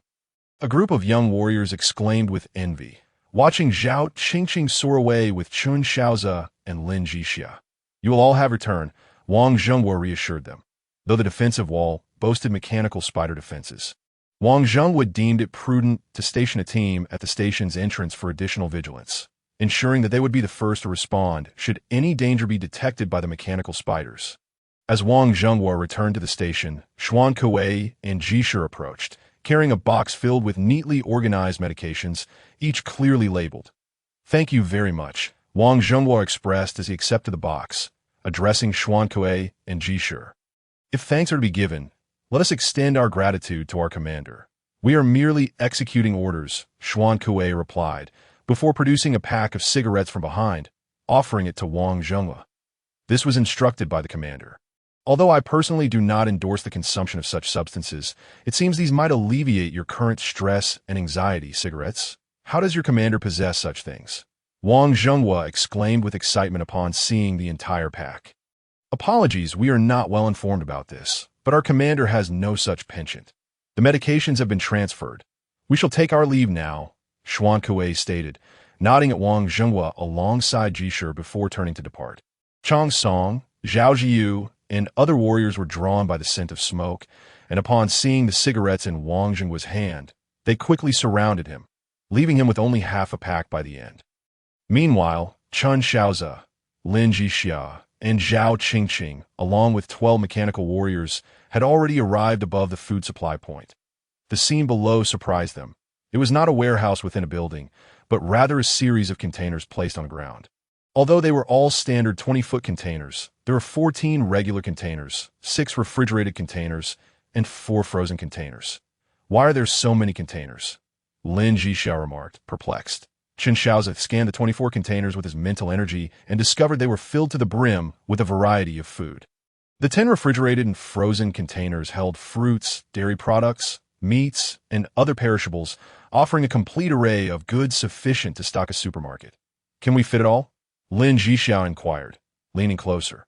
Chen Shaoze, displaying an expression akin to an elderly man on the subway, engrossed in his phone, replied, "Why would you doubt my capacity to store these items?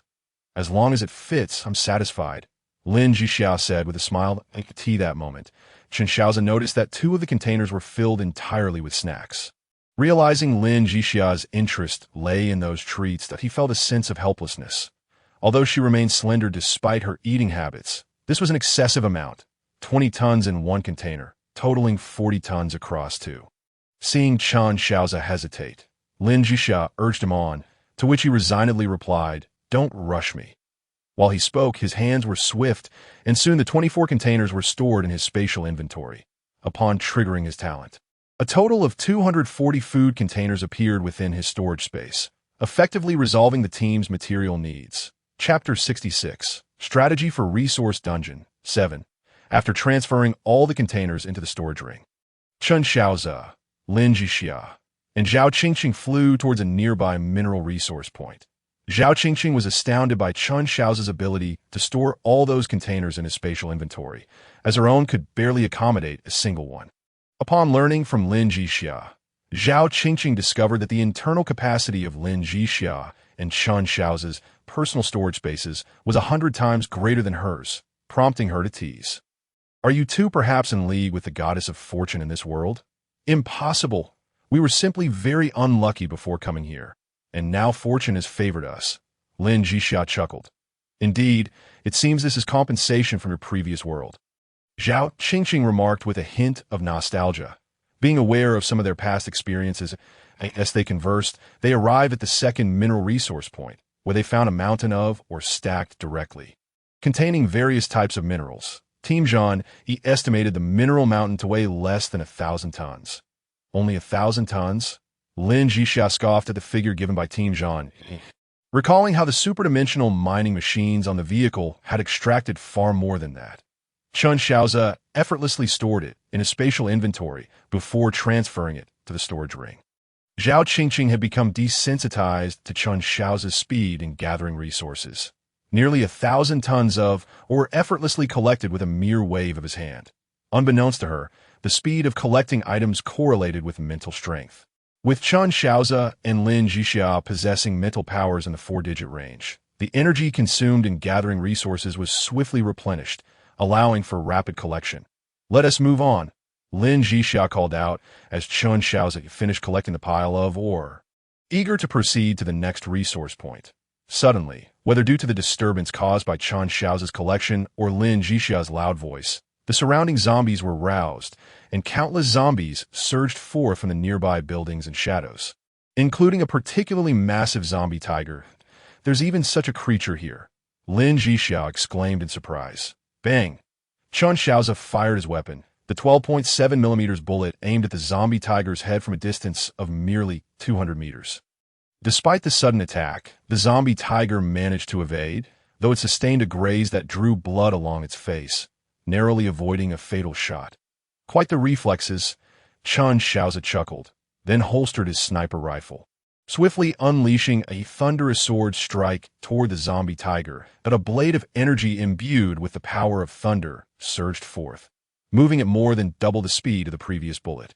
With a thud, the sword energy cleaved a massive gash into the zombie tiger's neck, nearly bisecting its body.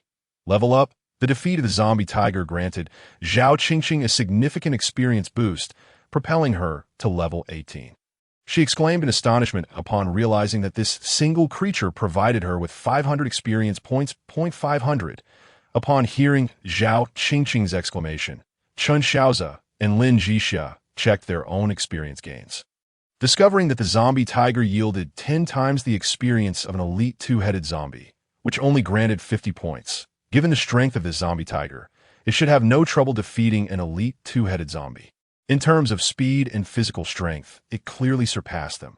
Chen Shaoze pondered the differences between the two, concluding that the zombie tiger was indeed formidable, having effortlessly dispatched several elite 2-headed zombies in the vicinity. Had it not encountered Chen Shaoze, it could have evolved to a higher level. As for the zombie tiger, Chen Shaoze saved the battle footage for future analysis, as the incident had occurred abruptly, leaving little time for a thorough assessment of strategies, resulting in only a basic test being conducted. After discovering the absence of any notable zombies in their vicinity, the trio, accompanied by teams Zhan Yi and Zhan Jiao, promptly set their course for the next supply point. The third supply point was entirely dedicated to medical supplies, which, like the food supplies, were stored within containers, specifically 24 standard 20-foot containers. Among these 24 containers, 16 were filled with Western medicines, while the remaining 8 housed traditional Chinese medicinal herbs. Chen Shaoze noted the commendable quality of these herbs, all of which were authentic and genuine. Once their team was established, these herbs could be utilized to concoct effective powder medicines for the ordinary warriors, thereby enhancing their physical conditioning swiftly. Let us not waste any more time, though we must wrap everything up today. There's no need for a second trip, Lin Zhixia urged. All right, Chen Shaoze replied immediately, and without pausing to assess the results of his talent activation, he swiftly stored all the containers into his spatial storage. Then followed Lin Zhixia towards the last 2 supply points. The living supplies point yielded nothing of particular note, consisting of 10 containers filled with essential daily necessities, many of which Chen Shaoze and Lin Zhixia already had in ample supply. Items like tissues and toilet paper were easily producible by themselves, yet these supplies did indeed alleviate the urgent needs of Zhao Qingqing and her companions. The final supply point was critical, containing vital weaponry supplies. However, for Zhao Qingqing and her team, Chen Shaoze and Lin Zhixia themselves were the most formidable weapons. This weapon supply point also utilized containers, but instead of the standard 20-foot variety, it featured a total of 15 40-foot containers. Chen Shaoze estimated that this batch of arms weighed approximately 500 tons, and astonishingly, he spotted a treasure chest atop these containers. What sort of treasure chest is that?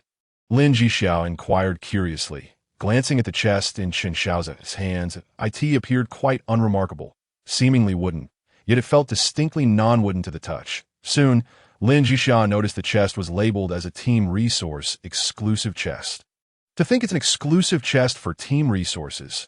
Zhao Qingqing, who had also seen the chest's name, smiled at Chen Shaoze and Lin Zhixia, saying, "You haven't even officially formed your team yet. Yet this exclusive chest has already appeared. It seems that the establishment of your team has been recognized by the heavens." Night descended. Wang Zhenghua stood at the station entrance, eagerly awaiting the safe return of Chen Shaoze and his companions. "How did it go? Was the journey smooth?" he asked as the group landed. Zhao Qingqing removed her exoskeleton armor helmet, an odd expression on her face that it went smoothly. "We collected all the supplies from every point." "Which is why we're late, all of them?" Wang Zhenghua exclaimed, his tone rising an octave. Zhao Qingqing patted Wang Zhenghua on the shoulder. "Captain Wang, don't be so surprised with those 2 around." "Nothing phases me anymore," noting Wang Zhenghua's astonished demeanor.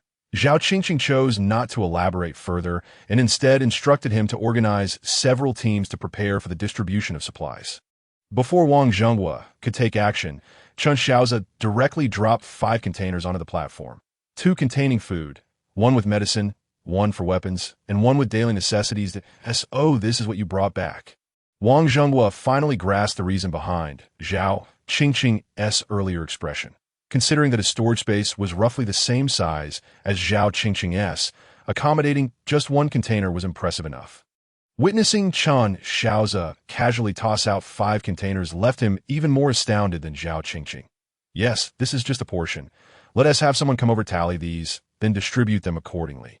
Replace what needs replacing and replenish what's lacking," Chen Shaoze instructed, pointing out the contents of the 5 containers. "All right, we'll handle this," Wang Zhenghua replied, then asked, "Can you tell me how large your storage space is?" "It's quite spacious. It can hold around 180 of these standard containers without issue," Chen Shaoze casually replied, deliberately downplaying the extent of his storage capacity, seeking to avoid further discussion on the topic. However, Wang Zhenghua perceived this statement differently. He felt a twinge of envy, yet was more relieved than anything. "You've all worked hard to go rest. We'll take care of these matters," Wang Zhenghua said, regaining his composure as he addressed Chen Shaoze, Lin Zhixia, and Zhao Qingqing. "Let us prioritize distributing the food," Chen Shaoze suggested, gesturing towards 1 standard container and 1 refrigerated container before he and Lin Zhixia made their way back to their train. Zhao Qingqing wasted no time either, soaring around outside. Although the journey had been entirely safe, it was her first time executing a mission via flight, which inevitably made her feel tense. The anxiety caused her to sweat. And now she felt sticky all over, longing to return quickly to wash up and slip into something comfortable. A S-word spread that Chen Shaoze, Lin Zhixia, and Zhao Qingqing had returned, people descended from their respective trains. And Wang Jingwe's announcement regarding the collection of supplies was relayed. So much stuff. How did they manage to bring in these 5 containers? The crowd was abuzz with curiosity about how the containers had been positioned here. Well aware that entering from outside required navigating several doors and corners, making it quite a feat to bring in these containers. Enough with the speculation. Form an orderly line. Each team will receive supplies based on their numbers. Wang Zhongguo commanded from atop a container, his voice resonating. Upon hearing his call, everyone instinctively sent a representative to queue up. Some teams had fewer members, while others had more, resulting in varying distributions of supplies. A detail Wang Zhongguo was well aware of.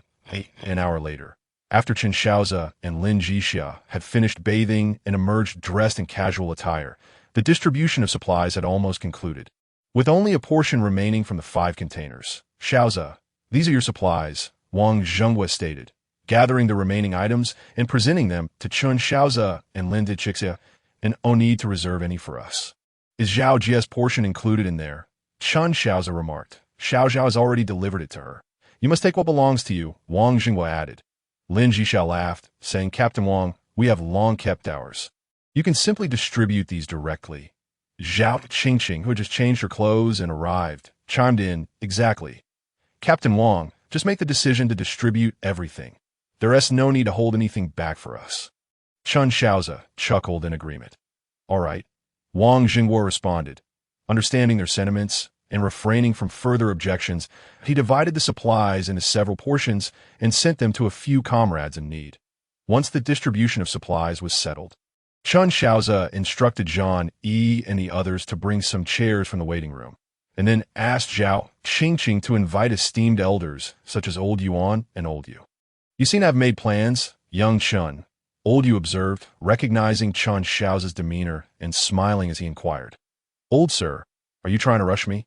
Chen Shaoze replied with a grin. Not necessarily, what do you think? Old Yuan. Old Yu turned to Old Yuan for his opinion. Old Yuan nodded with a smile and said to Chen Shaoze, All right, young Chen, present us with a plan. The others, summoned by the 2 elders, were left puzzled by their dialogue, but Wang Zhongguo grasped the situation, having previously consulted Zhao Qingqing for Chen Shaoze and Lin Zhixia's opinions on certain matters. Let us take a look at this. Chen Shaoze stated, producing the team-building license he had purchased from the Tiandao Mall and handing it to the 2 elders that IT cannot be traded, and Old Yu examined the information on the license before passing it to Old Yuan, who in turn handed it to Wang Jingguo. After reviewing the details, Wang Jingguo sighed softly, and the document was circulated among the others, leaving everyone in silence. Young Chen, please share your thoughts. Old Yu pressed as the license returned to Chen Shaoze. Old sir, as you can see, this team-building license is essentially a contract, and the rights of the team leader are substantial, almost akin to life and death control. While that may be the case, it seems that those present have not taken my words seriously, Chen Shaoze explained. Young Chen, feel free to speak your mind, another elder, Old Cheng, interjected, although they had only met Chen Shaoze and Lin Zhixia recently. They were astute judges of character. Indeed, the next moment, Chen Shaoze declared, well, I tend to be rather lazy, grasping Lin Zhixia's hand beside him.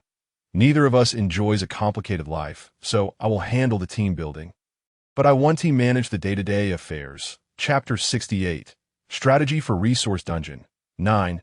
I will build the team, but neither Zhixi nor I will handle daily operations, Chen Shaoze concluded with a smile. Upon hearing his words, the elders displayed expressions of understanding, realizing that their thoughts aligned.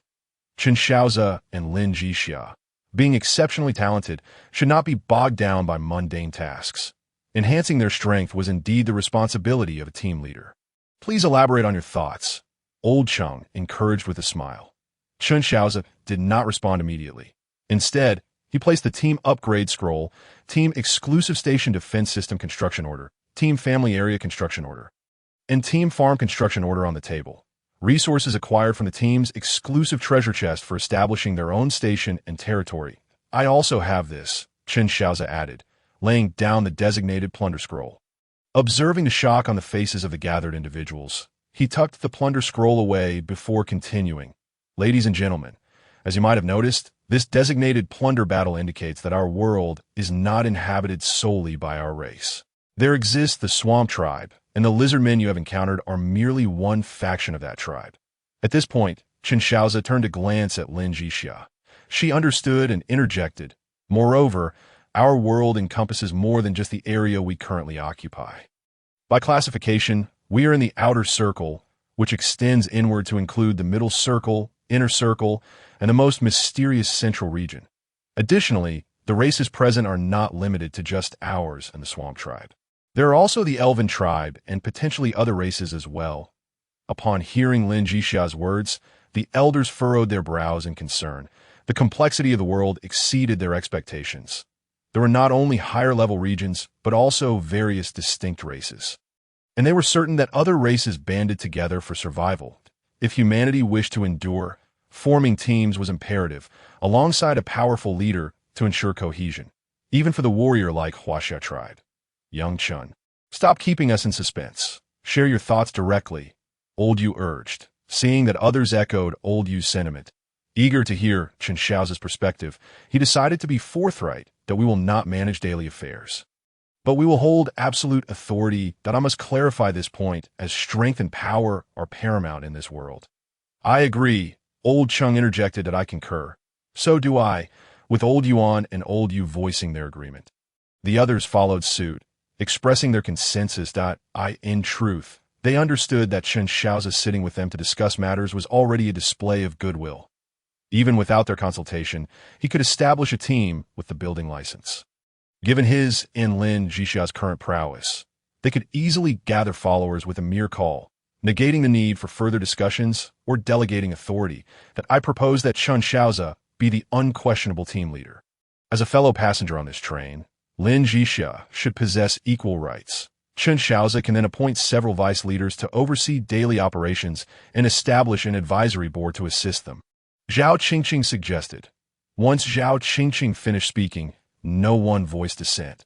Her proposal aligned with their own thoughts and presented the most reasonable course of action. Chen Shaoze glanced at Lin Zhixia, who agreed that Zhao Qingqing's plan was indeed the best and most logical. Thus, Chen Shaoze smiled and said, "Yes, I also agree with Zhao Jia's proposal." Hearing Chen Shaoze's agreement, Zhao Qingqing let out a quiet sigh of relief, and the others similarly relaxed, recognizing this as the best outcome they could achieve. With the core structure established, other matters became considerably easier to manage. Chen Shaoze, feeling no need to be polite, acknowledged that the primary leaders for all sectors were essentially within this assembly. The esteemed elders would naturally serve on the advisory board while also overseeing education. Ultimately, under Chen Shaoze's suggestion, Wang Jinghua was appointed as the first vice leader, tasked primarily with organizing and coordinating daily affairs, while Zhao Qingqing would handle logistical support. Chang Song and Zhao Zhiyu were responsible for integrating combat personnel within the team. Currently, they could not fully reorganize the members on each train. They could only upgrade the team's exclusive station to level 3 and raise the team rank to level 2 before reassigning non-combat personnel from the trains. Naturally, the station also needed to be developed into a family area for members. After 3 hours, the fundamental framework of the team was established. Once this dungeon concluded, they could promptly commence team formation.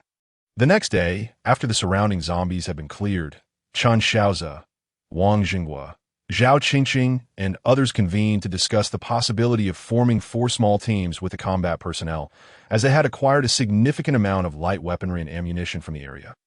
The purpose was twofold: to provide training and to allow them to gather any necessary items. Chen Shaoze observed that the buildings around the station still contained numerous usable supplies that, in his view, these resources were quite scattered, and the time invested in collecting them was not proportional to the potential rewards. However, under the current circumstances, this was indeed quite suitable. The 4 small teams were formed, with Zhang Yi leading the division into groups of 3, effectively serving as the eyes of each team. This arrangement would likely face minimal issues. Even if problems arose, Zhang Yi and his team could resolve them swiftly. In the event of a more significant crisis, they could hold off until Chen Shaoze or Lin Zhixia arrived to provide assistance. As the 4 small teams set off, Chen Shaoze instructed Suan Pan to deploy drones for surveillance.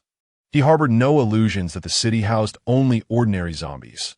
The real threat lay in mutated entities like the previously encountered zombie tigers, which could inflict substantial casualties.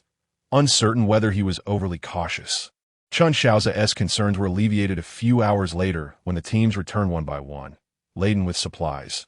The luck of these individuals was remarkable, as each of their storage spaces was filled to the brim. One team even stumbled upon a liquor store, returning with an entire haul of cigarettes and alcohol, having collected everything they deemed useful.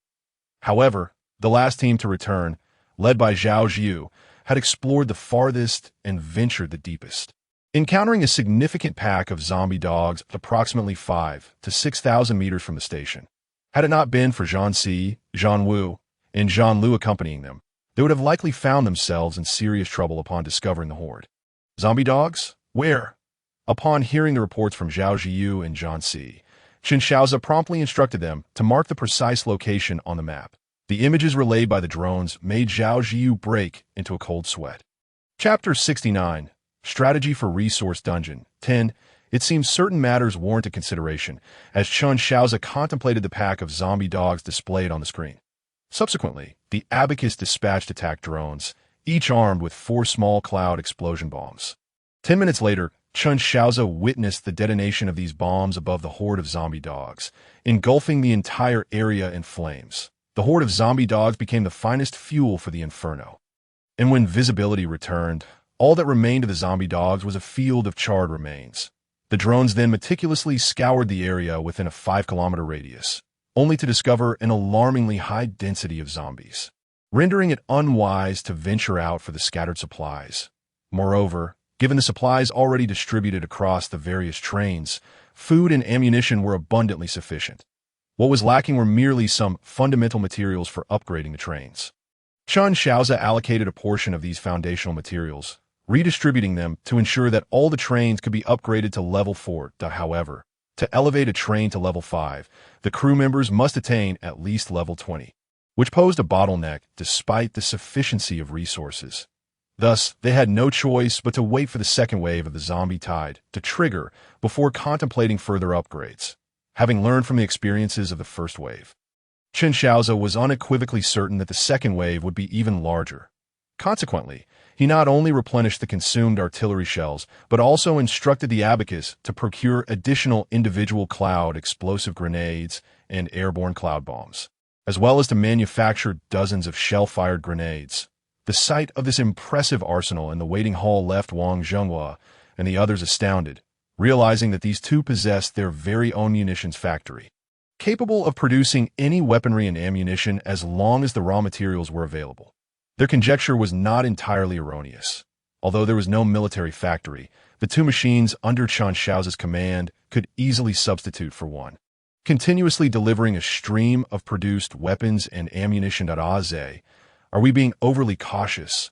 Lin Zhixia inquired softly, standing beside Chen Shaoze as she observed the endless supply of ammunition and weapons being transported out. Better safe than sorry, Chen Shaoze replied. You witnessed the chaos of the first tide. The second will undoubtedly be even more formidable. Time swiftly approached the triggering moment of the second wave as Chen Shaoze noted the remaining 5 minutes on the mission tablet.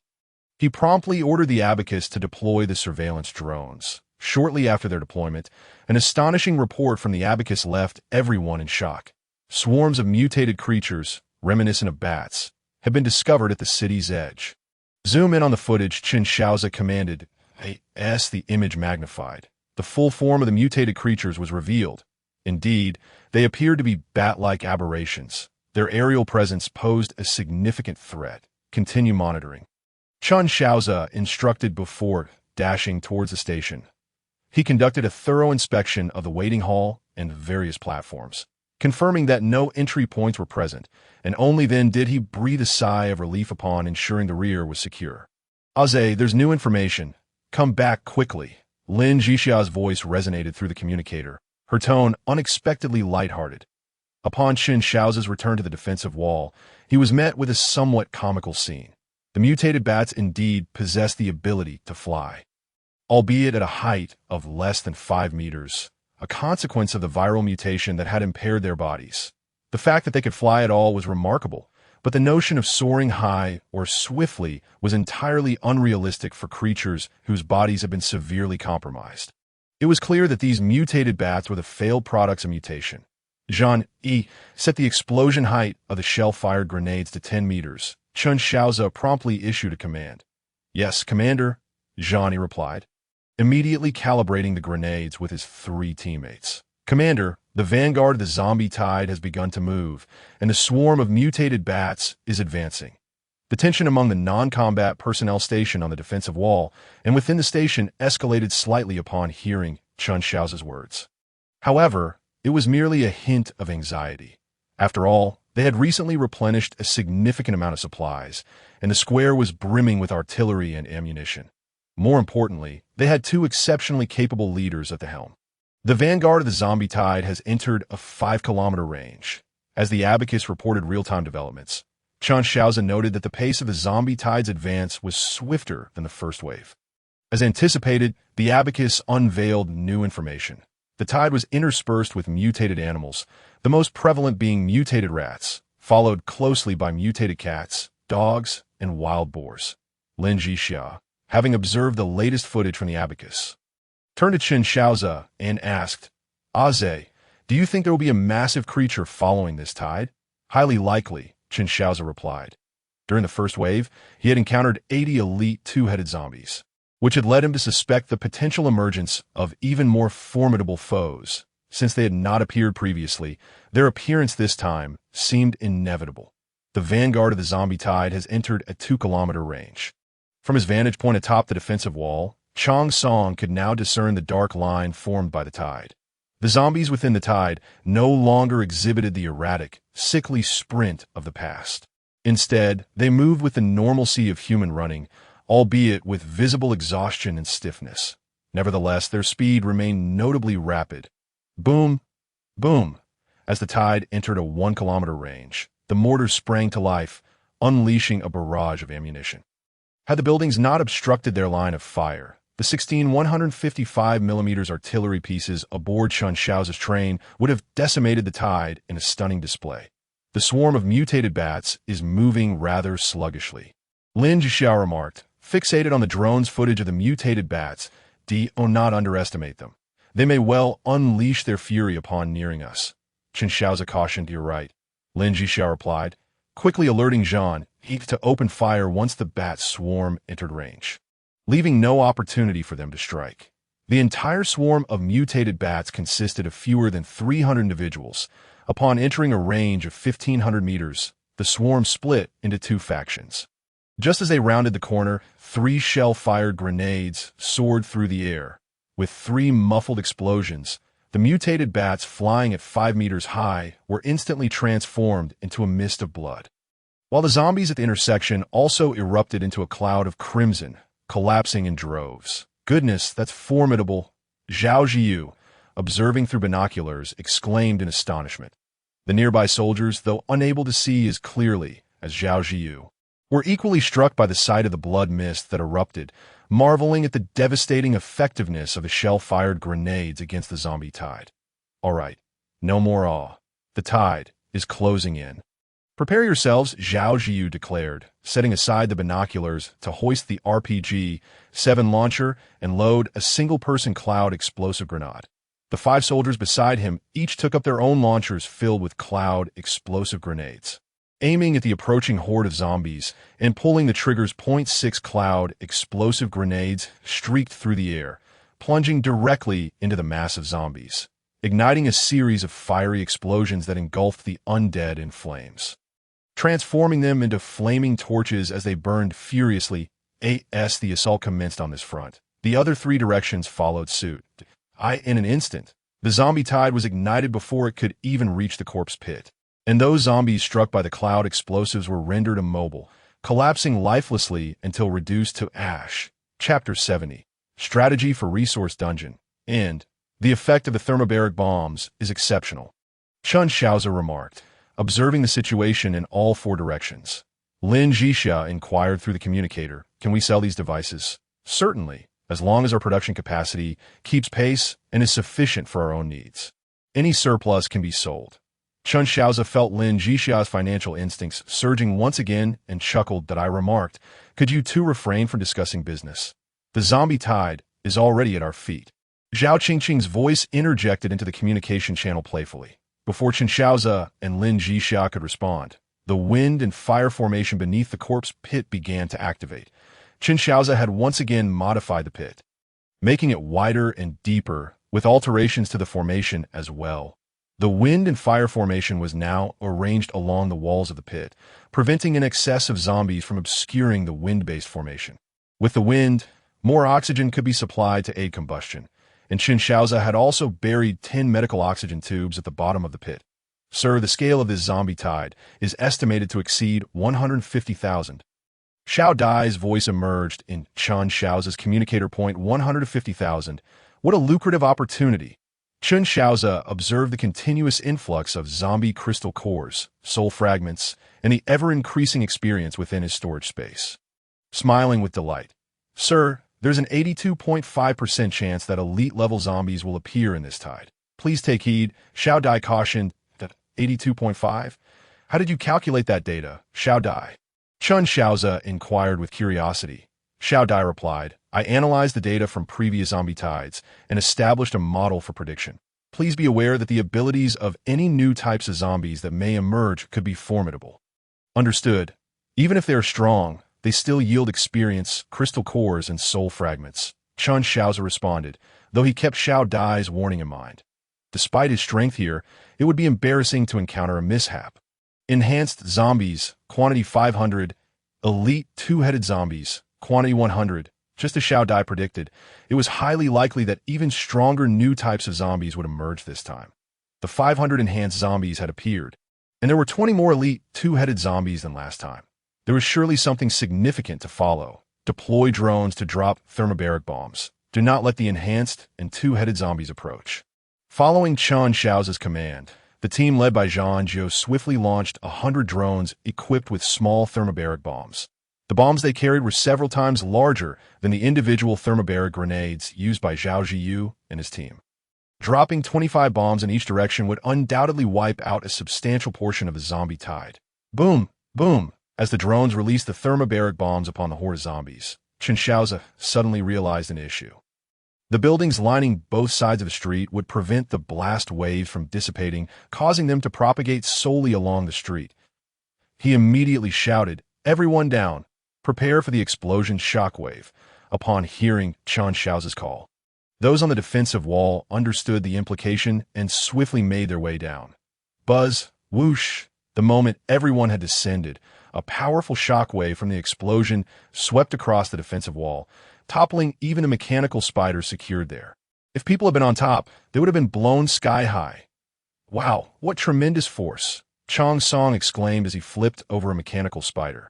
Zhao Ziyu rushed back to the defensive wall, observing the scene below, and shouted, "Come and take a look." As the crowd rushed over, they found that this round of attacks had completely cleared the street of zombies. Aside from those still burning on the ground, not a single intact zombie body remained, including those enhanced zombies and the 100 elite two-headed zombies. Wow, dropping 25 bombs at once was excessive. 0.5 would have sufficed. What a waste, Chen Shaoze lamented. "Well, no use regretting it now. The data is here." Wang Xinghua patted Chen Shaoze on the shoulder with a smile. Just then, a dense horde of zombies appeared around the street corner, and Wang Xinghua added, "Now we can test whether 5 thermobaric bombs are enough to wipe out the zombies on the entire street." "Let us get closer before we drop them," Chen Shaoze replied, using the monitor on his armor to search for the remains of the elite two-headed zombies. To his surprise, the explosion had shredded the bodies of the elite zombies into pieces. "Stop looking. The elite zombies were at the epicenter of the explosion. That if there were any remains, it would be astonishing," Lin Zhixia approached and said, subsequently sending a video to Chen Shaoze. After watching it, Chen Shaoze was left speechless. Those unfortunate creatures had been directly at the explosion's center, their bodies rendered as fragile as paper under the dual forces of high temperature and shockwaves. "Commander, we've detected a new type of zombie." At that moment, the sound of an abacus rang out, and a scene appeared on the helmet monitors of Chen Shaoze and Lin Zhixia. A colossal zombie, approximately 4 meters tall, emerged from the horde. This giant zombie, larger than the elite ones, wielded a weapon. Unlike the elite two-headed zombies, it held a blood-stained, massive sword. Zombie King. Initial form, advanced bioweapon, capable of wielding a giant sword, immense destructive power. Shaoze read the brief information displayed, realizing that this creature was even stronger than the elite zombies. However, what was this initial form? Did it imply there was a final form? Goodness, the wind has picked up. Suddenly, the wind shifted, turning the defensive wall into a downwind point, causing the burning smoke and dust to blow directly towards the plaza, catching everyone off guard. "I'll handle that, Zombie King," the abacus stated, making a record. Shaoze said a few words to Lin Zhixia, and then issued another command to the abacus before soaring into action.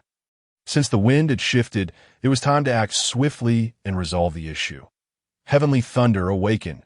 In mid-air, Shaoze executed numerous incantations, and with a final gesture, a thunderous roar erupted above. Countless bolts of lightning descended, wreaking havoc within the zombie tide. Is this changing a bit too quickly? A soldier remarked in bewilderment. Just moments ago, they had been using ranged weapons to eliminate zombies, and now the commander was summoning heavenly thunder. Was he planning to annihilate the world? "You'll get used to it." Zhao chuckled helplessly, though it did seem like an overkill for a mere chicken-slaying task. While heavenly thunder wreaked havoc, a silver blade of energy shot up from the rear of the zombie tide, leading to a massive collapse of the buildings in that vicinity. Simultaneously, everyone felt a surge of experience flooding in. Chapter 71. First completion of instance. Yin Huang Team A's, what on earth were you doing over there? Upon seeing Shaoze return, Lin Zhixia immediately pulled him aside for an explanation that I almost got ambushed by that creature. Shaoze replied, somewhat exasperatedly, as he retrieved a giant sword broken in two from a storage space and tossed it to the ground. "I went over intending to test the strength of that zombie king, but that thing was quite cunning. It turned out that after Shaoze approached, he had used a mountain cat sniper rifle to shoot the zombie king in the chest. However, what astonished him was that the zombie king's body strength was on an entirely different level compared to the elite two-headed zombies. The 12.7mm ammunition merely punctured hole, unlike the usual result of tearing a large gash or obliterating the zombies into pieces. Seeing this, Shaoze decided to close in for a few slashes, but unexpectedly, the zombie king suddenly lunged, swinging its massive sword down towards Shaoze's head. I could see this moment. Shaoze was furious. He couldn't let himself be outsmarted. He retaliated with a blade of energy, which was the silver blade everyone had just witnessed. Shaoze, fueled by anger, didn't have time to gather his full strength, so this energy blade only represented less than 30% of his total power.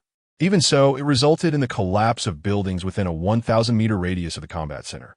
That creature is left with only this giant sword, so I brought it back, Shaoze said, slightly disheartened.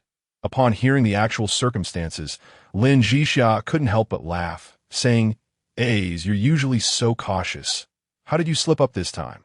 "I was careless. My lifelong reputation is in ruins." Shaoze sighed dramatically. "All right, you two, enough playing around. Next time, truly be careful," Zhao added, reminding them. She then glanced at the giant sword on the ground and remarked, "The material of this sword seems decent. Can it be melted down? Perhaps we could use it to forge something else later." Decompose. Just as Zhao finished speaking, Lin Zhixia cast a decomposition spell towards the giant sword. Moments later, the sword was transformed into several metal chunks. "This is possible," Zhao exclaimed in surprise. "Don't you have collection and decomposition spells?" Shaoze asked curiously. Zhao replied, "We do, but the decomposition process is quite slow, and using this skill leaves a person feeling drained, requiring a long time to recover, so we generally refrain from using it." The matter concerning mental fortitude, Shaoze and Lin Zhixia exchanged a glance, instantly comprehending the issue at hand. However, it became inexplicable given their own experiences. Prior to their training, their mental acuity was not particularly high, yet they wielded these two skills with remarkable proficiency. The only logical explanation lay in their personal talents: Star Iron, Mother Copper, Radiant Moon Silver. Shaoze lifted the metals he had decomposed and remarked. Then noticing some powder on the ground, he added, "There are other components present, but it appears that we cannot entirely decompose all the materials from such weapons. Having even a few is commendable. Let us not be overly greedy, Lin Zhixia interjected as she took the pieces of metal from Chen Shaoze's hands, continuing, "What shall we do next?" Chen Shaoze retrieved his tablet. Observing that the task was marked as completed, with an option to exit the dungeon appearing next. After gathering everyone together, he solicited their opinions. If they wished to continue exploring for resources, they would need to extend their time here. Otherwise, they would prepare to exit the dungeon and move on to the 5th station. Everyone was generally aware of the situation outside. The danger level was exceedingly high, while it posed little concern for Chen Shaoze and Lin Zhixia.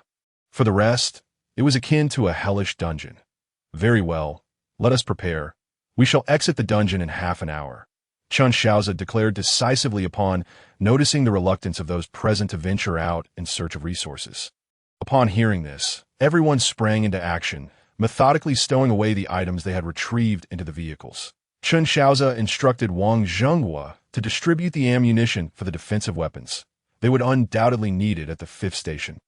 So there's no need to waste time renting from shops. Check the head count. We cannot afford to leave anyone behind, Chen Shaoze reminded the group in the Yanwang chat. All accounted for.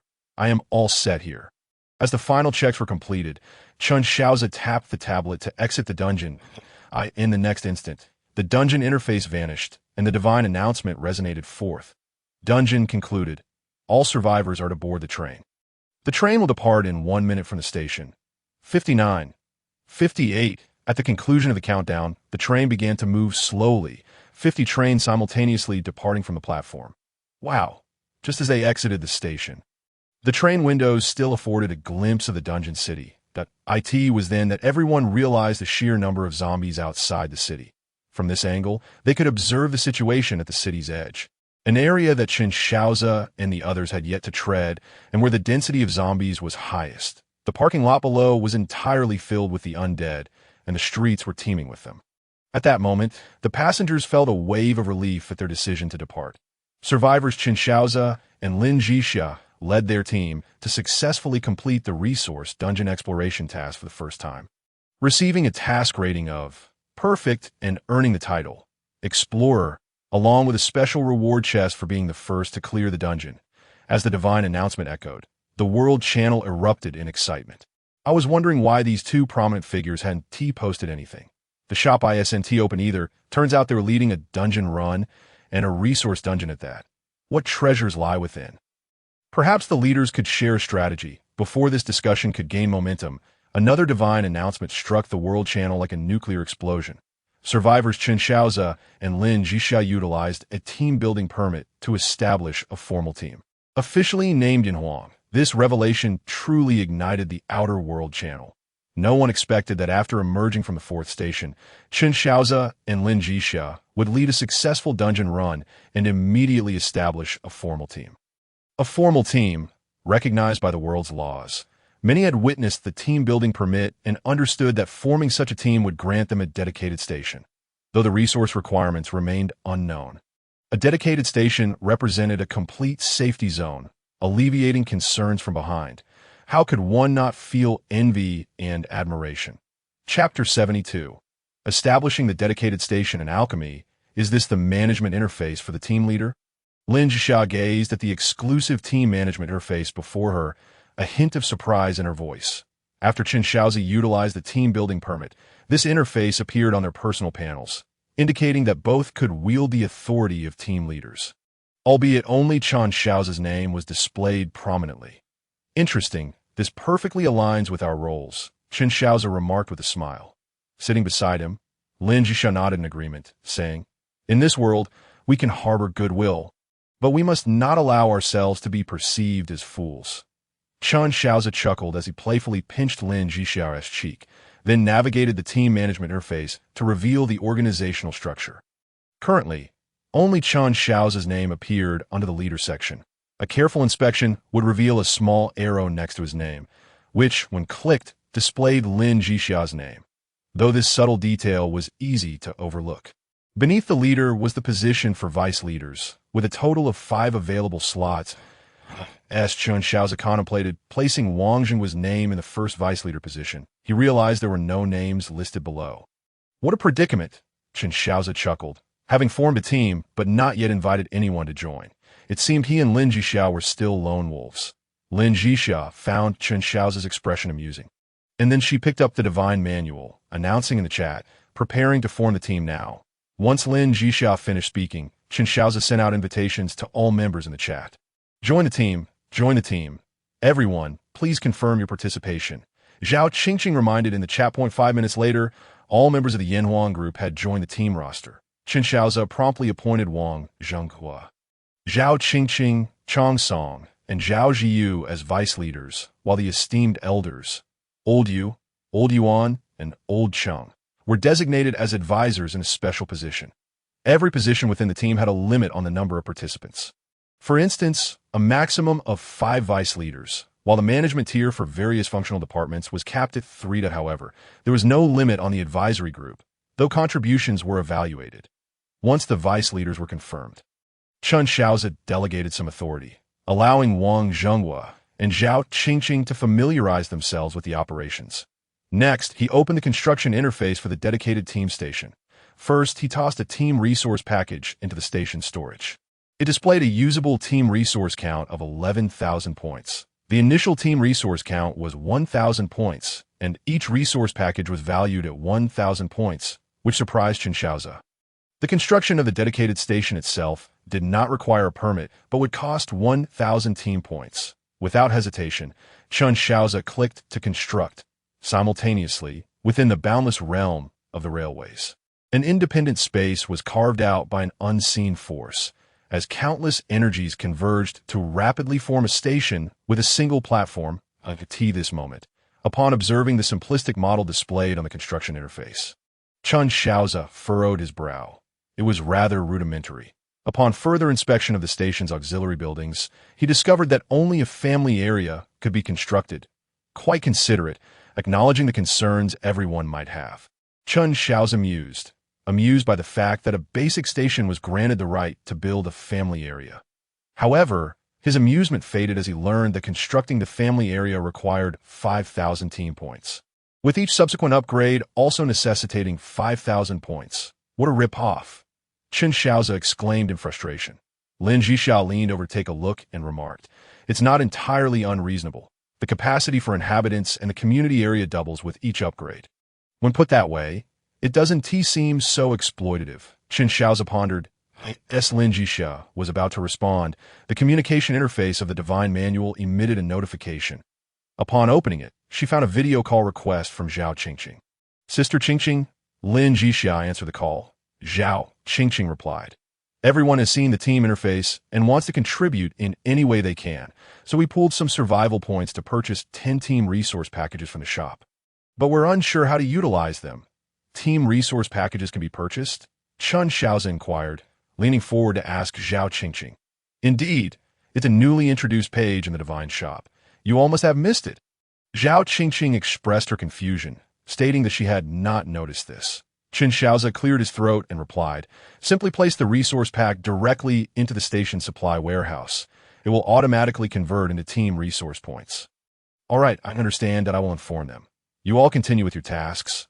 Zhao Qingqing concluded before disconnecting the communication. Lin Zhixia immediately navigated to the Tiandao Mall page and discovered that a team product page had indeed appeared, albeit with only the resource pack available at that moment. 2,000 survival points for 1,000 team-exclusive resource points. Quite a steep price, Chen Shaoze observed. "Survival points are the one thing we have in abundance." Lin Zhixia chuckled. Before departing from the instant station, she had spoken with Zhao Qingqing, who mentioned that she had never encountered so many zombie crystal cores. Furthermore, Zhao Qingqing had traded all her soul fragments to Lin Zhixia. Not only her own, but also those of Wang Zhenghua and others, transferring all to Lin Zhixia AS for the quantity of zombie crystal cores. It was entirely feasible for everyone combined to exchange for 2,000 to 3,000 survival points. Excluding the portions belonging to Chen Shaoze and Lin Zhixia themselves, 20,000 resource points should suffice for the time being. Chen Shaoze remarked with a smile as he observed the fluctuating team resource point count, subsequently instructing Lin Zhixia to announce in the team group that they were temporarily not in need of resource points. The speed of constructing the family quarters was considerably slower than that of the initial station construction, requiring a wait of 2 hours. It was only at this juncture that Chen Shaoze had the opportunity to listen to Lin Zhixia discuss the matter of the treasure chest and titles. Suddenly recalling something, he inquired, Zhixia, where did you put the alchemy scroll? The alchemy scroll. I believe I know where it is, Lin Zhixia replied, momentarily taken aback, before dashing toward the first carriage's room. 10 minutes later. Lin Zhixia emerged holding a scroll, with the recently awakened Wei perched on her shoulder. Upon seeing Wei, Chen Shaoze smiled. Perfect timing. Let us see if Wei can learn from this alchemy scroll. Alchemy. Wei can certainly learn it. Elves are born masters of alchemy, Wei stated somewhat proudly. Chen Shaoze and Lin Zhixia were not surprised by her declaration and, feeling quite pleased, handed the alchemy scroll over to Wei for her to study. The result was delightful. Wei managed to concoct a restorative potion using the most basic herbs in less than a day's time. Chapter 73. Preliminary construction completed. Awaiting settlement, the title of Explorer increases resource acquisition by 5%. Chen Shaoze examined the attributes conferred by the new title. 5% is not insignificant. Lin Zhixia remarked as she pulled over the treasure chest awarded for the dungeon's first completion, saying, let us open it. You go ahead, Chen Shaoze replied. Lin Zhixia did not hesitate and opened the chest, revealing another permit and a manufacturing blueprint scroll. Team All Construction Permit and Team Emblem Manufacturing Blueprint. Lin Zhixia announced the names of the two items to Chen Shaoze. This is quite fortuitous, Chen Shaoze responded, his spirits lifted upon hearing the names of the items, as they were both related to the team. Lin Zhixia reviewed the introduction and description of the Team Mall, noting, this Team Mall is quite impressive. It has a variety of modes. Chen Shaoze leaned in to take a look and confirmed that there were indeed several modes available, that IT could sell supplies to team members under the team's name or to outsiders, with the distinction that team members could purchase directly from the team interface without needing to navigate through the Tiandao Mall like outsiders. At the same time, team members can purchase team supplies using either contribution points or survival points, while outsiders can only use survival points for consumption. Team members are also permitted to sell items in the team shop without incurring any transaction fees. Of course, outsiders can establish shops in the team mall as well, but they must pay a certain amount of survival points as a commission for using the shop. The team mall also offers rental services in other words, although the range of goods may not be as comprehensive as that of the Tiandao Mall. The team mall can be likened to a simplified version of a smaller Tiandao Mall. The concept of contribution points is quite straightforward. They can be earned through donating supplies, completing team tasks, or participating in the defense missions designated for the exclusive station. Living at the Team's exclusive station allows one to forego survival points, but having contribution points is essential. Most importantly, this team mall is a functional structure that can be constructed as long as one possesses a first-level team exclusive station, and it is quite affordable, requiring only 500 material points to initiate construction, while upgrading to the second level necessitates merely 200 material points AS for the team badge. It piqued Chen Shaoze's interest. It is not a matter of Chen Shaoze crafting team badges individually. Given the immense quantity, he would hardly have time for anything else. Instead, it involves creating a badge-making template, which can be utilized to press out finished products after adding the necessary materials. Naturally, the primary function of this team badge is not merely to signify the holder's membership in the team, but to bestow additional attributes upon IT. In Chen Shaoze's view, the bonus attributes are somewhat astonishing, as one of them grants a 2% boost to the leader's personal attributes. This means that an ordinary team member donning the team badge can instantly gain 2% of Chen Shaoze's personal attributes. Another attribute states, increase team supply acquisition by 5% and individual supply acquisition by 10%. After reviewing these two attribute entries, Chen Shaoze and Lin Zhixia exchanged dumbfounded glances, eventually leading Chen Shaoze to mimic Lin Zhixia's earlier demeanor and say, all right, we are indeed formidable. Our fortune is extraordinary. A chuckle escaped Chen Shaoze, which Lin Zhixia found quite amusing. She playfully punched Chen Shaoze, exclaiming, this badge can be upgraded. Oh, the required contribution points are substantial.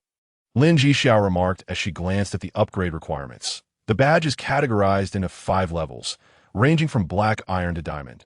Black iron to bronze requires 10,000 contribution points. Bronze to silver demands 50,000 contribution points. Astonishingly, Upgrading from silver to gold necessitates 500,000 points, and the leap to diamond is even more daunting, requiring a staggering 2 million points. They decided to review these details later, as Chen Shaoze promptly dismissed the extensive explanations from his mind, knowing that someone would refer to them when the badge required upgrading. A's, wearer, and I are heading to the second carriage to have some fun after the evolution is complete. You can take care of team matters here, Lin Zhixia said to Chen Shaoze, her laughter trailing behind her as she and Wei dashed toward the second carriage. Sighing, Chen Shaoze wished he could join them, but acknowledged that team affairs took precedence. The family district for the team had just been completed, and he turned his attention to the construction of the team mall. The mall was built at an impressive speed, taking merely a few minutes. And not only did the team interface display the mall icon, but the Tiandao Mall also featured the team mall icon. Next, it was time to upgrade the station. The levels of the team and the station are distinct. If the station level lags behind, the team cannot upgrade either. Moreover, upgrading the team requires various resources, including upgrade scrolls, although the specifics of these resources remain unknown. If survival points are involved, Chen Shaoze felt assured there would be no cause for concern. A second-level station permits the construction of farms and pastures, which are likely classified as spatial buildings. The initial construction demands 8,000 material points, while subsequent upgrades require only 2,000 points. However, Chen Shaoze overlooked one crucial detail regarding upgrades. Enhancing the level of farms and pastures necessitates certain special items.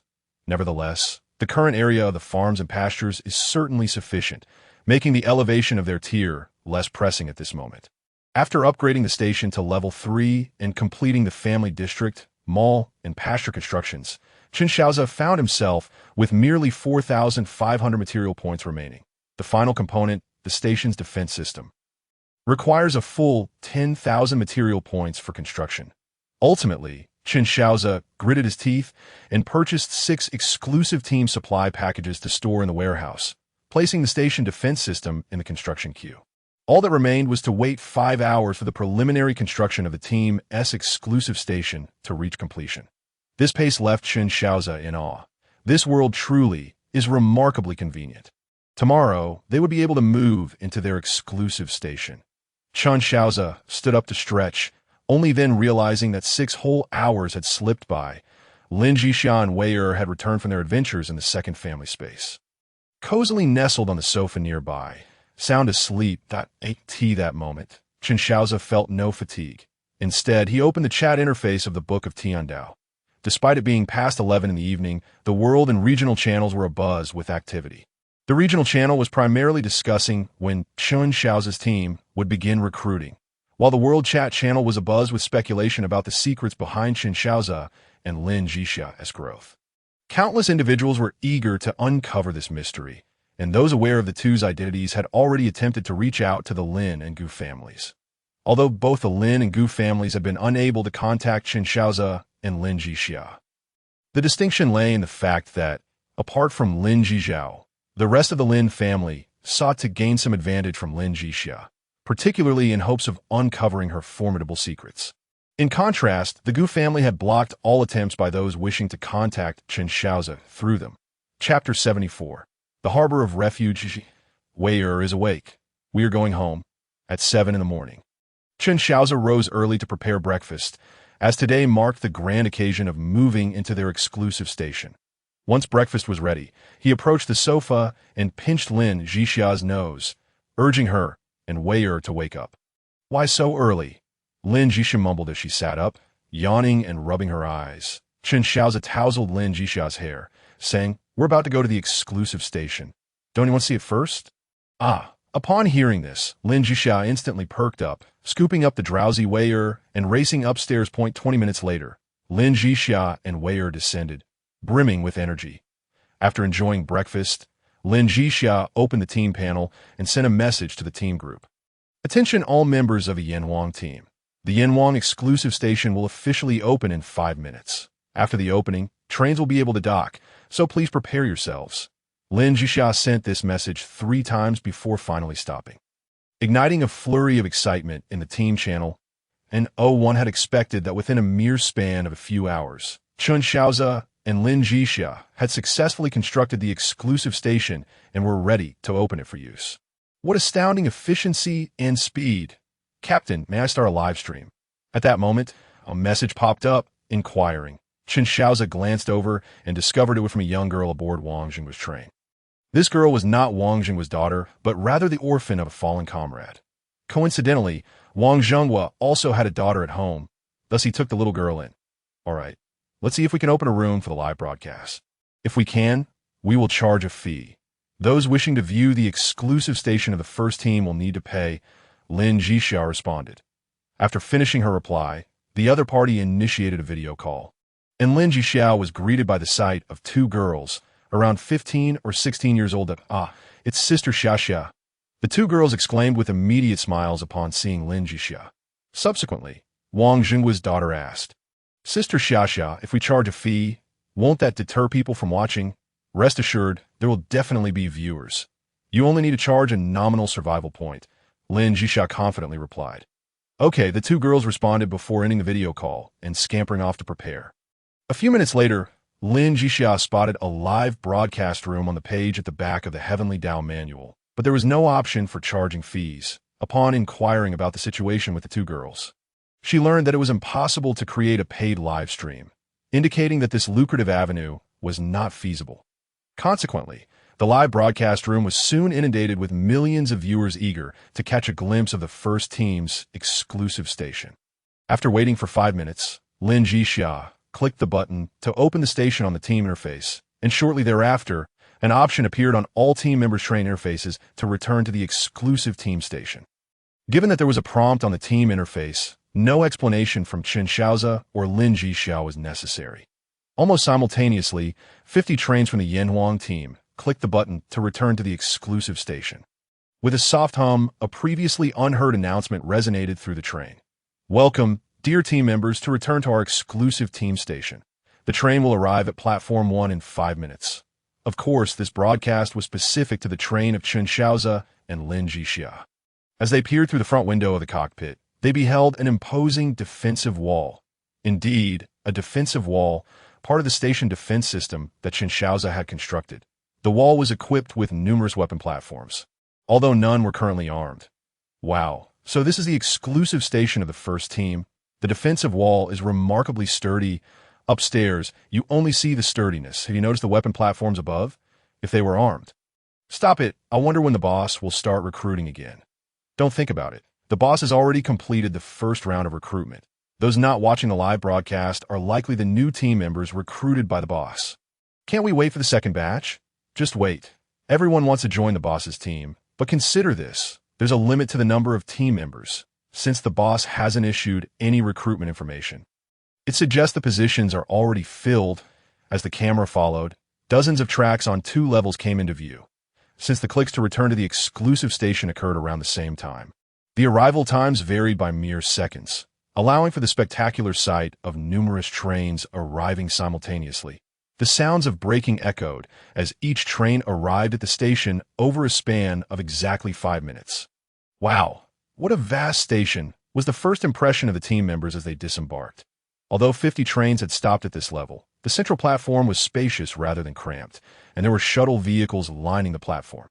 Passengers could simply input their desired destination on the shuttle, which would then transport them automatically. The presence of such a shuttle service at the station took Chen Shaoze and Lin Zhixia by surprise, astonishing everyone observing the live broadcast. They had not anticipated the first team's exclusive station to be so intelligently designed. Chen Shaoze and Lin Zhixia met with Wang Jingwa, Zhao Qingqing, and other team management members, first visiting the central control room of the station. This room functioned similarly to Chen Shaoze's team interface, operating under the directives issued by Chen Shaoze and Lin Zhixia.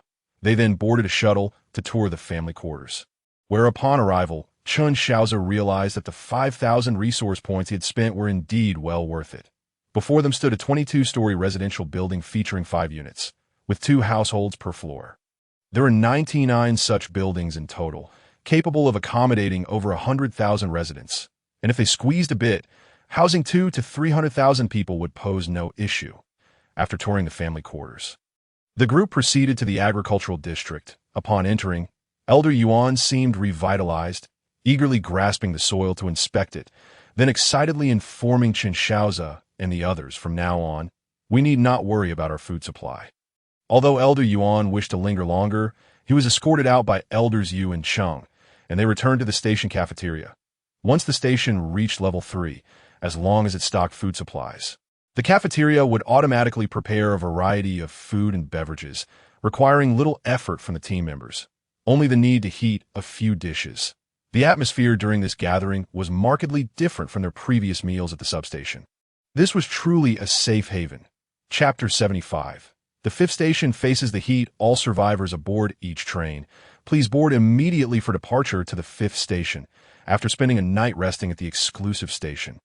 All individuals, including Chen Shaoze and Lin Zhixia, heard this announcement from the Heavenly Tao. Captain, do all personnel need to go? Zhao Qingqing inquired upon noticing the message. Chen Shaoze replied, that's the current situation. Our team badge is yet to be completed, and the list of team members to remain has not been recorded. There is still much to do. I have delegated authority to you, so please study the details carefully. Once I provide you with the finished team badges, you can input them into the team system, allowing non-combat members to stay at the exclusive station. Understood, Captain. Zhao Qingqing replied, subsequently relaying the information. Yesterday, Chen Shaoze had casually created the badge production template and machine, personally crafting 30 team management badges. The remaining ordinary team badges would not require his direct involvement, as they would be produced by Gong Yi and his team. After informing Zhao Qingqing, Gong Yi had already completed the production of the badges. Although the team now boasted 50 trains, the total number of members had not exceeded 300, specifically 297. Gong Yi had produced 5,000 team badges in one go, ensuring that there would be no immediate need for further production. Chen Shaoze personally entered the 30 team management badges he had crafted into the team interface, keeping 2 for himself while distributing the rest to Zhao Qingqing. He then handed her 500 ordinary badges, after which he ceased to involve himself in further matters. Upon receiving these badges, Zhao Qingqing immediately recognized the distinction between the 28 badges Chen Shaoze had sent earlier and the 500 ordinary badges that followed. The 28 badges crafted by Chen Shaoze featured an additional annotation, Team Management, and once entered into the team system, they would automatically display the bearer's name and position. Naturally, when all badges were distributed to every team member, they were unaware of the extraordinary benefits these team badges would confer until the 5th station zombie tide, at which point they would grasp the true nature of the miraculous items they held. However, this understanding did not extend to Zhao Qingqing, who had intended to provide a hint, but was interrupted by the subsequent announcement from the Heavenly Tao after all matters had been addressed. Zhao Qingqing had completely forgotten about this matter. Attention all survivors. The train will arrive at the 5th station platform in 10 minutes. Please prepare yourselves. After departing from the exclusive station, it took less than 2 hours for the long-awaited broadcast of the heavens to resonate, revealing an astonishing 4-day gap between the 4th and 5th stations. During these 4 days, Chen Shaoze and his companions had led fulfilling lives, while for others, the experience was far less pleasant. Sir, the outdoor temperature has now exceeded 35 degrees. It is advisable to adjust the environmental settings of your exoskeleton armor to hot when venturing outside. Xiao Dai's voice suddenly chimed in as the train approached the 5th station. As the train continued its journey, Chen Shaoze and Lin Zhixia were greeted by a vast expanse of earthy yellow gravel, with the station now clearly in sight. Fortunately, the station's platform still had a roof, providing some respite from the blinding sunlight, preventing it from scorching the train's roof directly. Sir, madam, the temperature continues to rise. The external temperature has now reached 40 degrees. Xiao Dai's voice conveyed at that moment. The regional and world channels were filled with lamentations. Trains ranked below level 3 could not withstand the extremes of heat and cold, and a considerable number of survivors had yet to elevate their train's level to 3. Of course, the regions where train levels were generally higher were only those where Chen Shaoze and Lin Zhixia resided. So even amidst the complaints about the weather in the regional channel, the actual threat posed by such conditions was minimal, as acquiring basic resource packs to upgrade trains could be done with just a few soul fragments in this area. This is a desert, Lin Zhixia remarked, gazing at the desolate scene outside. Indeed, apart from the endless expanse of earthy yellow gravel, they scarcely saw any other color. The only sparse appearances were of desiccated plants, withered trees, parched grass, and lifeless cacti. Even the cacti have withered. It must be scorching here. Lin Zhixia pointed towards a distant dead cactus. Chen Shaoze shook his head. I cannot say how hot it is, but I can assure you there is absolutely no water down there. At this point, he immediately inquired, Shaoze, is our water resource collector still functioning? Yes, but its efficiency has dropped by 90%. Shaoze promptly replied. That's fortunate, Chen Shaoze said. We will only be here for 2 days. And even the water in the train's tank should suffice for both of us, not to mention the water from the river that evolved within the second carriage's habitat space. Moreover, we also have a spring of pure water. Xia, what is your situation over there? Is it also scorching? At this moment, Zhao Qingqing sent an inquiry. Lin Zhixia replied, yes, it is already 40 degrees outside. Chen Shaoze turned to see Lin Zhixia messaging Zhao Qingqing and immediately said, Zhixi, inform Sister Zhao about the team status and note the water scarcity. Understood, Lin Zhixia responded promptly and conveyed the message to Zhao Qingqing. However, the response from Zhao Qingqing surprised both Chen Shaoze and Lin Zhixia, as it turned out that all members of their group were around level 17 or 18 and materials were not lacking. The train levels had all been upgraded to 4, and there were water collection devices on board. So the entire team was not in need of water. It seems everyone is quite fortunate, Chen Shaoze chuckled. Since we needn't worry about water scarcity, the subsequent matters will be much easier. The only concern is to prevent heat stroke while searching for supplies.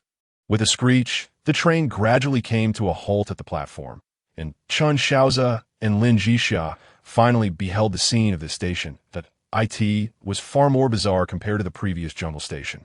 While the last station had cities concealed within the foliage, here, Chen Shaoze and Lin Zhixia could not even discern where the city lay at a dilapidated station, with only a portion of the roof providing shade from the sun, surrounded by no other visible structures. What an eerie place, Chen Shaoze remarked as he carefully scrutinized the surroundings. However, the next moment, he caught sight of something extraordinary, an object that should only be visible to Lin Zhixia, the resource map of this station. Chapter 76. The City in the Crevice. This is rather peculiar, Chen Shaoze mused, observing the resource map lodged within what appeared to be a dilapidated kiosk, corroded until only a layer of counter remained. Suddenly, an idea struck him, and he promptly removed the team badge, refraining from unequipping it from his personal panel, so he could still view the resource map. However, upon removing it from the personal panel, the map became invisible. What is going on? Lin Zhixia inquired, intrigued by Chen Shaoze's actions. Chen Shaoze turned back with a smile. I can see the resource map that only you should be able to see. It's right there, he said, pointing towards the location of the resource map. How did you manage that? Lin Zhixia asked. Her curiosity piqued. Chen Shaoze indicated the team badge he had reattached. I suspect this badge possesses a fragment of your hidden abilities. How marvelous! Lin Zhixia exclaimed in delight, then immediately messaged Zhao Qingqing to inquire if she had discovered any special items at the platform. A few minutes later, Zhao Qingqing replied, attaching a photo of her station's resource map, confirming Lin Zhixia's suspicion that this badge indeed granted such abilities to its wearer. Meanwhile, discussions about the wonders of the team badge began to circulate throughout the team channel, only to be swiftly interrupted by Wang Zhenghua, who warned everyone to keep the badge's peculiarities confidential. Chen Shaoze was unfazed. Once the badge was separated from its owner, it ceased to function, making it impossible for it to be leaked. Furthermore, should any member of the team perish, an alert would immediately appear on the team interface. The badge can enhance attributes and abilities, but let us not get carried away. Our lives are paramount, so let us all exercise caution. Chen Shaoze merely reminded the team in the channel before submerging into silence. So hot. Lin Zhixia's first impression upon stepping onto the platform was that she had entered a furnace. The onslaught of heat made it difficult to breathe, although this environment did not overly affect Chen Shaoze and Lin Zhixia. No one relished the prospect of remaining in such conditions. Donning masks and helmets, the exoskeleton armor helped to insulate against the external heat, providing a modicum of comfort. Chen Shaoze examined the resource map. discovering that the city was elongated and undulating, which immediately clarified the situation for him. Shaoze, on alert, Chen Shaoze commanded, prompting Shaoze to elevate the cannons on the train's rooftop weapon platform. Subsequently, Chen Shaoze and Lin Zhixia ventured outside the station. True to expectations, just 2 kilometers from the station, they encountered a fissure in the ground. Upon closer inspection, they realized that this was no mere crack. It was more akin to a canyon. The city of the 5th station was constructed within this canyon, nestled against the rock walls, where they could see throngs of zombies wandering within the city. Lin Zhixia meticulously examined the map and noted that there were only 2 resource points, but those points were relatively abundant and easily accessible, situated within the rock wall structures, primarily designated as warehouses, each forming a separate area with a single road leading there. While traversing on foot would indeed be cumbersome due to the overwhelming number of zombies, Chen Shaoze and Lin Zhixia had no need to walk. They could simply fly over with the mechanical warriors, block the road, and effortlessly collect the resources before departing. There are only 2 resource points, and their locations are quite favorable. How about we finish this quickly and return to the train to rest? Lin Zhixia pointed to a location on the map and spoke to Chen Shaoze. Chen Shaoze nodded in agreement, saying, "That works. Once we collect the supplies, we can simply wait for the horde of zombies to arrive. There's no need to wander around in this weather." Lin Zhixia nodded and then summoned the mechanical warriors from Team 1 and Team 9. Chen Shaoze led Team 1 to the supply point on the left, while Lin Zhixia took Team 9 to the supply point on the right. As the 2 teams soared into the canyon, they did not avoid the indigenous inhabitants below.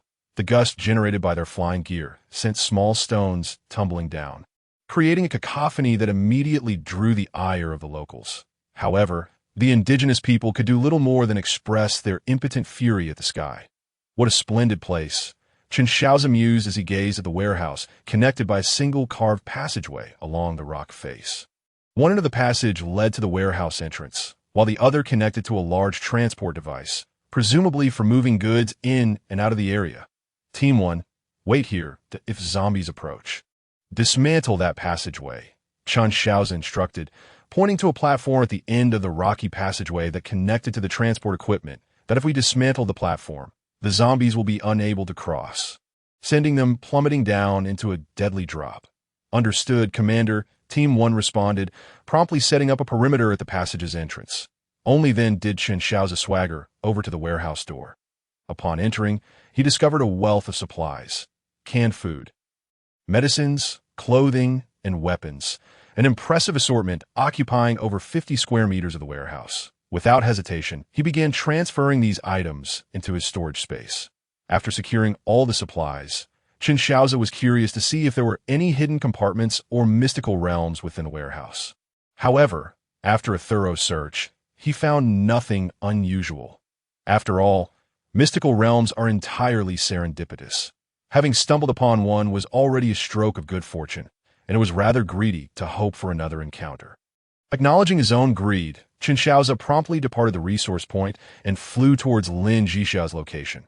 Meanwhile, Lin Zhixia's situation mirrored Chen Shaoze's, with one notable difference. There were significantly more zombies in her vicinity. As Lin Zhixia entered the warehouse, Team 9 engaged the zombies drawn by the commotion. The supplies in Lin Zhixia's warehouse were primarily daily necessities and medical supplies. Among these everyday items, a particular batch of winter clothing caught her attention. It was puzzling that a supply point in such sweltering heat would contain cold weather garments. This made Lin Zhixia ponder the abrupt transition from extreme heat to frigid temperatures that would follow. Yet, amid the din of gunfire outside, Lin Zhixia set aside her musings and swiftly collected the medicines and daily necessities into her storage space before quickly leading Team 9 out of the warehouse and into the air. At that moment, Chen Shaoze also arrived to join Lin Zhixia, and upon glancing back, they noticed that the entire city seemed to awaken the zombies, who began to converge towards the canyon above. Chapter 77. The Lifebound Artifact and the Alchemy Furnace. My goodness, the indigenous people are in an uproar. We must return to the vehicle, Chen Shaoze joked, pulling Lin Zhixia as they soared upwards. With teams 1 and 9 closely following as they ascended, the foremost zombies had already climbed up, having squeezed through a concealed entrance to the city. Lin Zhixia glanced back and was taken aback. The sight was reminiscent of an ant nest disturbed, with a horde of flesh-eating zombies emerging from below. Shaoze, prepare for bombardment. Chen Shaoze commanded upon spotting the transport station. Understood, sir, came Shaoze's prompt response. When Chen Shaoze and Lin Zhixia were less than 500 meters from the station, Shaoze unleashed a volley from the artillery, and the drone's feed appeared on the two's armored helmets. The footage revealed that the barrage had completely covered the two entrances leading into the canyon city.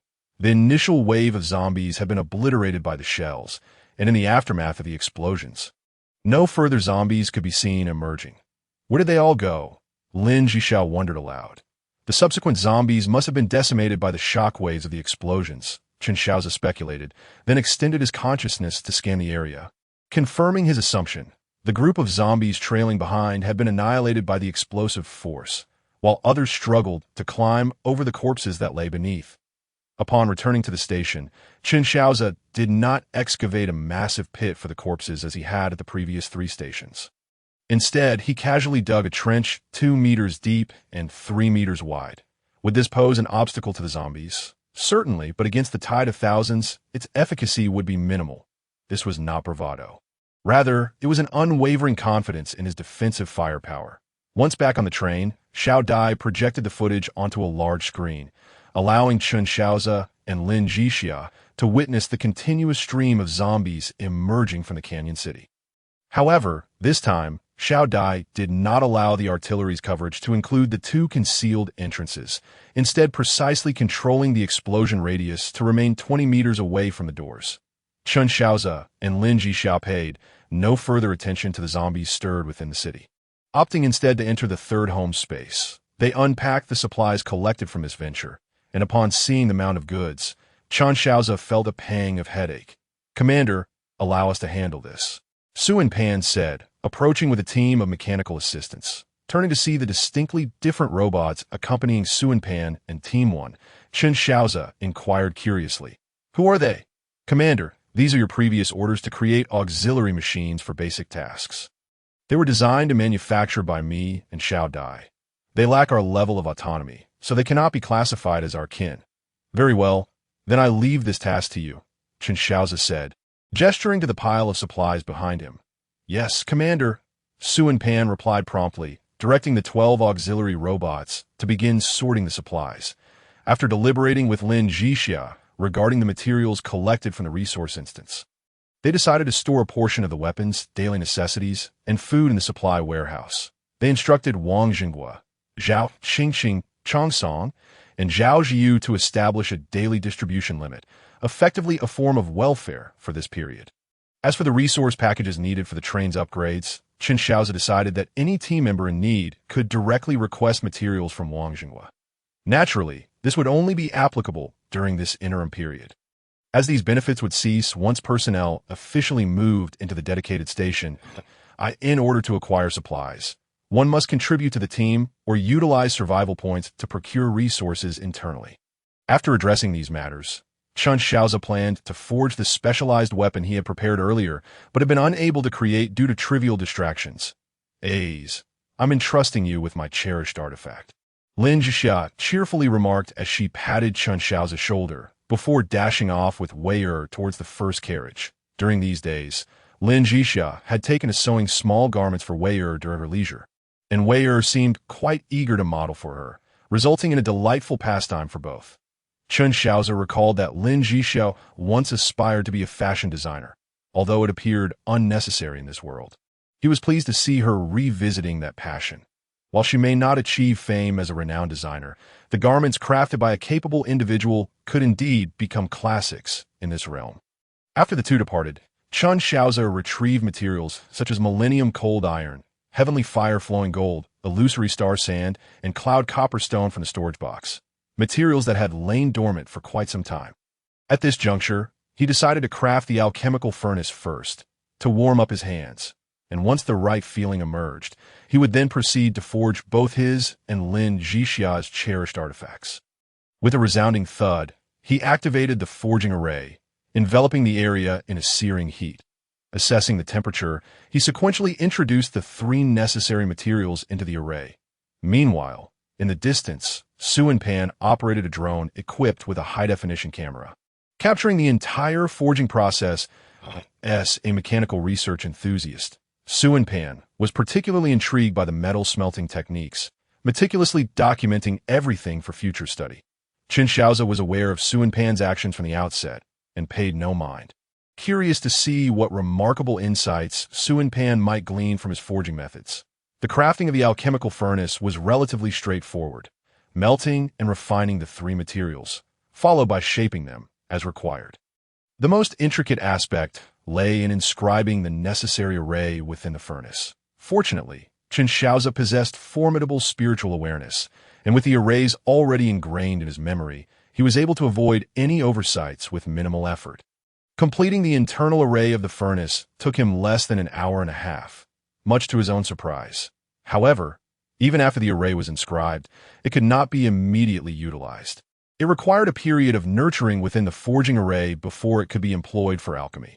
After placing the furnace aside to nurture, Shaoze began crafting Lin Zhixia's cherished artifact, the illusory moon cold star sword.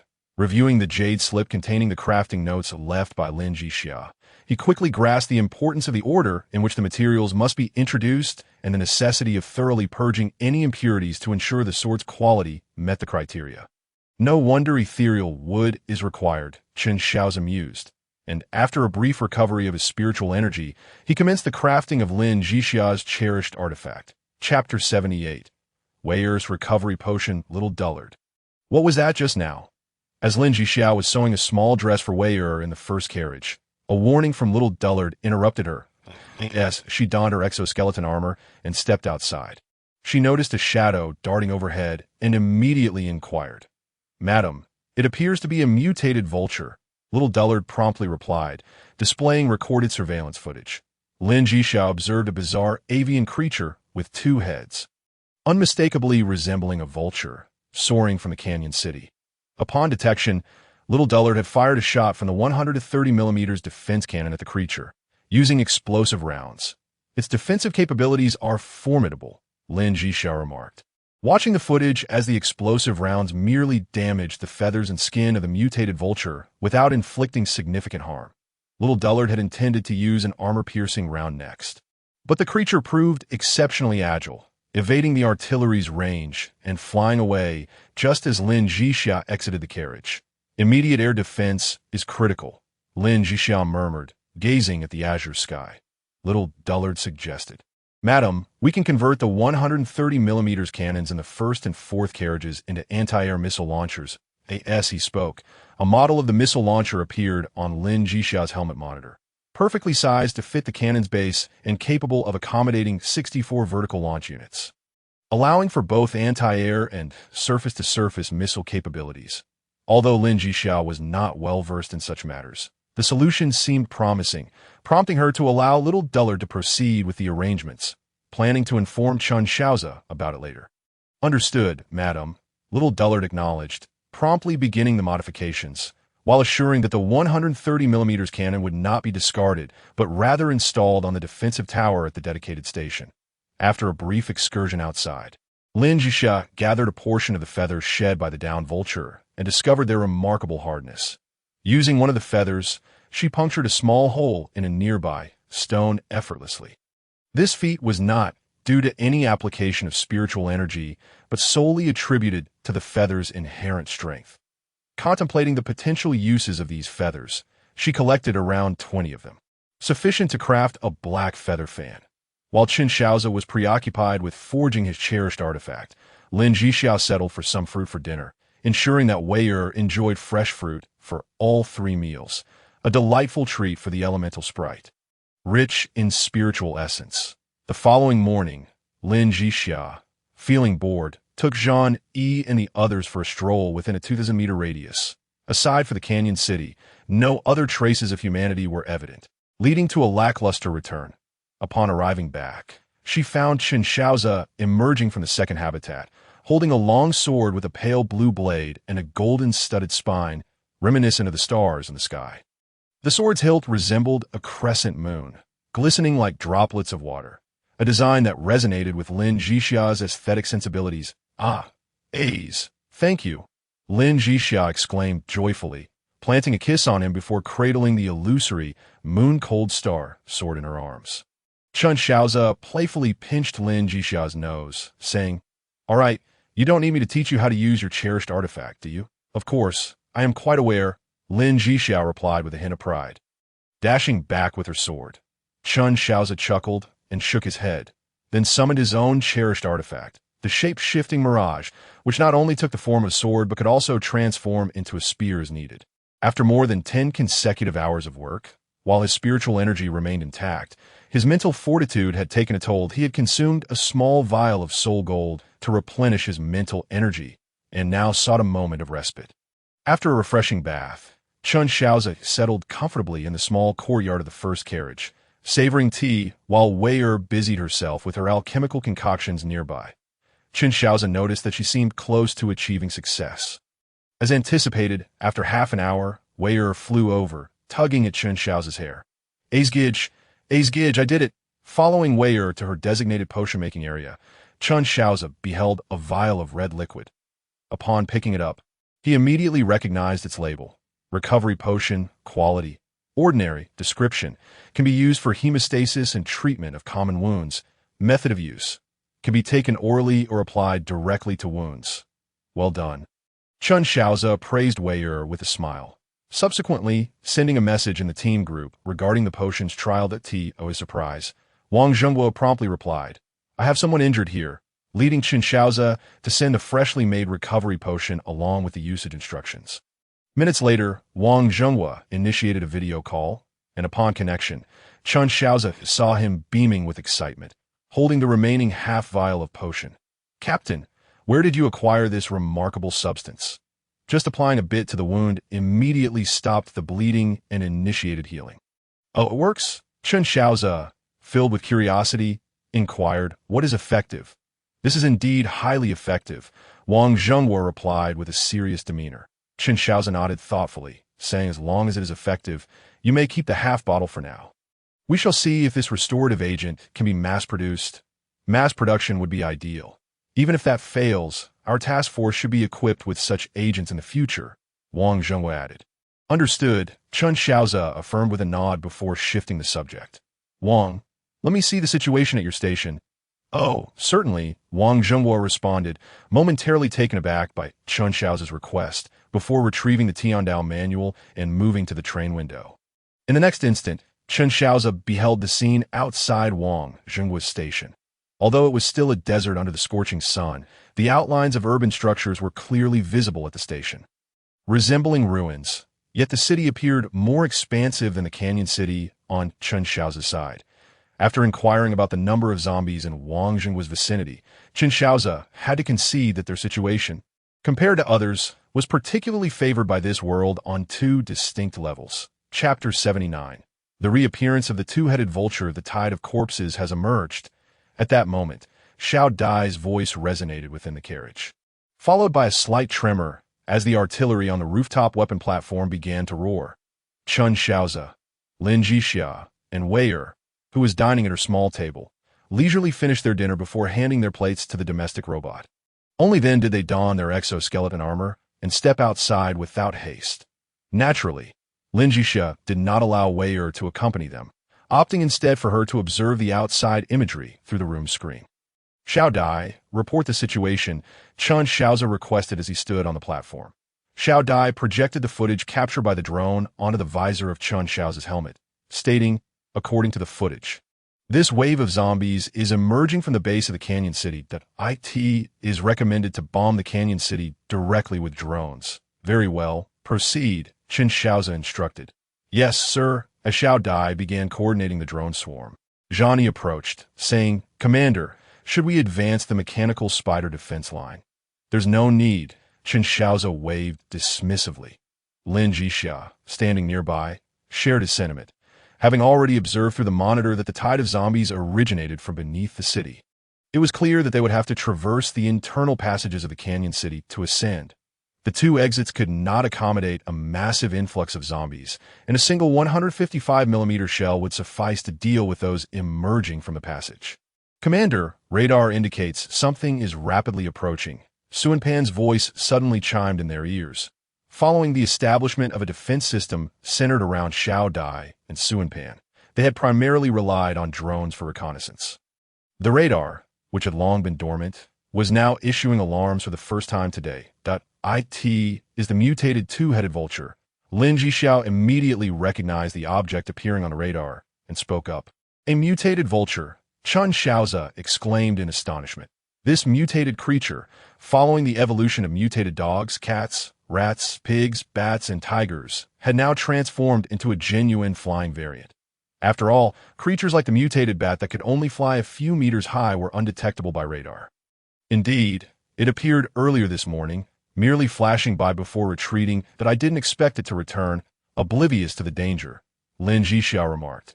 Just then, a shadow swept over their heads. Chen Shaoze looked up to see a mutated vulture. Boasting two vulture heads and entirely clad in pitch-black feathers, its size nearly 5 times that of the largest vulture for the previous world. "Shaoze." Chen Shaoze was about to command Shaoze to initiate an attack, when Lin Zhixia interrupted him.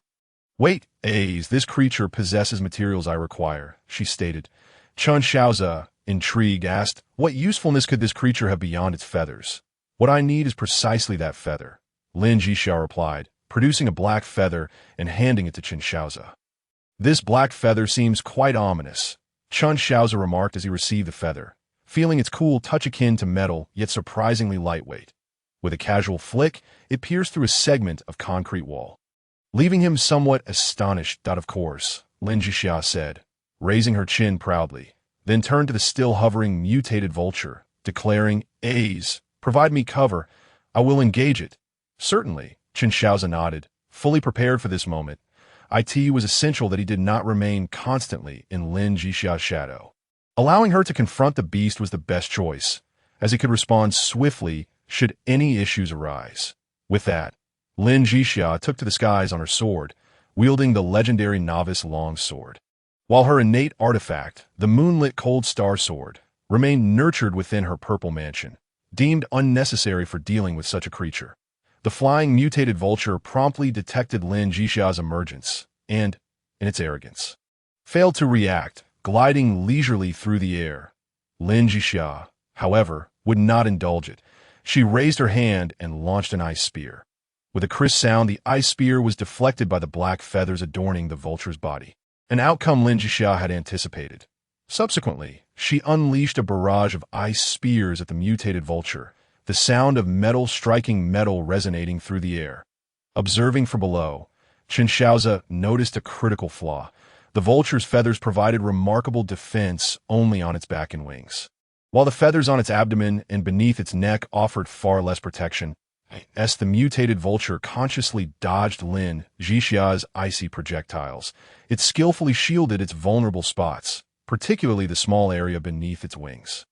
Lin Zhixia, as Chen Shaoze surmised, utilized the ice spears to test the feather's hardness and swiftly identified the vulture's weak point, located beneath its wings, perhaps incensed by Lin Zhixia's assaults or realizing its vulnerabilities were exposed. The mutated vulture suddenly dove towards her. However, it was not a speedster among mutated creatures, and against Lin Zhixia, whose speed surpassed 4 digits, it stood no chance. "Form," Lin Zhixia softly commanded, conjuring a solid ice wall in front of her. The appearance of this barrier led the mutated vulture to reconsider its approach, contemplating a retreat to avoid potential harm, unaware that this abrupt maneuver revealed an opening. Chen Shaoze, observing below, noted that had Lin Zhixia not intended to harvest the feathers from the creature, it would have been defeated long ago. Sure enough, in the next moment, as the mutated vulture attempted to glide over Lin Zhixia's head once more, 3 nearly transparent ice spears pierced through the vulnerable area beneath its wings. The ultra-low temperature instantly froze its abdomen, and before it could react, the tissues of its abdomen crystallized and dissipated into the air, its life extinguished in an instant. Subsequently, one could only watch as the mutated vulture, oblivious to its own demise, plummeted straight onto the ground before the platform. Following this, Lin Zhixia cheerfully descended and rushed to the side of the mutated vulture's carcass, donning gloves to commence her collection of usable black feathers. After a meticulous selection process, she ultimately retained fewer than 100 suitable feathers. Shaoze, observing Lin Zhixia scurry away after gathering the feathers, could only let out a soft sigh before casting a small fireball to incinerate the remains of the mutated vulture, thus providing a final act of compensation for its contribution. Chapter 80. The changing rules. The two-headed mutated vulture had been vanquished, yet the tide of corpses continued unabated from the footage relayed by the drones. It appeared that the horde was emerging from the canyons flanking the city, though the drones could not approach that vicinity. Despite the absence of white mist, it seemed that this world still maintained certain boundaries. Chen Shaoze murmured. This particular horde was perhaps the least strenuous encountered thus far. The unique geographical features of this location precluded the formation of large-scale waves of corpses. Consequently, only a single 155mm artillery piece operated continuously on the weapon platform controlled by Shaoze. Originally, Su Pan had intended to employ drones for supplementary strikes, but upon observing the situation, it seemed unnecessary to waste ammunition, leading to all drones remaining on standby. However, Chen Shaoze held a different perspective and promptly ordered Su Pan to deploy drones carrying cloud explosive munitions. The sooner they concluded the task, the sooner they could wrap things up. Although ammunition could be replenished, wasting time was still a concern. Thus, under Chen Shaoze's strict orders, Su Pan and Shaoze retrieved a newly manufactured large device, a 500-kilogram small cloud explosive. Since there was currently no vehicle capable of transporting it, it had been left in storage. This time, Chen Shaoze urged Su Pan and Shaoze to swiftly address the ongoing horde, prompting the two audacious individuals to bring forth this formidable weapon. "Goodness, let me handle this," Johnny interjected. In truth, Jean-E and his comrades possessed flight gear capable of transporting the cloud explosive without issue. It was merely that Su Pan and Shaoze had never considered allowing other mechanical warriors to carry and deploy such a device. However, given the terrain, it seemed feasible to simply drop it and flee. As long as they avoided the airspace above the canyon, the risks were minimal. This was not due to Su Pan and Shaoze perceiving Jean-E and his team as carbon-based entities akin to Chen Shaoze and Lin Zhixia, but rather a consideration of the potential damage the explosion shockwave could inflict upon the one deploying it. Often, such damage could be entirely mitigated, and the costs of a drone and the maintenance of Jean-E were not easily comparable. At a height of 1,000 meters, the time taken to descend will be sufficient for you to exit the canyon's airspace, Su Pan remarked. Jean-E acknowledged this, promptly activating his flight gear and grasping the hefty cloud explosive before soaring into the air. A few minutes later, Jean-E arrived above the canyon city, disengaged the safety mechanism of the cloud explosive, and simply released it. In the next instant, he accelerated toward a safe altitude. Boom! Crash! Mere seconds later. The sound of an explosion resonated behind him. The first was a dull thud, while the second was deafening. A visible shockwave, accompanied by various debris, surged upwards along the canyon city's rocky walls. As the visible shockwave radiated outward, it became apparent that its force was substantial. Chen Shaoze began to suspect that Su Pan and Shaoze were secretly experimenting with a miniature nuclear device. Of course, it was evident that this was not a nuclear bomb, nor did they possess the means to produce weapon-grade uranium. This realization prompted Chen Shaoze to consider crafting some powerful talismans for future contingencies. In such scenarios, he could simply deploy the talismans to resolve the matter swiftly. A few minutes later, as the dust settled over the canyon city to a visible degree, drones immediately commenced reconnaissance operations. However, considering the relatively confined environment of Hell, it was clear that the cloudburst munitions would unleash their maximum destructive potential. The survey results corroborated this, revealing that the buildings had suffered extensive damage. The city was littered with charred corpses of zombies, while those unfortunate souls still at the canyon's base had been torn to shreds by the shockwave. Congratulations to the survivors Chen Shaoze and Lin Zhixia for successfully repelling the zombie tide. The train will depart in 1 hour. Please prepare accordingly. Upon hearing the announcement from the heavenly Tao, Chen Shaoze understood that the zombie horde had been entirely decimated by that formidable device, that he instructed Pan to recall all the drones stationed outside, with no defensive measures established on the periphery. Once the drones, mechanical spiders, and all mechanical warriors boarded the train, Chen Shaoze closed the doors and awaited the train's departure. Upon returning to the carriage, Chen Shaoze did not find Lin Zhixia. After a brief search, he discovered her in the cultivation room, likely tinkering with the newly acquired black feathers. Choosing not to disturb her, he instead perused the Heavenly Tao manual, scanning the information within the world chat. At that moment, the world channel buzzed with discussions about the sweltering heat, with some even predicting that after such heat, an extreme cold would inevitably follow. This news reminded Chen Shaoze of the cold-resistant supplies he had secured. Wang Dui, do you have any cold-resistant items among the supplies you've gathered? Chen Shaoze sent a direct inquiry to Wang Jingguo. 5 minutes later, Wang Jingguo responded, confirming Chen Shaoze's suspicions. He indeed had cold-resistant items among his supplies. Chen Shaoze then inquired with several others, only to find that they all shared the same fortune. Sister Zhao, please compile a list of the cold-resistant supplies within the team and note any shortages. Chen Shaoze messaged logistics supervisor Zhao Qingqing. Zhao Qingqing quickly replied, I've checked with everyone, and we currently do not lack cold-resistant supplies. Each train is equipped with heating devices. Perhaps we should consider which station might experience extreme cold. Uncertain, but there seems to be a clue regarding supply acquisition. Exercise caution, Chen Shaoze replied. He continued, in the coming days, please review the situation. We can open up team applications. Understood, Captain, Zhao Qingqing responded. Chen Shaoze refrained from imposing stringent conditions for team membership. In truth, his requirements were quite simple. Everyone wished to survive, but they must not trample on the lives of others to do so. Violating this fundamental principle would lead Chen Shaoze to ensure that one's next life would be spent as a better person. An hour later, the train slowly departed from the 5th station, Desert Canyon. Subsequently, an unusual announcement from the Heavenly Tao disrupted all survivors in the outer circle, who had grown accustomed to the norms established over the course of 5 stations. Congratulations to all fortunate survivors who have passed the 5th station's trial. However, the true test begins now. For detailed rules, please refer to the Heavenly Tao manual. This latest announcement from the Heavenly Tao carried an unsettling tone. Whereas previous broadcasts had exhibited a hint of warmth, this one felt devoid of life, chillingly cold and foreboding. Moreover, the lack of repeated reminders regarding rule changes conveyed a sense of indifference. The implication was clear. If one disregarded the warnings, the consequences would be theirs to bear. As Chen Shaoze opened the Heavenly Tao manual, he found the same first page, identical rule prompts, and the same blood-red font. Yet upon reading the content, he realized that this world was beginning to reveal its fangs. Chapter 81.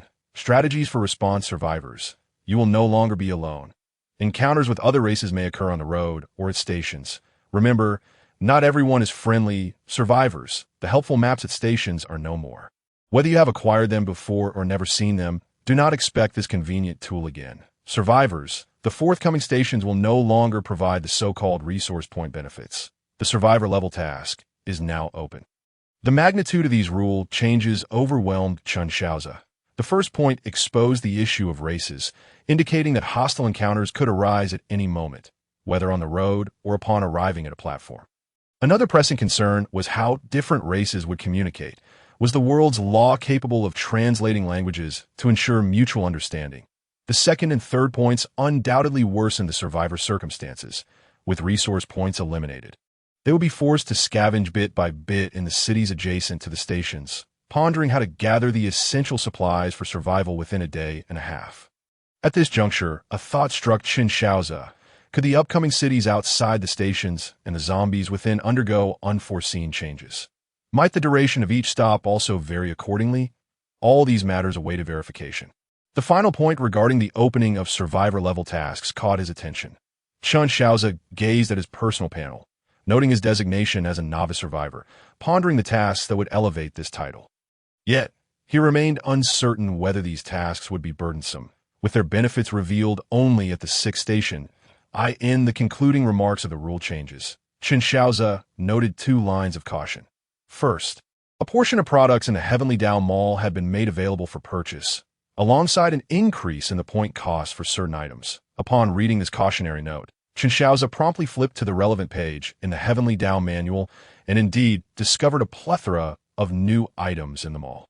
The most conspicuous was the team contract, which was exorbitantly priced at 10,000 survival points. The most significant change, however, was the team building permit. 6 days prior, it had cost only 100,000 survival points. Yet now it soared to 1 million, an increase of tenfold. After a cursory glance through them all, Chen Shaoze noted that the prices for survival-related supplies had risen, with quantity limits also imposed. He could not ascertain whether the prices for team cooperation-enhancing products had risen or fallen due to the absence of comparative pricing. Overall, it appeared that this world sought to compel survivors to band together. Finally, Chen Shaoze returned to the first volume of the Heavenly Tao manual. Upon reading the last line of caution, he comprehended that the world had now instituted a hierarchy. Caution: train arrivals and departures will no longer be synchronized. Survivors may independently choose their arrival times within a specific time frame. Completing tasks will allow for immediate departure from the current station. Buzzing. As Chen Shaoze contemplated this final caution, the Heavenly Tao manual in his hand emitted a slight vibration. Upon picking it up, he discovered a video call request from Wang Jingwa. Wang, DUI? Chen Shaoze answered. Captain, have you seen the new rules? Wang Jingwa inquired. Chen Shaoze nodded. Indeed, now that we have time, gather everyone to discuss our next steps. Understood, Wang Jingwa replied before reaching out to Zhao Qingqing and the others. 10 minutes later, all management personnel gradually joined the video call. Everyone has observed today's rule changes, correct? Chen Shaoze asked directly. Indeed, the situation has become rather complicated. Zhao Qingqing responded. With the absence of resource points and helpful maps, we'll need to search for supplies incrementally. The difficulty of survival has escalated, Chong Song added. Indeed, if we encounter a horde of zombies akin to resource dungeons, we may find ourselves unable to leave the train. Zhao Ziyu expressed his concern. As a representative of the advisory group, Yu Lao turned to Chen Shaoze and asked, Young Chen, what are your thoughts on this? Share with us to ease our minds. Hearing Yu Lao's words, all eyes fell on Chen Shaoze. He sat pensively, tapping his fingers on the table, before finally speaking. Regarding the next station, we lack understanding, making predictions difficult. However, our advantage lies in having a dedicated station, allowing us to minimize the difficulty of securing survival resources. Indeed, I believe our Team S farm can address our food needs, but we must initiate the construction of the farm for planting and breeding. Yu Lao remarked. As for other supplies, I believe this structure can provide us with an alternative option. Chen Shaoze continued, displaying the team interface to all participants in a video call. The screen revealed icons for a team-exclusive factory and a void mine, both grayed out, indicating that the buildings had not yet met the construction requirements. Excellent. This creates a closed loop. All our essential resources can be sourced from agriculture and mining. Restoring normal production and life is no longer an empty promise. Yu Lao exclaimed, slapping his thigh in excitement. Our primary concern now is how to confront other races, Chen Shaoze stated with a serious demeanor. Upon hearing Chen Shaoze's words, Wang Jingwa, Zhao Qingqing, Chong Song, and Zhao Ziyu fell silent. Realizing that some of their previous ideologies were no longer applicable in this world and must be discarded, lest they pay a steep price, My stance on other races is straightforward. Assume all races harbor hostility towards us. Until they demonstrate goodwill, we must prepare for potential aggression. However, to avoid harming the innocent, we should adopt a warning posture. We won't fire the first shot, but we won't grant our enemies the opportunity to strike either. Chen Shaoze articulated his perspective on other races. Nonetheless, he continued, if other races express goodwill and a desire for peaceful coexistence, we should reciprocate. Yet, we must remain vigilant. We can be benevolent, provided the other party is equally so. Those who dare extend their claws must be dealt with decisively. I concur, agreed.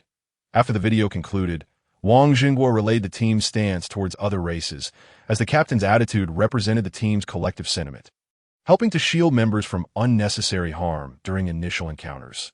What Chen Shaoze had not anticipated was that his first interaction with another race would unfold in an entirely different manner. Chapter 82, Reorganization A's. Will other races really appear? Lin Zhixia inquired with a hint of curiosity. Chen Shaoze shook his head and replied, "It should be." Lin Zhixia remained in the training room until evening before emerging. Upon her exit, Chen Shaoze noticed that Lin Zhixia had acquired a new piece of equipment, specifically a bracer adorned with black feathers. Rather than questioning the purpose of the black feather bracer, Chen Shaoze began discussing the changes in regulations. Lin Zhixia appeared intrigued by the developments but seemed unconcerned otherwise. Meanwhile, on Weir's side, aside from expressing her dislike for encountering the Swamp Clan, she showed little regard for other races. After the train departed from the 5th station, Chen Shaoze, unaccustomed to returning directly to the exclusive station, reverted to his previous habit of ignoring the external circumstances while awaiting the next arrival. Not only Chen Shaoze, but Lin Zhixia too failed to recognize this issue until the following morning when they remembered they could have returned directly to the exclusive station. When their train finally arrived at the exclusive station, Wang Jingguo and his companions had already been waiting for an entire night. "Apologies, I forgot we could return directly," Chen Shaoze said awkwardly as he disembarked. Yes, soon as Lin Zhixia stepped off the train, she was whisked away by Wang Jingguo's 2 young ladies, vanishing into the unknown. Wang Jingguo and Zhao Qingqing paid no heed to Chen Shaoze's comment, presuming it was merely youthful indulgence, and handed Chen Shaoze a list, saying, "Captain, here's some names of individuals applying to join us that I've gone through them. Take a look." "No need," Chen Shaoze replied, declining the list. "You all can handle this. The authority has been delegated to you. However, do make it clear to the newcomers about the fundamental rules that must be adhered to while living here." Wang Jingguo and Zhao Qingqing understood Chen Shaoze's intentions, recognizing that the recruitment process still required him to be informed as the captain. After the two departed, Chen Shaoze proceeded to the station's control center, which functioned similarly to the team interface but offered a more three-dimensional view. While seated in the control center, Chen Shaoze quickly located Lin Zhixia and the 2 young ladies from the Wang family. Discovering they had ventured to the farm, observing Wang Dia gesturing animatedly at a stretch of land, it was evident they were contemplating what crops to cultivate in that area. Not focusing on the trio, Chen Shaoze opened the construction page and upgraded the family area by 1 level, while also elevating the station to level 4.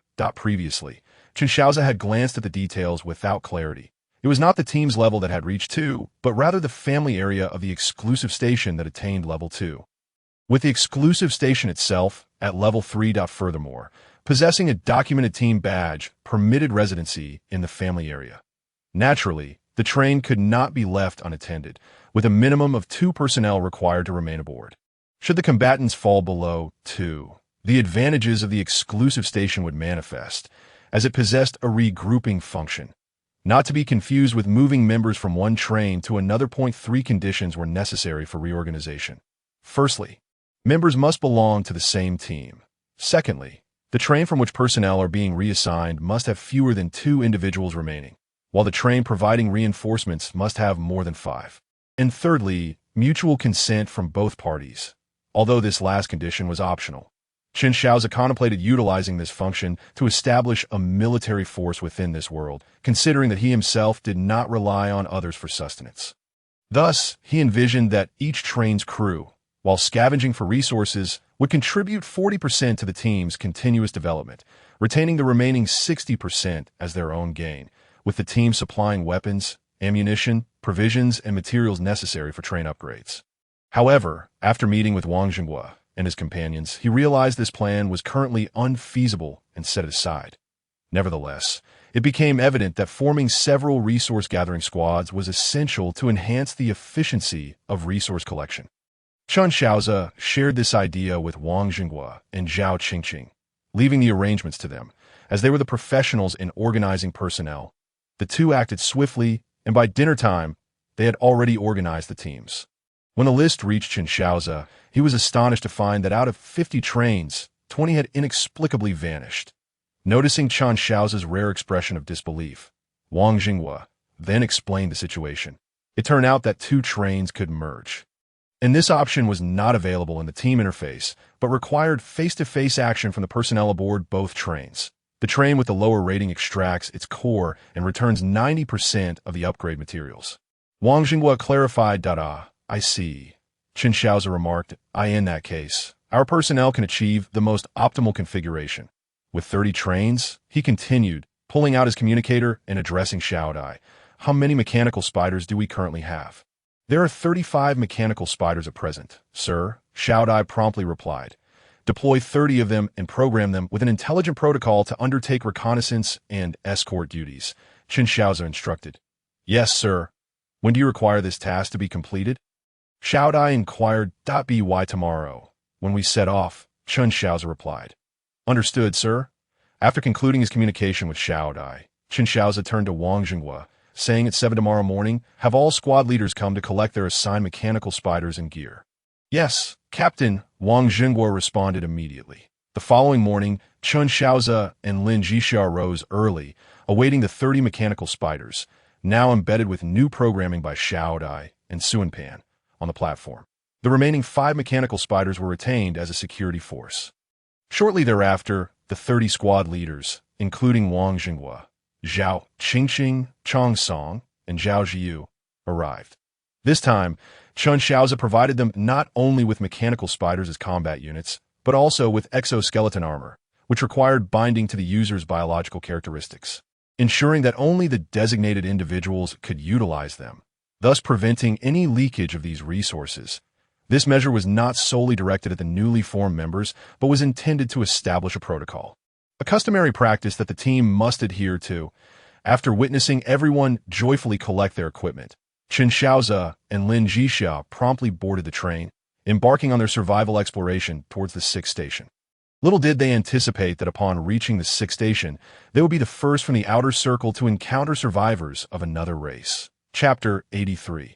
The first unfriendly encounter. Attention. The train is approaching the station. Survivors, please prepare. Chen Shaoze stood at the door, gazing into the distance, where he noticed a new track had emerged beside them. In that moment, he understood that he must initiate this first contact.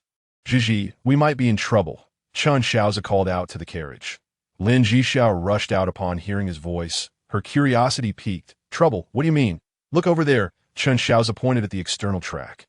But before he could finish his sentence, another train burst forth from the mist, barreling directly into their line of sight.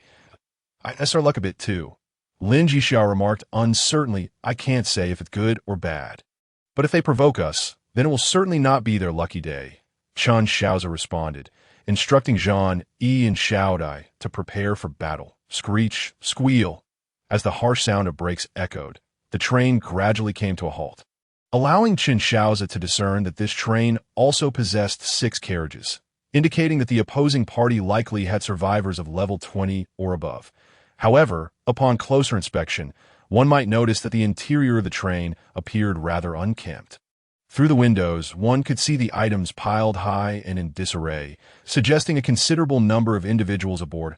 As their doors swung open, Lin Zhixia stood at the entrance, witnessing the opposite train's cabin door being flung open, followed by a figure being unceremoniously pushed out. Indeed, it was a case of being unceremoniously thrust out. Lin Zhixia only recognized the individual when they stood up, revealing attire that resembled that of a slave or prisoner. Ah, it's an elf, my kin. Inside the confines of the first carriage, Wei seemed to sense something amiss. Upon emerging, she immediately spotted the figure that had been pushed off the train and cried out. Chen Shaoze and Lin Zhixia, upon hearing her call, turned their gazes to scrutinize the individual who had been cast aside. Despite the dirt that marred their face and head, the pointed ears peeking through the hair, shaped identically to Wei's, made it evident to the duo that this person on the platform was indeed an elf. Perhaps sensing the stillness on their side, the other party seemed to lose patience at a being standing between 1.4 to 1.5 meters in height, with a deep green hue, emerged, a common warrior of the Tutu tribe. Tutu tribe. Wei promptly identified the humanoid creature. From every angle, it resembles a transformed toad. Lin Zhixia quipped suddenly. Chen Shaoze examined the Tutu warrior closely and indeed found it strikingly akin to an enchanted toad. However, the pressing matter was to rescue Wei's kin first. Thus, he gestured for Lin Zhixia to remain in the carriage as he descended to confront this transformed toad. Whoosh! As Chen Shaoze stepped out of the carriage, an arrow suddenly zipped toward him from across the way. The assailant had clearly underestimated the nature of their target. Faced with the incoming projectile, Chen Shaoze remained unfazed, a subtle shift in his aura shattering the arrow into fragments. He then retaliated, sending the arrowhead back, followed by a sound of impact and a cry of anguish. Having initiated hostilities, Shaoze showed no restraint. 130mm cannons emerged from the weapon platform atop the carriage. Not aimed at the carriage itself, but rather at the crossbow platform that had also risen on the roof. Boom! With just a few rounds, the opposing crossbow was reduced to mere scrap materials, which would serve little purpose other than fuel for a fire. Bang! After dispatching the 2-2 warrior with a single shot, Chen Shaoze boarded the adversary's train. What in the world? Is this a sewer? The sight that greeted him inside was enough to nearly make him retch. Even the filthiest sewer would be cleaner than this 2-2 tribe carriage. His third brother would feel utterly ashamed in comparison. Fortunately, Chen Shaoze was equipped with a helmet and mask. Bang, bang. Without hesitation, Chen Shaoze carved a path from the front to the rear of the carriage. Thankfully, the creatures aboard were easily identifiable, alleviating his concerns about mistakenly targeting the wrong individuals. Finally, he kicked open the door of the last carriage and swiftly leaped out. "Shaoze, bring me a barrel of water," Chen Shaoze shouted as he exited. Half a minute later, Johnny appeared, clutching a large barrel of water. Chen Shaoze reached out, and with a flick of his hand, the water from the barrel coalesced into a sphere in midair, spinning under his control as it thoroughly washed over him. Ultimately, he discarded the murky water into the opposite train. "Is it really that dirty inside?" Lin Zhixia inquired as she brought down another barrel of water. However, Chen Shaoze couldn't shake the feeling that Lin Zhixia was reveling in the situation, that he doubted she hadn't seen the conditions inside the opposing train through the surveillance monitors. "Why don't you go take a look?" he retorted. Lin Zhixia immediately recoiled, shaking her head vigorously. "Absolutely not. It's revolting." While Chen Shaoze continued to cleanse his exoskeleton armor, Lin Zhixia, accompanied by Zhang Yi, approached the elf who had been pushed down and said, "Go rescue your kin. We will discuss matters later." The elf first glanced up at Lin Zhixia, but seeing her helmet and mask still on, he only gave a cursory look. However, upon turning, he spotted Weir hovering at the train door. In that instant, the elf's resolve to survive reignited. 20 minutes later, Chen Shaoze and Lin Zhixia finally beheld the elf clan, now cleansed and clad in fresh attire. 29 dashing young men and women. Though they bore the scars of the 2-2 tribe's torment, their superior beauty remained undeniable. Elf Holdar pays homage to the saintess. The elf, introducing himself as Holdar, the first to be cast out, led the remaining 28 elves in a respectful salute to Weir. Saintess, Chen Shaoze and Lin Zhixia exchanged astonished glances, both surprised by Weir's esteemed status among the elves. Lin Zhixia felt a twinge of concern about whether her contract with Weir would offend the elvenkin. Although she was unafraid to confront them head-on, the thought of having to eliminate these 29 striking individuals weighed heavily on her conscience. Yet, the next moment alleviated Lin Zhixia's worries as Holdar and the other 28 elves bowed to both Chen Shaoze and Lin Zhixia, stating, "Holdar and his 28 warriors wish to follow you. Esteemed ones, we humbly request your acceptance." The sudden turn of events left both Chen Shaoze and Lin Zhixia momentarily speechless, their first instinct being, "Dude, did you grab the wrong script?" Chapter 84. Survivor level task, please, esteemed ones. Take us in. Holdar and the 28 elves knelt before Chen Shaoze and Lin Zhixia, their words earnest. Faced with this situation, not only was Chen Shaoze bewildered, but Lin Zhixia felt the burden as well. However, upon glancing back at Weir's pleading expression, she found her resolve soften. Chen Shaoze, observing both Weir's look and Holdar's gaze fixated on her, waved a hand to Holdar, saying, "I believe there are some matters that need clarification." "Indeed, esteemed one," Holdar replied.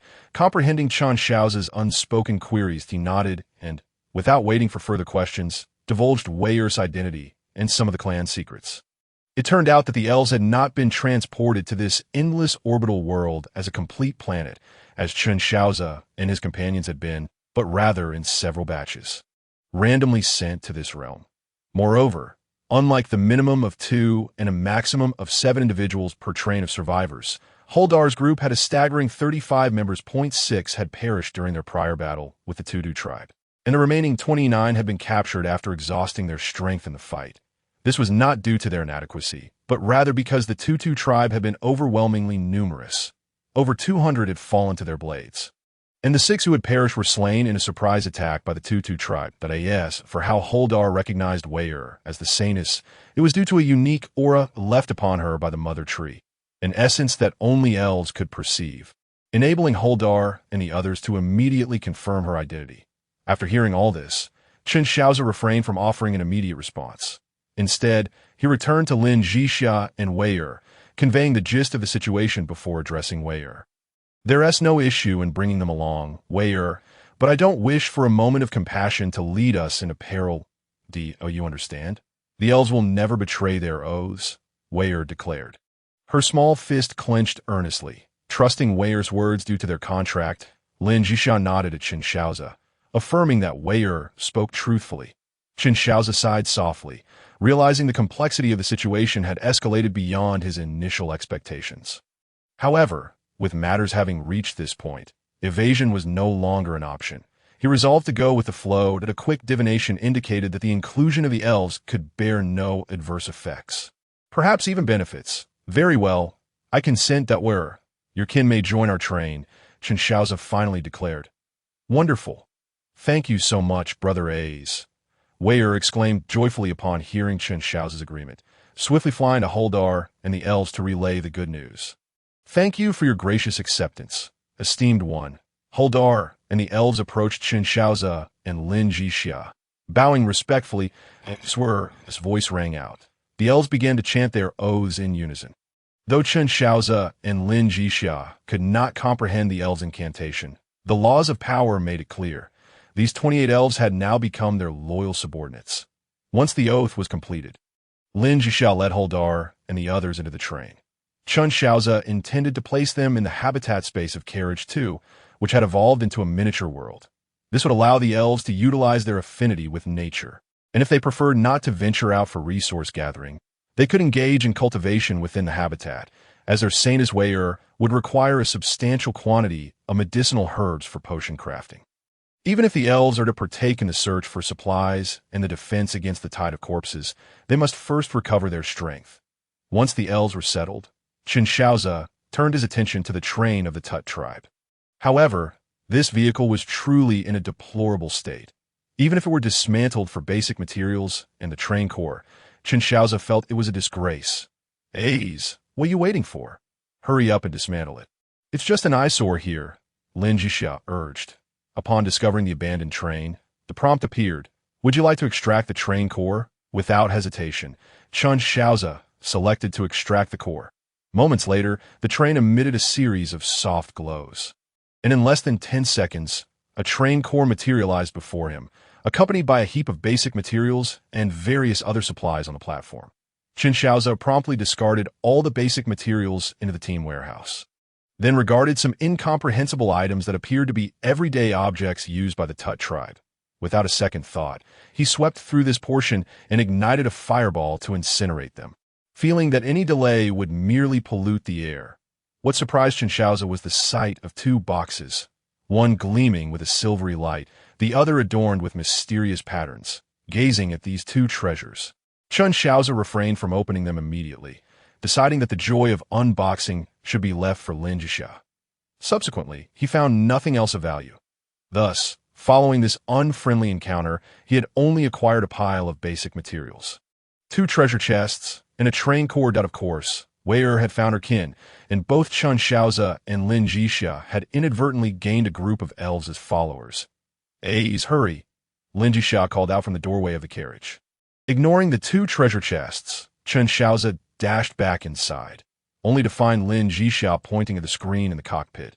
Turning to the display, he discovered that survivor-level tasks had been issued, and there were 4 tasks in total. The novice survivor-level tasks were as follows. Task 1. Kill 1,000 enhanced zombies. Task 2. Kill 500 elite zombies. Task 3. Kill 10 Lord-level zombie kings. Task 4. Kill 1 corpse emperor. Note: 1 that you may choose any task. Upon completion, you will successfully advance to the intermediate survivor level. After promotion, you may continue to complete other tasks before leaving the outer circle. 2. That apart from Task 1, choosing any of the other 3 tasks will grant you a title suffix upon successful completion. After reviewing the task information, Chen Shaoze did not concern himself with the specific contents of the tasks, but gleaned another insight. Among the zombies in the outer circle, the most formidable appeared to be this corpse emperor, alongside the Lord-level zombie king. Although he had encountered a zombie king in the resource dungeon, it had been classified as an ordinary level. This indicated that the zombie king he had faced was not the complete form of a Lord-level zombie king.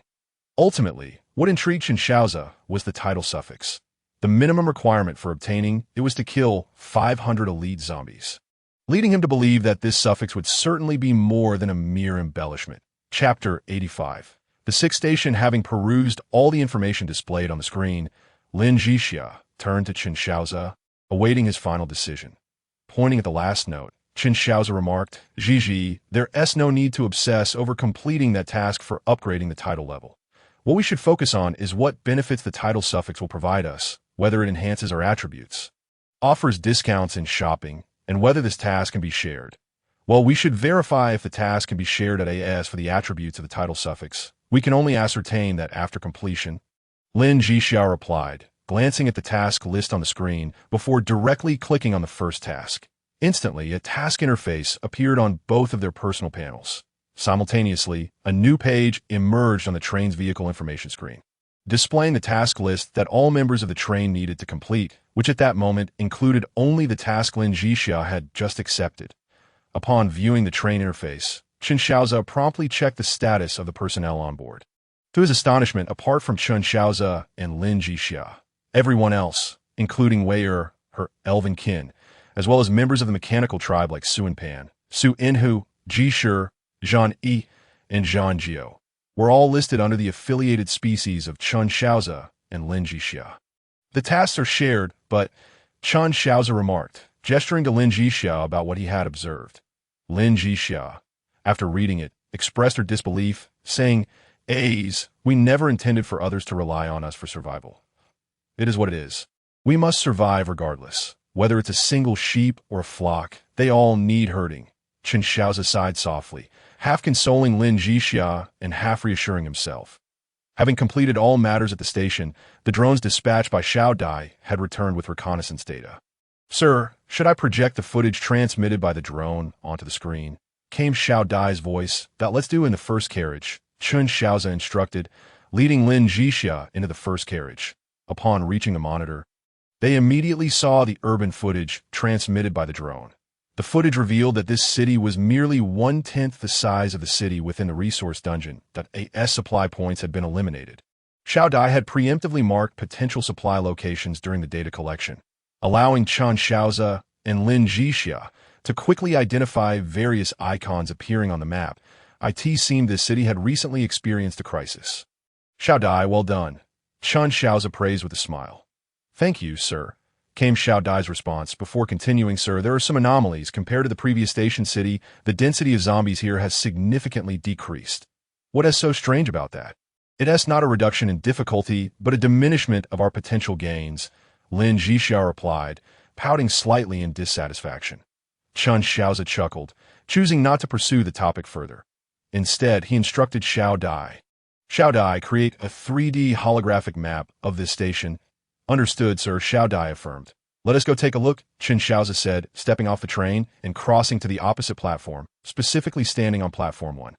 He had just encountered the Tut tribe on Platform 2 and had not examined Platform 1 or the station's condition in detail. Moreover, Shaoze had not elaborated much on the main structure of the station. Fortunately, the building remained intact. Observing this seemingly ordinary station structure, Chen Shaoze chuckled. "I thought we might never encounter an intact station again. It feels as if this world has been toying with us." Lin Zhixia remarked, "The heavens and earth are the board, and we are mere pieces. What else can we do?" Chen Shaoze replied. Stepping into the station to AT the entrance, he spotted a zombie corpse from its wounds. He surmised that Shaoze's drones had already cleared this area. Passing through the waiting hall and arriving at the square in front of the station, Chen Shaoze noted that this station was unlike the previous 5 or even the resource dungeon station. It was riddled with vulnerabilities. Entrances and exits were fundamentally unprotected, with only the tracks on the opposite side appearing to be secure. Exactly. This is the normal state of a station. Before Chen Shaoze could finish his thought, Lin Zhixia approached, having also noticed the station's numerous weak points. A's, how should we arrange defenses? It feels like every direction is a potential entry point for zombies, as long as our firepower is sufficient. Who needs defenses? Chen Shaoze replied with a smile, then used the communicator to ask Shaoze whether the station structure would obstruct the firing range of artillery. There will be some impact. Sir, we can utilize rocket launchers. Shaoze's suggestion came promptly. What about the range? Chen Shaoze inquired, aware that during a zombie tide, the approach would not exceed 5,000 meters, making the artillery's range of several dozen kilometers somewhat excessive. Sir, there is no need for concern regarding the range. We can produce large warhead rockets that effectively cover a distance of 800 to 5,000 meters, Shaoze responded, subsequently transmitting some data and 3D images of the artillery to Chen Shaoze and Lin Zhixia's visor monitors. After reviewing the information provided by Shaoze, Chen Shaoze decisively ordered the production of 4 launchers to be installed on the weapon platforms atop the 5th and 6th carriages, considering that the recoil of the rocket launchers was not as significant as that of a 155mm caliber piece. 4 launchers, capable of simultaneously firing 80 rockets. Do we really not need to take action? Lin Zhixia inquired, having seen the information sent by Shaoze. Madam, if the number of zombies is substantial, your intervention may still be required. Shaoze replied, let Shaoze and the others handle these matters. Let's explore the surroundings, Chen Shaoze stated as he took Lin Zhixia's hand and headed towards the shops lining the street on their right.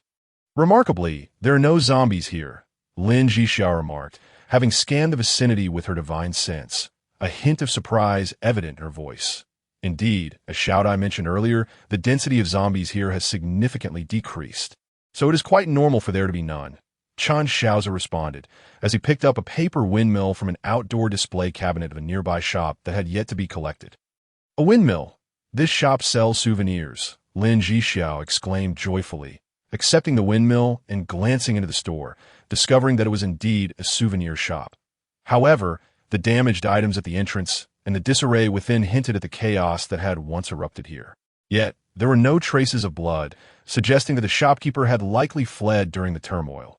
Lin Zhixia did not overlook the small trinkets inside the store, collecting them in her storage space to later gift Zhao, Qingqing, and the young Wang family sister.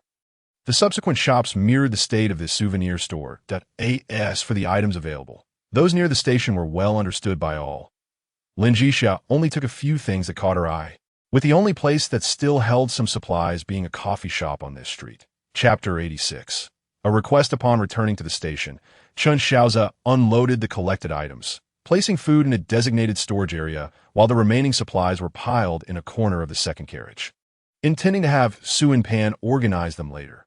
Just as he finished tidying up, Lin Zhixia approached him with the Heavenly Tao manual, saying the elders wish to communicate with us. The scene shifted to reveal Elder Yu and Elder Yuan appearing on the video screen. Before Chen Shaoze could speak, Elder Yu began, Chen, I heard you have a paper-making machine. Indeed, Chen Shaoze nodded. Elder Chen, here's the situation. We old fellows have deliberated and realized that unexpected incidents may occur in this world at any moment. While it is still safe here, we wish to record the knowledge we possess. If we can establish ourselves in this world, this knowledge will be passed down. If not, we hope to leave some traces of our people behind. Elder Yu expressed his excitement palpable. Seeing this, Chen Shaoze immediately interjected, Elder Yu, please calm down that we have plenty of paper, and we also possess more advanced recording tools. Just tell me what you need, and I'll make it happen right away. Xiao Chun, Huang Lao, who had been standing behind, stepped forward and pushed Elder Yu aside. Elder Yu, annoyed, protested, You old hag, I wasn't finished speaking with Xiao Chun yet. Hurry up and get to the point. Don't waste time. Huang Lao turned to Chen Shaoze, saying, Xiao Chun, ignore him that we need paper, pens, calculators, and such. Let us compile a list of supplies, and if you see anything outside, please collect it for us. Sure, these are minor matters. ILL placed the paper directly in the Team S warehouse. Everyone will have access to IT.AS for the pens and calculators. We will keep an eye out for them, Chen Shaoze readily agreed. All right, we won't disturb you further. Xiao Chun Xia. Be sure to stay safe out there, Huang Lao concluded, sounding like a concerned grandmother advising her grandchildren. Yes, understood, Lin Zhixia playfully replied. You girl, Huang Lao remarked before disconnecting the call. Chen Shaoze and Lin Zhixia fell into silence, as the necessity for survival in this world involved heavy industrial products, making the procurement of lightweight industrial goods such as writing instruments quite troublesome. It wasn't due to a lack of technology, but rather the need for additional equipment and raw materials, among other challenges. Shaoze, is there a place in this city that specializes in selling stationery and office supplies? Lin Zhixia suddenly asked. Yes, madam, there's one nearby. Shaoze promptly answered, projecting a 3D image that marked the location of a relatively large store dedicated to learning and office supplies. Chen Shaoze, observing the marked building, inquired, What is that building used for? It is a large shopping mall, sir, Shaoze replied. Noting that it was still not yet 2 in the afternoon, Chen Shaoze said to Lin Zhixia, Let us visit this mall first. All right, Lin Zhixia nodded enthusiastically. Soon after, the waiting Zhang Yi and Zhang Jiu received their orders, with 12 mechanical warriors promptly assembling at the platform, ready to accompany Chen Shaoze and Lin Zhixia. Sister Xia, I want to go too, Wei Er chimed in, tugging at Lin Zhixia's hair. Lin Zhixia gently patted Wei Er's head, saying, Not this time, dear, that we have a mission. Next time, I'll take you along. Oh, fine, Wei Er responded with a hint of disappointment. Lin Zhixia then added, Wei Er, while we are out with Zhang Yi and Zhang Jiu, you need to ensure the safety of Herda and the others here. Okay, Sister Xia, we will take care of safety here. The young girl replied, her confidence restored as she flew back into the second home space to rally Herda and the 4 elves, adults. Herda and the others greeted Chen Shaoze and Lin Zhixia with respectful bows. Chen Shaoze nodded, saying, No need for such formalities, that we have a task today, so we are all heading out. The safety of this place is entrusted to you. Afterward, he instructed Suan Pan and Gong each to bring 5 rifles and some tactical gear, allowing Suan Pan to teach Herda and the others how to use them. With arrangements made, Chen Shaoze and Lin Zhixia led Team Zhang and Team Zhang Jiu toward the targeted mall. Commander, isn't it too quiet here? Zhang Yi remarked, accustomed to the chaos of the city below, which usually resembled a boiling cauldron, but this time there were hardly any zombies in sight. Raising his alertness, Chen Shaoze chuckled. What's wrong? Not used to it? Yes, Commander, it's quite unusual, Zhang Yi replied. Commander, we all feel the same, Zhang Qi added over the communication channel, but don't mention it. I'm also not used to it. Well, let us treat this as a stroll. In a while, we will form groups of 3 to gather everything from the mall, Chen Shaoze instructed. Yes, Commander. 5 minutes later, the 14 of them arrived over the target mall, where Chen Shaoze noted that the number of zombies surrounding the area had indeed diminished significantly. With only about 300 to 400 remaining, which was still the area with the highest concentration of zombies. Descend, clear the surrounding zombies, and then we will enter, Chen Shaoze commanded as Johnny landed. He tossed out a noise generator, which soon drew the attention of zombies within a 500-meter radius. However, the number surprised Zhang Yi and the others greatly. After a sparse volley of gunfire, they looked at the fallen zombies and felt a lingering sense of dissatisfaction. Unbeknownst to Chen Shaoze, who was unaware of their sentiments, he waved to Lin Zhixia upon seeing the zombies in the mall were cleared, signaling for Zhang Yi and the others to get moving.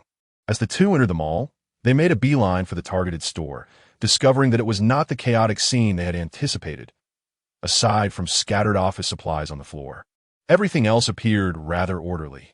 Collect everything, Chen Shaoze ordered, promptly stowing all the items in his storage space, while Lin Zhixia found several large boxes filled with paper, notebooks, and drawing tools in the back room.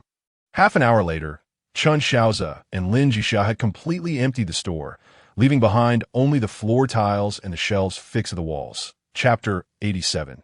Memories exiting the stationery and office supply store. Chen Shaoze glanced at the mall's navigation map, noting that the mall had 3 floors, with the first floor dedicated to selling tobacco, alcohol, candy, tea, and cosmetics. The second floor is dedicated to the sale of stationery, office supplies, chemical daily necessities, and electronic products, while the third floor is designated for clothing and knitted goods. Yet standing nearby, Lin Zhixia felt an overwhelming sense of familiarity with the scene before her, instantly recalling certain events from her previous life. Aze, do you remember? No, you probably don't, Lin Zhixia began, a hint of embarrassment gracing her smile. Chen Shaoze cast a glance around the environment and replied, "How could I forget? What year was it when we were 15? I had just turned 15, and you were still younger. We had run out of money, and you took me along. The interior was quite similar to this one, except for the absence of a fountain downstairs.